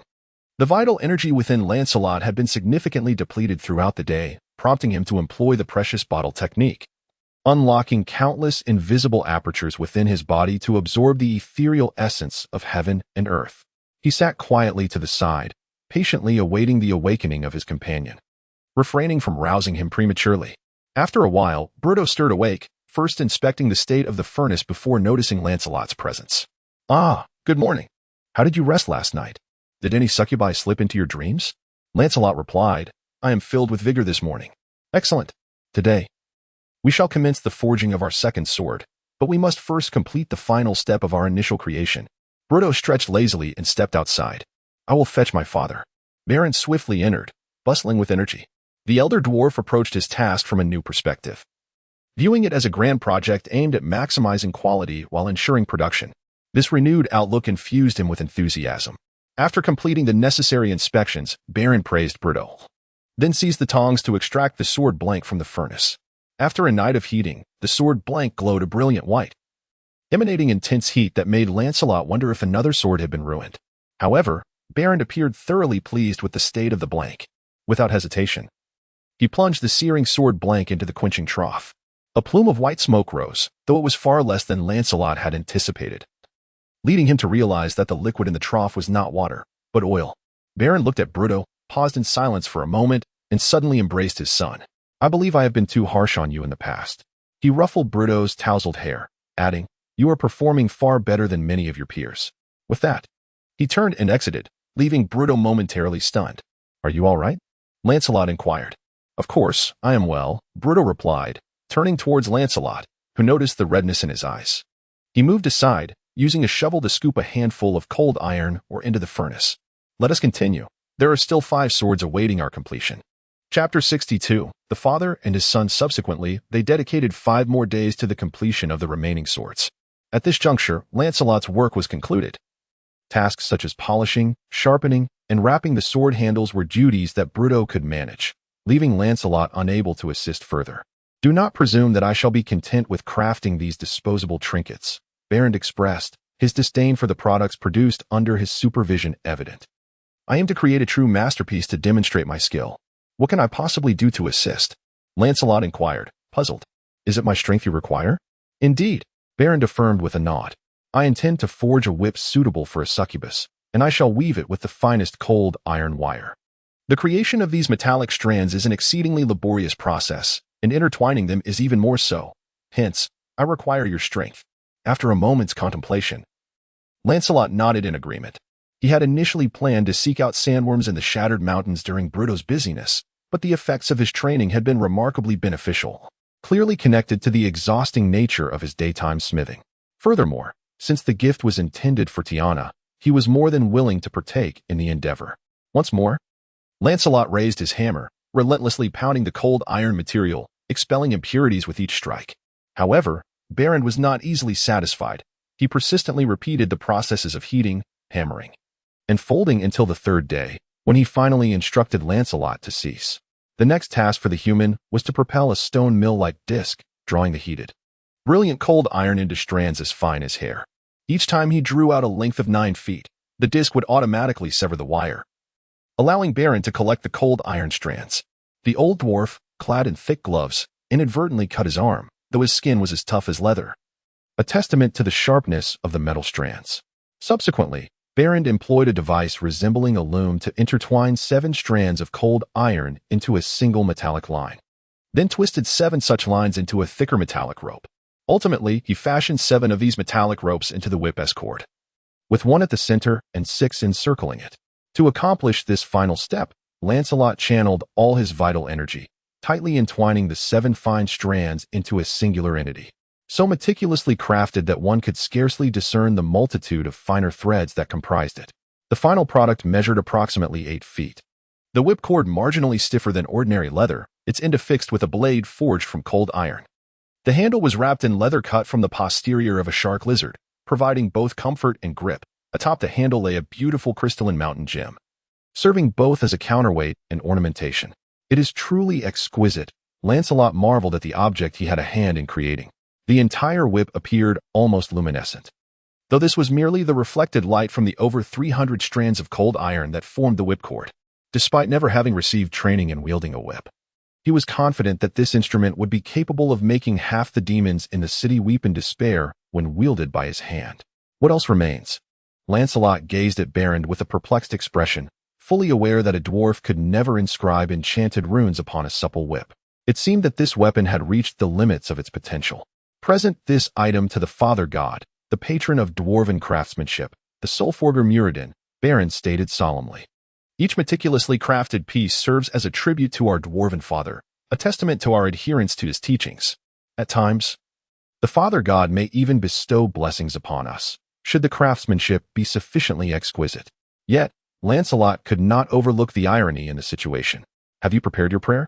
O great Father God, behold this whip crafted for a succubus. Are you certain that the dwarven god would bless such a weapon rather than descend in wrath? Berend, clearly caught off guard by these thoughts, felt his face flush crimson, ultimately managing to stammer. She has treated the dwarves rather well. Perhaps the dwarven father would be willing to hear this. Lancelot shrugged. He did not worship any deities. In his world, gods were ephemeral beings, never having manifested their presence. However, this realm was different. Here, he had scarcely heard the names of most deities, save for the moon goddess Selûne, whom the elves of his world revered. Each god governed a specific domain, possessing clear preferences and aversions, capable of bestowing rewards or punishments upon their followers, often engaging in conflicts with one another or even walking the earth in person. The power of the divine emanated from their mastery of rules, corresponding to their divine offices. As the races, actions, ideologies, or any other entities that reflected their divine offices became increasingly prevalent in the world, their divine power grew accordingly. This explains why the god of justice could not tolerate any form of evil or injustice, why the god of war fervently advocated for the onset of great battles, and why the goddess of love smiled upon all enamored couples. On the other hand, the power of cultivators followed an entirely different paradigm. In the early stages, a cultivator shapes themselves into a vessel, enhancing their strength through the accumulation of the world's energy. In the intermediate stage, they expand their own universe, drawing power from this expansion. Once a cultivator's universe reaches a certain threshold, they become repelled by the universe in which they reside, undergoing what is termed ascension to depart from it. The renowned Han Tianzuan existed for but a fleeting moment before being expelled by this universe. It was nothing short of extraordinary luck to have inherited his legacy. Meanwhile, Berend was prepared to offer his prayers to the dwarven god Muradin. The ritual was quite simple. One merely needed to place the offering upon an anvil beside a lit forge.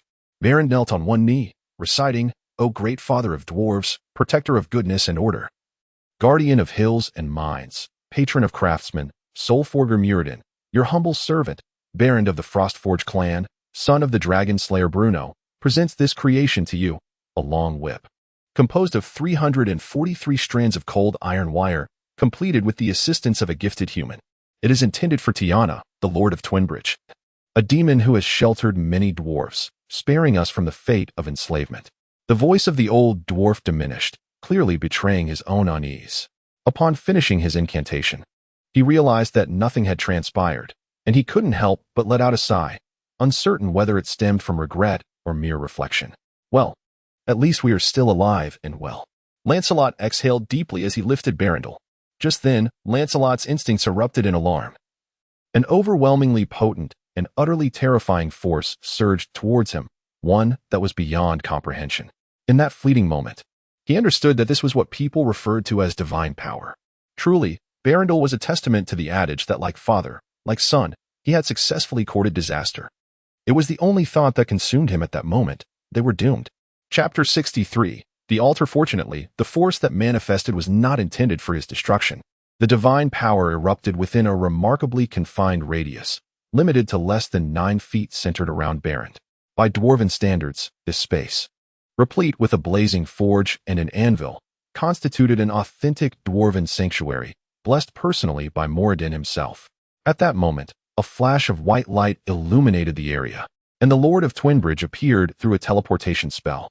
There stood Tigana, fully armed, donned in a suit of mithril armor that fitted her curvaceous form exquisitely. In her right hand, she wielded a longsword, while her left grasped a light shield. Her belt was adorned with a whip, throwing knives, handcuffs, and several vials of potions. Clearly sensing the surge of divine energy within her domain, she had rushed over immediately, her eyes scanning for adversaries, ready to engage any unwary celestial being. Lancelot called out, "Tigana, please calm down. I can explain." "What are you doing here?" A moment later, she retorted, "So, you crafted me a whip from cold iron, and upon its completion, this old dwarf deemed it an outstanding creation. He then prayed to the dwarven god, the great divine of order and goodness, the soulforger Moradin, seeking blessings for this gift intended for a demon." Lancelot felt Tigana's account was somewhat theatrical, yet upon reflection, he found little wrong with her assertion. "Congratulations. You have succeeded," Tigana remarked with a sarcastic smile. "It seems the soulforger holds quite the opinion of me. In order to prevent my use of it, he has transformed it into a holy weapon. If I were to grasp it directly, it would be akin to holding a branding iron, would it not? No, that cannot be. If the great Father God did not approve, he would have obliterated this weapon." Berend interjected swiftly, then his eyes brightened. "I happen to possess a design for a gauntlet, sourced from a renowned succubus paladin. Once you don that gauntlet, you will be able to wield this weapon properly. Give me 5 days, no 3 days. I can complete it in 3 days. I have heard of that individual, and I am aware of your thoughts, Berend," Tigana replied icily. "I never doubt your skill or that of any dwarven craftsman. You need not prove anything to me. And what of this whip?" Berend gazed at Tigana with a look of dismay. "Produce that gauntlet as swiftly as possible." Tigana suddenly smiled, seizing the whip. Instantly, a pained expression crossed her face, and wisps of smoke began to rise from the hand that gripped the whip. "A holy weapon, why not? Even if it were to reside within my treasury, it would remain a splendid artifact." Enduring the agony, she stowed the whip into a storage pouch. Lancelot and Berend both observed that her hand, which clutched the whip, had become a gruesome sight, yet it was rapidly healing. "This whip, forged from cold iron, can inflict additional damage on most abyssal creatures," Berend stated respectfully. "I intend to name it the Abyssal Flayer." "As you wish." Tiana nodded, asserting that since she had respected his traditions, he ought to honor hers in return. If her instincts served her correctly, this anvil had transformed the place into a sacred sanctuary of Moradin. She was quite aware of her sentiments towards those who considered themselves divine, was she not? The old dwarf's eyes widened in profound terror as he exclaimed, "No, absolutely not. You cannot destroy it. Do I need to remind you who the true master here is?" Tiana's tone betrayed her suppressed fury as she hissed, "There is not a single temple in Bridgetown, not one. You can either come here yourself, or I will slay you first and personally tread upon your corpse. Everyone, please remain calm." Sensing the escalating tension, Lancelot hastily intervened. "My lady, could you enlighten us on the reasoning behind your actions? Such conduct is bound to incite the ire of those lofty deities. Yet it seems to offer you no tangible advantage. Do you even comprehend your own words, human?" Tiana glared at Lancelot. "Look around you. This is the abyss. Have you contemplated the repercussions of this? In my estimation, adding another such temple will not intensify your enemy's animosity, for they already possess a myriad of reasons to despise you. Lancelot patiently analyzed the pros and cons. As for your allies, pardon me, does Bridgetown truly have allies? My friend Carolyn has shared the city's illustrious history with me. During times of peril, it appears no outside force has ever extended a hand to you, aside from the citizens of this very city, those dwarves who once served under your banner. And so what? Tiana retorted, still quite vexed, yet seemingly willing to hear Lancelot out. This implies that, from an external perspective, whether you destroy this dwarven temple or not makes little difference to you. Lancelot's mind raced as he continued. Internally, however, the benefits of preserving this temple are glaringly evident.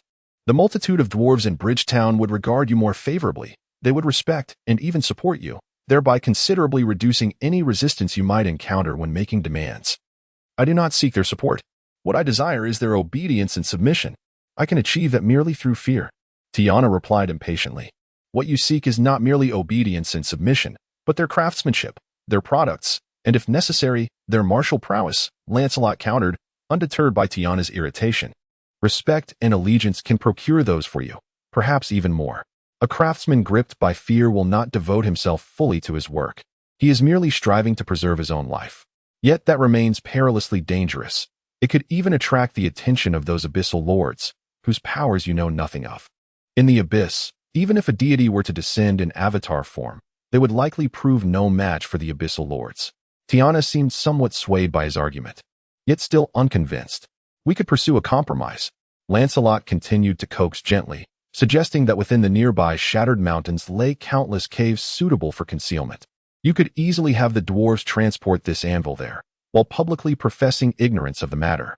Baron would ensure that the dwarves' gratitude towards you would be unwavering. I assure you, every dwarf will be profoundly grateful. Baron interjected hastily, perhaps excluding those gray-skinned bald ones. Tiana remained silent, observing them without uttering a word. Baron, feeling the pressure, threw out his last card.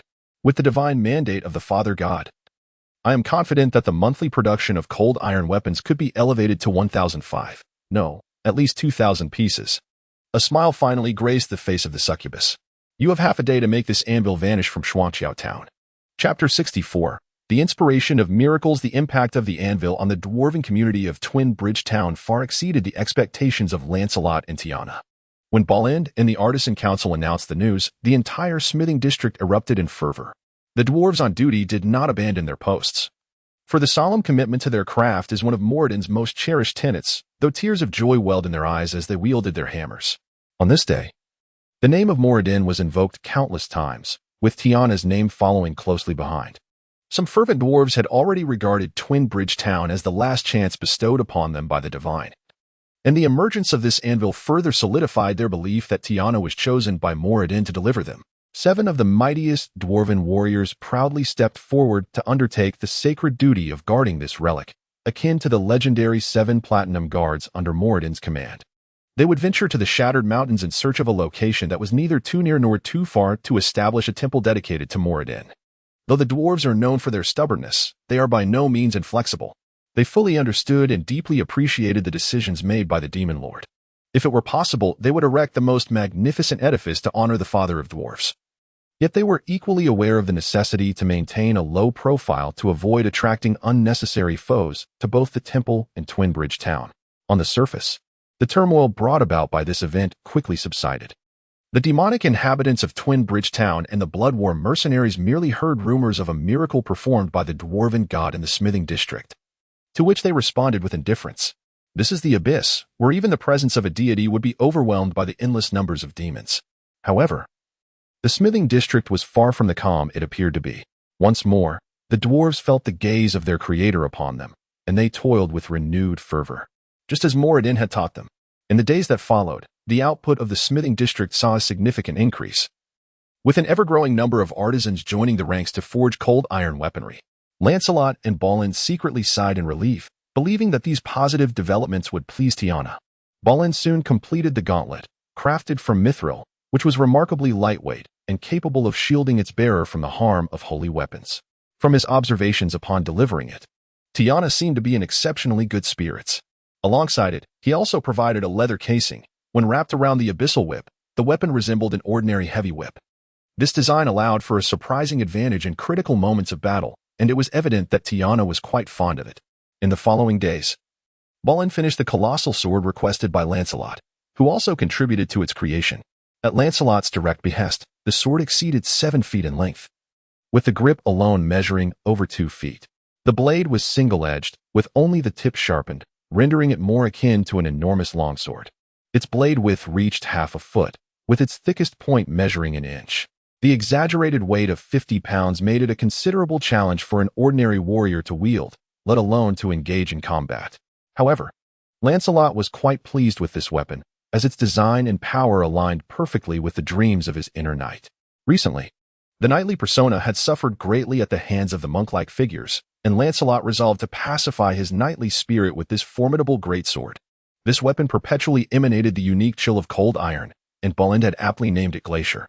Due to Glacier's exaggerated dimensions, moving while bearing it proved cumbersome, compelling Lancelot to store it in his dimensional bag. Nevertheless, he eagerly anticipated the next encounter with a colossal creature like the shark lizard, when his new acquisition would undoubtedly prove invaluable. The final days of the month passed without incident. Lancelot devoted himself to tranquil cultivation, diligently enhancing his skills while earnestly practicing several spells recorded in the small bamboo scroll, which were said to be exceptionally practical for those in the chi refinement stage: concealment technique, turtle breath technique, and shadowless step. Lancelot surmised that the world of cultivation was scarcely safer than the abyss, and for practitioners at the chi refinement stage, the foremost objective was survival. Meanwhile, Calalan sequestered himself in his chamber, engrossed in academic pursuits. His recent adventures had significantly improved his casting abilities, and he could now barely manage to unleash a third-tier spell. In his own words, this meant that he would no longer merely be a spectator in battle. He could now cast powerful offensive spells such as Fireball, or immensely beneficial support spells like Haste and Flight. Bruto spent most of his time assisting his father, occasionally seeking Lancelot's guidance. Lancelot had to concede that Bruto was the fastest learner he had encountered.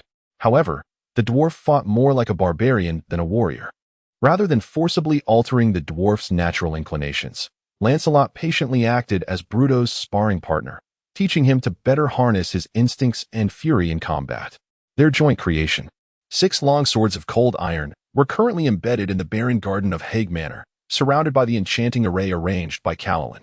The enchantment known as Patriot was accomplished through ritual magic, which bore relatively low difficulty. The final step of the ritual involved plunging the weapon into the ground. After 7 days, the enchantment would be complete. The area within 100 miles of the insertion point would become imbued with the magical potency of the weapon, rendering it sharper and more precise. Inspired by the divine miracles of Moradin, the artisans under Balin's command effortlessly fulfilled the production quotas set by Tiana. The old dwarf, recalling his promise to the demon lord, remained steadfast and industrious, immediately commencing the next batch of production. As the day approached for the clients from Twinbridge Town, the lower-tier demons of the town grew increasingly restless. Lancelot learned from Dink that whenever representatives from various factions gathered, Twinbridge Town would host a gladiatorial event, featuring low-tier demons such as primal demons, timid demons, and quasi-demons as participants. The rules were simple. These lower-tier demons would engage in a battle royale within the arena, with the last surviving contender declared the sole victor.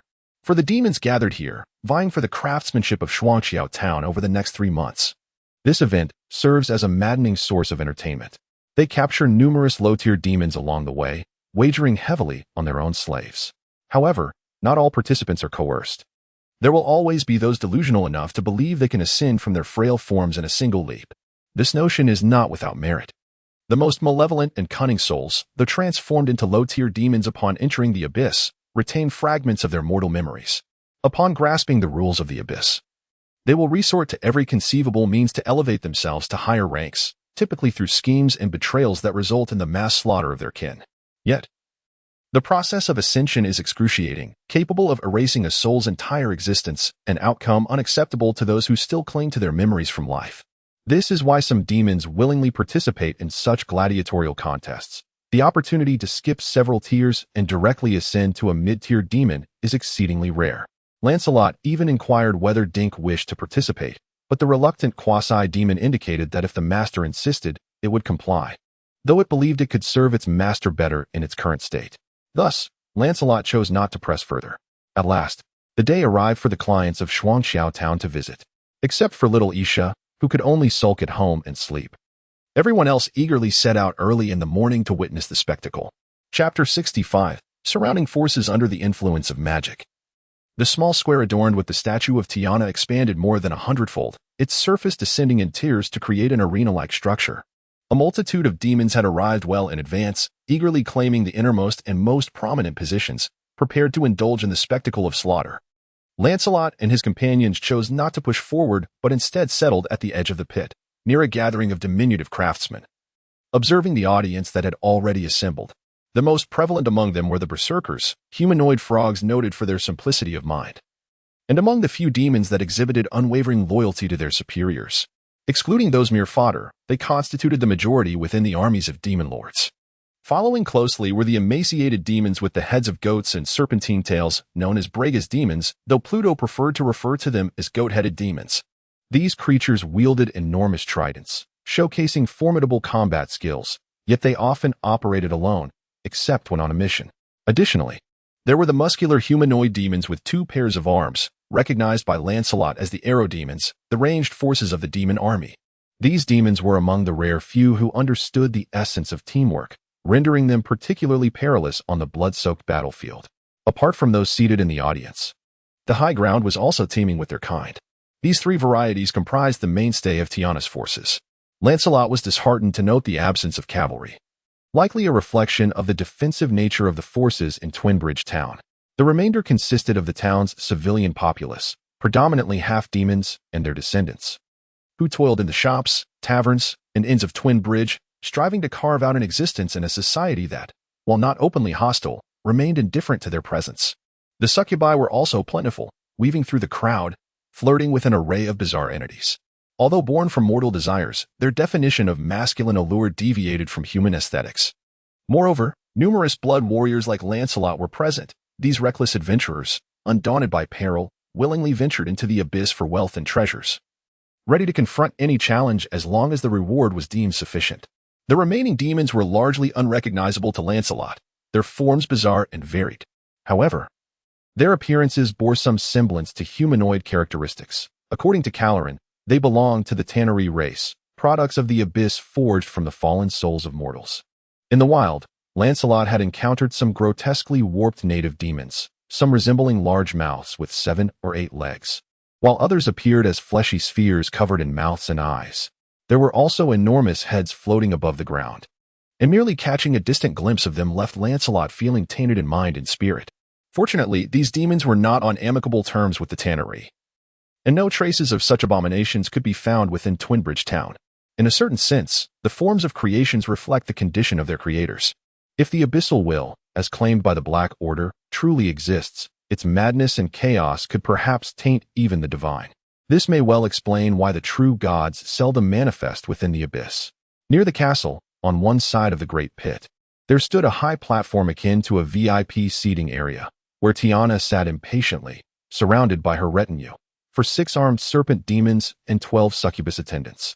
Lancelot recognized Sonam, the front desk attendant from the mercenary hall, among them.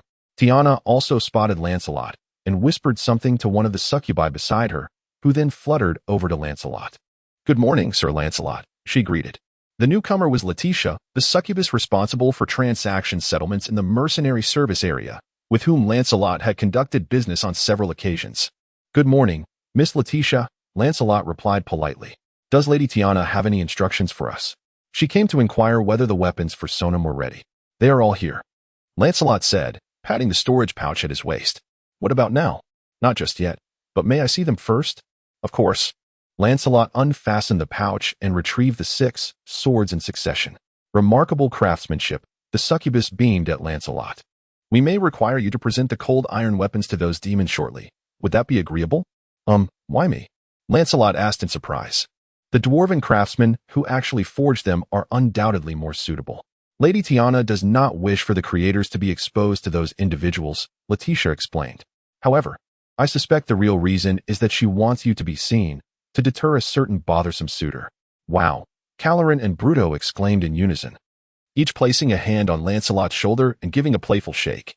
"I see," Lancelot said, feeling a slight flush on his cheeks. "I am honored." "Ah, don't get ahead of yourself," Letitia chuckled behind her hand. "Lady Tiana always finds a male to do this. Do not misconstrue it. Serving ladies is an essential aspect of chivalry, Lancelot stated with a serious expression. So, what is the situation regarding this suitor? You mean you don't know? Letitia looked at him incredulously. Are you at least aware of the power dynamics surrounding Twin Bridgetown? I have a vague understanding, Caloran interjected eagerly. To the south lies the Shattered Mountains, currently devoid of influence. To the west is the territory of a Balrog known as Destructive Flame, while to the east is the Punisher Visker, a wolf serpent lord. To the north is another neutral town, Oasis Keep, led by the seducer Moro, a male succubus. Wait, is it this Moro? Your information is outdated. Visker was murdered last month by its pet and lover, and its territory and forces have been divided. Now, to the east, there are two opposing factions, Destructive Horngoer, a massive minotaur, and Spiderweb Lady Olmaris, a spiderkin elf. Letitia cast a glance at Carolyn, and indeed, your guess is correct. It is Moro, that self-important and detestable sycophant. Were it not for the merchant convoy passing through that area on its way to Xuanqiao town, the Oasis fortress would have had no chance of prosperity. Moro is merely a pitiable lackey under my Kanxiuti's command. To think that the seducer Moro is backed by the succubus queen? Carolyn's expression was one of utter astonishment. Who is my Kanxiute? Lancelot inquired, genuinely unfamiliar with the name, though he recognized the significance of the title succubus queen. She is among the earliest of the succubi, having defeated all her initial counterparts to attain the title of succubus queen, currently reigning over the 570th layer of the abyss, Shindilaville. Carolyn elucidated to Lancelot that she is also the current lover of the most formidable demon, known as the Demon Prince, Demogorgon, the previous consort of Demogorgon. The first-generation succubus Shami Amore fell from grace under my Kanxiuti's instigation. The succubus then displayed a captivating smile and gracefully took to the skies with a flutter of her wings. Chapter 66. The image of many demons. Lancelot turned his gaze in the direction pointed out by Letitia, yet lingered not on the silhouette of the succubus. The approaching legion of demons evoked a distinctly different sensation within him. He quickly discerned the source of his unease. This battalion of demons was remarkably orderly, each member silent and solemn, reminiscent of seasoned soldiers, of whom he had once been a part. Among the ranks, 6 demons engulfed in flames captured his attention. Lancelot recognized them as firebrand demons, failed attempts at ascension to flame demons. Their bodies resembled those of emaciated humans, adorned with tattered wings, the remnants of which were primarily bone, rendering them incapable of flight without the aid of magic. Following them was a contingent of centaur-like demons, known as Iron Cavalry. These formidable beings sported enormous, sharp horns, muscular builds, and donned intricate suits of heavy armor, embellished with spikes designed for ramming. They brandished lances aloft, each bearing a banner depicting a volcano. As the cavalry of the demon ranks, their longbows and flails indicated versatility on the battlefield. But Lancelot understood that the true threat lay within their lances. This horde's charge would be one of the most devastating forces in the abyss. Trailing behind them was a large throng of primal and timid demons, tethered by ropes and chains. These unfortunate creatures were undoubtedly the gladiators set to make their appearance. They had evidently endured considerable torment and abuse en route, and Lancelot questioned whether they could withstand even the first round of combat. Yet, the leader at the forefront seemed incongruous with the battalion's demeanor. He appeared as a strikingly handsome human with dark skin, but the small horns upon his head and goat-like hooves betrayed his demonic lineage. Clad in somewhat ostentatious attire, with a noble dagger at his waist, he rode a magnificent steed of nightmare, its hooves ablaze. However, the anxious glances he cast about revealed his unease. Lancelot noted that the hand gripping the reins appeared to possess 6 fingers. Is that fellow with 6 fingers a male succubus? Lancelot inquired of Carlin, a hint of unrecognized ease in his tone. Indeed, what of it? Lancelot asked, perplexed. Considering the myriad bizarre appearances of demons, an additional finger hardly seemed a defining characteristic. You ought to familiarize yourself with the information regarding those abyssal lords, lest you inadvertently provoke unwarranted trouble, Carlin replied, exasperation evident in his gaze. The 6-fingered trait is characteristic of Lord Grazditi, the Prince of Darkness, and many of his offspring have inherited this trait. Grazditi is one of the 3 demon sovereigns, ruling over 3 contiguous layers of the abyss. The 3 demon sovereigns? Lancelot expressed intrigue at the name, one of them being the demon prince Demogorgon, but who was the other? The undying Lord Orcus, a legendary demon who ascended from the abyssal worms to his current stature. Upon the mention of these names, Carolyn's voice involuntarily transformed into a whispering murmur. There exist numerous lesser-known abyssal lords whose power rivals that of the triumvirate, Their might comparable to that of ordinary deities, not to mention the home field advantage that the abyss confers upon them. When time permits, I shall elaborate further, for our black cult specializes in such studies. At that moment, Tiana seemed to notice the peculiarities of the newcomer. She soared into the heights and proclaimed loudly, "Is the visitor Prince Kailong? Your beauty is indeed as the rumors suggest." Esteemed Lord of Twinbridge, the dark-skinned demon bowed respectfully to Tiana, stating, "The front line is tense. My father has dispatched me to oversee operations at Volcano Fortress. It appears the rumors hold truth. Destruction Flame Vesuvius is indeed a commander underlord of darkness." Carolyn then produced a small notebook, swiftly jotting down notes. Historically, it seemed disinterested in territorial expansion, focusing instead on the bloody battles with demons, leading to much speculation within the cult regarding this anomaly. Is the battlefield of bloodshed so close to Twinbridge? Lancelot expressed surprise upon hearing Prince Kailong mention the dire situation at Volcano Fortress. What fate awaits a neutral town like Twinbridge if they are defeated? The maintenance of Twinbridge's neutrality hinges upon Tiana, should she possess the means to appease the powerful figures among the demons. Carolyn shrugged. Yet, I am quite certain that our mortal fates are rather grim. Fortunately, Destruction Flame is one of the most battle-hardened generals among the demon ranks, and with Lord of Darkness backing it, breaching its defenses will not be an easy task. Tiana's urgency for her father to expedite the forging of cold iron weapons likely stems from a desire to sell them to this Destruction Flame, Brito realized with clarity. At that moment, two other groups approached from opposite directions. One group was predominantly composed of minotaurs, led by a towering bull demon, exceeding 20 feet in height, resembling a small building. Its skin bore a dark hue akin to that of a water buffalo, with massive horns curving forward. And it was clad only in tattered rags that once might have been a cloak. Following closely were a throng of bull demons, each over 7 feet tall, wielding rudimentary flails. Their hooves were deep crimson, as if they had just traversed a blood-soaked marsh, thus earning them the name Bloodhoof Demons. The other group consisted of a variety of spiders, each exceeding 10 feet in length, evoking visceral revulsion in all. The leader was particularly striking. Her lower half was that of a massive spider with 8 sharp legs, while her upper half manifested as a beautiful woman with dark skin and white hair. Lancelot recognized this creature as the renowned spider demon, a creation of the fallen dark elven deity goddess of spiders, Rose. She transformed those dark elves who angered her into such forms, showcasing her divine power and serving as a warning of the consequences of defying her will. This time, Tiana did not rise to greet them. Instead, a 6-armed serpent demon stepped forward, commanding, "Unfamiliar visitors, reveal your names. I am Cavalin, representing Lady Ilmaris, the mistress of webs, and I extend my greetings to Lord Tiana of Twinbridge Town." The elegantly spoken spiderkin was the first to address, bowing in a gesture of respect. "I am Pommy, the representative of the destructive Horngoel," bellowed the Minotaur in a coarse voice. "Tiana, do not heed the spider's deceit. They possess not a single coin. You foolish bull. Your head is filled with rocks. How could you comprehend the worth of gems? Ah, you dare call me a foolish bull? I shall slay you." The Minotaur Pommy roared, lowering his head and charging directly at the spiderkin Cavalin. Unfazed, she drew her longsword, preparing for battle. The attendants behind them also unsheathed their weapons, and a chaotic skirmish loomed on the horizon. "Enough!" A commanding voice rang out as the 6-armed serpent demon intervened.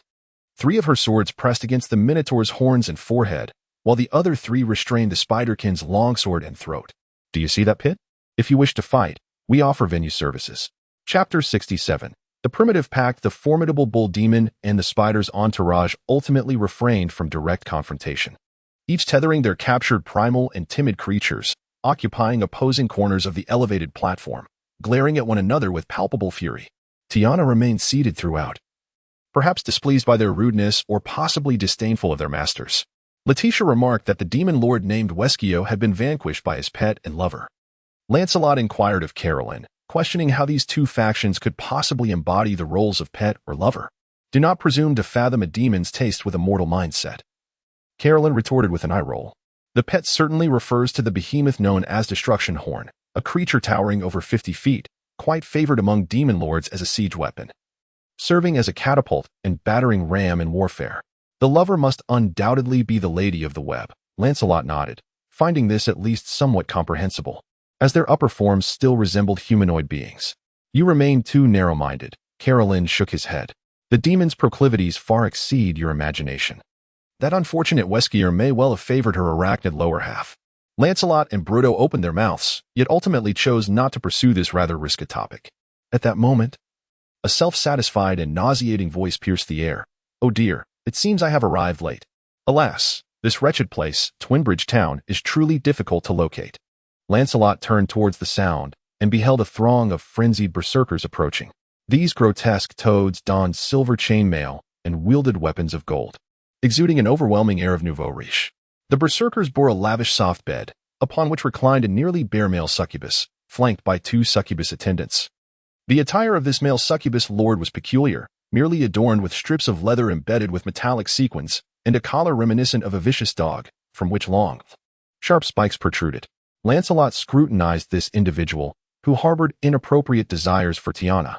As a male succubus, his physique was impeccable, and his handsome visage bore an air of malevolence, rendering him irresistibly alluring to mortal women. Naturally, for Lancelot and Bruto, this countenance incited visions of what that self-satisfied grin would transform into after a well-placed punch. Isn't he a seducer? How can he even alter his own moniker? Hey, Moro, when will you perform that unforgettable act of using your tail on yourself again? Your entourage's attire is quite commendable. Where should I strike to peel it off your corpse intact? Moro, are you still offering that buy one get one free deal? I still possess your coupon. Your rotund rear is utterly enchanting, and it won't expire anytime soon. A glimmer of ruthlessness flashed in the eyes of the male succubus, completely disregarding the jeers. He strode directly to the high platform. With exaggerated gestures, he bowed to Tiana and proclaimed, "Oh, my goddess, the embodiment of love and beauty, your most passionate, sincere, and humble admirer, Moro, has come to see you. During the days of your absence, I have incessantly fantasized about how exquisite it would be to spend a night with you. How long must I endure this wait? My heart is withering from the torment of longing. That is the most dreadful declaration of love I have ever heard," Bruto complained to Lancelot. Even a stone would sprout legs and flee from such drivel. Given his title of seducer, it seems he has quite a few gullible victims. Lancelot shrugged. "Carolyn, do you know anything about this character? His exploits are well known, even in the material plane." Carolyn replied with an odd expression. "However, his title is neither great nor seducer." "Then what is he famous for?" Bruto inquired curiously. "Do all succubi truly favor men?" "Necrophilia, Moro," Carolyn spread his hands. "He specifically targets wealthy widows, appearing when they are at death's door, draining the last vestiges of their life, then carries their souls and riches to the abyss. No one knows how long he has been at this until a family squabble over inheritance exposed the condition of the corpses." "It sounds like a rather splendid form of end-of-life care." Bruto raised an eyebrow. "If one does not have to pay the price of a soul, why are these fiends so captivated by mortal souls?" Lancelot asked, curious. "Do they serve any purpose beyond creating new fodder?" "Because souls possess formidable power in themselves. The study of souls has become one of the greatest taboos across the multiverse." Carolyn's expression grew solemn. "The fiends of the lower planes have methods to extract energy directly from souls. One can only imagine the horrific torment involved. Demons entirely rely on siphoning energy from souls to sustain their existence, and they willingly use this energy to create vast amounts of fodder or various powerful artifacts. And where do the benevolent souls go after death? Naturally, they ascend to the realm of the gods. The deities created mortals, but only their bodies. Souls are birthed directly from the cosmos, akin to the gods themselves." Carolyn's voice had dwindled to a whisper. "After living lives that are extraordinary, mundane, lengthy, or brief, their souls transform into either the ordinary or the powerful, arriving in the realm of their chosen deity, where they become supplicants, ultimately merging with their god, becoming part of the divine. If that is the case, why do most demons that venture into the mortal realm revel in destruction? Why do they not emulate devils and focus on the subtle art of corruption? On the surface, regions devastated by demons are more susceptible to the collapse of faith. Once they reject the power of order, they easily tread the path of chaos and malevolence, leading their souls to the abyss in the afterlife. However, do you recall my earlier mention of the will of the abyss? Indeed, you once spoke of how the universe was originally sheer chaos, from which the gods extricated all that is virtuous and beautiful, leaving behind the refuse that became the abyss. What, then, is the stance of the gods on this matter? The abyss exists as a higher entity than the gods themselves, and the divine beings can do little in this regard. Nevertheless, they establish churches on the mortal plane, fervently disseminating faith, encouraging virtuous deeds, and endeavoring to thwart the schemes of demons and devils, even descending personally to intervene when necessary. Callan shrugged. Yet if mortals consciously choose the path of downfall and do not repent nor seek forgiveness from a deity before their demise, no one can save their souls. The gods despise those mortals who embrace evil, remaining indifferent to the cries emanating from hell and the abyss. It is truly astonishing. Lancelot shook his head, pondering how, knowing the dreadful punishment awaiting them after death, some still willingly embark on a path of depravity. The gods share this curiosity. Callan wore a peculiar smile. In truth, the devils were originally angels tasked with combating demons. However, over years of battle, they became tainted and thus reviled by the gods, who nonetheless relied on them to confront the demons. Consequently, the gods acquiesced to the proposal of Asmodeus, the lord of the nine hells, allowing them to punish the souls of the fallen and draw power from it to maintain their own existence. This accord, known as the Original Pact, led to the departure of the angelic warriors from the divine realm and the birth of the infernal realm and devils. Good heavens, Bruto groaned. What a dreadful pact. The gods must have underestimated Asmodeus' ambition to have allowed this current predicament to arise. I suspect they had no choice, for souls possess free will. Lancelot remarked that, under the premise of free will, order must be established through punishment and reward. Only in the context of free will do nobility and virtue hold significance. Lancelot's words left Callan and Bruto in deep contemplation, enveloping the trio in silence. Meanwhile, atop the dais, the male succubus Moro was expounding his grandiloquent rhetoric. Tigana, my heart aches for you. With so many dwarves at your disposal, simply chain them and send some berserker demons to lash them when they slack off. I assure you that the output of your scrap metal will multiply several times each month. Come visit my oasis fortress to witness the proper treatment of these dwarven slaves. The seducer lounged contentedly upon his plush bed, tilting his head to accept a certain crimson delicacy offered by a succubus maid. This is my domain. I shall reign as I please. Tajana disdainfully remarked.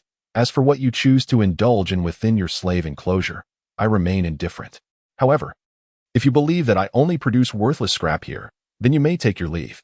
I am certain Prince Chiron would be more than willing to claim what rightfully belongs to you. What Chiron? Why do you refer to him as a prince? Morrow inquired, his confusion evident. My father has dispatched me to serve as the commander in the destruction of the Flame Legion, replied the young man with 6 fingers in a nonchalant manner. What? You are actually, the Prince of Lord Umbridge? The male succubus gasped, his expression darkening as he fell silent. Tajana cast a glance at him, pleased to see that this bothersome individual had finally ceased his chatter. She then clapped her hands together. Let us commence the gladiatorial contest. The audience has grown impatient. Chapter 68. Chaos. Wait. We have yet to place our bets. The irksome voice of the male succubus resounded once more. I have even gone to the trouble of securing a special soul for this occasion. Victory grants the right of first bid, as it always has, does it not? Spoke the spider-like elf named Cavalon. How dreadfully uninteresting, Morrow remarked, casting a sidelong glance at the arachnid elf. Why don't we raise the stakes? The losers shall relinquish their corresponding share. What say you? Humph, such a hefty wager. I fear some may not be able to afford it. Cavalon insinuated with a glance towards the bull demon on the opposite side. Why are you looking at Pommy, Spider? Do you believe Pommy cannot play? The bull demon bellowed. As long as you dare to play, Pommy will see it through to the end. Then it is settled, Morrow declared, turning to the dark-skinned offspring of Grast. Great Prince Calon, will you not join us in this game? Firstly, I am but a nondescript one among my father's many progeny, fortunate enough to have been remembered. I am hardly worthy of the title great, Calon retorted, glancing at the male succubus before turning his gaze to the Lord of Twinbridge Town. Lord Diana, our past collaborations have been exceedingly smooth, and we approach this occasion with the same sincerity. I trust you understand the implications for your town should Volcano Fortress fall. You shall surely be pleased with today's gains. Tiana nodded, raising her hands and clapping them together. This was a prearranged signal. At that moment, the dwarven craftsmen surrounding Lancelot began to retrieve various weapons from their packs, tossing them into the arena. A rain of glimmering metal descended, instantly covering the ground of the arena with a multitude of weapons, engendering an atmosphere of impending slaughter. Keen-eyed Lancelot spotted the distinctive cold glint of cold iron weapons among them. Tiana! Tiana! Tiana! A fervent cheer erupted from the crowd surrounding the arena as the spectators called out Tiana's name. For those unfamiliar with the situation, it would be shocking to discover the extraordinary fervor with which the soldiers and residents of Twinbridge Town revered their lord. A blinding flash of white light enveloped the arena as Tiana activated the town's defensive magic array to initiate a large-scale teleportation. Instantly, the captured primal and timid demons appeared in the arena, alongside dozens of low-ranked demons leaping from the stands, volunteers eager to partake in this deadly game. Most of the participants were momentarily bewildered by the sudden change in environment, rendered immobile by the thousands of shouting mouths surrounding them. Yet, a few astute individuals quickly sprang into action. The first to strike was a primal demon, its grotesque and decaying form standing a mere 3 feet tall. Yet its fingertips bore sharp claws. It suddenly leapt onto the back of a timid demon, sinking its claws deep into the creature's nape. The timid demon had no time to utter a sound before collapsing lifelessly. The moment of slaughter ignited the entire arena. The responding demons began to slash at one another, embroiled in a frenzy of violence. This is a complete chaotic battle. The original demons are fallen souls who have just arrived in the abyss, still retaining relatively clear memories of their mortal lives. Thus, they fight with more determination, decisiveness, and ferocity than the cowardly demons. However, the bodies of the cowardly demons are somewhat more robust, and their teeth are sharper.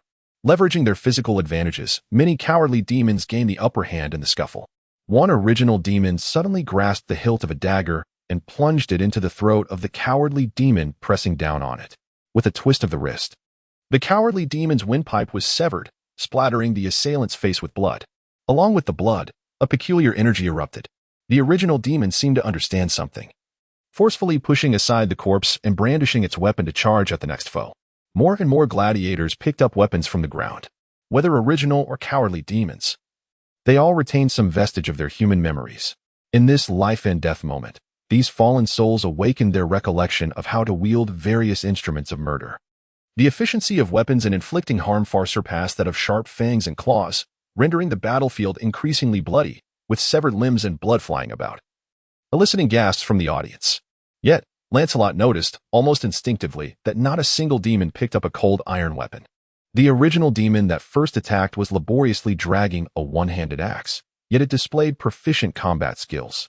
Faced with a cowardly demon charging at it with a long sword, it awkwardly maneuvered its corpulent body to evade, cunningly leaving a foot behind to trip the rushing cowardly demon. It then lunged forward, cleaving the cowardly demon's head from its shoulders. "Bravo!" cheered the male demon lord of Oasis Fortress from the high platform. The original demon radiated the magical aura representative of Oasis Fortress. It was one of the gladiators dispatched by Moro. This individual, named Lit, was a serial killer in life, evidenced by its cunning tactics. Moro proudly announced, akin to a spoiled heir showcasing a new toy. What a cruel creature, leaving no survivors in its robberies, sparing not even the voiceless infants. I didn't even provide any substantial guidance, merely lending it a modicum of power. At that moment, the original demon who had just executed the beheading stood frozen, as if stunned by some unseen force. Moro was momentarily taken aback, then his expression brightened. So soon? Suddenly, the demon's surface appeared to boil, energy surging from within, tearing through flesh and blood.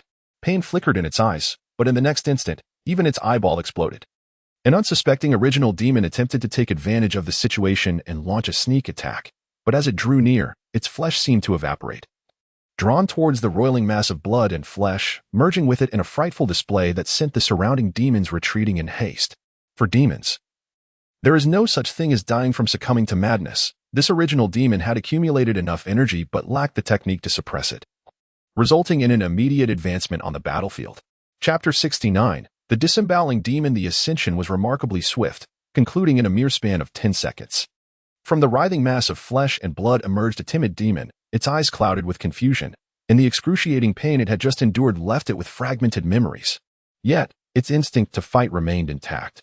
When confronted by a descending longsword, the newly birthed timid demon instinctively crouched, seizing an axe from the ground and delivering an upward strike, embedding the blade precisely into the assailant's throat. "Ha! What a splendid blow!" Moro exclaimed with triumphant laughter. Meanwhile, the arachnid-like sprite and the bull demon appeared visibly distressed, as if they had resigned themselves to the belief that victory was slipping from their grasp. It seemed the male succubus's maneuver had truly caught them off guard. Watching the male succubus reveling on the high platform, Lancelot felt a surge of discontent. Why did Tiana tolerate such an insufferable being? What constraints bound Bridgetown? Or was it that Tiana sought to avoid conflict with the succubus queen at all costs? In the arena, the slaughter had escalated to a fever pitch. In this chaotic melee among the low-tier demons, participants continued to perish. The corpses of the defeated erupted into foul stench or transformed into corrosive clouds, yet were swiftly dispersed by the gusts conjured by magic, allowing the audience to witness this gruesome spectacle from every angle. Among the multitude of low-tier demons, numbering in the hundreds, there were not only original demons and timid demons, but also a scant few quasi-demons. These cunning beings chose not to engage in direct confrontation. Instead, they activated their invisibility at the earliest opportunity, waiting for the right moment to emerge and strike a severely wounded foe, reaping the benefits of their stealth. However, despite their cleverness, these agile little creatures were soon eradicated. Quasi-demons were exceedingly fragile, and even the most basic of original demons could effortlessly rend these grayish beings in two. Moreover, their patience was not as commendable as they believed. Amidst the turmoil, an invisible figure stealthily infiltrated the arena, unnoticed by all. As time progressed, the original demons had dwindled significantly, with only a few particularly ferocious ones managing to advance. These newly ascended timid demons exhibited a greater proficiency in weaponry, their combat prowess markedly superior to their peers. More importantly, they harbored a heightened malevolence. Not only did they display a myriad of treacherous tactics in battle, but they also adeptly avoided one another, deliberately targeting the weaker adversaries. The number of surviving demons plummeted sharply until only a handful of timid demons remained. At this juncture, the flesh and blood of one such timid demon began to writhe and convulse, signaling yet another ascension within the arena. Ha ha ha! Once again, my delightful killer makes an appearance. I knew I was right about it. Moro chuckled with unrestrained glee, convinced that victory was now firmly within his grasp. The brutality of the newly ascended demon surpassed that of its predecessor by twofold. Its suddenly enlarged bones tore through skin and muscle, flesh first melting and then writhing into a grotesque reassembly. The skull, distended by the swelling brain within, cracked open only to heal rapidly, an endless cycle of agony. The demon emitted a horrific wail, a sound so anguished that it seemed to immerse the mortal spectators in the same torment, provoking raucous laughter from the fiends. This is the quintessential trait of these malevolent beings. The suffering of others brings them delight. At long last, the ascension concluded. The newly birthed demon stood over 6 feet tall, slightly towering over an average male human. Its grotesque visage bore a maw capable of swallowing an entire head, while its arms were as thick as barrels, its muscular physique resembling that of a humanoid beast. Yet, most striking were the smaller, similar arms protruding from its abdomen, where sharp bones extended from the fingertips, forming a pair of lethal claws. Almost instantaneously, it showcased the function of its abdominal appendages. A nearby demon wielding a warhammer, sensing its opponent was still somewhat dazed, struck fiercely at its back. Fortunately, the assailant's height was insufficient for a lethal blow. It merely staggered the newly ascended demon. Realizing its sneak attack had failed to deliver a fatal strike, the warhammer demon panicked, discarding its weapon in a desperate attempt to flee. However, the opponent's recovery was swifter than anticipated. The freshly ascended demon raised its powerful limbs and seized the fleeing creature, lifting it effortlessly into the air. The double appendages from its abdomen lunged forward, plunging the claws deep into the prey's belly. Accompanied by a sinister chuckle, all 4 arms simultaneously yanked apart. The unfortunate demon was torn asunder, viscera oozing with pus and tumors spilling to the ground, while fetid blood erupted like a fountain. As demonstrated, this was the essence of the gut-ripping demon, vividly embodying its preferred method of slaughter. They are dominant among lesser demons, relatively rare due to their rapid accumulation of energy necessary for ascension into higher ranks.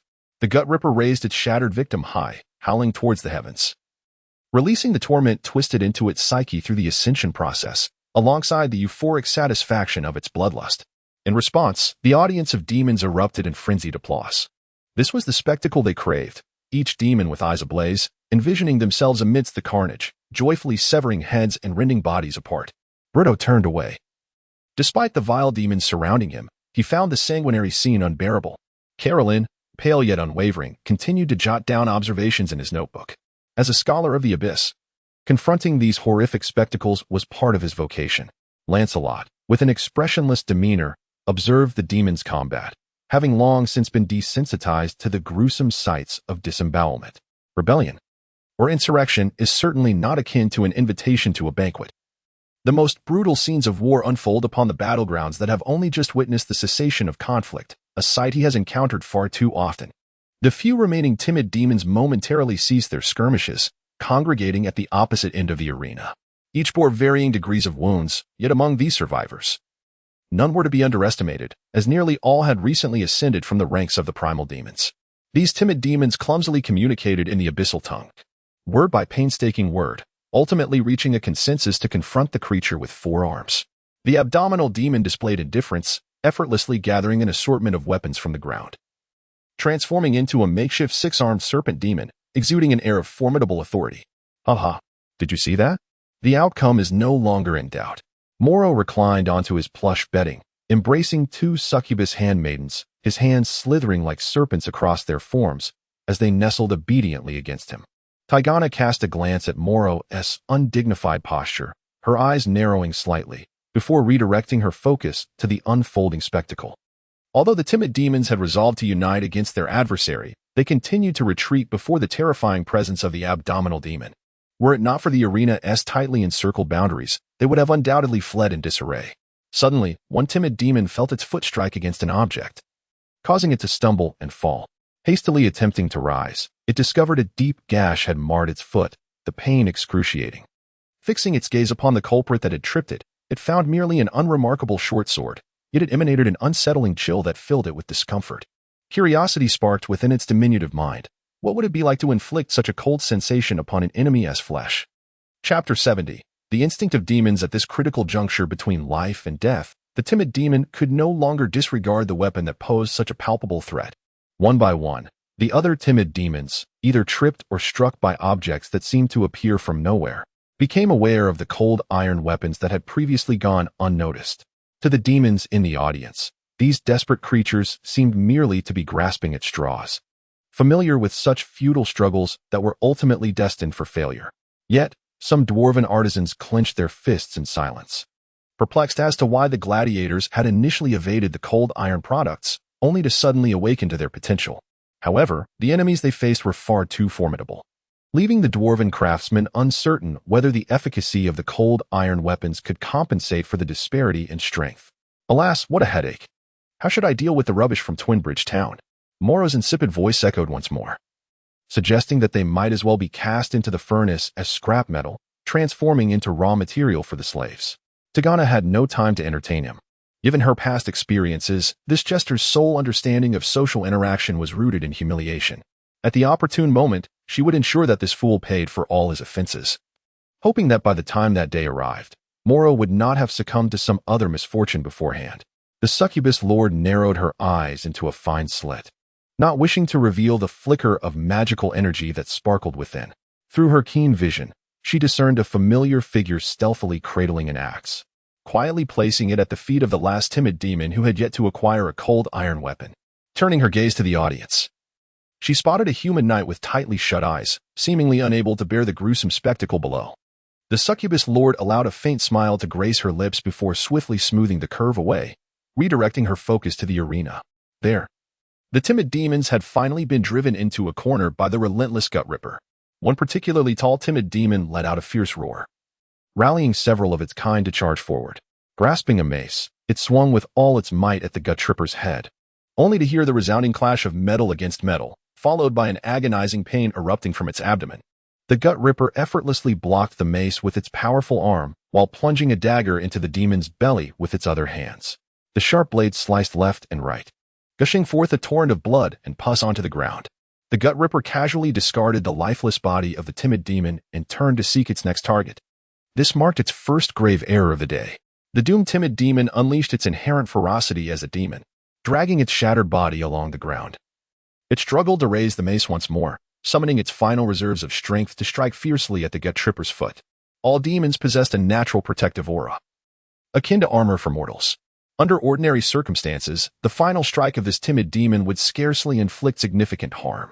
However, the protective aura of the gutted demon proved as ineffective against the spiked mace as butter does against a heated knife, failing to offer any resistance. A cry, tinged with pain and astonishment, escaped the gutted demon's lips as it beheld its foot, now a gruesome mess from the blow.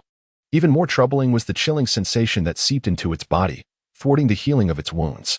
Most of the audience remained oblivious to the anomaly, perceiving it merely as a last, furious attack from the timid demon, with little consequence, while a throng of dwarves erupted in excitement from their seats. The gutted demon, however, was acutely aware of the peril, yet time offered no respite for contemplation. Several more timid demons rushed to its side, brandishing a variety of weapons, swords, axes, and hammers, each vying to land a blow. With one foot injured, the gutted demon struggled to maneuver freely, forced to confront the onslaught of these timid foes. Fortunately, its transformation had endowed it with two immensely powerful arms, allowing it to engage the enemy's weapons with sheer brute strength. It deftly deflected the incoming axes, sending the assailants' weapons flying. Before cleaving their wielders in two, two small arms, clutching daggers, awaited the advance of the enemy in the center, but the foe did not act as anticipated. The cunning, timid demon, slightly slowing its pace amidst the charge, allowed its comrades to surge ahead by half a step. In its calculations, merely wounding the wrist of the axe wielder would be a resounding success. Yet, the outcome far exceeded its expectations. The cold blade sliced through the grasping hand like a sickle through straw, severing the palm cleanly at the wrist. A fountain of blood erupted from the now bare arm, and it recoiled in disbelief, gazing at its own wound, emitting a harrowing scream that mingled pain with rage. The timid demon, equally startled, stared blankly at its weapon, seemingly struggling to comprehend the events that had just transpired. The audience, too, began to recognize the unsettling turn of events, whispering amongst themselves about the preceding scene. The most animated reaction came from a boisterous male succubus, Moro, whose mouth hung agape in astonishment as he watched the champion he had high hopes for sustain such grievous injuries. Tagana, what trickery is this? He bellowed, his anger palpable. That sword must be unnatural. Did you intentionally mix in such a potent weapon to create this accident? This timid demon was also part of your prior arrangements. Wasn't he it? Calm down, Moro, Tagana replied, her tone devoid of any tremor, though inwardly she praised the performance. It's merely one of our new products. There are more like it beneath the surface, and anyone could stumble upon one. The remaining three timid demons charged from different angles towards the gutted demon. Its injured foot had yet to regain the ability for free movement, and now, with one valuable arm compromised, the beast that had once held the upper hand found itself perilously close to collapse. Its still intact arm wildly brandished the battle axe, causing one of the timid foes to falter in its assault. The disemboweler seized upon the fleeting moment of terror from its adversary, swiftly pivoting to cleave another timid creature into fragments. There was yet another enemy it could not adequately confront. Yet its instinct urged it that sacrificing itself to withstand an attack from one timid foe, thereby reducing the assailants from 3 to 2, was the most prudent choice at that moment. However, it overlooked one crucial fact. Its instincts had proven erroneous several times that day. Chapter 71. The final victor. The excruciating pain emanating from its back spoke volumes of the tremendous cost it had incurred. The third-ranked demon, wielding a spear forged from cold iron, thrust it into the back of the gutted demon, a sensation akin to piercing a sack brimming with grain, nearly impaling the robust creature. Blood gushed relentlessly from the horrific wound, leaving the gutted demon grievously injured. Yet, the ferocity of the demon surged within, igniting its eyes with a crimson blaze, momentarily dulling the agony as a savage desire seized control of its body. Dragging its wounded foot, it lunged fiercely at the spear-wielding demon. The latter, nearly closing its eyes, thrust the spear forward, only to have it deftly evade the attack. In one swift motion, the demon raised its battle axe and cleaved the assailant in two. Once again, a searing pain shot through its back as a long sword widened the already gaping wound. In a furious whirl, it swung its axe around, but found nothing to strike. Its final adversary was the treacherous demon that had severed its hand. This cunning foe opted not for close combat, instead opting to pick up a weapon from the ground and hurl it. Its self-satisfied cunning had cost it the best opportunity for a comeback. Go, kill it, roared Moro from the platform, exhilarated. Despite a few unforeseen incidents, it seemed his warrior was destined for ultimate victory. Meanwhile, the others observed. Chiron whispered conspiratorially with the fire demon advisor beside him, their hushed discussion barely audible. Pommy and Cavalin appeared to relax momentarily, only to tense up again. Tagana noted their reactions with keen interest. The gutted demon sensed its impending triumph, yet it knew it must eliminate its final foe before its own wounds claimed it. With a furious roar, it charged forward as if unscathed. The demon's sword pierced the gut of the gutted demon, creating yet another dreadful injury, yet it did not slow its advance by even a fraction. It watched helplessly as the gutted demon's axe drew closer, and then, in an instant, it found itself airborne, its headless body lying below. with a hollow blood hole where its shoulder had been. Finally, it thought, the ordeal is over. It lifted its gaze, greeted by the adoration of the crowd. Yet all it sought was the sight of its master on the platform. Ah, there it was, its master's radiant smile, a testament to its success in pleasing. The frenzy subsided, and the unbearable pain returned, almost overshadowing the sudden stab in its chest. The crowd's cheers were abruptly silenced, as if someone had seized them by the throat. The gutted demon discerned something amiss in its vision, lowering its gaze. It discovered a blade glimmering with a cold light protruding from its chest, precisely where its heart resided. Its body succumbed to weakness, collapsing to the ground. In its final moments, it caught a glimpse of a slate-colored quasar demon, scrutinizing it cautiously, as if to ascertain the finality of its demise. Darkness enveloped it. And before consciousness slipped away entirely, the roar of the victor echoed in its ears. I am Dink. The audience erupted in fervor, marveling at the gruesome carnage and the intricate schemes unfolding before their eyes. What a splendid conclusion it was! Among the most exhilarated were a group of quasi-demons, who leapt and danced about in a frenzied celebration of their leader's triumph. Truly, their leader was extraordinary. How did they manage to enlist in silence and emerge victorious? One could only ponder what manner of demon their leader might ascend to. Surely something as formidable as a great toad? Yet, should their leader transform into such a creature, would they then find themselves at its mercy? Ah, I have never wronged our leader. I have always been its most loyal subordinate. Lancelot reopened his eyes. Listening to the cheers surrounding him and observing the imposing figure within the arena, he could not help but chuckle softly and shake his head. Was that Dink? Bruto gazed incredulously at the quasi-demons in the arena. He had some recollection of this being, knowing it served Lancelot, which led the young dwarf to firmly believe that Lancelot had a hand in the unexpected turnaround. Otherwise, he would be nothing more than a beardless gnome. His speculation was indeed correct. Upon realizing that the situation was amiss, Lancelot had instructed Dink to enter stealthily. Although reluctant, Dink understood that its demonic essence lay in Lancelot's hands, and resistance would yield dire consequences. Moreover, after receiving the reward from its master, Dink's strength had significantly surpassed that of an ordinary quasi-demon, making it capable of holding its own against a group of foolish coward demons. Thus, it complied and entered the fray. The audience's attention was wholly consumed by the battle, and those with keen perception failed to notice the little creature stealthily infiltrating the arena. Even more surprising was that the master did not hasten Dink into combat. Instead, he instructed it to remain invisible while maneuvering a few weapons or gently tossing them with harmless force. As long as Dink did not launch an attack or employ magic, its cloaked state would remain intact, allowing it to operate undetected. Furthermore, Dink's ability to execute Lancelot's commands effectively stemmed from a significant boost in confidence following its promotion to elite-level demon, eradicating the typical panic-prone disposition of ordinary quasi-demons.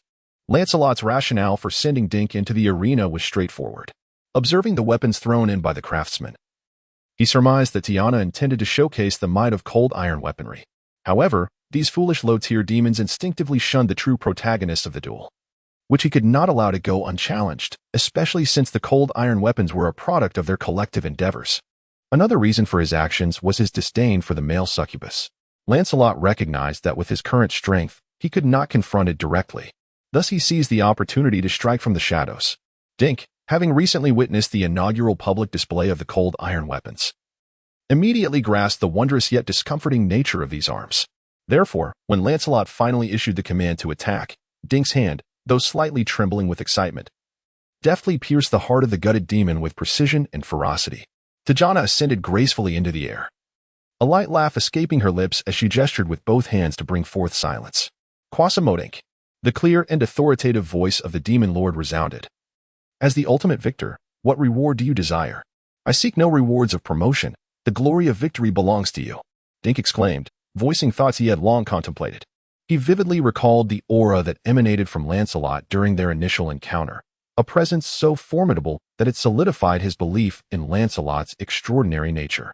Thus, he resolved to cling tightly to Lancelot, recognizing that ascending to other forms would likely pale in comparison to the value he could provide to his master. Chapter 72. Concealed Power. How rare this is, thought Tiana, tilting her head towards Lancelot, who merely shrugged in response. In that case, I shall bestow upon you a fragment of my strength. A crimson radiance coalesced in Tiana's palm before it surged into Dink's form. The quasimon collapsed violently, emitting a harrowing cry. Its muscles convulsed as if seized by an intense cramp, yet there was no eruption of flesh or bone as when Lancelot had previously rewarded it. Lancelot felt a profound pain through their mental link, though it remained within tolerable bounds. Moments later, Dink regained its footing. From a distance, it appeared as it always had. A quasimon, however, upon closer inspection, one would discern that it now towered over 6 feet, twice the height of an ordinary quasimon. With bulging muscles and a pair of formidable horns adorning its head, signaling its extraordinary nature. It knelt before Tiana, demonstrating its subservience. "I confer upon you the title of warrior," Tiana proclaimed, her voice resonating through the town. "Every inhabitant here shall regard you with respect." Dink, dink, dink. The crowd erupted in fervent cheers, celebrating the audacious, greedy, and cunning quasimon, qualities that were, of course, commendable in the eyes of demons. Moreover, the demons of the town felt more than mere fear towards their lord. They relished the sight of that male succubus being humbled. All right, gentlemen, you have had your fill of entertainment. Now, be gone." Tiana waved her hand, signaling the conclusion of the event. At that moment, she beckoned Lancelot forward with a clear intent. Reluctantly, he rose, exchanged a few words with Bruto and Calalin, and made his way towards the platform alone. Dancing with blades before a throng of high-ranking demons was hardly a notion he relished. Yet, Tiana was correct. It would be even less appropriate to send Berend or other dwarven artisans. With her presence, he anticipated minimal peril. Most crucially, he found it exceedingly difficult to refuse Tiana's request. Restraining himself from overt displays of affection was already a considerable challenge. His heart lamented his own lack of resolve.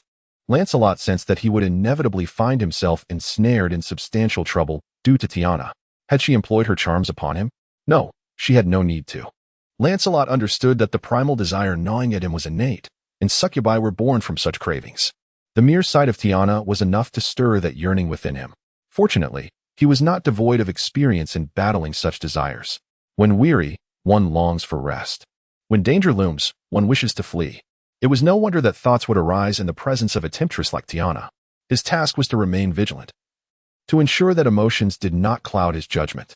With this thought, he silently invoked the Heart of Ice technique. The effect was immediate.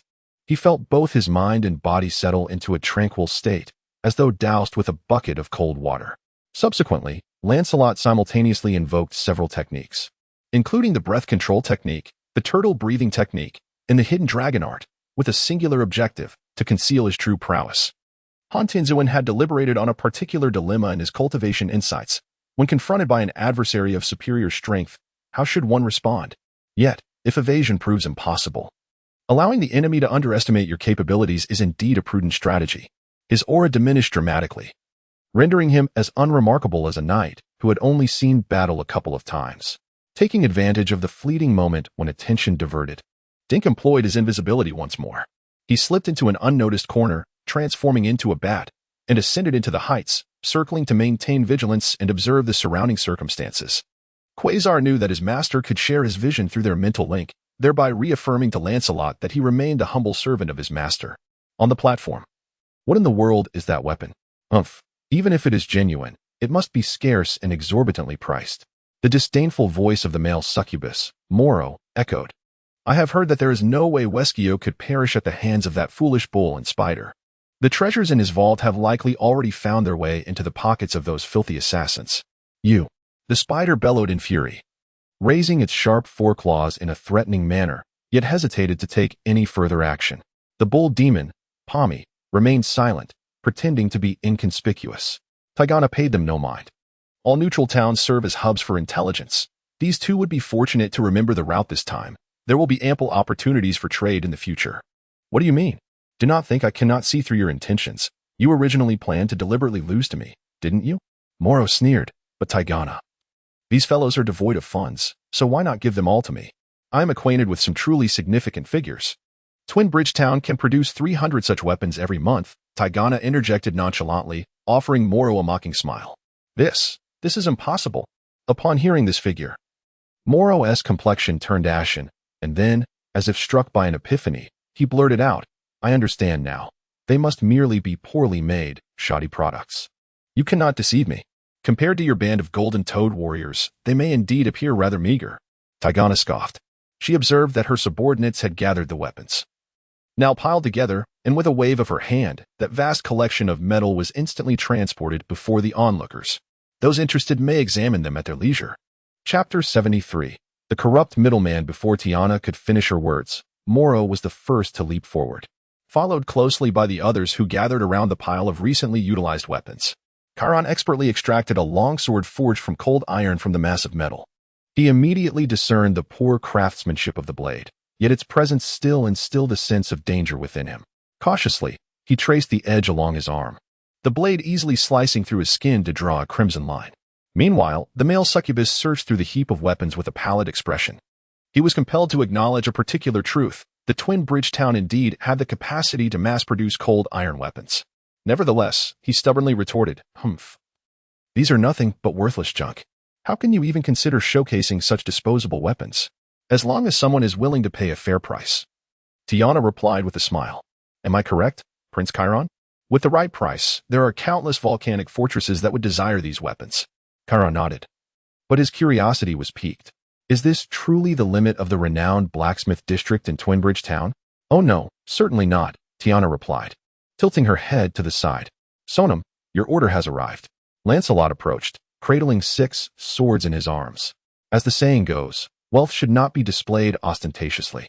He had no intention of extracting items from his dimensional bag before a gathering of high-ranking demons. Tiana regarded Lancelot with unexpected interest, instantly sensing something amiss about him. The human knight now exuded an aura of inconspicuousness that, had it been anyone else, might have led them to overlook him entirely. What an intriguing fellow, she mused. The 6-armed serpent demon, Sonam, eagerly slithered closer to Lancelot. This was Lancelot's first encounter witnessing the serpentine movement of the demon. The sight of its massive, undulating body gliding across the ground awakened the most primal fears within humanity. Fortunately, the serpent's focus was on the weapons he held. Sonam's 6 hands reached out simultaneously, and Lancelot feigned fear, bowing his head while discreetly noting the instinctual behavior exhibited by such a formidable demon. What delighted her even more were the magical enhancements attached to the swords. She began to envision herself wielding these weapons, wreaking havoc atop the walls of Twin Bridge Town. "Are you satisfied?" Lancelot's words jolted her from her fervent reverie. The 6-armed serpent demon instinctively wished to retort, but had to concede that these weapons not only met but exceeded her expectations. "Who is that fellow?" Moro's irate voice interjected. "What is the story behind those swords?" "He is in my employ," Tiana drawled lazily. "Sonam, don't be stingy. Show everyone your new toys. Some might be curious about the weapons that will one day claim their lives." Lancelot felt a wave of frustration. He could clearly discern Tiana's double entendre, yet he found no joy in it. Tiana primarily aimed to distract that bothersome male succubus, hoping he would cease buzzing around like a persistent fly. Lancelot, with a sense of trepidation, ventured forth to distribute samples. Fortunately, at that moment, he was remarkably inconspicuous, as all eyes were fixated on the weapons he handed out. Save for one malevolent gaze belonging to a certain male succubus, Moro glared at Lancelot, brusquely pushing aside the sword hilt offered by the human, unabashedly revealing his malice towards this mortal. The fact that Tiana had dismissed his masculine allure had already irked him, and the mere presence of this man was a direct affront. Tiana was not disinterested in males, merely indifferent to him. The bull demon, the spider-like elf, and the 6-fingered prince now each wielded a longsword, and these fiends immediately sensed the peril that cold iron posed. A complex array of emotions flickered across their faces as they regarded the weapons in their hands. All pondering a singular thought, their gold would flow into Tiana's coffers at an accelerated pace. For a long time, the rules of engagement here revolved around the establishment of Xuanxiao Town. The surrounding factions were compelled to constantly expend their wealth on the armaments from Xuanxiao, lest they be consumed by better-equipped rivals.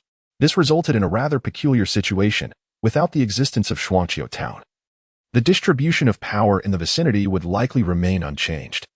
The only difference being the absence of exorbitant protection fees. The dwarven blacksmiths of Xuanxiao Town were indeed worthy of their reputation. Kalon was the first to speak, inquiring about the price for such a weapon of exquisite quality. Without enchantments, it costs 10,000 gold coins, or equivalent items. Tiana replied with a shrug. "I have no intention of mass-producing this weapon. Each piece must be custom-made.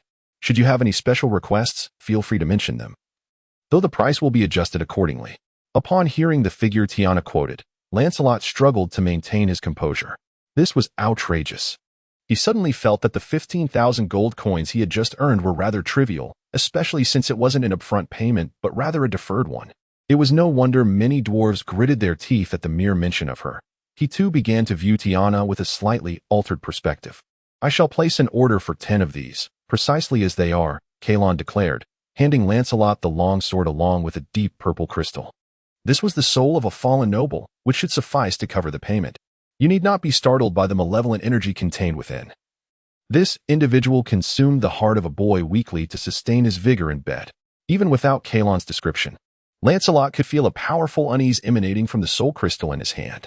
He passed the crystal to Tiana, who merely cast a glance at it before discarding it into a dimensional pouch. "You may collect your order in 3 months, however. The true worth of this soul crystal exceeds 100,000 gold coins."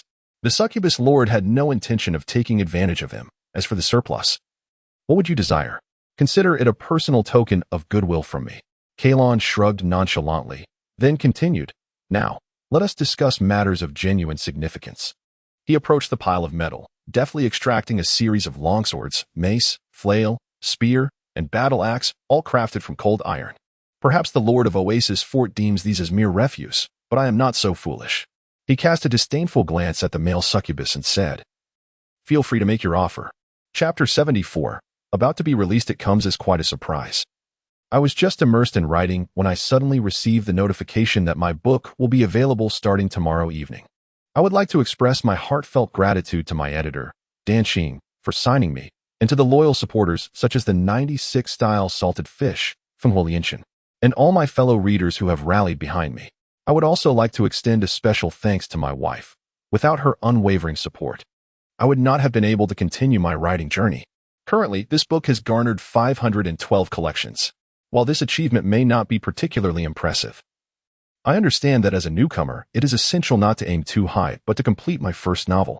Therefore, there is no need for concern regarding my commitment due to the modest subscription numbers. I assure you all that I will consistently provide updates. Of course, as I mentioned earlier, the current update frequency may not be very robust, but I will strive to enhance my efficiency and aim to achieve full attendance at the starting point soon. Chapter 75. Imitation 1,000 gold coins each, Tiana declared, the exorbitant price causing a stir. "So expensive." Chiron remained silent, but Moro could not contain his astonishment. Those ordinary weapons were only 300. In other places, one could hardly find items crafted from cold iron. Chiron clapped his hands. "How much stock do you currently possess?" "We shall take it all." Standing aside, Lancelot was rendered speechless. He finally witnessed the essence of exorbitant profit. Cold iron weapons of such quality could easily be produced by that brat Brito. Yet Tiana demanded 1,000 gold coins per piece, and the other party readily agreed. "Not much, merely about 200 pieces. If you wish, you may take them all at the same price." "Tiana." Moro's displeasure erupted. "The rules state that all nearby factions are entitled to a share. Do you intend to defy the treaty recognized by the Wind Demon King?" "Indeed, the foolish ceasefire agreement stated as much. But what was excessive was the output for the next 3 months. These were merely trial samples." Tiana reclined comfortably upon her throne, calmly observing the male succubus. "If you are willing to pay, naturally, you shall have your share." Lancelot keenly grasped the term ceasefire agreement. Realizing that Twin Bridge Town was indeed under some form of constraint, perhaps even indirectly safeguarded by that treaty. "As for your 2 factions," Tiana turned her gaze towards the Minotaur and the Spider Elf. "Are you satisfied with your view? If so, return Dear Sonam to me. You are entitled to equally divide the 1/3 of the output that originally belonged to Visk. I shall grant you 3 days to ponder this. Either return with the gold after 3 days, or the next 3 months' share shall belong entirely to the Volcano Fortress." Pommy and Cavalin silently handed their cold iron longswords to Lancelot, who then passed them to the increasingly impatient Sonam. "Consider it well," Tiana remarked. No longer looking at the 2 exposed paupers, she turned to Moro with a tone of impatience. "So, what is your decision? I trust you do not have financial issues. Leave 300,000 gold coins, or you shall receive no share this time." "Do not be hasty, Tiana." Moro narrowed his eyes. "Surely you do not believe that a few timid demons could kill an abdominal demon with this?" "Here it comes," Lancelot thought. "I imagine Sonam would relish the opportunity to chop up a few of your big toads for amusement." Tiana's voice turned frigid, and Sonam grinned menacingly as he unsheathed his longsword. Upon hearing this, the group of berserk warriors surrounding Moro shrank back behind the male succubus, trembling in fear. A bunch of useless fools. Moro cursed vehemently, pointing a finger at Lancelot. If cold iron weapons are truly worth so much gold, they should at least be used against enemies of the berserker caliber. Let this human mercenary face off against my subordinates.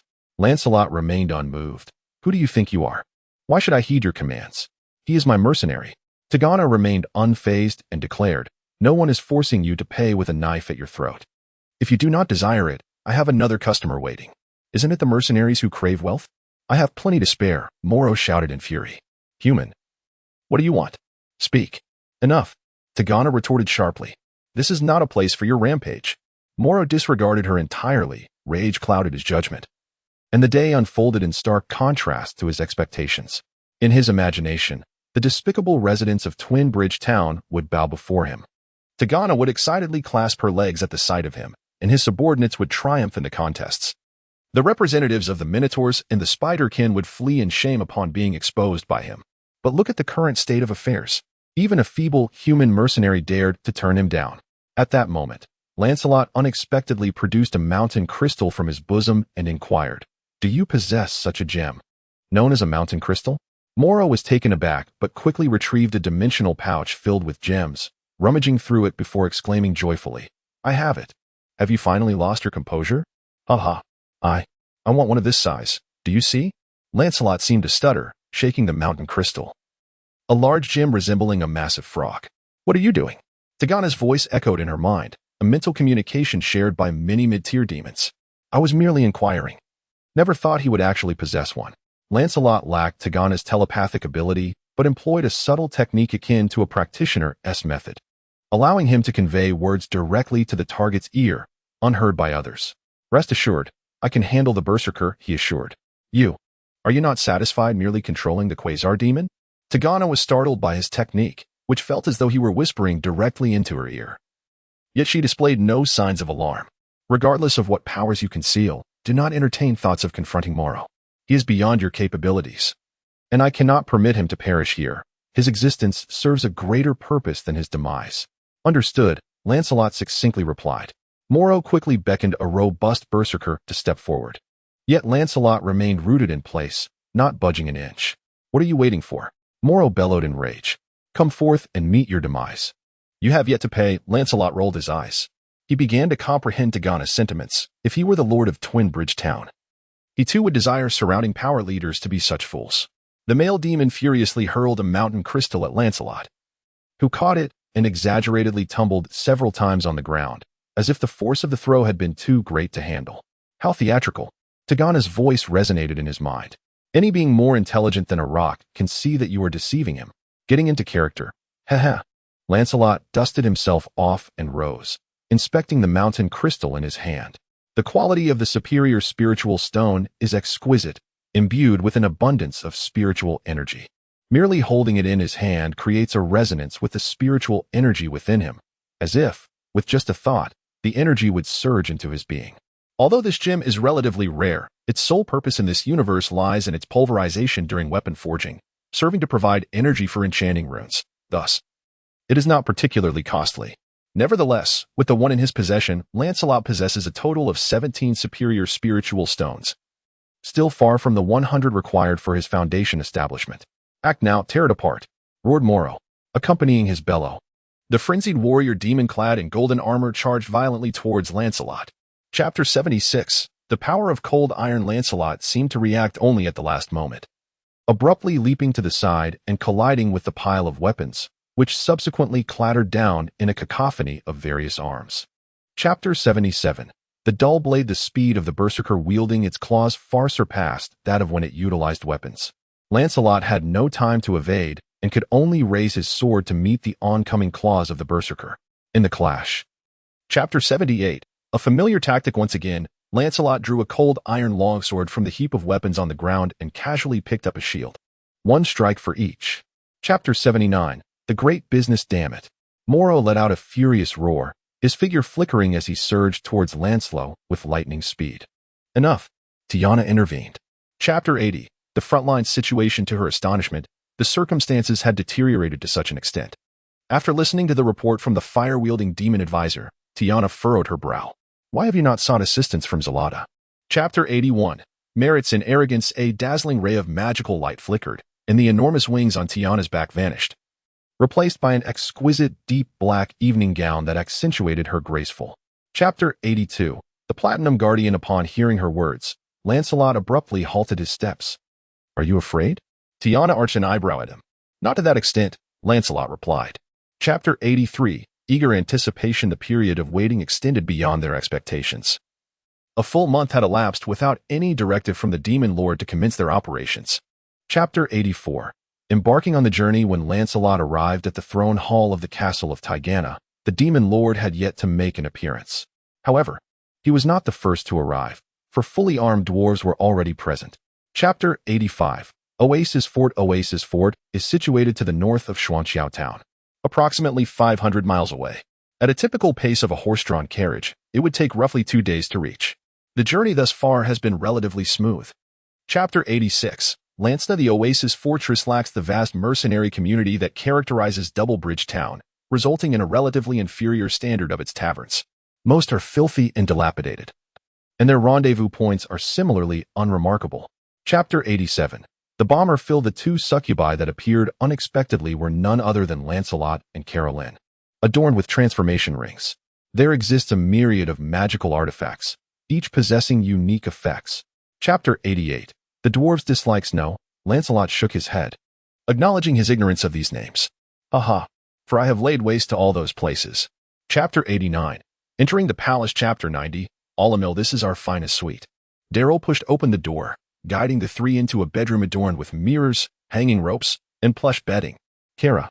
Chapter 91. The Descent of the Pickaxe. In truth, despite Macon Shoot's title as the Queen of Succubi, the succubi resemble more like her subjects, or in the words of the Queen herself, children.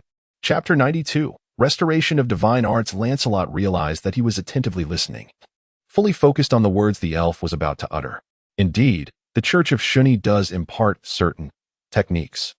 Chapter 93. Infiltrating the depths. Upon hearing the words, everyone hurriedly donned their transformation rings once more. Olimir gazed at the transformed individuals with admiration, a genuine smile gracing his face. Shuni. Chapter 94. After Daryl reprimanded Kola, he once again bowed to Lancelot and then departed with the goblins who were carrying plates. Perhaps we should not have been so direct earlier. Chapter 95. Feigning death to escape. Where exactly is this place you speak of?" Kola inquired, casting a skeptical glance at Olimir. "Though I may be somewhat diminutive in stature, I certainly cannot conceal myself within your ropes." Chapter 96. The Incident in the Corner. Several succubus handmaidens appeared equally perturbed by the recent commotion, huddled together in discussion about the matter. One of the succubi. Chapter 97. Breaking through the walls. Lancelot drew the half-sword Frost Blade from his cloak and charged ahead into the fray. As he passed by Olimir, he swung his longsword, cleaving through the elf. Chapter 98. The Guardian of the Treasury. Lancelot swiftly removed the dimensional pouch from his waist and tossed it onto the ground. He issued a brief command: no more than 5 minutes. Prioritize the valuable items. Do not pack the gold. Move quickly.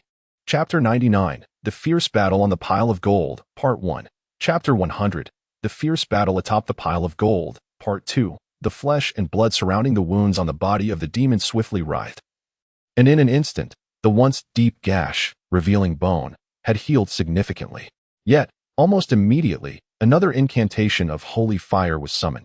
Chapter 101. The Dimensional Bag of Enchantment. Chapter 102. Aerial Reconnaissance. Another dimensional bag has appeared. Let us fill it. Pluto exclaimed with excitement, eagerly suggesting. Lancelot was about to interject with his thoughts. Chapter 103. The Demon. The hammer whistled through the air, striking the back of a violet demon with tremendous force, sending the adversary soaring and creating a deep indentation upon impact. Suddenly, from behind. Chapter 104.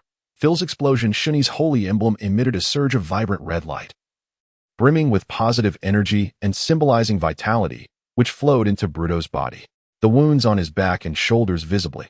Chapter 105. The Secret of the Signature Dish. A piercing howl echoed through the air, causing Old Leap to spring up from the ground, charging towards the culprit responsible for this explosive chaos. Chapter 106. The Evacuation Route. This is indeed the sacred relic of Dane Frostbeard, Vit declared, his eyes alight with fervor.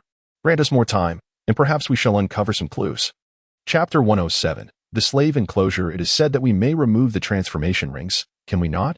Ludo grumbled as he kept pace. I suspect those zombies and skeletons are hardly swayed by beauty. Chapter 108. Carolyn's plan. The accuracy of the siege engines launching these massive boulders appeared to be rather lacking, as many stones struck within the city rather than the walls themselves. This stands in stark contrast to the relentless reputation that demons have consistently upheld. Chapter 109. The Brotherhood of the Abyss. Her name is Cassaria, the irate goblin exclaimed, pulling a small box from his pocket. The box featured a prominent red button on its top. Chapter 110. Aerial bombardment. Moments later, Lancelot cautiously flapped his wings, gradually ascending into the sky. Carolyn's invisibility spell had taken effect upon him, yet. Chapter 111. The explosion site. The goblin seized the moment with impeccable timing. As the bomb hovered less than 10 feet above the ground, he pressed the red button on the remote control. However, the great. Chapter 112.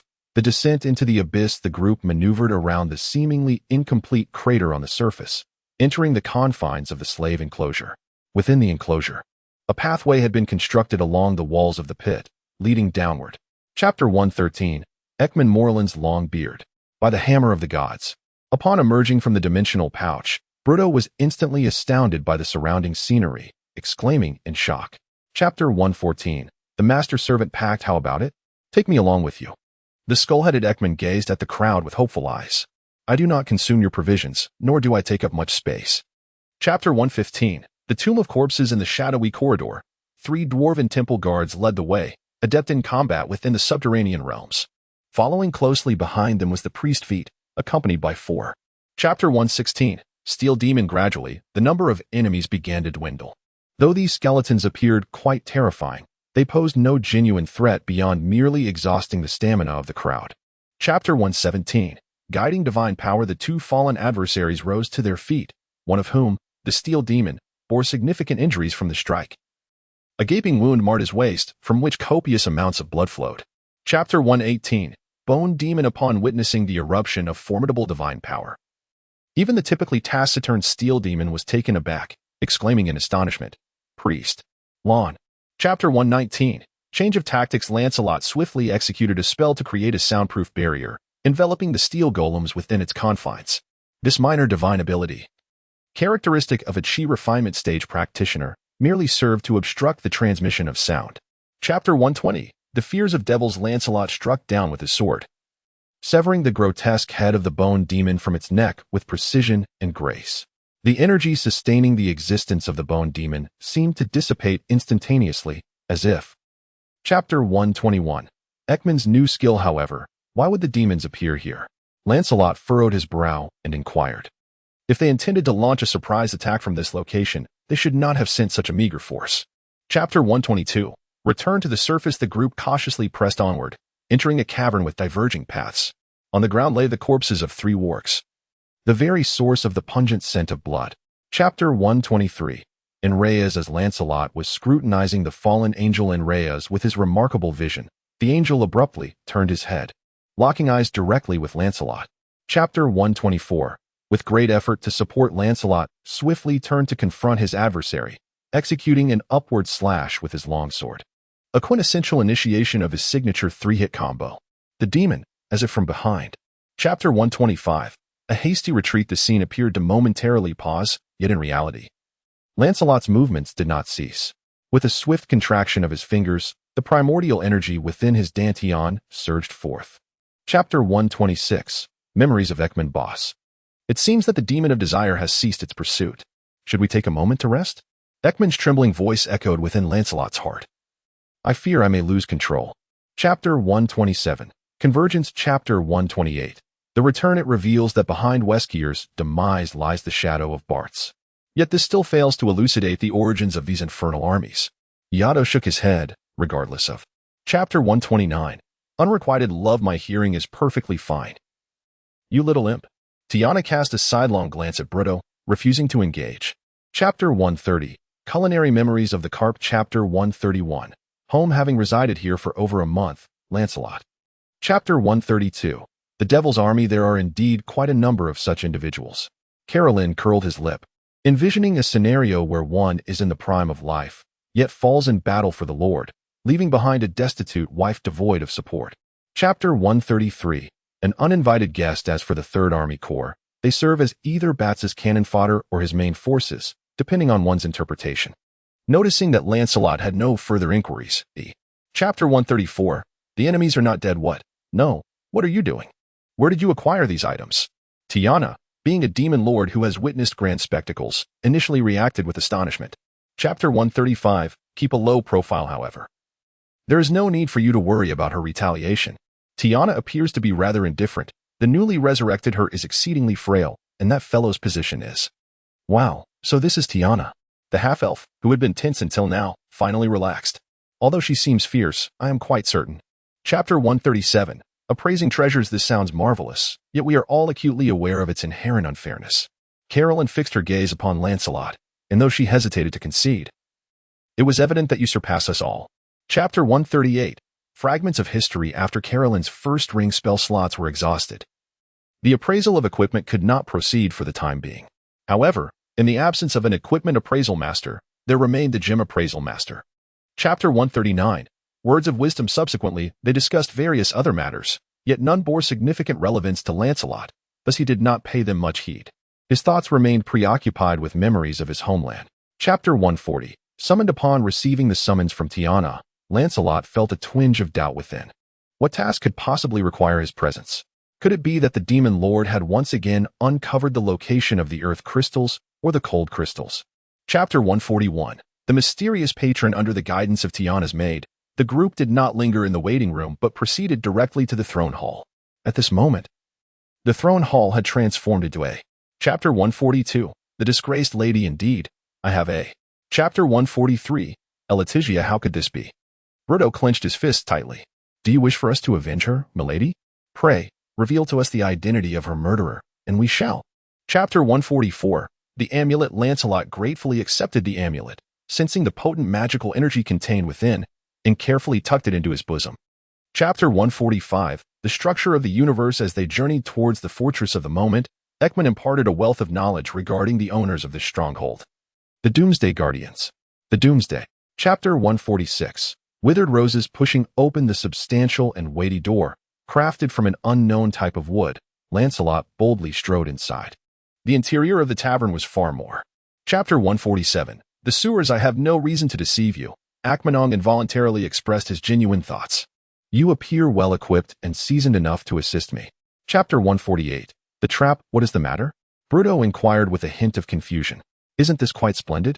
Just then, a resounding crash echoed as his gleaming hammer began to spin. Chapter 149, goblin heads. Arrows, flying daggers, and explosions were cast aside by Bruto. These traps appeared to be meticulously crafted with the intention of ensnaring the sluggish-moving zombies, while the dwarves charged forth. Chapter 150, the zombie. Chapter 151, the morgue. Is this zombie guarding this area? Kola cautiously navigated around the almost headless corpse on the ground. I have heard that zombies can still follow. Chapter 152, the malevolent spirit. This is not a cannibalistic sorcerer. Carolyn delicately uttered a few words through clenched teeth. This is a malevolent spirit. Lancelot gazed at the azure. Chapter 153, Mountain of Corpses. The colossal azure giant's body was severed in two, rolling forward under the influence of inertia. Yet, a shocking scene unfolded, despite the apparent agony. Chapter 154, United Efforts. Fortunately, Lancelot was still regarded as the most formidable target. He and his companions found themselves positioned on either side of the creature, strategically ensuring that the beast faced them directly. Chapter 155, the answers to most questions of the multiverse. The magic flowed ceaselessly through the scholar's body as he expended his second circle spell slots one after another, entirely devoted to casting the web spell. Carolyn had previously. Chapter 156, the devil's reward. I am quite pleased. Ha ha ha. I shall bestow upon you a reward. Lancelot felt a jolt of surprise. Just as he intended to decline, a terrifying energy surged into him. Chapter 157, the weight of dwarves. Chapter 158, the perilous tavern. Tai Fu informed me that he is one of my debtors. Aikman stammered as he spoke. The piercing gaze of the other party seemed to penetrate his mind. Chapter 159, reconnaissance. This evening, I intend to venture out for reconnaissance, to ascertain the precise distance to our target and to determine if there are any other elements in the wilderness. Lancelot composed. Chapter 160, the mysterious visitor. The newcomer was attired in the garb of a merchant, clad in an extravagant, voluminous robe adorned with numerous pockets. while opulent adornments graced his neck and wrists, his deep crimson skin and the crown of his head. Chapter 161. The importance of bathing. After a full quarter of an hour, Lancelot's body finally stirred slightly. The enigmatic Tiflin had departed through teleportation magic, yet the humans. Chapter 162. How the priest became stronger. You seem to be in good spirits. Lancelot gazed in astonishment at the elf, who appeared to be positively radiant, and their aura seemed to have grown slightly more formidable. Chapter 163. The abilities of Lancelot. A familiar sensation washed over him once more, as various methods of transforming this being in the requisite energy materialized within his consciousness, appearing with greater clarity than when he had previously elevated Dink. Chapter 164. Camping. 5 individuals accompanied by a skull present a notable burden even for a supernatural entity such as a nightmare. After a relentless 8-hour run, covering a distance of 150 miles. Chapter 165. The mysterious man returns. Do not be alarmed, esteemed guests, the tiefling merchant proclaimed, a mask of insincere joviality adorning his visage. I am Ekman, here to engage in a discussion of commerce with you all. Chapter 166. The mantis stalks the cicada. The remaining portion of the night passed in tranquil serenity. The following morning, having enjoyed a restful slumber, the group set forth once more, invigorated and full of spirit, once again mounted upon their 2 formidable demon steeds. Chapter 167. Watching the flames from afar, accompanied by the resounding explosion of fireballs hurled by the 2-headed ogre, the mercenaries, their eyes aflame with fury, surged forth en masse, charging towards the demons escorting the alluring paladin. Chapter 168. The cost of strength. The liberated giant bull demon immediately recognized its adversary, a giant nearly its own height. With a furious roar, the bull demon positioned itself on all fours.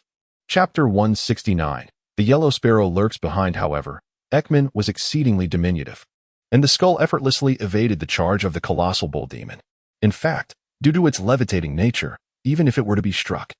Chapter 170. The invisible blade. Even among demons, few possess the audacity to insult the immensely powerful yet simple-minded giant bull demons. When they unleash their wrath, even the lords of the abyss find it exceedingly challenging to quell such. Chapter 171. The trap. With the demise of the serpent demon, Lancelot once again felt a surge of formidable spiritual energy being absorbed, reminiscent of the experience he had when vanquishing the malevolent spirit demon, alongside Lord Barlow. Chapter 172. True identity. Who are you?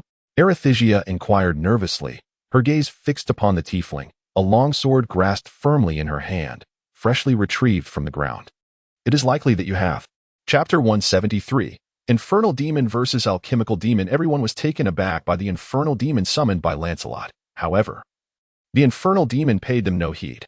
Its left hand grasped the flame whip still bound to the devil, while its right. Chapter 174. Brother. The disfavored lady is a guest in the castle of a demon lord.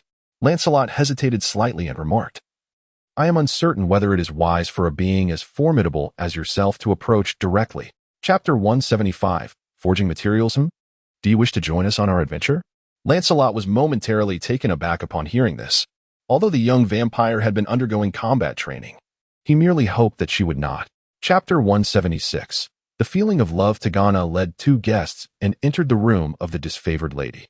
The elegantly poised succubus was reading by the windowsill when she heard the door swing open. Chapter 177. The Wind Demon King. Tagana escorted the enchanting demon paladin to the room that had been meticulously prepared for her. Within the chamber awaited a dwarf artisan, who was poised to engage in discussions with Arethysia regarding the latter's. Chapter 178. The important person. However, his conflict with Glast was merely verbal.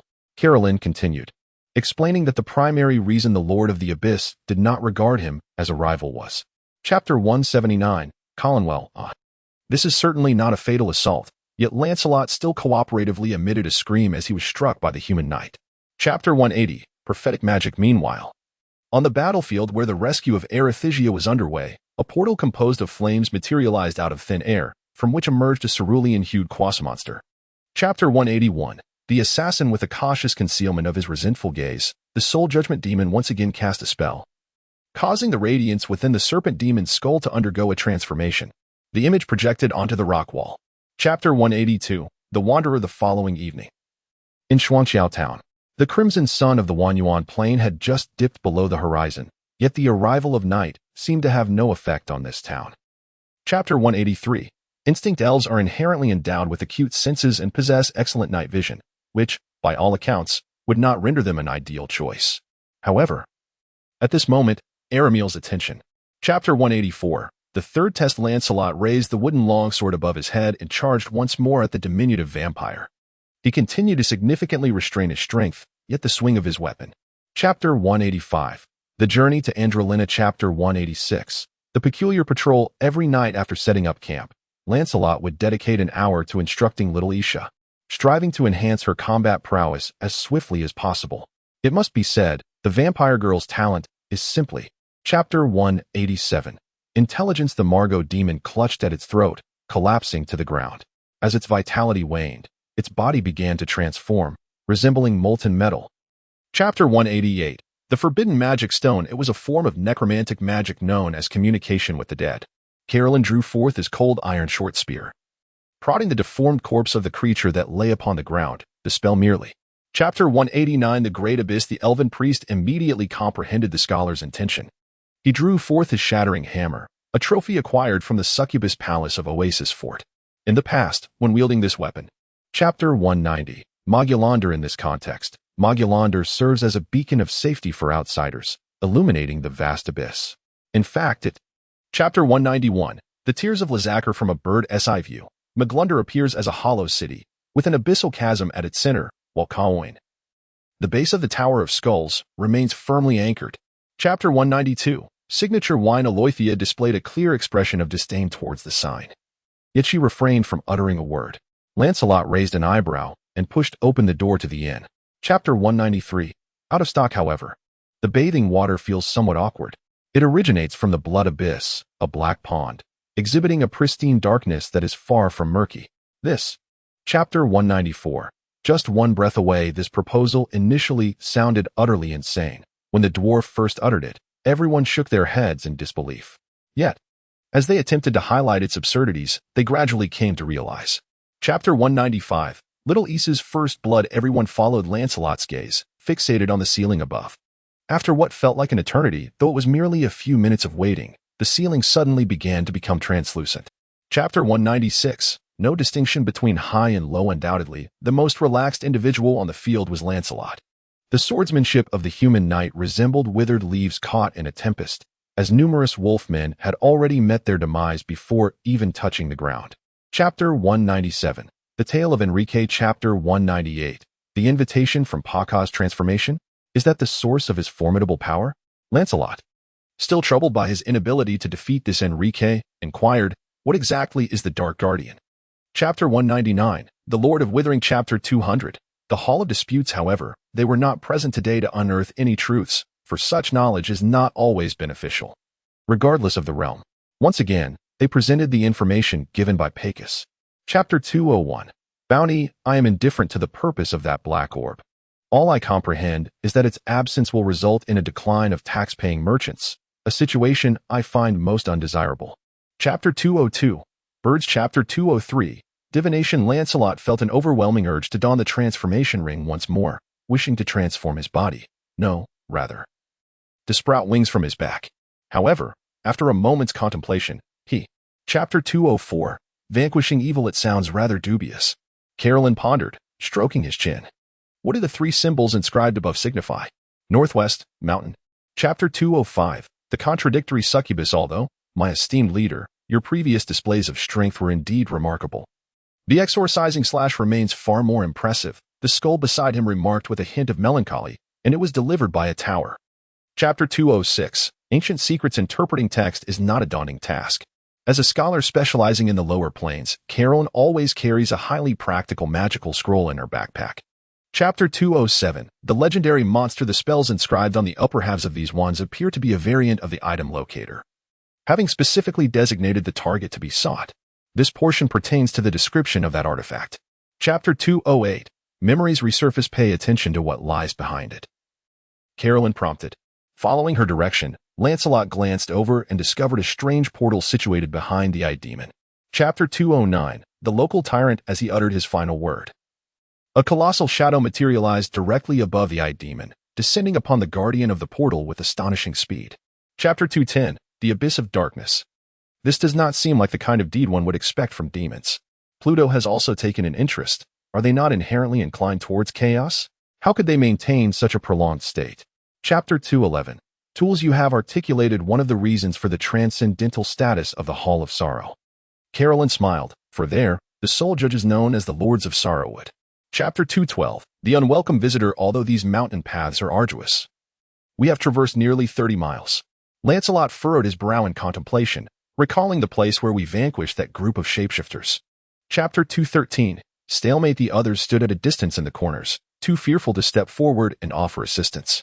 The movements of these two were exceedingly swift, whether it was Brutto's hammer or Carolyn's.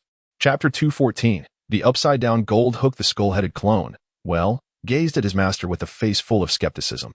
He shared a mental link with Lancelot, allowing him to perceive their emotions to some extent. Chapter 2:15. If not in the abyss.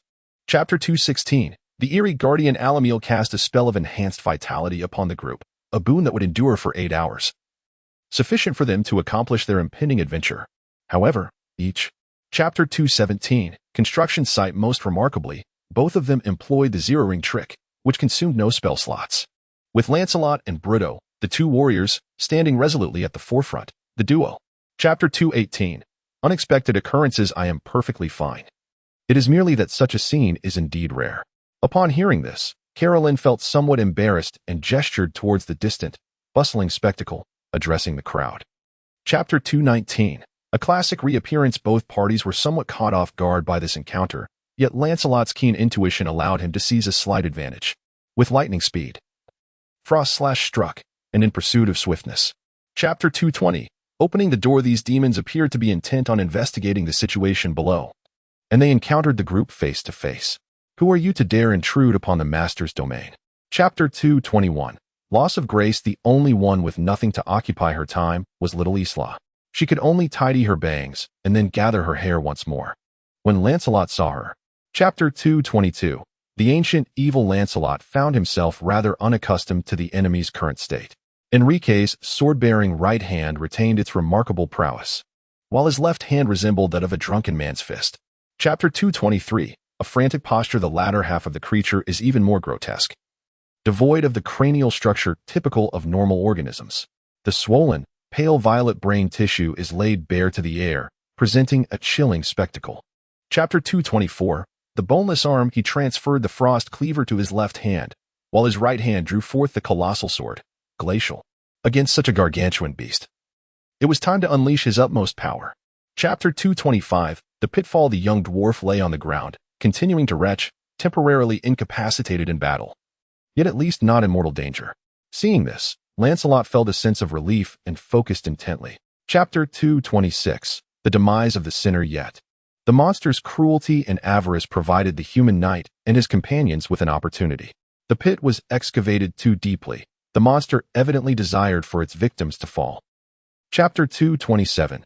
Trapped in a deadly situation. Perhaps you should hold on to this, Aloysius said, tossing the amulet to Lancelot. In your hands.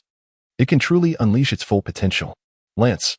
Chapter 2:28. The impact of Foundation establishment. What a ridiculous notion of pride.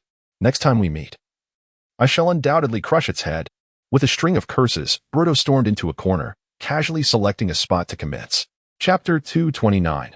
Breaking through the barriers. Moreover, an intense energy, akin to blazing fire, surged forth from an unknown corner of his being. It was a gift bestowed by Calder, the Lord of Baelor. Chapter 2:30. The return of the Slayer. Brutto. Hold on a moment. Lancelot exclaimed with vigor. We are coming up. Brother, have you emerged? The dwarf. Chapter 2:31. The enraged dwarf. The malevolent demon servants were, of course, no match for Lancelot and his companions. The human knight wielded his sword, Frostbite, its blade emanating a radiant glow that extended for 10 feet. With the slightest. Chapter 2:32. Feeling comfortable. All right. The scholar promptly complied, his hand reaching into the Howard convenience bag behind him. Without the need to rummage, he effortlessly extracted the first scroll his fingers touched. Chapter 2:33. The divine artifact and its powers. He also beheld the guardian of the gate, the formidable four-armed demon that had made a lasting impression on him. It was outside a steel fortress, cursing malevolently, clearly expressing its personal. Chapter 2:34. Lies and truths. What to prevent? Lancelot had already grasped the hilt of Frostbite. Were we to prevent our failure? No, not at all. The elf sighed. Chapter 235 Unexpected Assistance. The oppressive presence of the dragon enveloped every creature within the hall. In the face of its terrifying majesty, both demons and mortals alike succumbed to an almost paralyzing awe. Chapter 236 Minor details. Sudagula indeed mentioned Bayer. But has not the former Duke of Avernus already been stripped of his command? How could he possibly be involved? Chapter 237 Taking the blame. Lancelot cast a profound glance at the cunning red dragon, sighing softly as he said, "Very well, I comprehend. Do not be so sorrowful. This." Chapter 238 Return journey. As a succubus born in the abyss, who has spent the majority of her existence in this wretched plane, such a scene is merely trivial to her. Chapter 239 Corrupted cultivators. Occasionally, the cast demons and flowed demons would make their appearance. Yet to those who had encountered their mutated counterparts, these ordinary demons appeared rather pleasing to the eye. Chapter 240 The sacred grounds of the cult. The punishment imposed upon them shall endure for 100 days and nights. Regrettably, we have been plagued by the persistent issue of insufficient guards. Thus we must spare their lives for the time being. Chapter 241 Weaving tales. Lancelot stood quietly to the side for a while, observing that the other party appeared to be engrossed in their studies, completely disregarding his presence. He could only gently clear his throat a few times to draw attention to his existence. Chapter 242 Under observation. The greatest obstacle standing before you is that you are merely a mortal, and among mortals, one belonging to the race with the briefest lifespan, humanity. Yet we, the corrupted cultivators, shall. Chapter 243 Challenge to the inhabitants of the misty plains. Lancelot's voice, imbued with primordial energy, resonated above the cacophony, as he skillfully addressed the crowd in the abyssal tongue. Chapter 244 Clash of strength. The position of the Lord of Decay is, in truth, of little consequence to anyone. The human knight shrugged. Yet given your inability to articulate your thoughts clearly, perhaps it would be best to let it be. Chapter 245 A city unworthy of rule. The crowd erupted in a chorus of resounding boos, for neither of the duelists bore a single wound upon their bodies, a sight that failed to meet their expectations. Chapter 246 Ineffectiveness of magic suppression. Lancelot's keen hearing distinctly captured the conversations, yet it was the extraordinary aura of the interlocutors, markedly different from that of ordinary demons, that piqued his interest. He was intrigued by the being named Sagara, with its verdant. Chapter 247 Crushing. Sagara felt a sense of calmness settling within, confident that such an assault would undoubtedly force the human knights to retreat. The adversary was merely a human, lacking wings behind them, as long as the strike was not a miss, surely. Chapter 248 The third challenger. Nicaros, lying on the ground, swallowed with great difficulty and nodded cautiously. Chapter 249 Tension mounts. Lancelot, be cautious.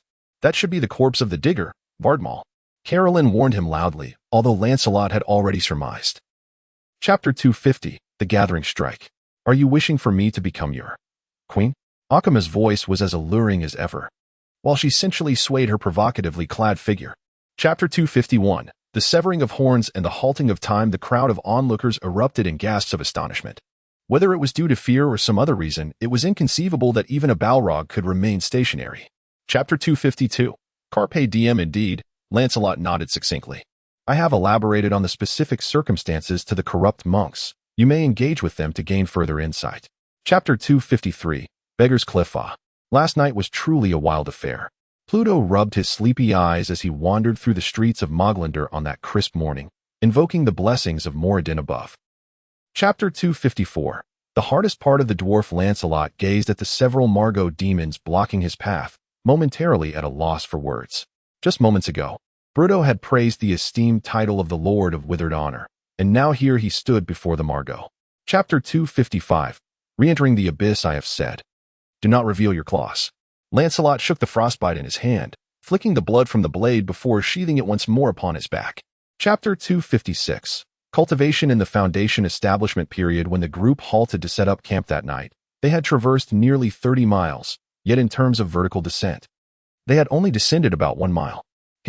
Chapter 257 The laborious journey. Unlike the mage's mirror technique, the sword shadows created by the Qingyan sword art are capable of inflicting damage, albeit initially possessing only 1/10 of the original's power.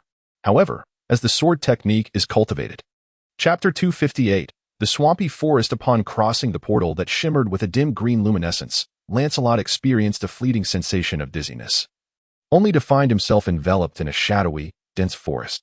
Chapter 259. The rescue. One of the monsters was dragging the hair of a creature of ethereal beauty, who writhed in agony, struggling fiercely. Meanwhile, another monster intermittently. Chapter 260. The misunderstanding of Dongguan. Dongguan is a child of the Ayla race residing in Androlina. Although he is no longer a child by age, the wretched mother of demons. Chapter 261. Another child. The expressions of the crowd suddenly turned somewhat awkward. As this child had mistaken the demon knight for an angel, the disparity was rather pronounced.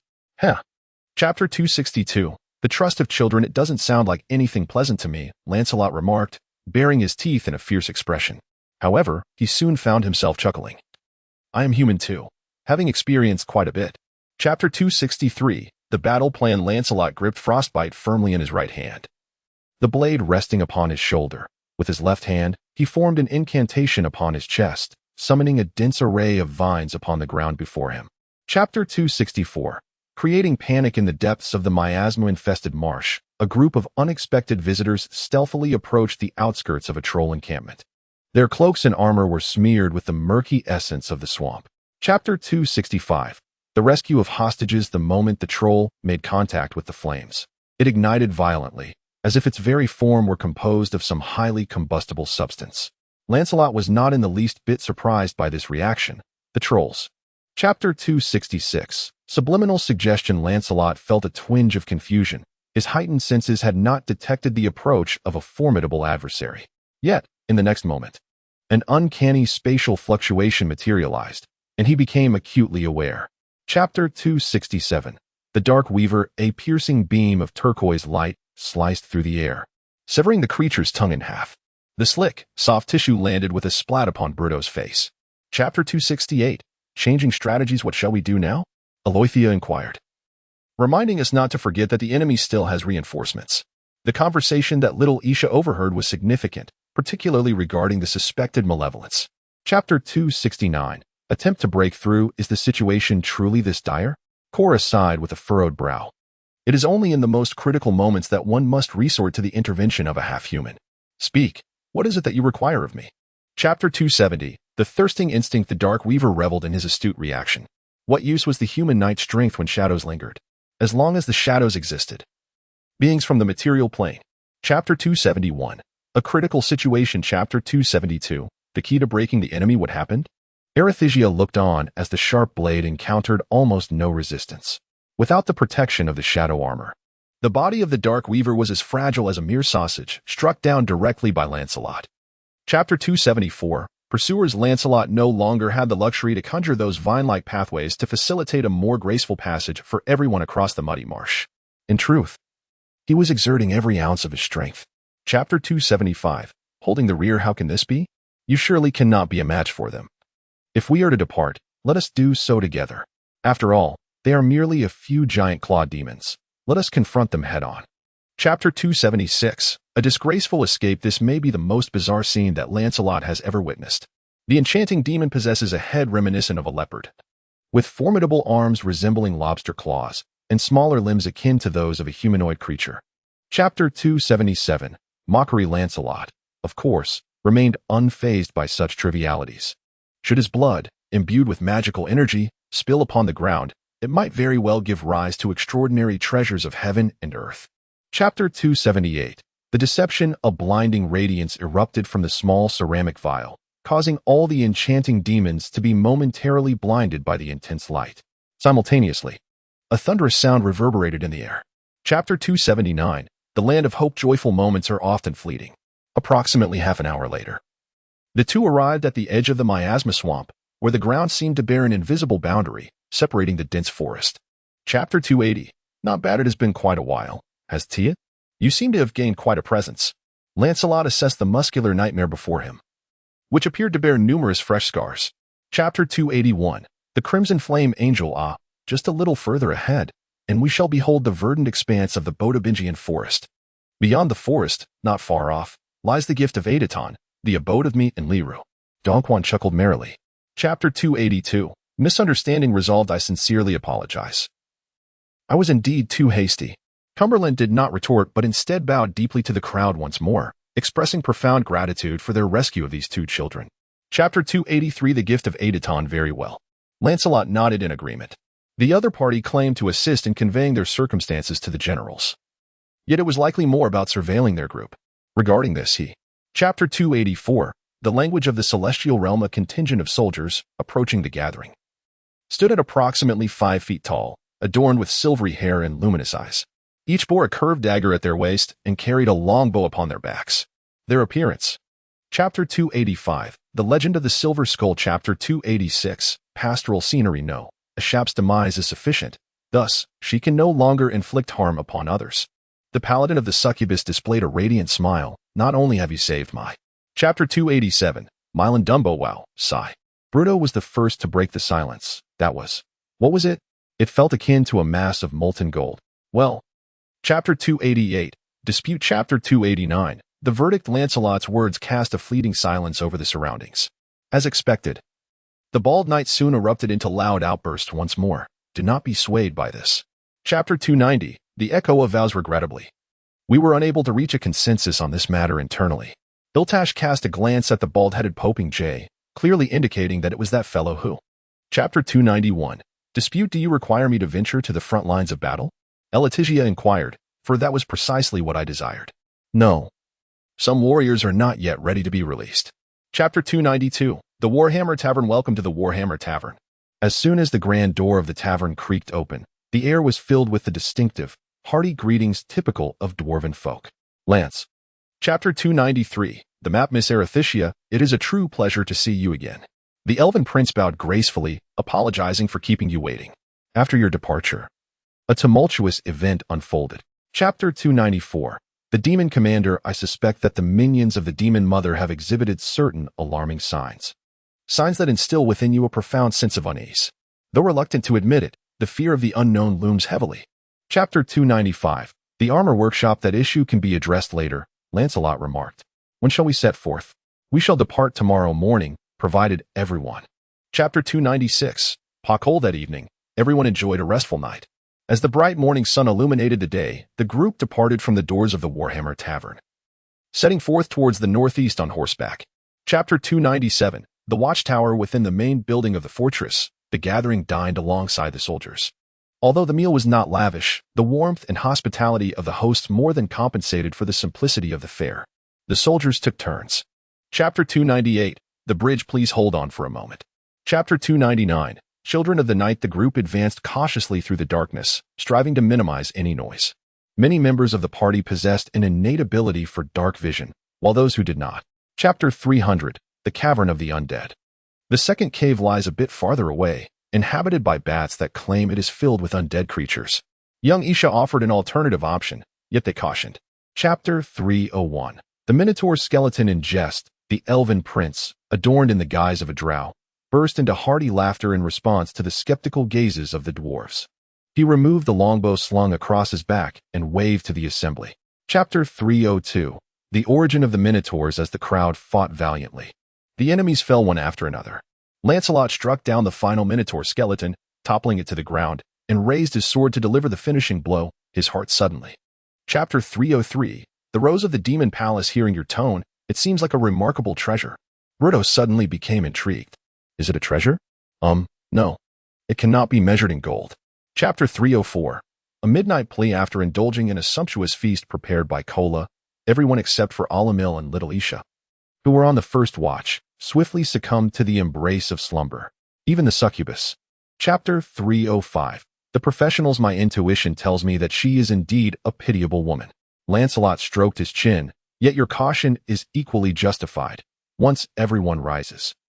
Chapter 306, the destination of souls. The most perilous aspect of the sirens lies in their mournful wails. This terrifying assault can only be withstood through sheer physical resilience. Those unable to endure will swiftly descend into a state of impending death. Carolyn continues. Chapter 307, receiving flowers. Lancelot could not help but be taken aback. The fate of the unbelievers was indeed dire. He fervently wished never to meet his end, at least not in this universe. If only. Chapter 308, preparations before the battle. Yet hundreds of bouquets continued to float in the air, while the dimensional bag had become utterly devoid of space. Lancelot gazed at the blossoms, their roots adorned with sharp thorns, his gaze. Chapter 309, the prison gate. Chapter 310, the wail of the siren. The metallic gate stood resolute, showing no signs of wear from the passage of time. Lancelot continuously heightened the intensity of the essence flowing through his handprints as the tendrils he summoned. Chapter 311. Inertia of thought. Despite the female demon's swift attempts to evade, the cerulean sword light still sliced through her waist, severing her lower body entirely. The demon emitted a. Chapter 312. The outburst of malevolent spirits. The heart serves as a vulnerability for numerous creatures, particularly for demons renowned for their formidable vitality. Lancelot has lingered in the abyss for such an extended period, launching his assaults. Chapter 313. A distinct world. It was the essence of flame bestowed upon him by Lord Calder of Barrow. Most of it had been refined on the spot, leaving behind a small portion of the purest essence. This essence. Chapter 314. The role of the Wanderer. Although Lancelot had been aware of the existence of magic before arriving at the abyss and had witnessed the intricacies of various cultivation techniques and miraculous powers, he was still taken aback by the scene before him, which seemed to defy death itself. Chapter 315. Exorcism. After enduring numerous trials and tribulations, they finally succeeded in vanquishing the female demon. Fortunately, there were no casualties. However, the price they paid remained exceedingly grave. The female. Chapter 316. Reflection. Iskadale. It was Lancelot's turn to be astonished. Wasn't that?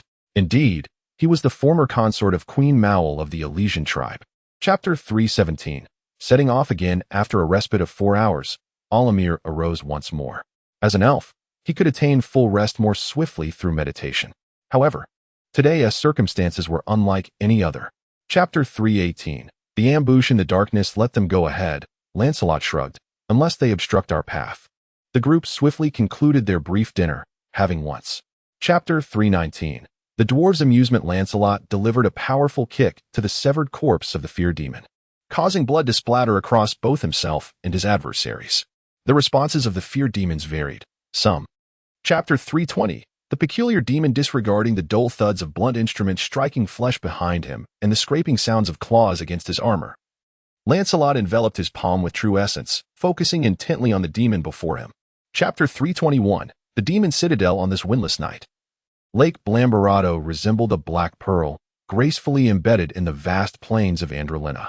Near the shore, the water was adorned with.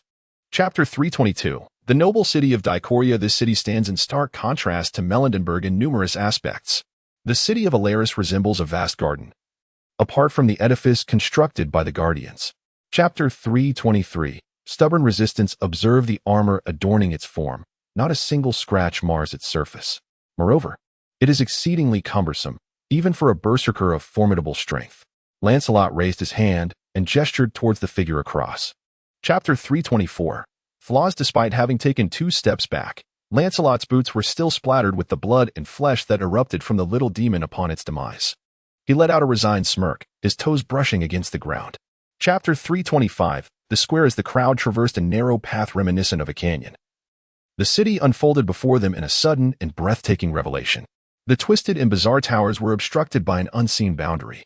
Chapter 326. Renowned as if to echo his words, the cage indeed descended once more, albeit slightly misaligned from its previous position. The crowd raised their eyes and discovered Axion. Chapter 327. Intelligence work. Lancelot exchanged glances with his companions. The situation was rather different from what they had anticipated. They had come here on a clandestine mission, and being recognized was far from ideal. Chapter 328. Incomplete transformation. Allow me to accompany you, suggested the succubus paladin beside me. I shall not walk alongside you, but rather remain close by. Should you encounter any trouble, I will. Chapter 329. Discovery. Traversing the expansive square proved to be far more challenging than Lancelot had anticipated. The difficulties did not stem from a harsh environment or any obstruction, but rather from the scene that unfolded before his eyes. As a. Chapter 330. The role of the succubus. Chapter 331. The arrival of long-awaited offspring. Lancelot was taken aback. You mean? Indeed.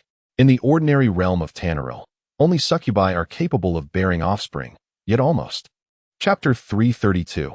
Exploiting value. Are you certain he is unharmed? Lancelot inquired with a hint of concern. This city poses considerable peril for a lone wolf of a spy. Chapter 333. No longer waiting. A night has passed, and Lancelot and his companions found themselves once again in disappointment. Over the past 8 hours, numerous uninvited guests had entered, yet the dark elf they awaited remained elusive. As. Chapter 334. The demon fortress as the shadows enveloped the tower where everyone was gathered. Lancelot suddenly rose to his feet, grasping the arms of Bruto and Axion with determination, and spoke in a low voice. Chapter 335. Found the right place, ah? You wish to see Bertolia once more, do you not? The dwarf chuckled mischievously, for I had anticipated that this would ultimately unfold in such a manner.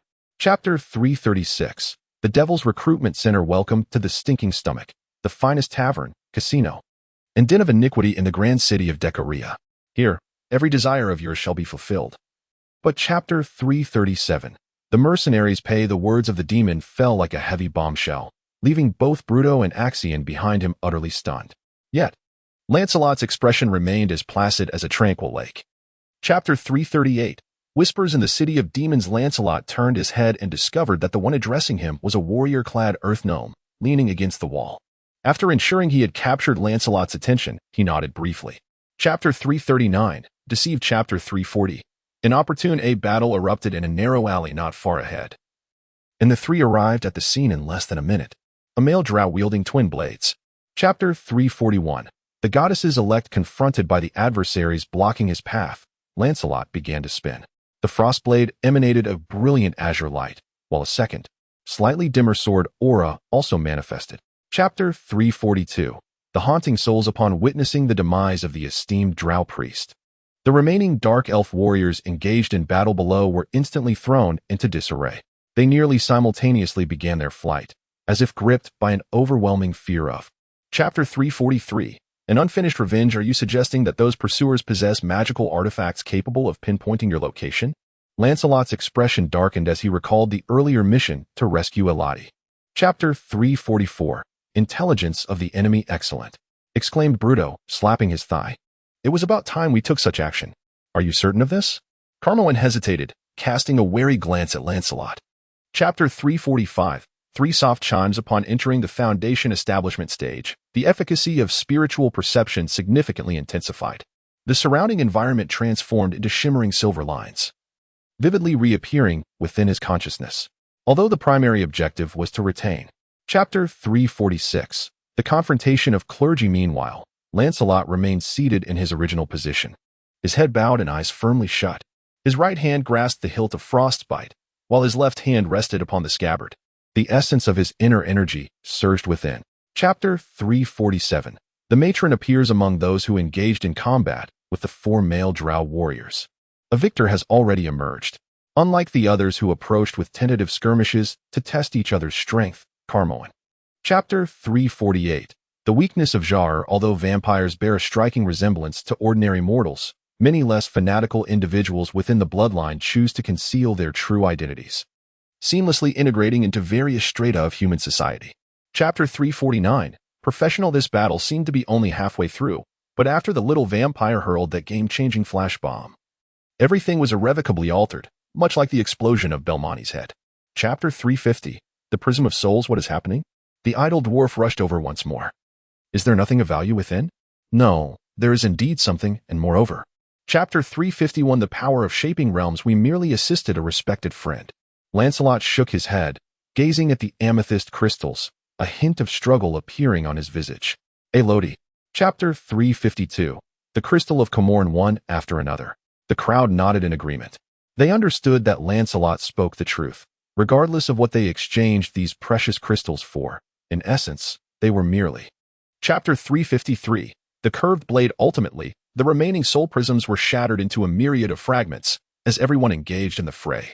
After all, this was an item valued at 300,000 gold coins, belonging to a distinguished drow noble. Chapter 354. Chednaza. Yet this time, we have Eletizia. Axion recalled his conversation with Lancelot earlier today, feeling somewhat embarrassed, and quickly added.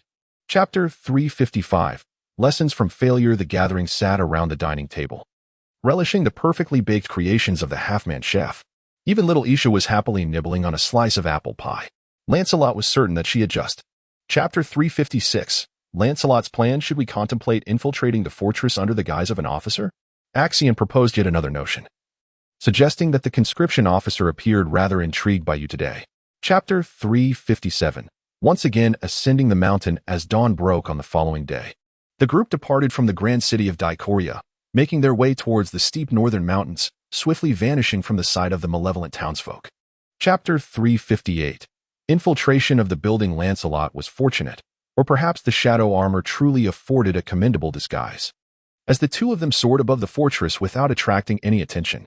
Chapter 359. The shield of the sword. At that moment, heavy footsteps echoed from the far end of the corridor, causing an immediate tension among the crowd. Lancelot waved his hand, signaling everyone to relax, and then, Chapter 360. Coercive infidelity. The crowd soon arrived at the end of the corridor. Even without the prior introduction from the two infatuated berserkers, it was not difficult for them to discern which door led to the supreme directive. Chapter 361. The succubus in battle. As a scholar dedicated to the study of the abyss and demons, Callan would not recklessly cast fireballs or lightning against Tanneril, for such tactics would be futile, even if they held some efficacy. Chapter 362. The weakness is the heart. The demon's innate armor proved utterly ineffective against weapons forged from cold iron, as the sharp blade effortlessly sliced through the succubus's delicate flesh, piercing her heart.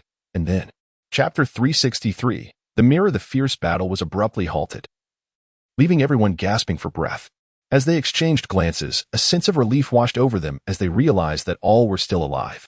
The only one. Chapter 364. The final report. My lady Tiana, what troubles you? Letitia inquired cautiously. Before her, the demon lord was fixated on a piece of parchment for an extended period. Lancelot has awakened. To be precise, only his consciousness has roused. Lancelot realized that he now existed merely as a faint, luminous shadow. Chapter 366. Unexpectedly, in the next moment, Lancelot found himself regaining control over his body, only to subsequently make intimate contact with the frigid ground. He shook his head, rising from the earth. Chapter 367. The gallery of living creatures. Lancelot took a few steps forward to examine another portrait on the wall. The painting depicted several fiery red creatures, their backs turned to the viewer as they sprinted toward the horizon, yet for some inexplicable reason. Chapter 368. The ordinary demon. Chapter 369. The most precious treasure. Chapter 370. Evasion. Such commotion would undoubtedly capture the attention of the other guards within the castle. Before long, the distant echoes of demonic roars could be heard, suggesting there were quite a number of them. Chapter 371. Front flip. The demon was startled by the fierce charge of the succubus. How could a being seemingly devoted to mischief and the seduction of mortals possess such ferocity? The weapon employed. Chapter 372. A bold leap. Lancelot rested Frostbane upon his shoulder, adopting a quintessential stance for wielding a two-handed sword. The strike unleashed from this position would be extraordinarily swift, leaving little to no opportunity for his adversary to react. Chapter 373.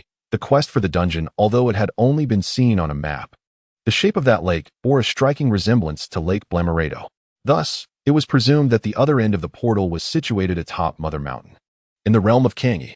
Chapter 374. The demon's kitchen. Disregarding the turmoil he had caused for those demons, Lancelot swiftly descended the recently obstructed staircase, arriving at a lower level of the castle. The staircase led to Chapter 375. The demon chef. As the creaking of the bone-like door echoed, Lancelot stepped into the kitchen of the demon fortress. To his surprise, it was not Tanalith who was bustling about here. Chapter 376. The dungeon district. Following the guidance of the goblin chef, Lancelot arrived at the entrance of a filthy passageway. At the end of the passage, a profound pit yawned ominously, occasionally echoing with sounds of anguish and resentment. After the initial skirmish, Lancelot maintained a state of stealth, deftly evading the aberrant creatures that roamed the labyrinthine dungeon. Defeating these wretched demons was not merely a task. Chapter 378. The strange demon. Upon hearing this, Lancelot felt a stir in his heart. As long as there exists a passage leading into the interior of the building, entering would pose no challenge, although he could not transform himself like Little Isha. Chapter 379. Three heads. Following the route that had been discerned through his spiritual vision, Lancelot made a wide detour, circumventing three aimlessly wandering aberrations, and arrived at a staircase that spiraled downward. Chapter 380.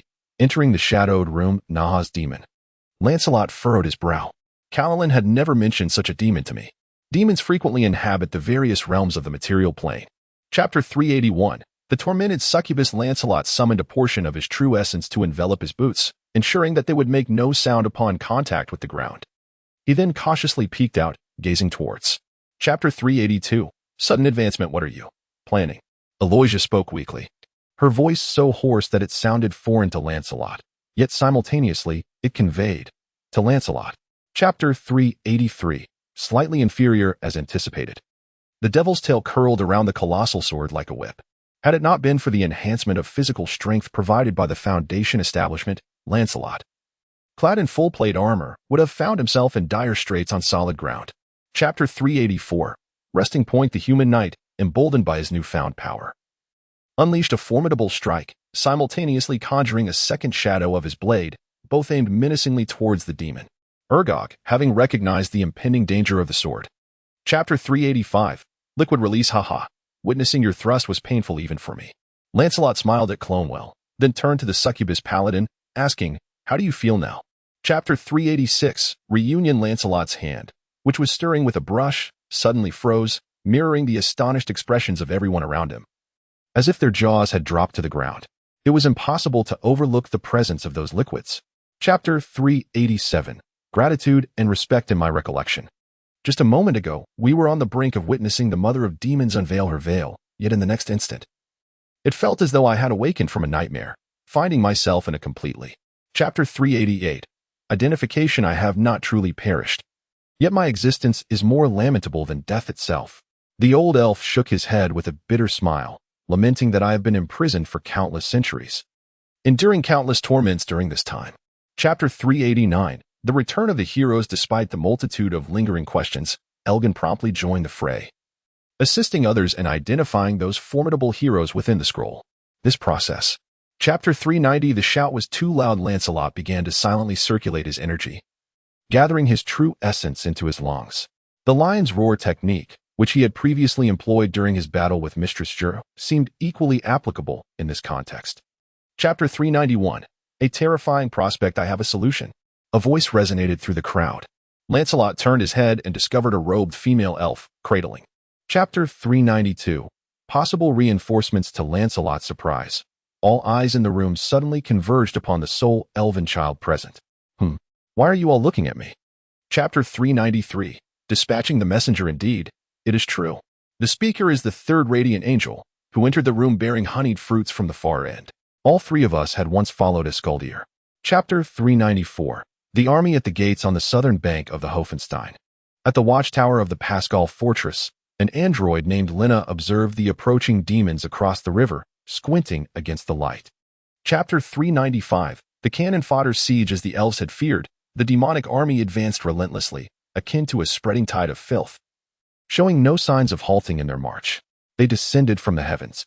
Chapter 396, aerial assault. As the battle atop the city walls reached a stalemate, a deafening shriek suddenly pierced the sky, compelling the archers stationed in the watchtower to cover their ears.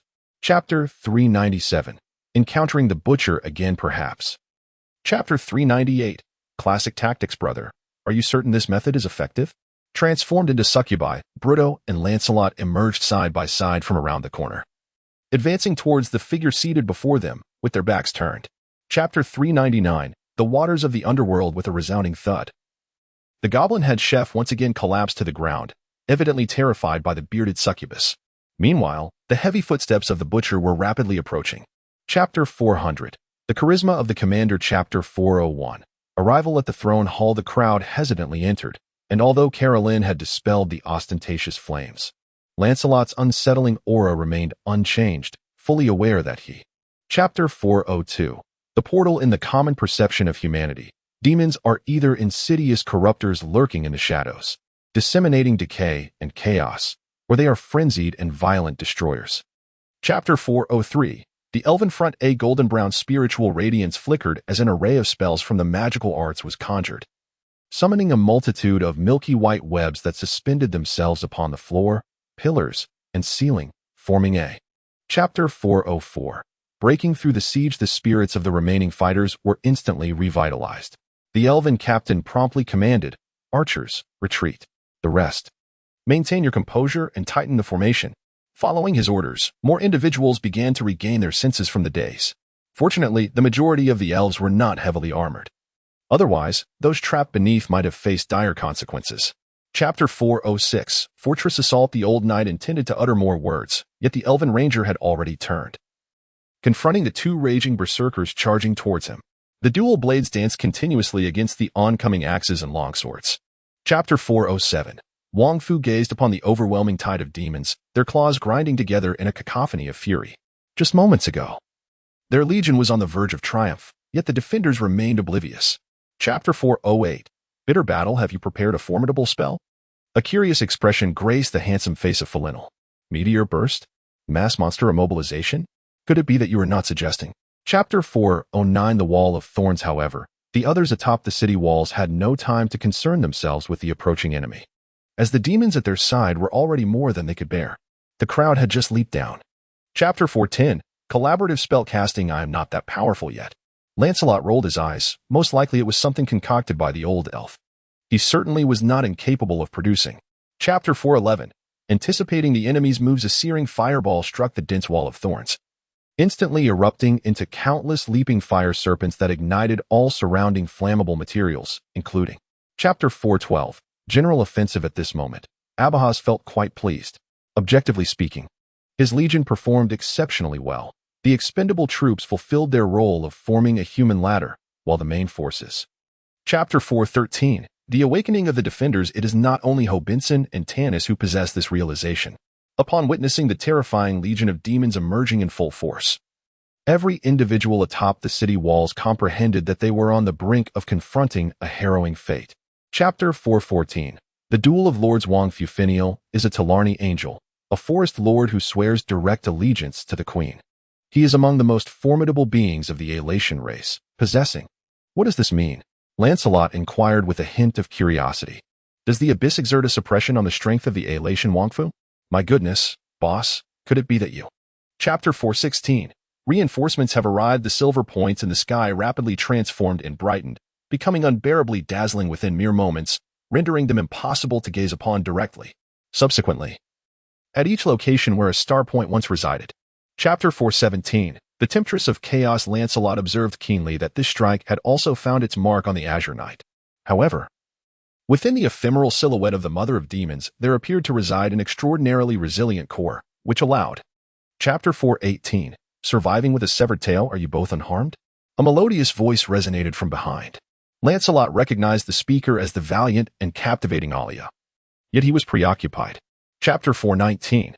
After the victory in the name of the Queen, you are undoubtedly the most audacious and reckless paladin I have ever encountered. Filiel's voice resonated behind her. Elodie. Chapter 420. On resurrection, I am truly sorry, but I am unable to do so. The elven priest gently reassured the despondent dwarf. To revive a body that has sustained such a fatal injury, one would require the rebirth spell, which is a 7th-tier incantation. Chapter 421. Stay here. This mimir of yours is quite remarkable. Felinel cast a surprised glance at the skull and then nodded in affirmation, concluding that. Ultimately, complete annihilation. Chapter 422. Each path. Good morning, Sir Lancelot. Arameal was spreading jam on his breakfast, observing the human knight who entered the fortress hall, with a bemused eyebrow raised. Chapter 423. Another trial. A month later, Lancelot and his companions stood within the throne hall of Castle Mellonton, surrounded by friends they had come to know since arriving in this realm. Chapter 424. Dealing with the devil. Subsequently, Felinel closed his eyes, simultaneously grasping the crystal in his hand, and a vibrant orb of light materialized in the arena. The devil reacted this time. Chapter 425. The reason of the betrayer. Because I am weary, the judged fairy general finally spoke. Is this reason sufficient? No. Thornswallow. This cannot be true. Then. Chapter 426. A precious gift. How can this be? Lancelot was genuinely astonished. The starry sky strike is a true divine artifact, not only exceptionally sharp, but also possessing extraordinary effects. Chapter 427. The assassination scene. The most striking feature is the sudden appearance of an ice house in the center of the hall. The ice house resembles a circular hat resting upon the ground, with a radius of no less than 30 feet. Chapter 428. The departure of one. The existence of the magic restraining zone disrupted Lancelot's original plan. He had initially intended to escort Tiana out, but now, with just a few steps forward, he would inevitably enter. Chapter 429. Fierce battle with the ice demon. The outcome surpassed his expectations slightly. A distinct indentation appeared on the ice demon's armor-like shell, and a blend of blue and green blood began to seep from the wound, clearly indicating. Chapter 430. The power of Tiana, three colossal ice monsters emerged swiftly from the breach in the ice wall, unwilling to let their nearly captured prey escape. However, they soon discovered that their companions, who had ventured out before them, had already. Chapter 431. Household Chores. Wow, what is going on? Are we at the wrong place? Standing at the entrance of Hagrid's manor, the dwarf voiced this inquiry. In response, Lancelot. Chapter 432. Horticultural endeavors. Upon entering the Foundation establishment stage, the Bauping Immortal method revealed its myriad of mystical attributes, one of which is the ability to condense a mysterious green liquid during cultivation. This liquid appears. Chapter 433. The miraculous fertilizer. It appears that what Han Tianzuan referred to as having a remarkable effect on plants is indeed this phenomenon of accelerating maturation, akin to the passage of time in a swift manner. Soon, he shall experiment with altering the dilution ratio, it is likely. Chapter 434. Ambiguous probes. Good evening, my lady. Lancelot presented his meticulously practiced smile to the succubus, exclaiming how long it had been since their last encounter. TCH, rather clumsy. Chapter 435. The reason for return, Bayer? No, it cannot be. Tiana shook her head. Ever since Zariel ascended as the new Duke of Avernus, despite the Lord of the Nine Hells demanding that she. Chapter 436. The Lord's troubles. Upon hearing Lancelot's words, Tiana momentarily froze, a flicker of joy dancing in her eyes, yet she concealed it from the human knight. Chapter 437. The mortal standing army. No, these berries are already lifeless. They possess no sensation, thus do not constitute any form of torture. Lancelot rested his hand on his forehead, remarking that consuming them this way would enhance the flavor. Chapter 438. Invitation. Chapter 439. Armored. Upon hearing these words, Lancelot's expression fell. Do you truly harbor such a lack of confidence in me?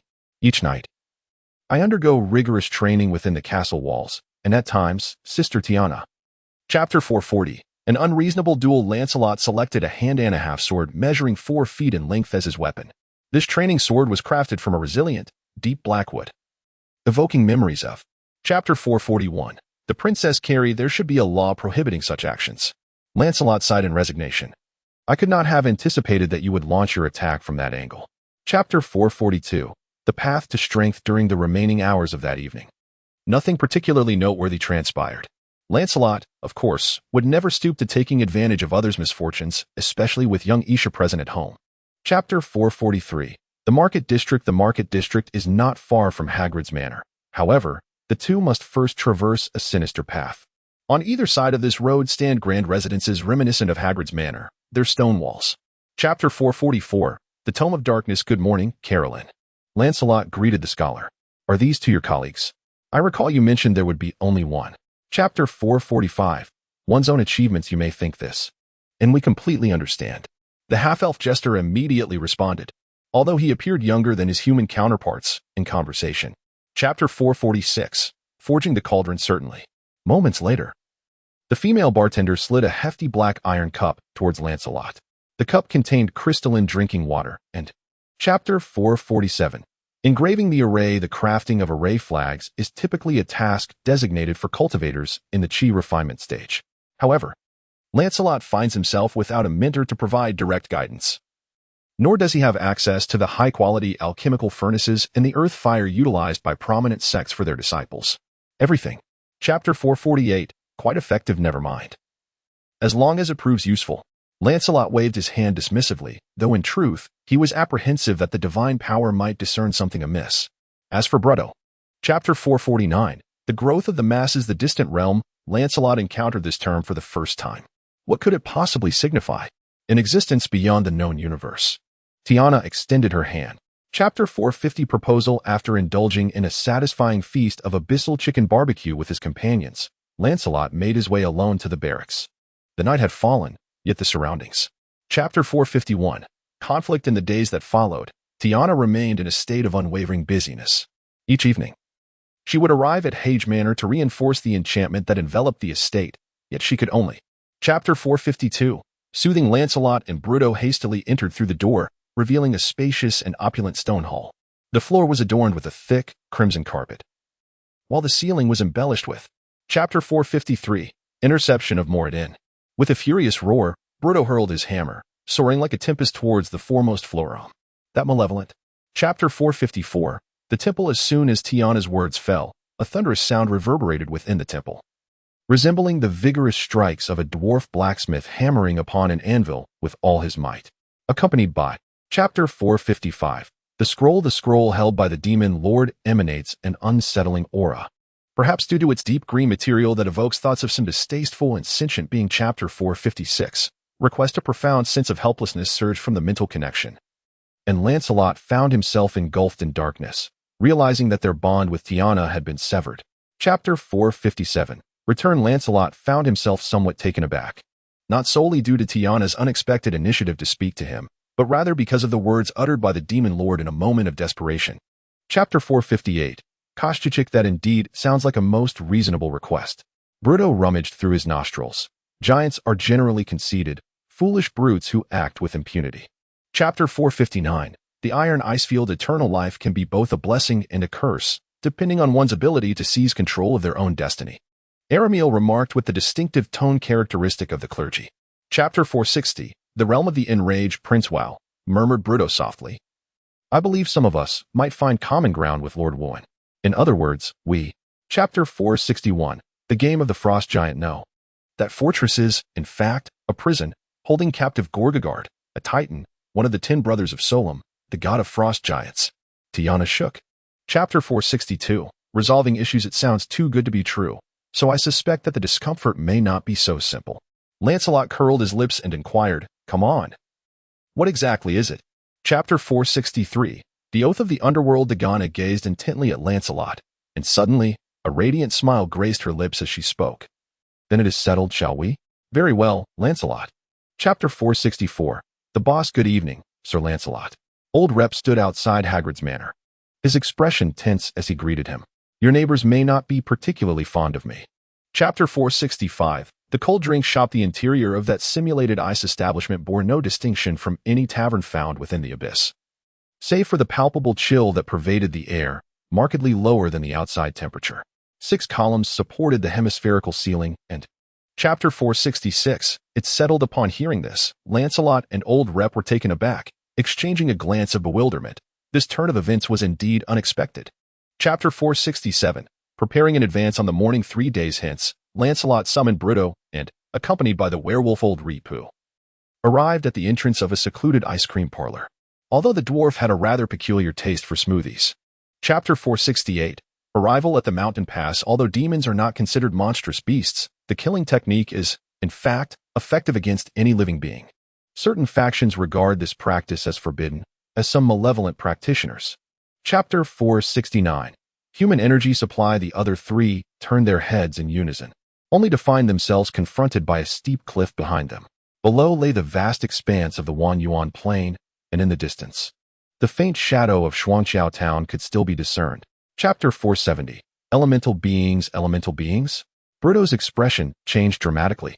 What are you referring to? The dwarf instantly realized the answer to his question. For Crimson. Chapter 471. Snowstorm. As Moho repeatedly called out the name of Oriel, the pool of water before him began to freeze gradually, ultimately transforming into a mass of ice, exuding an otherworldly chill. Chapter 472. Shall we take action? What do you say, shall we take action? The bold inquiry from Lancelot resonated within Tiana's mind connection. The demon lord was not taken aback by this, for Chapter 473. The arrogant goddess. The humanoid female figure, crafted from ice, fixated her piercing gaze upon Lancelot. In her eyes burned an ethereal blue flame of frost, her expression a tumultuous blend of rage and distortion, accentuated by the menacing.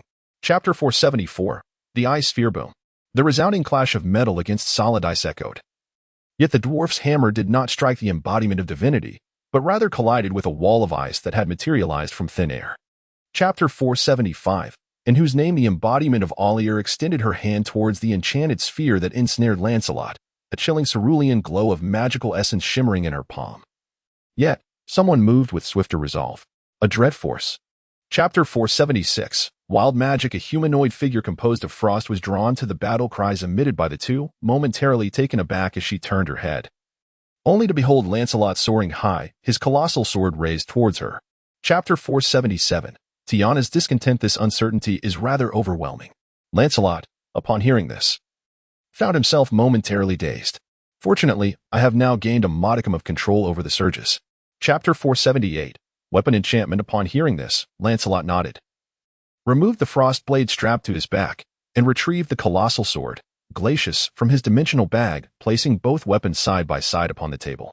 Chapter 479. The world of Tiana. It is splendid. Despite the unmistakable indication of the extraordinary nature of the handkerchief, Lancelot could not help but jest. When I am amidst the biting winds and piercing blades, amidst the frigid mountains and icy waters. Chapter 480. The sanctuary. Why inquire about this? Tiana appeared momentarily taken aback, as if Lancelot had posed a question she had never contemplated before. Although here. Chapter 481. A return to the abyss. 3 days later, Lancelot and his companions arrived at the docks of Twin Bridge Town, ready to embark on their journey by ship. According to their itinerary, they would first sail to Chapter 482. Journey on the river of the underworld. Once everyone had boarded the vessel and settled in, the ferrying boatman gently propelled the ethereal craft, and the small boat gracefully departed from the shore. A soothing breeze caressed their faces as the town of Shuch'ao receded into the distance. Chapter 483. Boarding battle. Immediately halt the vessel and comply with the summons of the 92nd Legion. As the two ships drew closer, both sides were able to discern the crew members aboard each vessel. On that skeletal ship. Chapter 484. Breaking into the cabin, it seems that traveling by water is not as safe as one might think. A satisfied smile adorned Bruto's face. He was the fourth adversary I had vanquished. Chapter 485. The cabin battle in the distance. For demons with ashen gray skin and bodies adorned with sharp spines vigilantly guarded a staircase entrance, cluttered with wooden barrels and boxes. Upon hearing. Chapter 486. Goods benefiting from their stature. Dwarves excel at pursuing fallen foes. Bruto's hammer descended like a torrential downpour, reminiscent of a diligent craftsman. Chapter 487. The contract. The precondition is that you will transport us to Lake Maine. Lancelot nodded. Is that feasible? Since I have accepted your fare, it is my obligation. Chapter 488. The leap. At long last, the ferryman of souls acquiesced to the terms of the contract. Both parties inscribed their signatures upon the document, and the name of Sharon appeared on the scroll as if by magic. The ferryman. Chapter 489. Ascending the tower. After bidding farewell to the ferryman and its new warship, Lancelot led the group towards Caoin, despite having encountered it before. Standing at the precipice of that immense chasm. Chapter 490. The transformed dwarf. After a night of restful slumber, everyone regained their vitality. Following a sumptuous breakfast, the group departed from the Tower of Bones and ventured into the depths of the abyss. Chapter 491. Complete transformation. The ritual referred to by Lancelot signifies the amulet derived from the corpse of the Ural, known as the Guardian of the Frost Maiden. He held the talisman, crafted from crystalline snowflakes. Chapter 492. Camp. Reconnaissance camp? Arameal inquired with a hint of confusion. Was it not said that there exists a presence here that even Kostrich finds troublesome? How could there possibly be a frost giant's encampment? Chapter 493. The monster beneath the rift. Chapter 494. Ambush. We have arrived at the steel ice plain, where this creature has taken residence within a vast fissure in the ground. It is unlikely to emerge and trouble us for the time being. Chapter 495. Capturing the enemy. Lancelot and Brutus had initially devised a plan to swiftly ensnare the ogre as soon as the soundproof shield enveloped their foe. However, an enigmatic smile suddenly appeared on the enemy's face. Chapter 496. Interrogation. Despite its profound reluctance, the ogre begrudgingly nodded, innately inclined towards malevolence. It instinctively began to concoct lies in its mind. Yet the Chapter 497. Appearing out of thin air after creating a small incision on the ogre's arm with a strike from the celestial sky, Lancelot waved his hand to untie all the ropes binding the captive, although the freed ogre. Chapter 498. The ambush. Meanwhile, the first frost giant emerged from the portal. Lancelot had never observed such a colossal being from such close proximity. He beheld. Chapter 499. No room for retreat. The frost giant spellcaster successfully activated the power of the tome, and with a sound reminiscent of branches snapping, a peculiar portal was opened. Lancelot's spirit. Chapter 500. The serpent's molt. Protect me, you filthy serpent demon, cried the frost giant, thrown to the ground, speaking in the tongue of the abyss. This is my command. The serpent demon's face.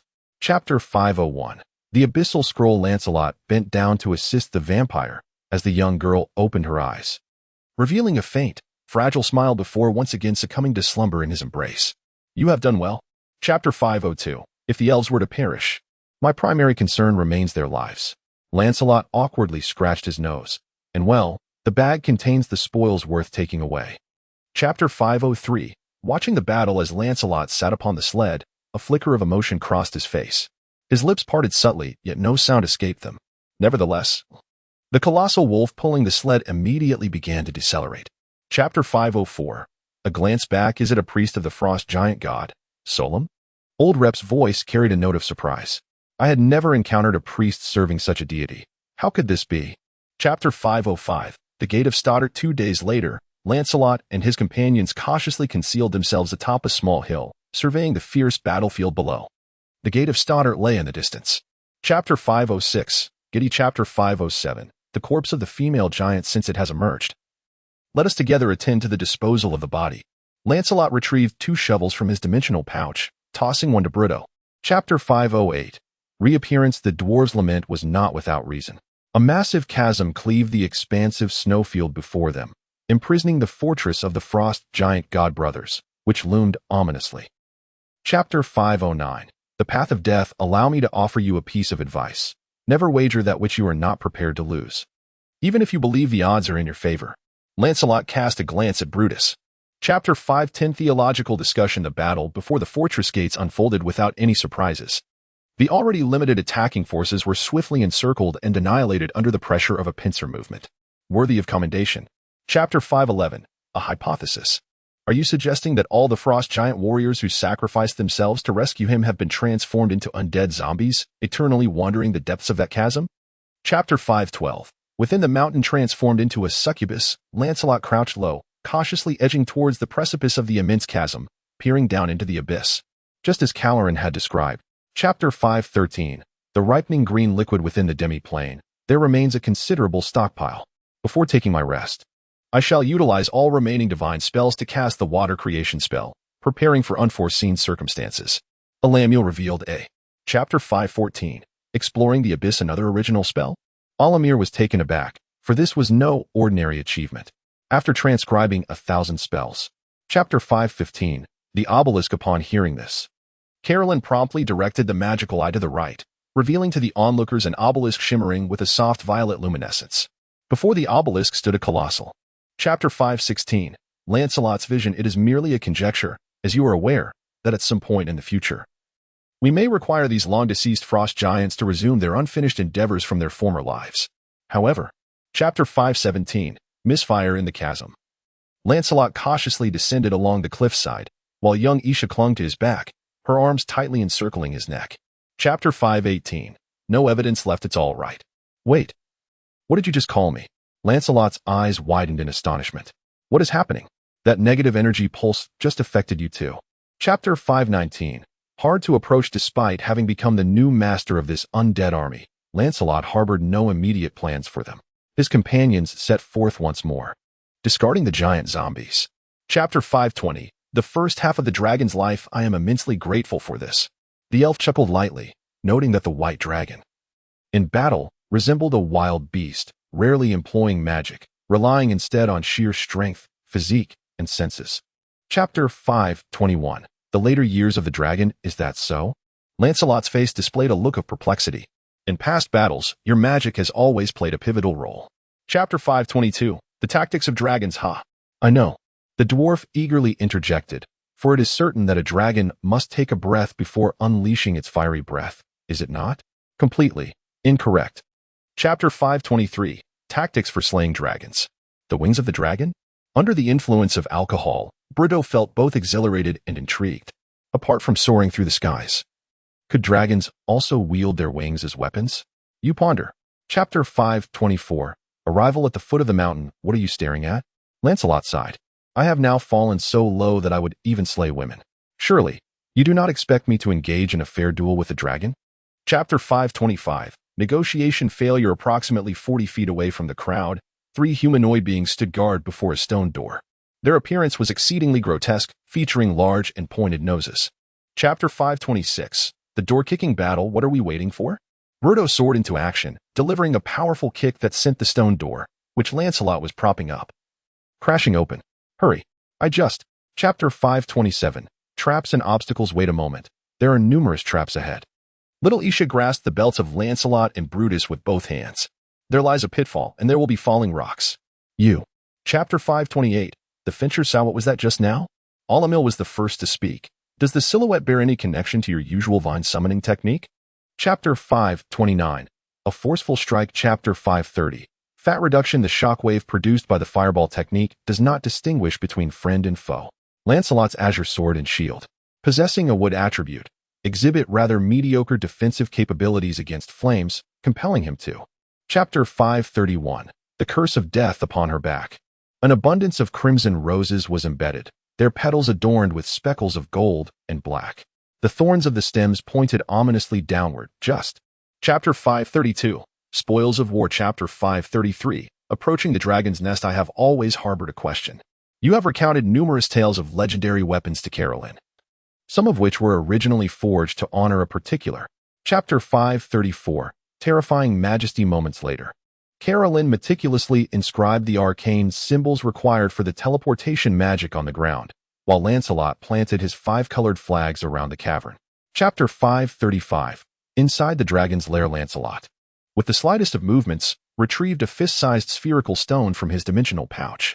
The surface of the stone was adorned with mysterious yet intricate golden patterns. Chapter 536. Farewell. Journey. Chapter 537. Invitation to collaborate. Although Giddy appeared to be brimming with confidence, her face, significantly larger than that of an ordinary person, made it challenging for her to conceal the myriad expressions within. Chapter 538. Negotiation. What? Alarmed, Olimir exclaimed. Uriel and Solum have children? What? Do you have an objection? Gertie asked with a snort. Chapter 539. Under surveillance. I dare say. Your sword undoubtedly frightened them. The dwarf removed the object resembling a toad. Chapter 540. The final destination after a long day of travel. The group had finally arrived within 2 miles of the glacier fortress, considering that further approach would likely lead to premature exposure. Lawn. Chapter 541. Reaction test. Do not fret, my diminutive friend. We are drawing ever closer to that artifact, Alamil reassured with a smile, though the light-hearted expression did not linger on his face for long. Chapter 542. The return of the dragon. In order to render an illusion sufficiently convincing, one must intertwine it with a touch of reality, Alamil explained to Bruto with a smile, emphasizing that Calalin undoubtedly. Chapter 543. Malfunctioning. The icy breath of the white dragon surged into the tunnel. Lancelot stepped forward to shield Carlin, his entire being engulfed in azure flames, striving to buy his companion some time. Chapter 544. The dashing title. It must be said that the teleportation array they established. Chapter 545. Language barrier. Ultimately, the companions remained in the refuge of the cave, while Lancelot undertook the humiliating ceremonial task alone. The only solace was that the audience had long. Chapter 546. The steps. The structure of the Gojagard fortress is not particularly intricate. On the side adjacent to the cliff stands a main building approximately 80 feet tall, surrounded by walls on 3 other sides, enclosing a vast. Chapter 547. Infiltration and ambush. Wait, the commotion is too loud. Lancelot swiftly halted the energetic dwarf. I have a more ingenious plan. We are. Chapter 548. Breaching the fortress. The ambush was remarkably successful. From the moment Lancelot launched the surprise attack until the battle's conclusion, a mere minute had elapsed. Once the soundproof cover was removed, the cacophony outside erupted. Chapter 549. A bit painful. In the next moment, the frost giants launched their javelins in unison, targeting the human knights as their sole focus. Lancelot found himself unable to gain leverage in the air. Chapter 550. The noble knight. In the terrified gaze of the prisoners, the zombies mercilessly slaughtered the living frost giant guards, their severed limbs and shattered bodies scattering like broken pottery in every direction.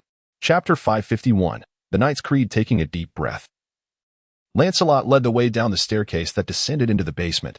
His instincts did not signal any danger lurking below, yet he still felt it. Chapter 552. The arrogant prisoner. What? The elf was momentarily taken aback by the dwarf's inquiry, but suddenly, realization dawned upon him. Are you seeking some holy water? There is certainly some left in stock. Chapter 553.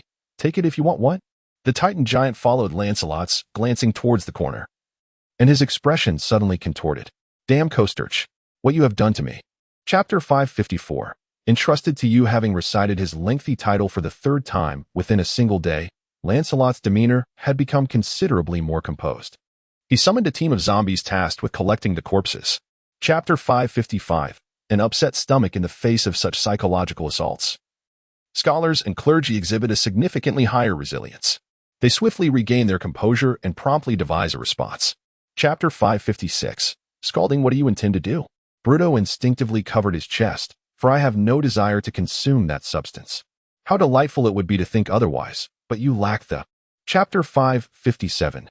Tempering the body, it is not to say that Lancelot could not withstand the intense heat, with his current cultivation and physical resilience. Should he inadvertently fall into the magma, as long as he acted swiftly to climb back up. Chapter 558. Sitting Mountain after a series of tests. Lancelot and Bruto ultimately confirmed an intriguing fact. Both of them had mastered the language of giants, most likely as a result of the Titan's blood enhancing their bodies. Chapter 559. Observing the giants' duel as the crowd engaged in a myriad of discussions regarding the unfolding battle, a sudden, resounding roar echoed from the distance. A colossal cylindrical object came hurtling down from the sky. Chapter 560. Equally applicable before him, 500 frost giants were engaged in battle, and even the divine progeny found himself in dire straits. Yet you still wish to charge in alone? In response to Lancelot's questioning gaze. Chapter 561. One after another, I didn't notice. Lancelot discreetly formed a spell with his shield-bearing left hand, and instantly, beneath his waistcloth, a vine-like pair of leggings materialized, forbidden to be seen. Chapter 562. Shifting the balance, Lancelot's attack was executed with such astonishing speed that, aside from his companions, hardly anyone amidst the fierce battle observed his movements. Yet, at that moment, Chapter 563, the sandwich, Lancelot turned his head and discovered that the vertebra, which had been cast into the center of the teleportation zone before the battle, had vanished. It was then that he realized that this object was not merely a remnant of the giants. Chapter 564. What is the purpose? Haven't we fought enough? Lancelot cast a sidelong glance at the dwarf, reminding him not to forget that this battle is not particularly relevant to us, and besides, you have already indulged in the main course. What remains is. Chapter 565. Blessing, I find it utterly improbable, Lancelot quietly retorted within his mind. The moment she arrived, I hastily took my leave. This surely left her with a less than favorable impression. Chapter 566. Refusal upon Nicera's utterance. The crowd was genuinely astonished. Was she truly inviting Lancelot, a mere human, to assume the role of commander of the giant army in the upper echelons? Chapter 567. A view from above, all right. My friends, it is time for us to set forth. Lancelot turned to his companions and declared, the location of this cave has been thoroughly compromised. We must seek anew. Chapter 568. The ascendance of the divine offspring. As Lancelot's words echoed, the ice shattered into countless fragments, revealing a multitude of frost giants emerging from within. There were no fewer than 300 or 400 of them. These frost giants were unmistakably. Chapter 569. The march of war. In the ensuing days, 2 more ambushes of a similar nature transpired, yielding results that were scarcely different, with no one capable of contending against Gojagard, the Lord of the Abyss. Chapter 570. Awakening. The night was far from tranquil, as both sides dispatched numerous reconnaissance teams to gather intelligence amidst the darkness, while simultaneously engaging in mutual hunts. In response to this, Lancelot remained entirely indifferent. Chapter 571. Pre-war speech. The cave where the crowd sought refuge lay nestled among the mountains to the north of the glacier fortress. As they crested the ridge, they beheld in the distance the army of Jorjagad steadily advancing along the main thoroughfare. Chapter 572. Action. As Moradin's beard rumbled above, the dwarves gasped in astonishment, while the divine figure crashed to the ground. Lancelot still recalled casting Cassalia forth. Chapter 573. Only 2 the newly arrived guards promptly spotted the human knight. However, before they could react, Lancelot had already cast the dimensional bag onto the ground, while his companions. Chapter 574. The spring. 2 frost giants exchanged glances. One remained stationary while the other gradually advanced toward Lancelot's left side. It appeared that they possessed abilities beyond those of other frost giants. Chapter 575. Interference. Beneath the fortress, on the icy plains, under the watchful gaze of various observers from the multiverse, the divine being wielded his evidently superior strength to mercilessly strike the ancient white dragon. Chapter 576. Massacre. The newly transformed demons emitted frenzied howls akin to those of the mentally unhinged, lunging at any living creature nearby that had not endured the same harrowing fate. utterly indifferent to. Chapter 577, New Plans in the Evening. Within a hidden refuge near the glacier fortress, companions gathered around a campfire, listening to the crackling sound as the flames devoured the dry, brittle wood. The sound was. Chapter 578, Reunion at Mogrindar. The halfling innkeeper gazed in astonishment, his eyes widening as he beheld the procession of individuals streaming through the entrance. This group appeared to be striving to maintain a semblance of discretion. Chapter 579, Finish your drink, huh? You want me to do what? Eliminate another ancient white dragon? The halfling erupted into an uncontrollable fit of laughter. This was truly the most amusing thing I have heard today. Chapter 580, The ringing bell in the quaint town of Shuangqiu. A sudden, urgent bell tolled, causing the industrious dwarves to momentarily freeze in surprise. Then, as if ignited by an unseen flame, they sprang to their feet with remarkable alacrity, discarding their tools.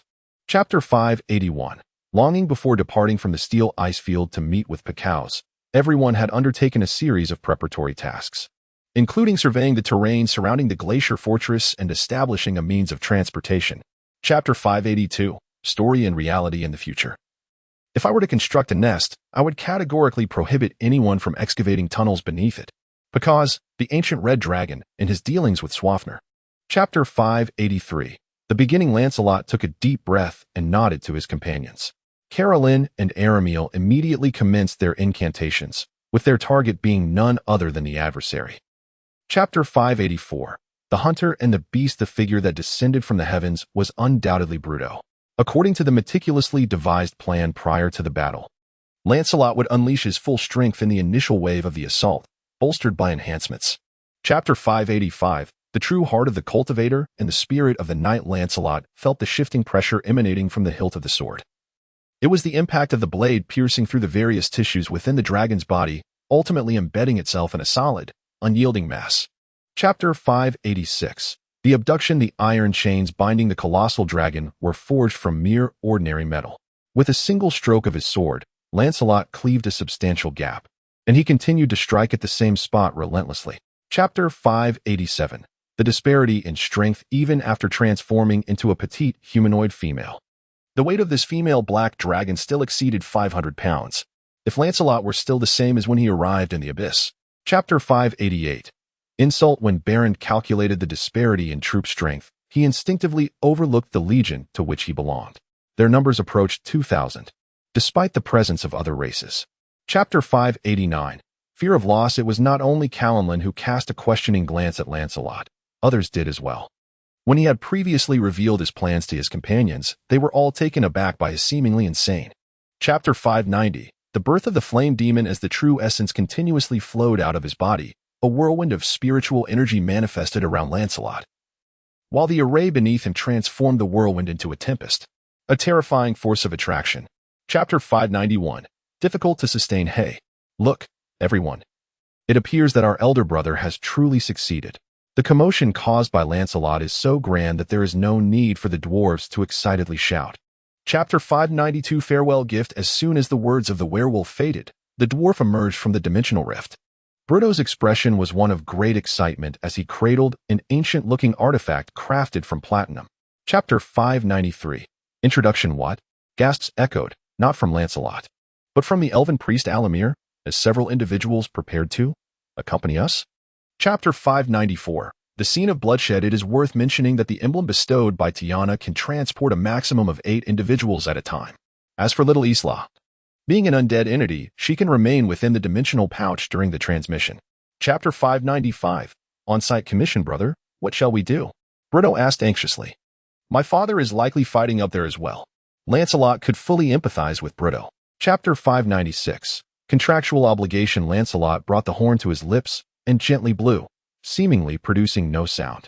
However, the vibrations coursing through his hand confirmed that this magical artifact had been activated. Chapter 597, Waterborne Daggers. As the three-headed dragon swooped down towards the devil's stronghold, the warship carrying Lancelot and his companions accelerated steadily, under the deft guidance of the ferryman, merely a few. Chapter 598, The composed Tiana. With the intervention of the skeletal warship and the three-headed dragon, the tide of battle shifted at an astonishing pace. Within mere minutes, the scales of victory decisively tilted in favor of the defenders. Chapter 599, Is this serious? Han Tianzuan, in the bamboo slip you left for me. Why is there utterly no experience regarding how to deal with such circumstances? To outsiders, everything appears perfectly normal. People. Chapter 600. Brotherhood, I assure you. Shuni's church advocates and venerates the essence of beautiful and sincere love. You know, such circumstances often arise in this world. Two individuals who genuinely cherish one another. Chapter 601. The art of apology. As night descended, the demon lord, accompanied by the little vampire, emerged through the portal at Hagrid's manor. And the sight before them nearly left their jaws agape. Chapter 602. The Golden Mountain. What has become of the glacier fortress of Koschek? Lancelot, an excellent storyteller, captivated Tiana with his vivid recounting of the battle within the White Dragon's lair. Chapter 603. Bringing it to the forefront. Oh, this is certainly not. Chapter 604. The disposal of spoils. How could Koschek possibly locate us? Lancelot approached the campfire, assisting in placing more skewers of dragon meat upon the grill, akin to how we discovered that item. Chapter 605. The devoted reader of the Tome of Darkness. 2 hours later, the lively White Dragon Barbecue Festival had come to a close. The uneaten dragon meat was magically frozen and stored away in a dimensional pouch. Subsequently, Tiana. Chapter 606. The secret chamber. On the following morning, the companions gathered to assist Lancelot in tending to his armor. Initially, Carolyn employed a restoration spell to mend the cracks and tears, while Brito. Chapter 607. Visca and Besacre. Lady Visca, I am right here. Tiana covered her face with her hands and added, Do you truly wish to utter that nickname in front of my beloved? Chapter 608. The messenger enters. Lancelot followed Tiana out of the secret chamber, the six-armed serpent demon walking beside him, while two anxious dwarves trailed behind. The succubus messenger. Chapter 609. The chief ambassador. The newly emerged figure is exceedingly beautiful, easily mistaken for a succubus by inexperienced mortals. However, the charred remnants of bat wings behind her reveal a different truth. Chapter 610. Obedience or destruction. Firstly, let me clarify. My lord does not intend to besiege anyone. A grand army, exceeding 30,000 in number and composed of 9 legions, has gathered in the plaza outside the Silver Palace. Chapter 611. The fate of the races. I understand that most of you are primarily concerned with the circumstances surrounding your own territories, and are neither able nor inclined to grasp the broader situation at hand. You may have heard. Chapter 612. Precious leisure time. Revised. Firstly, we must construct a grand and permanent portal. I believe we can find the necessary materials in the town of Xuanxiao, correct? Chapter 613. Physical examination. Calm. Lancelot repeatedly reminded himself, yet the scene before him was indeed beyond his capacity to bear. The Demon Lord. Chapter 614. The bomb drop. Tiana expresses her discontent. Chapter 615. Requests and reasons. Half an hour later, the sparring session had concluded. Lancelot and Tiana had returned to their normal physiques, both utterly exhausted and drenched in sweat, standing side by side. Chapter 616. Do you want to go? This was the process we discussed last night. And in the end, she agreed. Lancelot set down the glass filled with freshly squeezed juice and addressed his companions at the dining table. Chapter 617. The demon-blooded and tieflings. Your sister Tiana is also doing it for your benefit. Lancelot reached out and pinched the little girl's cheek, pondering the futility of conflict, where two factions merely engage in slaughter. Chapter 618. The mercenaries work for those who have dwelled long enough in the outer planes. Selling one's soul to the devil is a time-worn and lamentable ruse. Some fools may believe that after death. Chapter 619. Kindness to others. The confrontation is between a male half-orc and a female tiefling. The half-orc possesses a sloped forehead, a prominent chin, and lips that. Chapter 620. The Gathering Hall. Good day, Lady Solem. Lancelot approached the six-armed serpent demon and greeted her. We have come to report to you. There were only 3. Chapter 621. Selection of candidates. The 3 individuals approached the vacant long table, nodding in acknowledgement to a stern-faced archer seated nearby, before taking their respective seats. Sonam retrieved a stick adorned with a crimson tip. Chapter 622. Team members. The demons regarded the two with suspicion, none showing any inclination to rise. The spell-casting abilities of the third ring were, in truth, rather mediocre. Just moments ago, several capable of casting fourth ring spells had already. Chapter 623. The Request of the Dwarves. And that is the tale of my arrival at the Abyss. Lancelot lifted his cup and took a gentle sip. And later I encountered Bruto, Aramil. Chapter 624. The Burin brothers. At long last, it is our turn, exclaimed the 2 dwarves in unison, as if they had been eagerly anticipating this moment. After you, please. Chapter 625. The abilities of the extraordinary mechanic. Chapter 626. The paladin and the shape-shifting demon. Monkey, as long as your mentor does not impede our endeavors, your privacy will be honored. Lancelot nodded and turned to the next team member. It is your turn. Chapter 627. The art of the peach stick. So, do you understand what this job entails? Lancelot gazed at the little monkey with a hint of exasperation, contemplating the eternal struggle between demons and devils. Chapter 628. It is she some mad whispers? Lancelot raised an eyebrow. Are there any other influences? Little Goo would transform during battle. None. Chapter 629. The woman who knows how to live. Lancelot spent the entire night meditating and refining his energy in the secret chamber of Hage Manor, just as he had done countless nights before. The path of cultivation, though seemingly devoid of an endpoint. Chapter 630. Breaking the move. With the physical prowess he attained after establishing his foundation as Lancelot, he could have effortlessly leaped to evade the strike. However, he chose to confront it in the manner befitting an ordinary knight. Chapter 631. Formation for the entirety of the following day. Lancelot immersed himself with his companions in the training grounds, diligently exploring strategies to combat the formidable succubi, the primary infantry of the demonic army. He intentionally allowed. Chapter 632. As you wish indeed, it will accelerate increasingly. In 5 minutes, it will reach a constant luminous state. However, this merely serves as a temporal indication. The true power must be unleashed by my own will. Chapter 633. The self-indulgent as the final stone tablet, inscribed with magical runes, was set into place.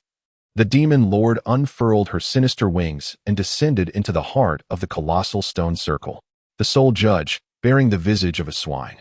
Chapter 634. The first army. What a delightful surprise. The flame demon rumbled into speech, its voice akin to the oppressive thunder of summer. How did I convey my message to you back then? No one can escape the bloodshed.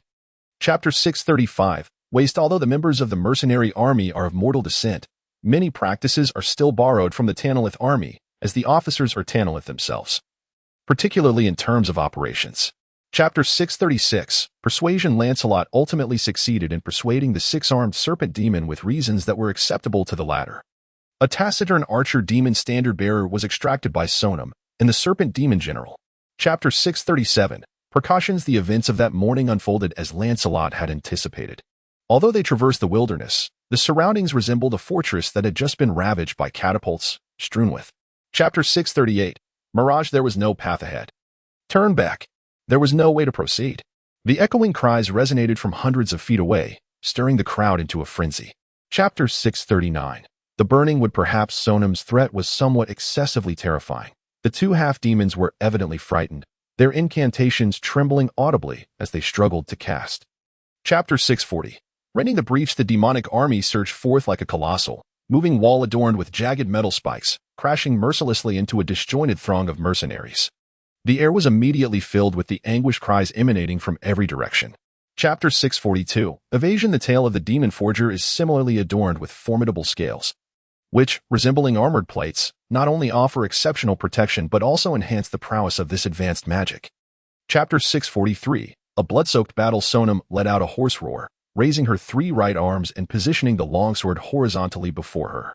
The abyssal demon did not waste words, charging forward in just 2 strides. Chapter 644. Divine intervention. To the goddess who reigns over love and beauty, the mistress of the eternal golden pool, the passionate lady of fire, I, your devoted servant Alamir, extend my heartfelt summons. Chapter 645. Departing without farewell. Escaping is not inherently difficult. However, when pursued by a ferocious beast capable of tearing you to shreds, the challenge intensifies. One must not run too swiftly, but rather maintain a precarious balance. Chapter 646. To hell with their fates. Following the Balrog's emergence, an influx of demonic reinforcements materialized. The once timid, cowardly demons exhibited an unexpected ferocity, akin to ants drawn to sugary confections as they surged towards the remnants. Chapter 647. Persuading the demon. What is the essence of evil? Philosophers have engaged in extensive debate on this matter. One perspective posits that both good and evil are relative, contingent upon the prevailing beliefs within a particular community. Chapter 648. Speech on the stone. They lie right at my feet, utterly lifeless. I have slain 5. Who wishes to kiss my axe? Chapter 649. Farewell. As the second Inferno general passed by the mercenaries, Lancelot had already obtained the precise casualty figures, 471 slain, 122. Severely wounded. Chapter 650. The journey after bidding farewell to the wounded. The mercenaries embarked once more, albeit this time trailing behind the main army, liberated from the trepidation of the devil's snares. Despite the Chapter 651 approaching the battlefield on the third day following the skirmish, which marked the fifth day since the team departed from Shuangqiao town, the volcano fortress finally came into view for the mercenaries. Chapter 652. The great battle. As they rounded a small hill, the sounds of battle became instantly clear. The crowd raised their eyes and beheld the billowing black smoke and flames erupting from the volcano, which painted the entire sky in a. Chapter 653. Holding steady on the plains before the volcanic fortress, a grand battle is unfolding, with over 50,000 combatants engaged, as an invading army of 10,000 demons faces off against a fourfold greater demonic force. As they approach the depths. Chapter 654. As we take the stage in comparison to the more elusive berserk demons, the more common frenzied warriors exhibit a distinctly different style. Do not be misled by the ease with which Lancelot and Bruto handle these humanoid amphibians.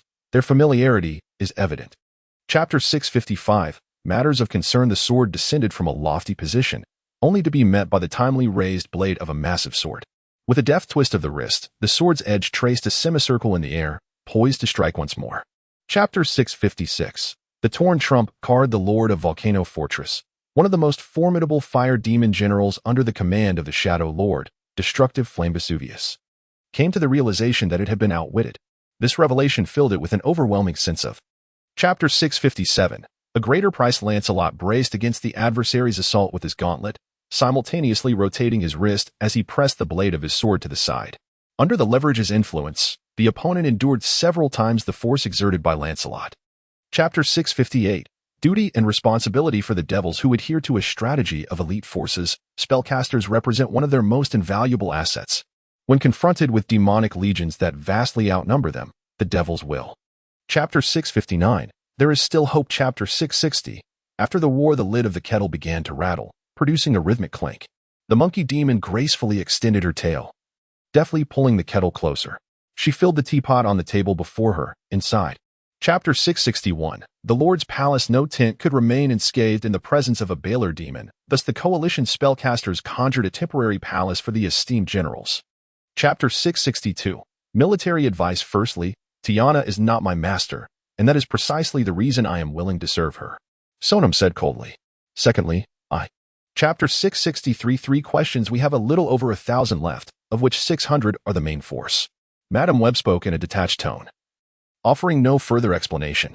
However, Chapter 664. The secret of the volcano fortress. If it can truly be accomplished, it would indeed present a viable solution. Considering the enemy's numbers are exceedingly scant, and the spellcasters are woefully insufficient. Meanwhile, Baboshi appeared to be quite intrigued. Chapter 665. Take action with me. Chapter 666. Climbing. As the night enveloped the world and his companions drifted into slumber, Lancelot had yet to commence his daily training. The efficacy of communicating through the rotating bracelet and earrings was not particularly. Chapter 667. Conversations with the dead. Lancelot ventured into the realm of shadows, an experience both extraordinary and surreal. The surroundings transformed into a palette of black, white, and gray, layered in an exceptionally unique manner. Chapter 668. Within the volcanic fortress, Lancelot received the envelope from the dwarf's hand, and his companions gathered around. The emblem was embossed on the surface of the envelope with a steel seal, not particularly conspicuous. Chapter 669. The revenge of the deceased. Despite its seemingly cumbersome appearance, the creature's agility was surprisingly adept. Lancelot moved with remarkable swiftness, however, as he launched his assault from the front, his adversary. Chapter 670. Survivors. Before my eyes lay dozens of robust maggots, languidly perched upon the dwarf's arms and visage, gnawing at his flesh akin to voracious slugs, regardless of the extent of the damage they might inflict. Chapter 671. The Lord's lover. The companions exchanged glances, and Lancelot let out a gentle sigh before speaking. I am truly sorry to hear this news. What? Chapter 672. A battle ahead. The individual whom Lancelot sought was none other than Tiana. Although they were still unable to communicate directly through their mental connection, the demon lord was adorned with a device that allowed for communication. Chapter 673. The Hell Knight. Lancelot understood that the individual had not suddenly attained a sense of sacrifice. Rather, He had fallen victim to the seductive powers of a succubus. He himself had just undergone a similar experience. Chapter 674. The Oath of Conquest. Upon hearing these words, the expression of the Hell Knight shifted. Yet he replied with a somber tone, "Power surpasses all. It is the foundation of dominion. I must relentlessly grow stronger to face." Chapter 676. The Temple of Demons. Lancelot gleaned little valuable intelligence from the survivors. However, they were quite fond of the notion of seeking refuge in the Temple of the Dark Lord. The crowd. Chapter 677. The Underground Palace. A deep rumble resonated, far more intense than the previous occurrence. The grand bed, upon which the flayed female corpse lay, began to ascend slowly. Just as it approached the ceiling, the base finally revealed. Chapter 678. Farewell to temptation. Thank you. Lancelot nodded at her, but could not help but inquire further. What about these children? We succubi are capable of reproduction, yet. Chapter 679. Three Desires. Lancelot and his companions exchanged surprised glances. The demeanor of the desire demon, named Irina, when discussing Vesuvius appeared to diverge significantly from the rumors they had heard. Chapter 680. I want to eat meat. It is worth noting that Tiana and her entourage of maidens exhibit a combat style that is decidedly more akin to Enri's, rather than aligning with that of other succubi. They have resolutely rejected the hedonistic practices observed by their counterparts. Chapter 681. Shiny servant, what is this? The demon of desire gazed skeptically at the plate before it. The aroma was quite intriguing. A massive bone dish. This was from that kitchen. Chapter 682. The blurred line between truth and deception. Chapter 683. The tunnel. The companions gathered around a stone door, observing as Lancelot conjured two emerald vines from the passage beyond the door, each extending toward a large and a small candelabrum affixed to the left and right walls. Chapter 684. The surprise attack on the devil. The silver-haired, crimson-eyed half-elf hesitated for a moment, then gradually nodded.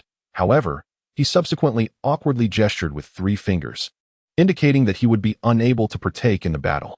Chapter 685. Intercepting the enemy. At that moment, a long-awaited war hammer finally arrived. Bruto rushed behind the ice demon, delivering a powerful strike of the hammer towards the demon's bent knee. Chapter 686. The United Monkey Troop. Even if the dwarves do not remove their armor, the elven priest can still directly cast healing spells. However, this is merely an emergency measure during battle, if circumstances permit. Chapter 687. Useful weapons. The companions crept cautiously out of the room, their bodies hunched low. The intense volcanic activity filled the building with a resounding roar, drowning out the sounds of the team. Chapter 688. The Devil's Desire. The demon, Abolian, gazed mournfully at his slowly healing wounds, cursing once more this accursed realm, the wretched abyss where everything is permeated with. Chapter 689. A fitting status at last. It has perished. Breathing heavily, Bruto sank to the ground, observing as the black corpse gradually ceased its convulsions. What on earth was this creature? Chapter 690. A nudge. The foolishness of mortals. The demon of the abyss shook his head, expressing his astonishment at the boundless ignorance displayed by you mortals. Nevertheless, it matters not. I am not. Chapter 691. A misguided decision. Lancelot's body collided forcefully against the stone wall, accompanied by a resounding crash, as the wall succumbed to the tremendous impact, collapsing before him. Chapter 692. Siege. Lancelot felt an inexplicable sense of guilt, as the 2 six-armed serpent demons behind Tiana, Besaker and Lady Viscar, regarded him with a mischievous glint in their eyes. Chapter 693. The words of revenge. As Lancelot pleaded for mercy and Barbally, he heightened his vigilance, for his instincts warned him that the abyssal demon was becoming increasingly perilous. Observing the shifts in his adversary's expression. Chapter 694. Coin-operated self-service machine, for evil use. As Tiana uttered her final word, the gelatinous mass enveloping the infernal devil erupted in a blinding radiance. The brilliance vanished after a brief moment, leaving the surroundings. Chapter 695. The dwarven instinct. Yet our time is limited, Lancelot said with some difficulty. Within the volcanic fortress, there remain at least 3 abyssal demon forges, although Tiana assured us that it poses no issue still. Chapter 696. The thief stone. Lancelot gazed with curiosity at the thief stone presented by the dwarf. The gem before him was as large as a quail's egg, its interior radiating a luminescence reminiscent of a liquid rainbow. Chapter 697. Fire element. As the group descended the staircase, they soon encountered a fork in the path. Lancelot, with a subtle intuition, quickly discerned which direction to take, knowing that the destination would lead to Araki. Chapter 698. No need to panic, the fire element possesses two troublesome characteristics. Firstly, its attacks have the propensity to ignite. A single strike can set ablaze all combustible materials upon the target. Secondly, Chapter 699. Descent. The area of the formation is remarkably vast, even with the presence of a colossal Baylor flame demon. There remains ample space for the four companions to comfortably sit. Compared to before. Chapter 700. Adderland. Before the gathered crowd lay a cobblestone path, and from a fallen signpost, Lancelot deduced that the road was named Ader Road. It is in the small town. Chapter 701. Lead the way. Without waiting for further inquiries from the group, the individual hastily departed, vanishing beyond the dense fog at the outskirts of the small town. The onlookers exchanged puzzled glances, yet not far away. Chapter 702. The statue. The guards joined Lancelot's ranks, marching resolutely towards the distant towering statue. Along the way, they vanquished numerous foes who were wreaking havoc. Chapter 703. The priestess of Loshanda. The battle concluded almost instantaneously. As Bruto shattered the final berserker into a pulp with his warhammer, the serpent demon swiftly employed teleportation magic to flee. Chapter 704. The demand. That was indeed the power of Loshanda. A proud smile graced the face of the priestess. As long as there were any malevolent activities within 15 feet of the statue, it would. Chapter 705. The vines of the spear. As foretold by the female voice, the adversary indeed launched another assault half an hour later. Emerging from the misty boundary on the western side of the town were 6 creatures reminiscent of gorillas. In a concerted effort, Lancelot and his companions hastened to eliminate the remaining 3 ape demons before the arrival of the wolfish horde, allowing them to focus solely on the new threat. Chapter 707. Yennegu. Lancelot's heart gradually sank as he recognized the formidable silhouette before him. It could be none other than the infamous Lord of the Wolver. Chapter 708. No match. Truly formidable, murmured the human knight, standing behind Yennegu, habitually shaking his weapon to dislodge the remnants of battle. Chapter 709. The radiance piercing through the mist. The wrath of the Abyss Lord had evidently reached its zenith. In the face of the approaching human knight, he unleashed a claw strike as swift as lightning with his empty left hand. However, Chapter 710. Unexpected allies. No. Lancelot replied firmly, shaking his head. This answer evidently took the angel by surprise. But you just saved this small town. Chapter 711. The reminiscence of the sword. Upon hearing Lancelot's inquiry, the angel momentarily fell into silence. After a considerable pause, she finally spoke in a sorrowful tone. On that day, Zariel was. Chapter 712. Departure from the lake. Under the watchful gaze of his companions, Lancelot approached the sacred throne, where the sword of Zariel was embedded. Taking a deep breath, he raised his hand to grasp the hilt of the magnificent blade, the sensation coursing through his fingers. Chapter 713. The final revenge. 10 seconds. This is the maximum duration for which Lancelot can sustain the Balro demon form without any external augmentation. After all, he is not a true demon. He relies solely on his own burning. Chapter 714. I arrived late. The silhouette of the human knight traced a lofty arc through the air before plunging heavily into the seething magma, sending forth a torrent of scalding waves. Despite the tumult. Chapter 715. Shupatiana. The eyes of Vesuvius narrowed dangerously. How did you come to be here? I share the same question. The voice of the demon lord. Chapter 716. The healing touch. Tigana commenced the preparation of a complex spell, which required an extensive incantation, intricate gestures, and a black sapphire the size of a fist. Chapter 717. Departure. Lancelot observed quietly from the side, fully aware that Baboche was contemplating assuming the position of the Lord of the Volcano Fortress and was endeavoring to secure Tiana's support. The latter. Chapter 718. The conflict has concluded. Chapter 719. Resurrection failure. What transpired? The astute priest immediately noticed Lancelot's peculiar behavior and swiftly deduced the cause. Did Tiana reach out to you? Chapter 720. The definition of mortality. Chapter 721. Responsibility. The underworld? Lancelot was utterly unprepared to hear such an answer. Is it the nebulous realm we just discussed? Indeed, Tiana. Chapter 722. Setting sail. It is truly moving, yet I hope such an event never occurs. The demon lord smiled, indicating that I still have some time left, and it appears I owe you answers to several questions. Chapter 723. Familiar companions. Chapter 724. The ancient death god Carolyn. Please hold on for a moment. Lancelot suddenly recalled something and reached into his dimensional bag to retrieve the stellar strike and the sword of Zariel to introduce to you. Chapter 725. The tale of the 3 gods of death. This is the information I possess regarding the king of the dead. I have indeed been forsaken in this realm for far too long, yet I still find it hard to believe that Jacob would be taken. Chapter 726. Soul and Divine Power. What is so special about death? Lancelot inquired immediately. I believe that the essence of divine power lies in faith. Indeed, it is faith. But faith. Chapter 727. The tumultuous year the sword of Zariel fell into silence. It was evident that, despite its formidable power, it lacked the eloquence of its ancient counterpart. Furthermore, Czar. Chapter 728. The tumultuous year. Part 1. The clash between Tom and Ben unleashed a formidable energy that devastated a significant portion of Tress Harbor, simultaneously engendering a vast expanse of dead magic zones where all forms of magic. Chapter 729. The turbulent year. Part 2. That was indeed a substantial wager. Carolyn chuckled softly, shaking his head at Lancelot. However, the safety of Bruto's beard was assured. That sword was not merely. Chapter 730. The emergence of Ao. What? Lancelot and the two talking swords exclaimed in unison. Cranwell has been slain? What transpired afterward? After a brief pause. Chapter 731. The struggle of the gods. At this moment, Sharik shouted in frustration. No. Everything I have endured is for. However, Ao bellowed at the thief. Silence. I am indifferent to. Chapter 732. The birth of a new deity. Was the soul of Cranver concealed? Lancelot furrowed his brow, pondering who could have orchestrated such an act. Chapter 733. The conclusion of the tale. Thus, Sharik did not perish. He merely relinquished his divine office as a deity of the deceased.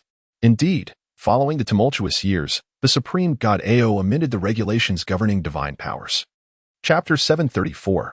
A new adventure. As the sky began to brighten and the sun timidly concealed itself behind the horizon, Lancelot, seated cross-legged in the chamber, opened his eyes. Within his perception,